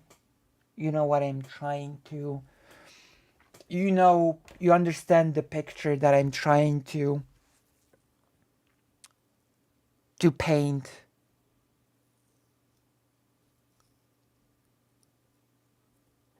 Socialism done left used to do Catboy Thursdays. That is commendable.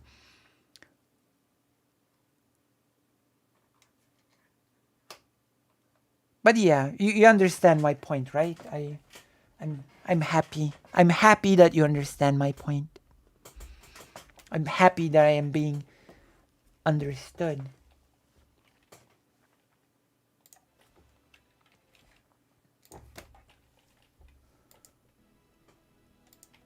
I understand. I'm just saying there's a large component of people that use it differently. Elevate the voices of trans creators instead of simply speaking for them. I really don't. I suspect so. Trans creator. I'm both trans and a creator, but my identity has little to do with the content that I make. I can both support the work of activists who are trying to improve the lives of the trans community and make commentary videos that have absolutely nothing to do with trans people. I've really come to resent the concept of being a trans creator. Bro, where's that flag?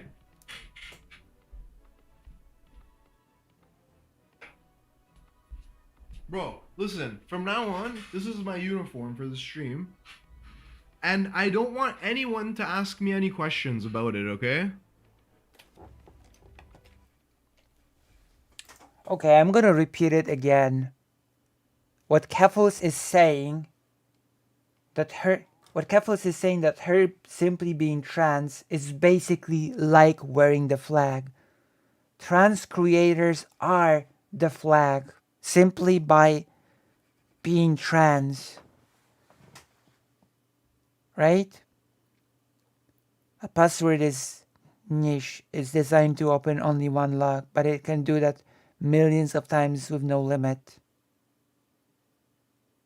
This is such a stupid point. Yeah, like I keep having to repeat that Keffal's main point is that by the mere fact of being trans, you're treated as if you were wearing the flag on your head because you are the flag. That's reality of the situation. Don't ever ask me any questions about why I'm doing this. Okay? What is the flag? What does it represent? Don't ask me. Stop making this stream about my identity, lolcohol. You bastard. Yep, and I think him is just blind to that. I think so, yeah. Reasonable, and no one should comment on it. Also, it's not about Hey, Heem, is that an Italian flag? You think that? Why does it matter? I'm just trying to do content here. How does seem not to understand this simple concept? I I'm don't just know. trying to. Why does it have to be about my identity? Okay. I don't know. Just because I'm wearing a flag doesn't mean you can ask questions about it. Thanks for following up my son. Thanks for the follow. Okay, but he can take off the flag. Keffals can't turn off her transness. Yes, Susie Clem, and you have perfectly encapsulated what Keffals was trying to say in the video. You have perfectly summarized the point that Keffals was trying to make, actually, by saying this. Thank you very much. This is the perfect summation of what was being said in the video. Him can take off the flag. Keffals can't just turn off her transness. This is the perfect summary. So I thank you. Because Him sees this video to be about Keffals. I agree with this, yeah. And he thinks Keffals, through certain actions, has essentially wrapped herself in the flag. Yeah. Yeah. Which is incorrect on both counts. It would be like people only identify him as Persian and only ever Persian. Yeah.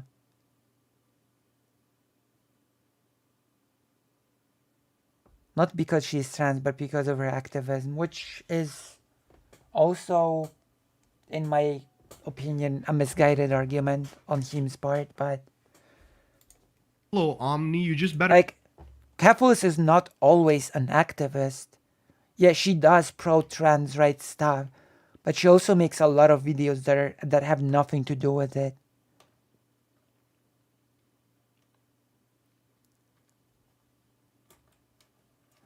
Went after PF for essentializing people based on their identity, and now this. Oh. Not ask any bad questions. Can I speak Italian? Why would you assume that? There's nothing about me that suggests that there might be Italian involved. Like, your microphone says trans rights on it. When you put trans rights on your microphone, that means that when people come into your stream, what is the first thing they look at? Do you want to see what I have on my microphone? A fucking hypers. This is a stupid argument, of course.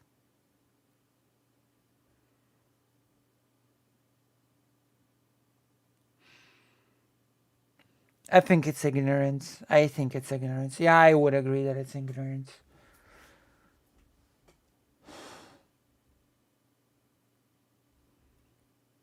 But I would also argue that the ignorance, that this type of ignorance leads to transphobic results.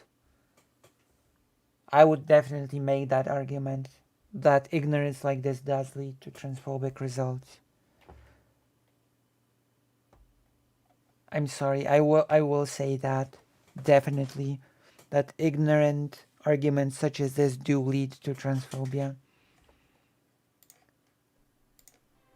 I'm not putting an Iranian flag or immigrant flag or medical physics flag or some shit.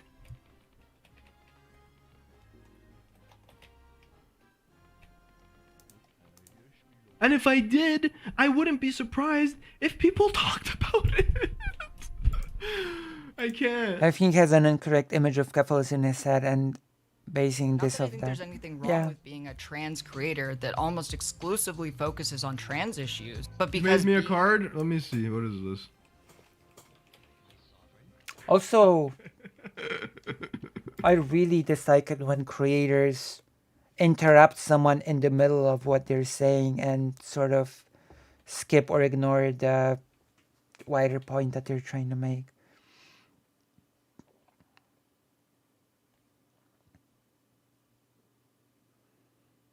This is like having an Iranian flag on his mic, and because of that, he should expect people to only talk about it.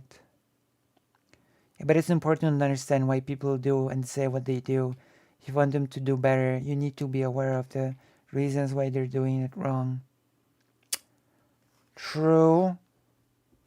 But you also have to remember that streamers dig their heel in, right? We even discussed this briefly when you called in.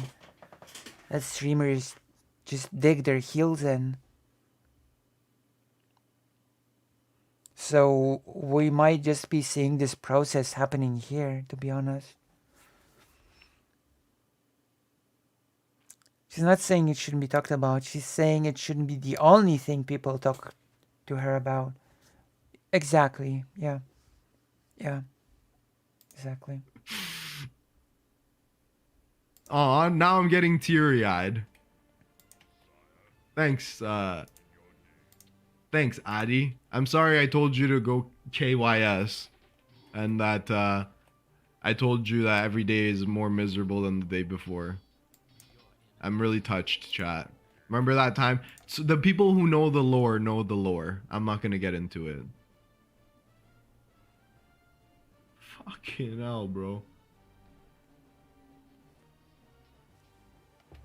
trans is honestly one of the least interesting things about I know, wallahi, yo. You know what? I'm gonna actually print it right now. How's that? Adi, DM that to me and I'll print it right now.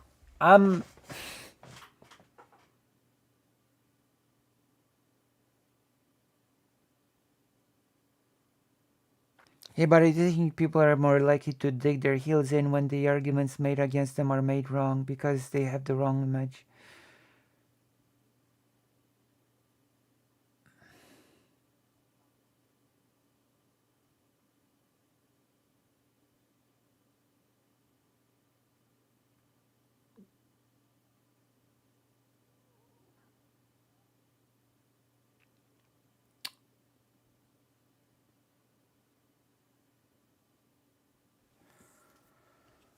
Like,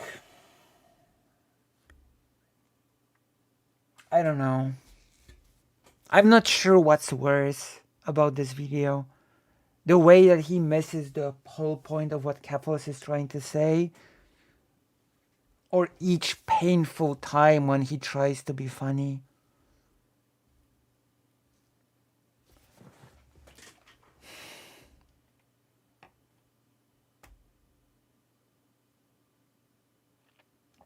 Why does it feel like she's just content for him? Like she's the band playing at the restaurant, what actually matters in his stream, his guests. Because that is basically the vibe that he's creating about this whole thing, I would say. That is my impression as well.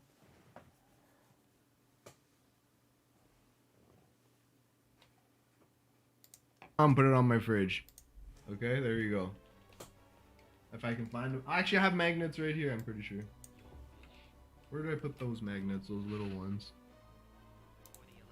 DM it to me in Discord and I'll print it right now. me. All of the life experiences that I've had. If people misunderstand why others are wrong and try to correct them based on that image, the person has it's wrong will see their point being missed, so they start building up the idea that people start disagree with them or just missing the point, and that is the heels digging in.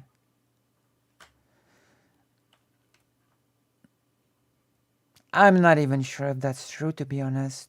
Like,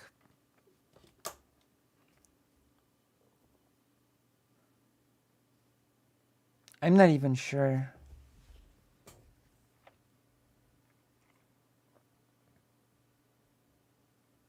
Like, I still think that part of it is him missing the point, and part of it is him being malicious, to be quite honest.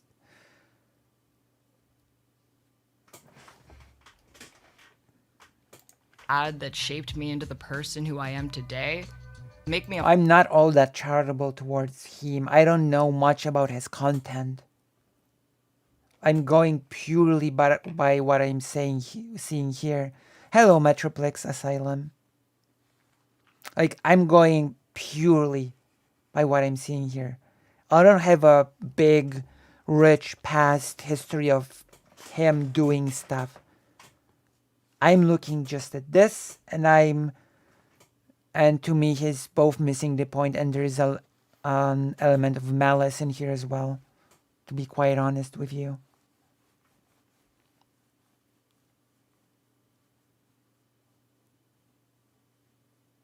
From what I've heard about him, this is typical. Well, that's not really a good sign.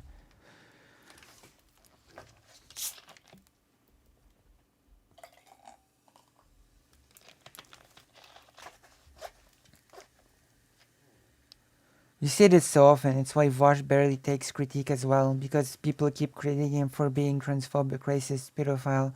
So now Vosh has this image, and it's sad that almost everyone that disagrees with him just comes from that. Yeah, but I didn't call him that once, so that's not exactly what I'm saying here.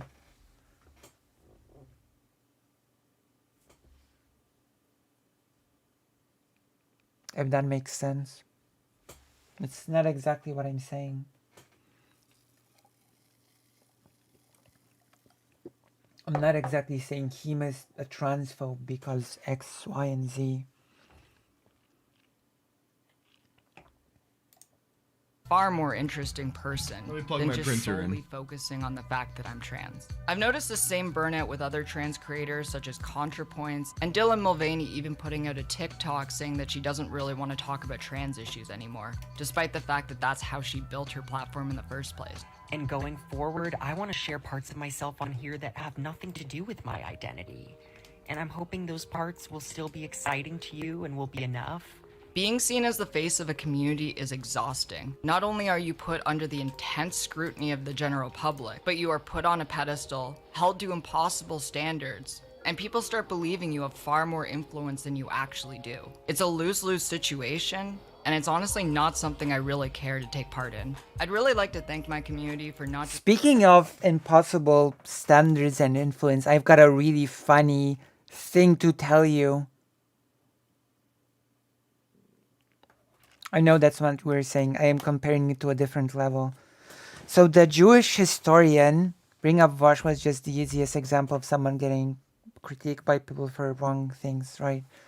So the Jewish historian has said that in the past he was watching a Holocaust video and that there was still a lot of anti-Semitism sentiment in the Communist Party, you know, and that he asked if the creator of the movie is not Jewish.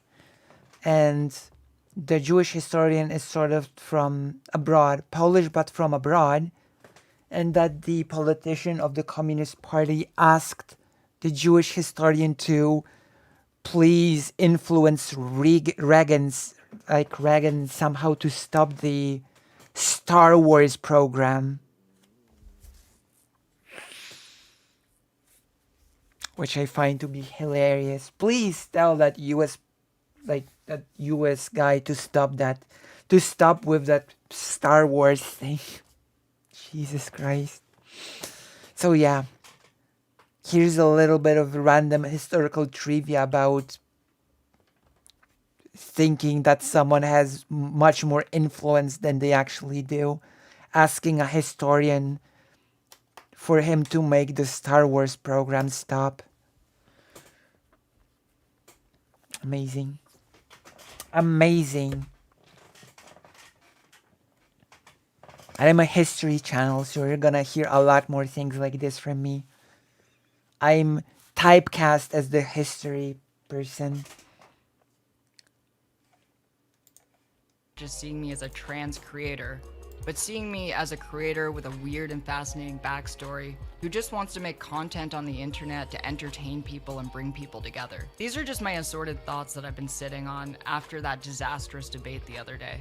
Which, by the way, remember to subscribe to my second channel because that's where all my live streaming content is now.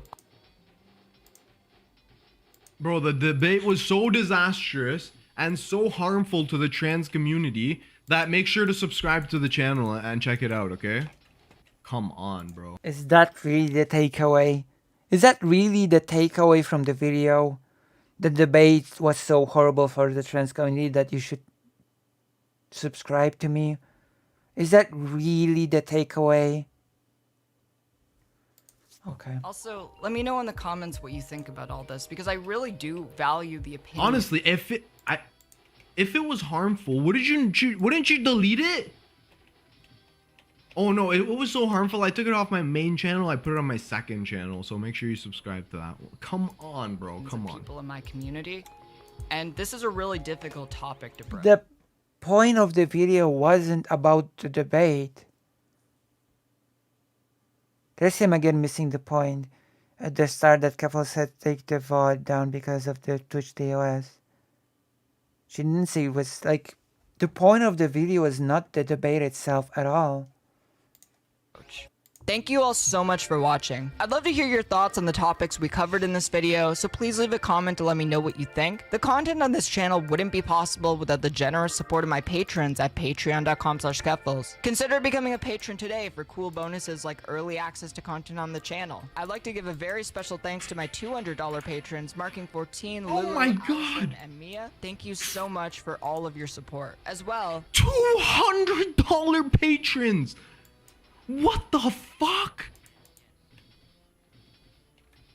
Multiple $200 patrons?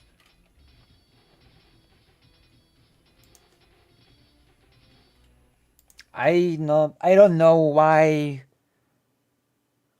Yeah, Chud Logic jealousy vibe. I don't know why he's so shocked.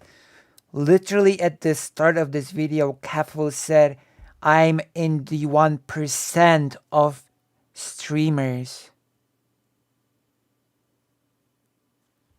She literally said it. I'm in the 1% of streamers and I'm extremely lucky and privileged. She wasn't making that video about herself. She was making it about the broader trans creator thing. That's the whole point that was being missed here.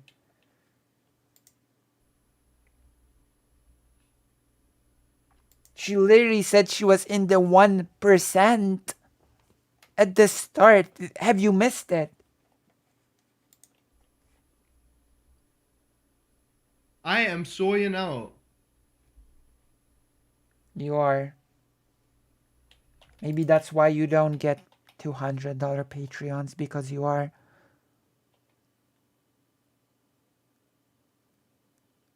She is, though. I don't think many people realize how few people get above 10 viewers.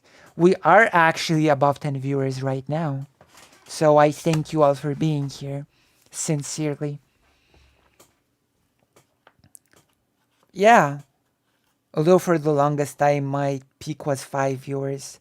So I think we've upgraded. We're 3 times bigger, the audience. That's right. The dance. I think this emote is called Jammies. We should include the imp dance. I really like the imp dance from Demon Mama. So we should include the imp dance if that's possible.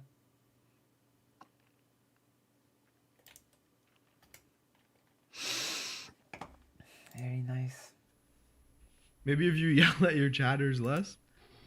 Fucking hell, $200 patrons, bro.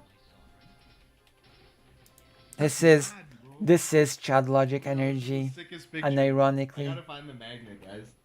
This is about to go up on my fridge. This is Chad Logic. Where's the fucking magnet? I had these little. This squares. weird jealousy thing. I've been playing around with them for 6-7 months, and now that I actually need it, I can't find it, of course. That puts you in the like top 5% of streamers' decks potential rise between 10% and 1% sharp.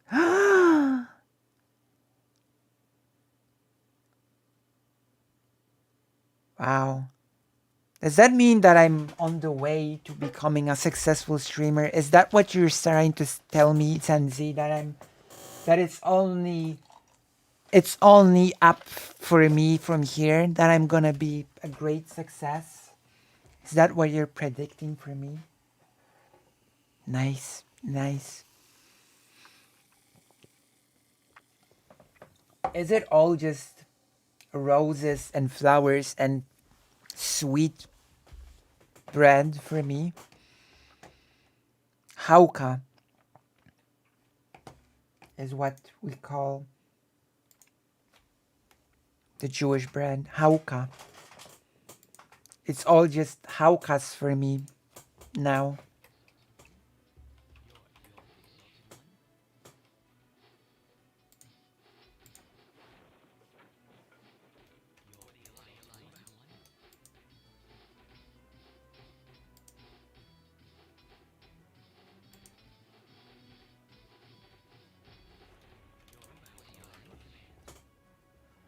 It means that you've gotten your foot off the first step. You've way to go, but most never get off the ground.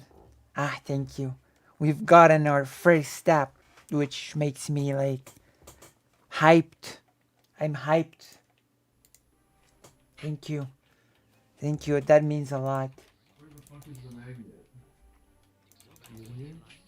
This means a lot as in terms of encouragement. It's almost done. To step up my game as a... I actually received this comment in Wig's video that I only introduced myself as the biggest Polish trans streamer to get points. I'm now a 93 cents patron pod. Yo, alcohol, thank you so much. Here we go. Are you ready to see Addie's painting of me? Us?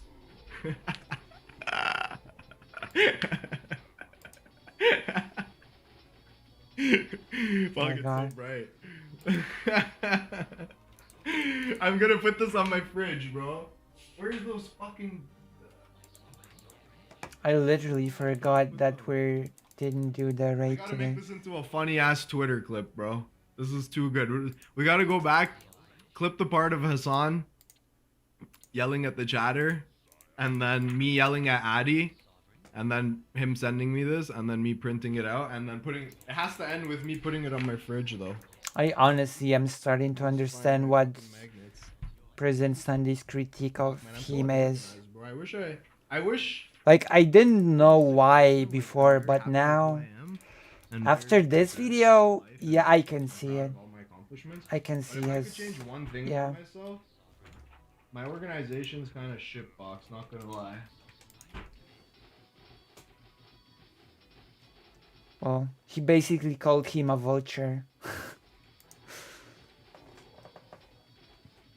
That inserts himself into topics that he does not care to understand.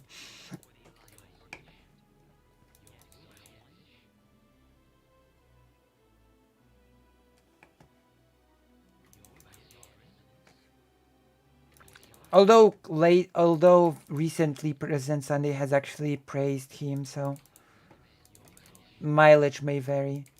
Like President Sunday is, and I think it's actually a positive of President Sunday that President Sunday does not just strike people out. If people do things that are praiseworthy, President Sunday will praise it. Yeah, him. Another European makes me happy. I'm sick of death of Americans painting us as social democratic paradise when shit's fact here. Neoliberalism sucks. We just have a decent tax system.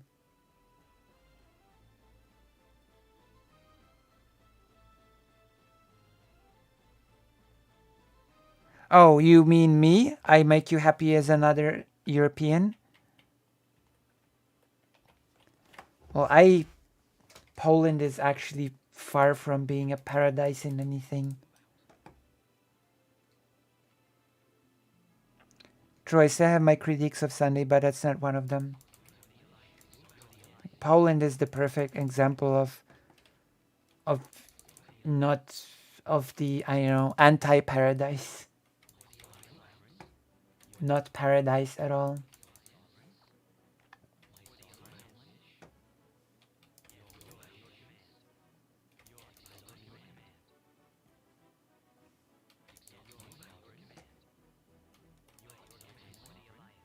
Who's Canadian? I'm sorry? I'm sorry, who are you talking about? President Sunday? President Sunday is Canadian, correct, yes.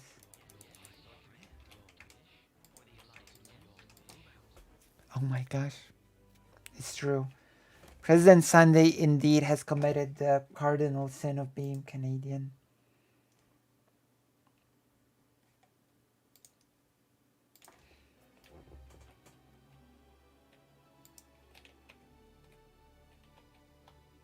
Wow. The pathing. Actually, so is him. I've noticed throughout the video. Fucking hell. And even then, their image is still off by a lot. I think when a lot of Americans think of Europe, they think of Northern Western Europe. This was before even like a pathfinding, I believe. When Americans think of Europe, they think of Scandinavian and France. Well, to be fair, they also think of England.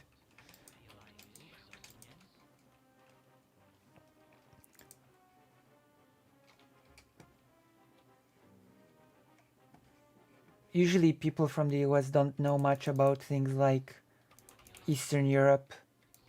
There's not much knowledge about it. Which is a shame, because in this region of Eastern Europe, Poland, Ukraine, Belarus, etc., it's basically the place where a lot of important Jewish culture has formed. A lot of important Jewish culture was like formed here. So it's like, it's quite an important place, you know? I'm probably going to focus a lot of my future content on Jewish history specifically, if there's like interest in that in my viewership, because I think it's extremely interesting.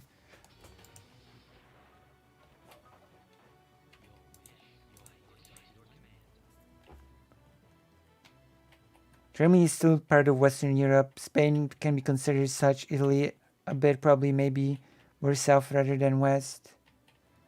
But my point is generally still stands. Yeah, I guess, yeah. So what do you think of my idea? Are you for it or are you against it? Vote in the chat. Are you here for Jewish history? Oh my god, I've been ignored. Not the first time. Probably not the last.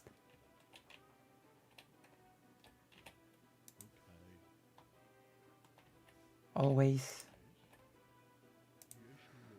Jewish history is extremely fascinating, but also extremely sad for obvious reasons. I've got ADHD, okay, it's okay. It's okay, I'm gonna repeat it.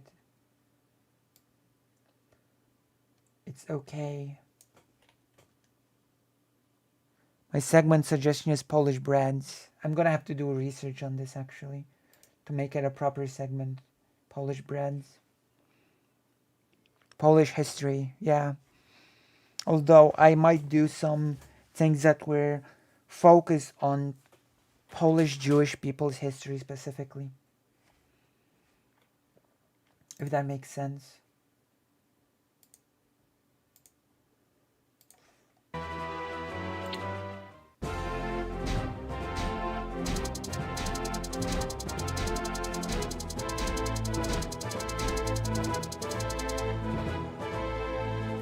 Don't even get me started on that Metroplex asylum. I was wondering when there was so much anti-Semitism where I live, Long Island, New York. Then I went down a very dark rabbit hole, German-American Boone at the night at the garden, etc. I love Slavic mythology too, but I don't know much about it. I would probably need a lot of explained to me like I'm 5. Does that include the underground Polish government?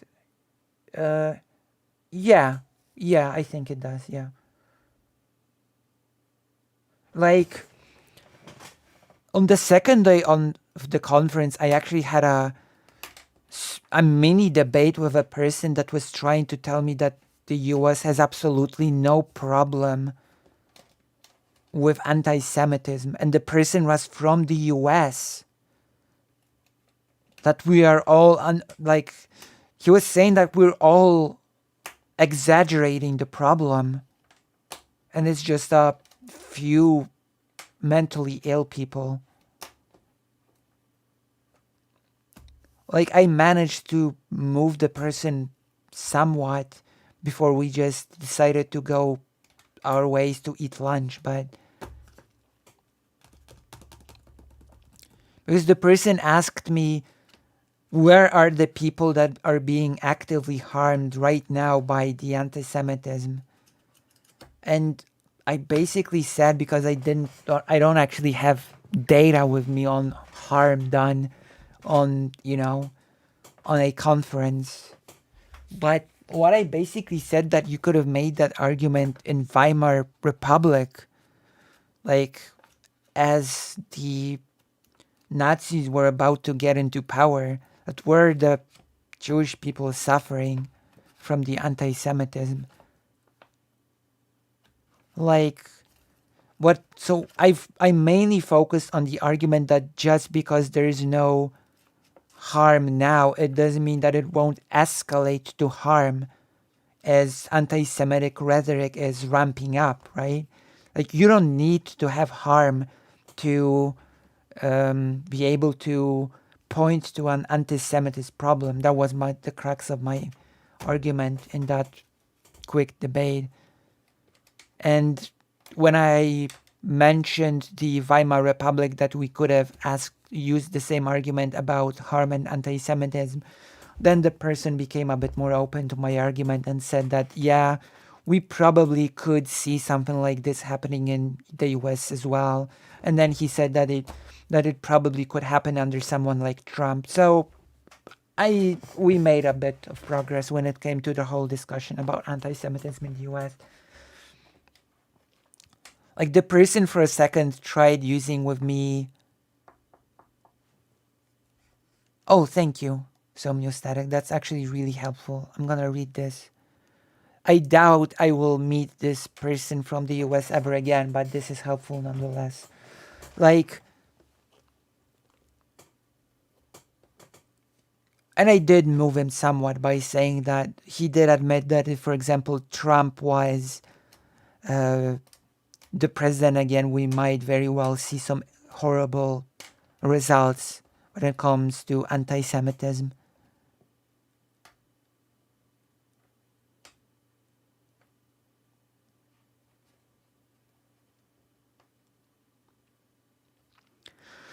Something that I've noticed about liberal society is that they have the platonic bigot that is cartoonish exaggeration of bigotry. They see bigotry as an innate essence, which is unrealistic and doesn't describe any real person. I'm from a very German Catholic community. I know there was sympathy for the Nazis in World War II, but growing up, I didn't hear of much anti-Semitism, though. I don't know any Jewish people in that town. Like,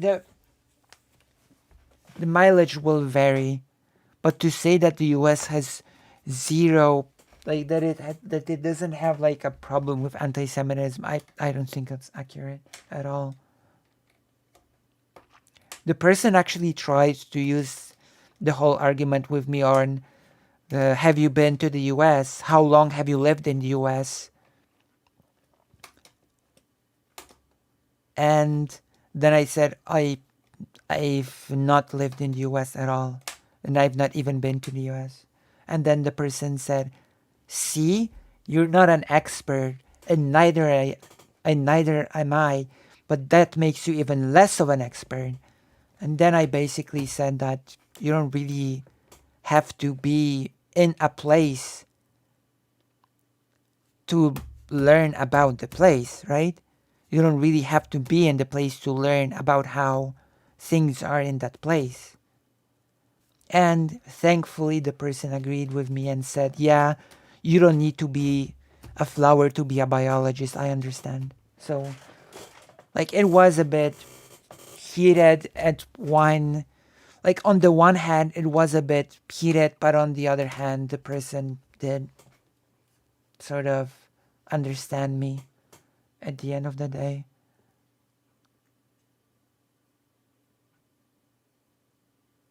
If only there were scholars in the US who wrote, yeah, he did agree with me when I said that you don't really have to live in a place to learn about it. He did agree with me on that point. So, you know, he himself said, yeah, I get it. You don't have to be like a flower to be a biologist. Yeah.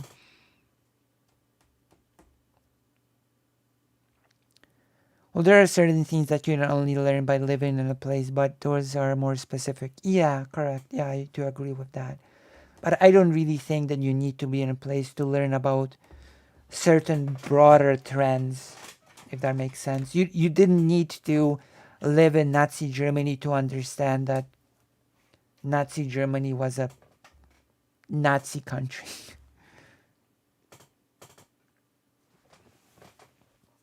I'm so incredibly EP. I'm gonna go eat and have a good one, everyone. Thank you. Thank you so much for being here. And I hope to see you on the next one as well. We're closing in on the 10th hour. Advanced scouts report that they have located Grim Batal, the primary base of the Horde's refinery operations in Cosmodon. Seeing a chance to strike a decisive blow against the Horde, Lord Lothar has ordered the Willful ignorance. Grim Batal and put an end to all Orcish activity there. Once Grim Batal has been destroyed, Lothar believes that the Orcs will have no further use for Cosmodon, thus pulling their forces back to the mainland of Azeroth. Victory could secure the shores of Lordaeron and greatly impede the Horde offensive.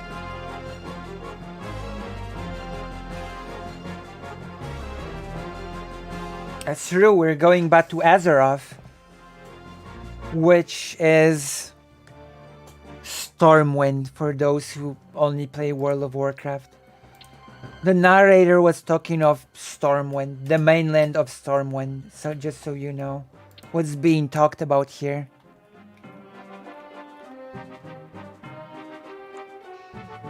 The narrator for humans is also the narrator of the orcs. It's okay. If you want, we can talk on stream some other time as well. I enjoyed. Thank you very much for being here. And of course, I will try to stream at earlier time so that you can catch it. Yeah. Yeah, in Warcraft 1, that person voiced all of the units, human and orc. Yeah, it was a good talk. I think so, yeah.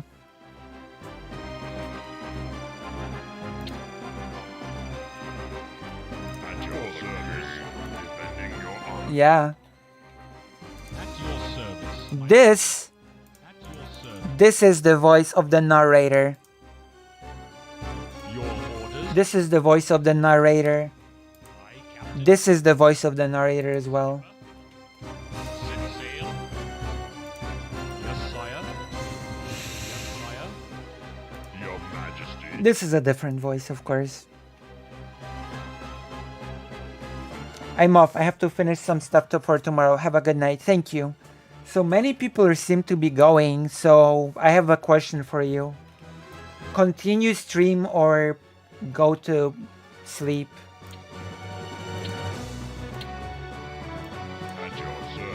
I'll let you decide, my fate. Continue or sleep?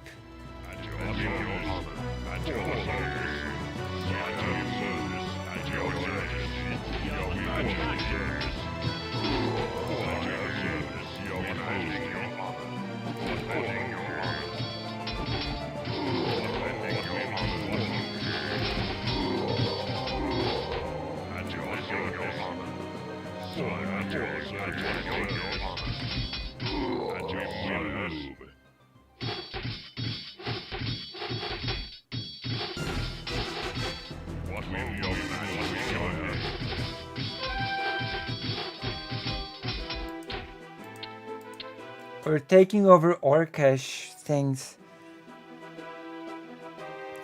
If you end stream, you might be interested in the Demon Mama stream. Everyone on the planet Earth is watching.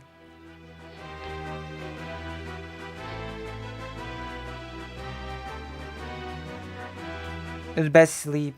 But if I finish stream, I will be sleeping. I won't be watching other stuff, I'm afraid. If that makes sense. If I'm gonna finish the stream, it won't be to watch other stuff, I'm afraid. Oh, the ukulele thing. Oh, yeah. Oh my god. You should sleep. It's actually almost 1 a.m.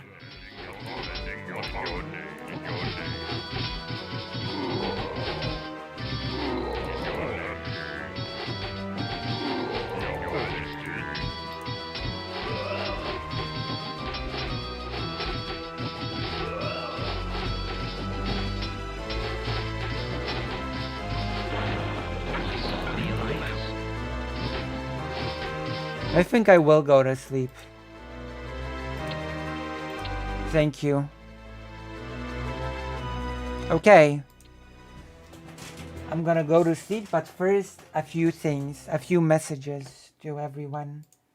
If you like what I do, then consider liking, subscribing, throwing a donation my way, because I really depend on your donations. It's my lifeblood, so to speak. You can donate to the page. You can become a Patreon, which has its perks. There are a lot of options to help me not be a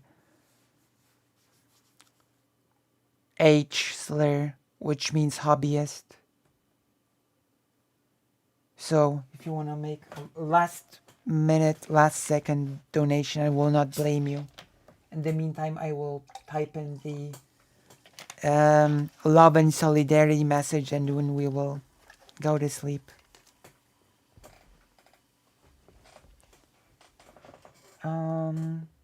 Love and solidarity. Heart. Love and solidarity. Heart.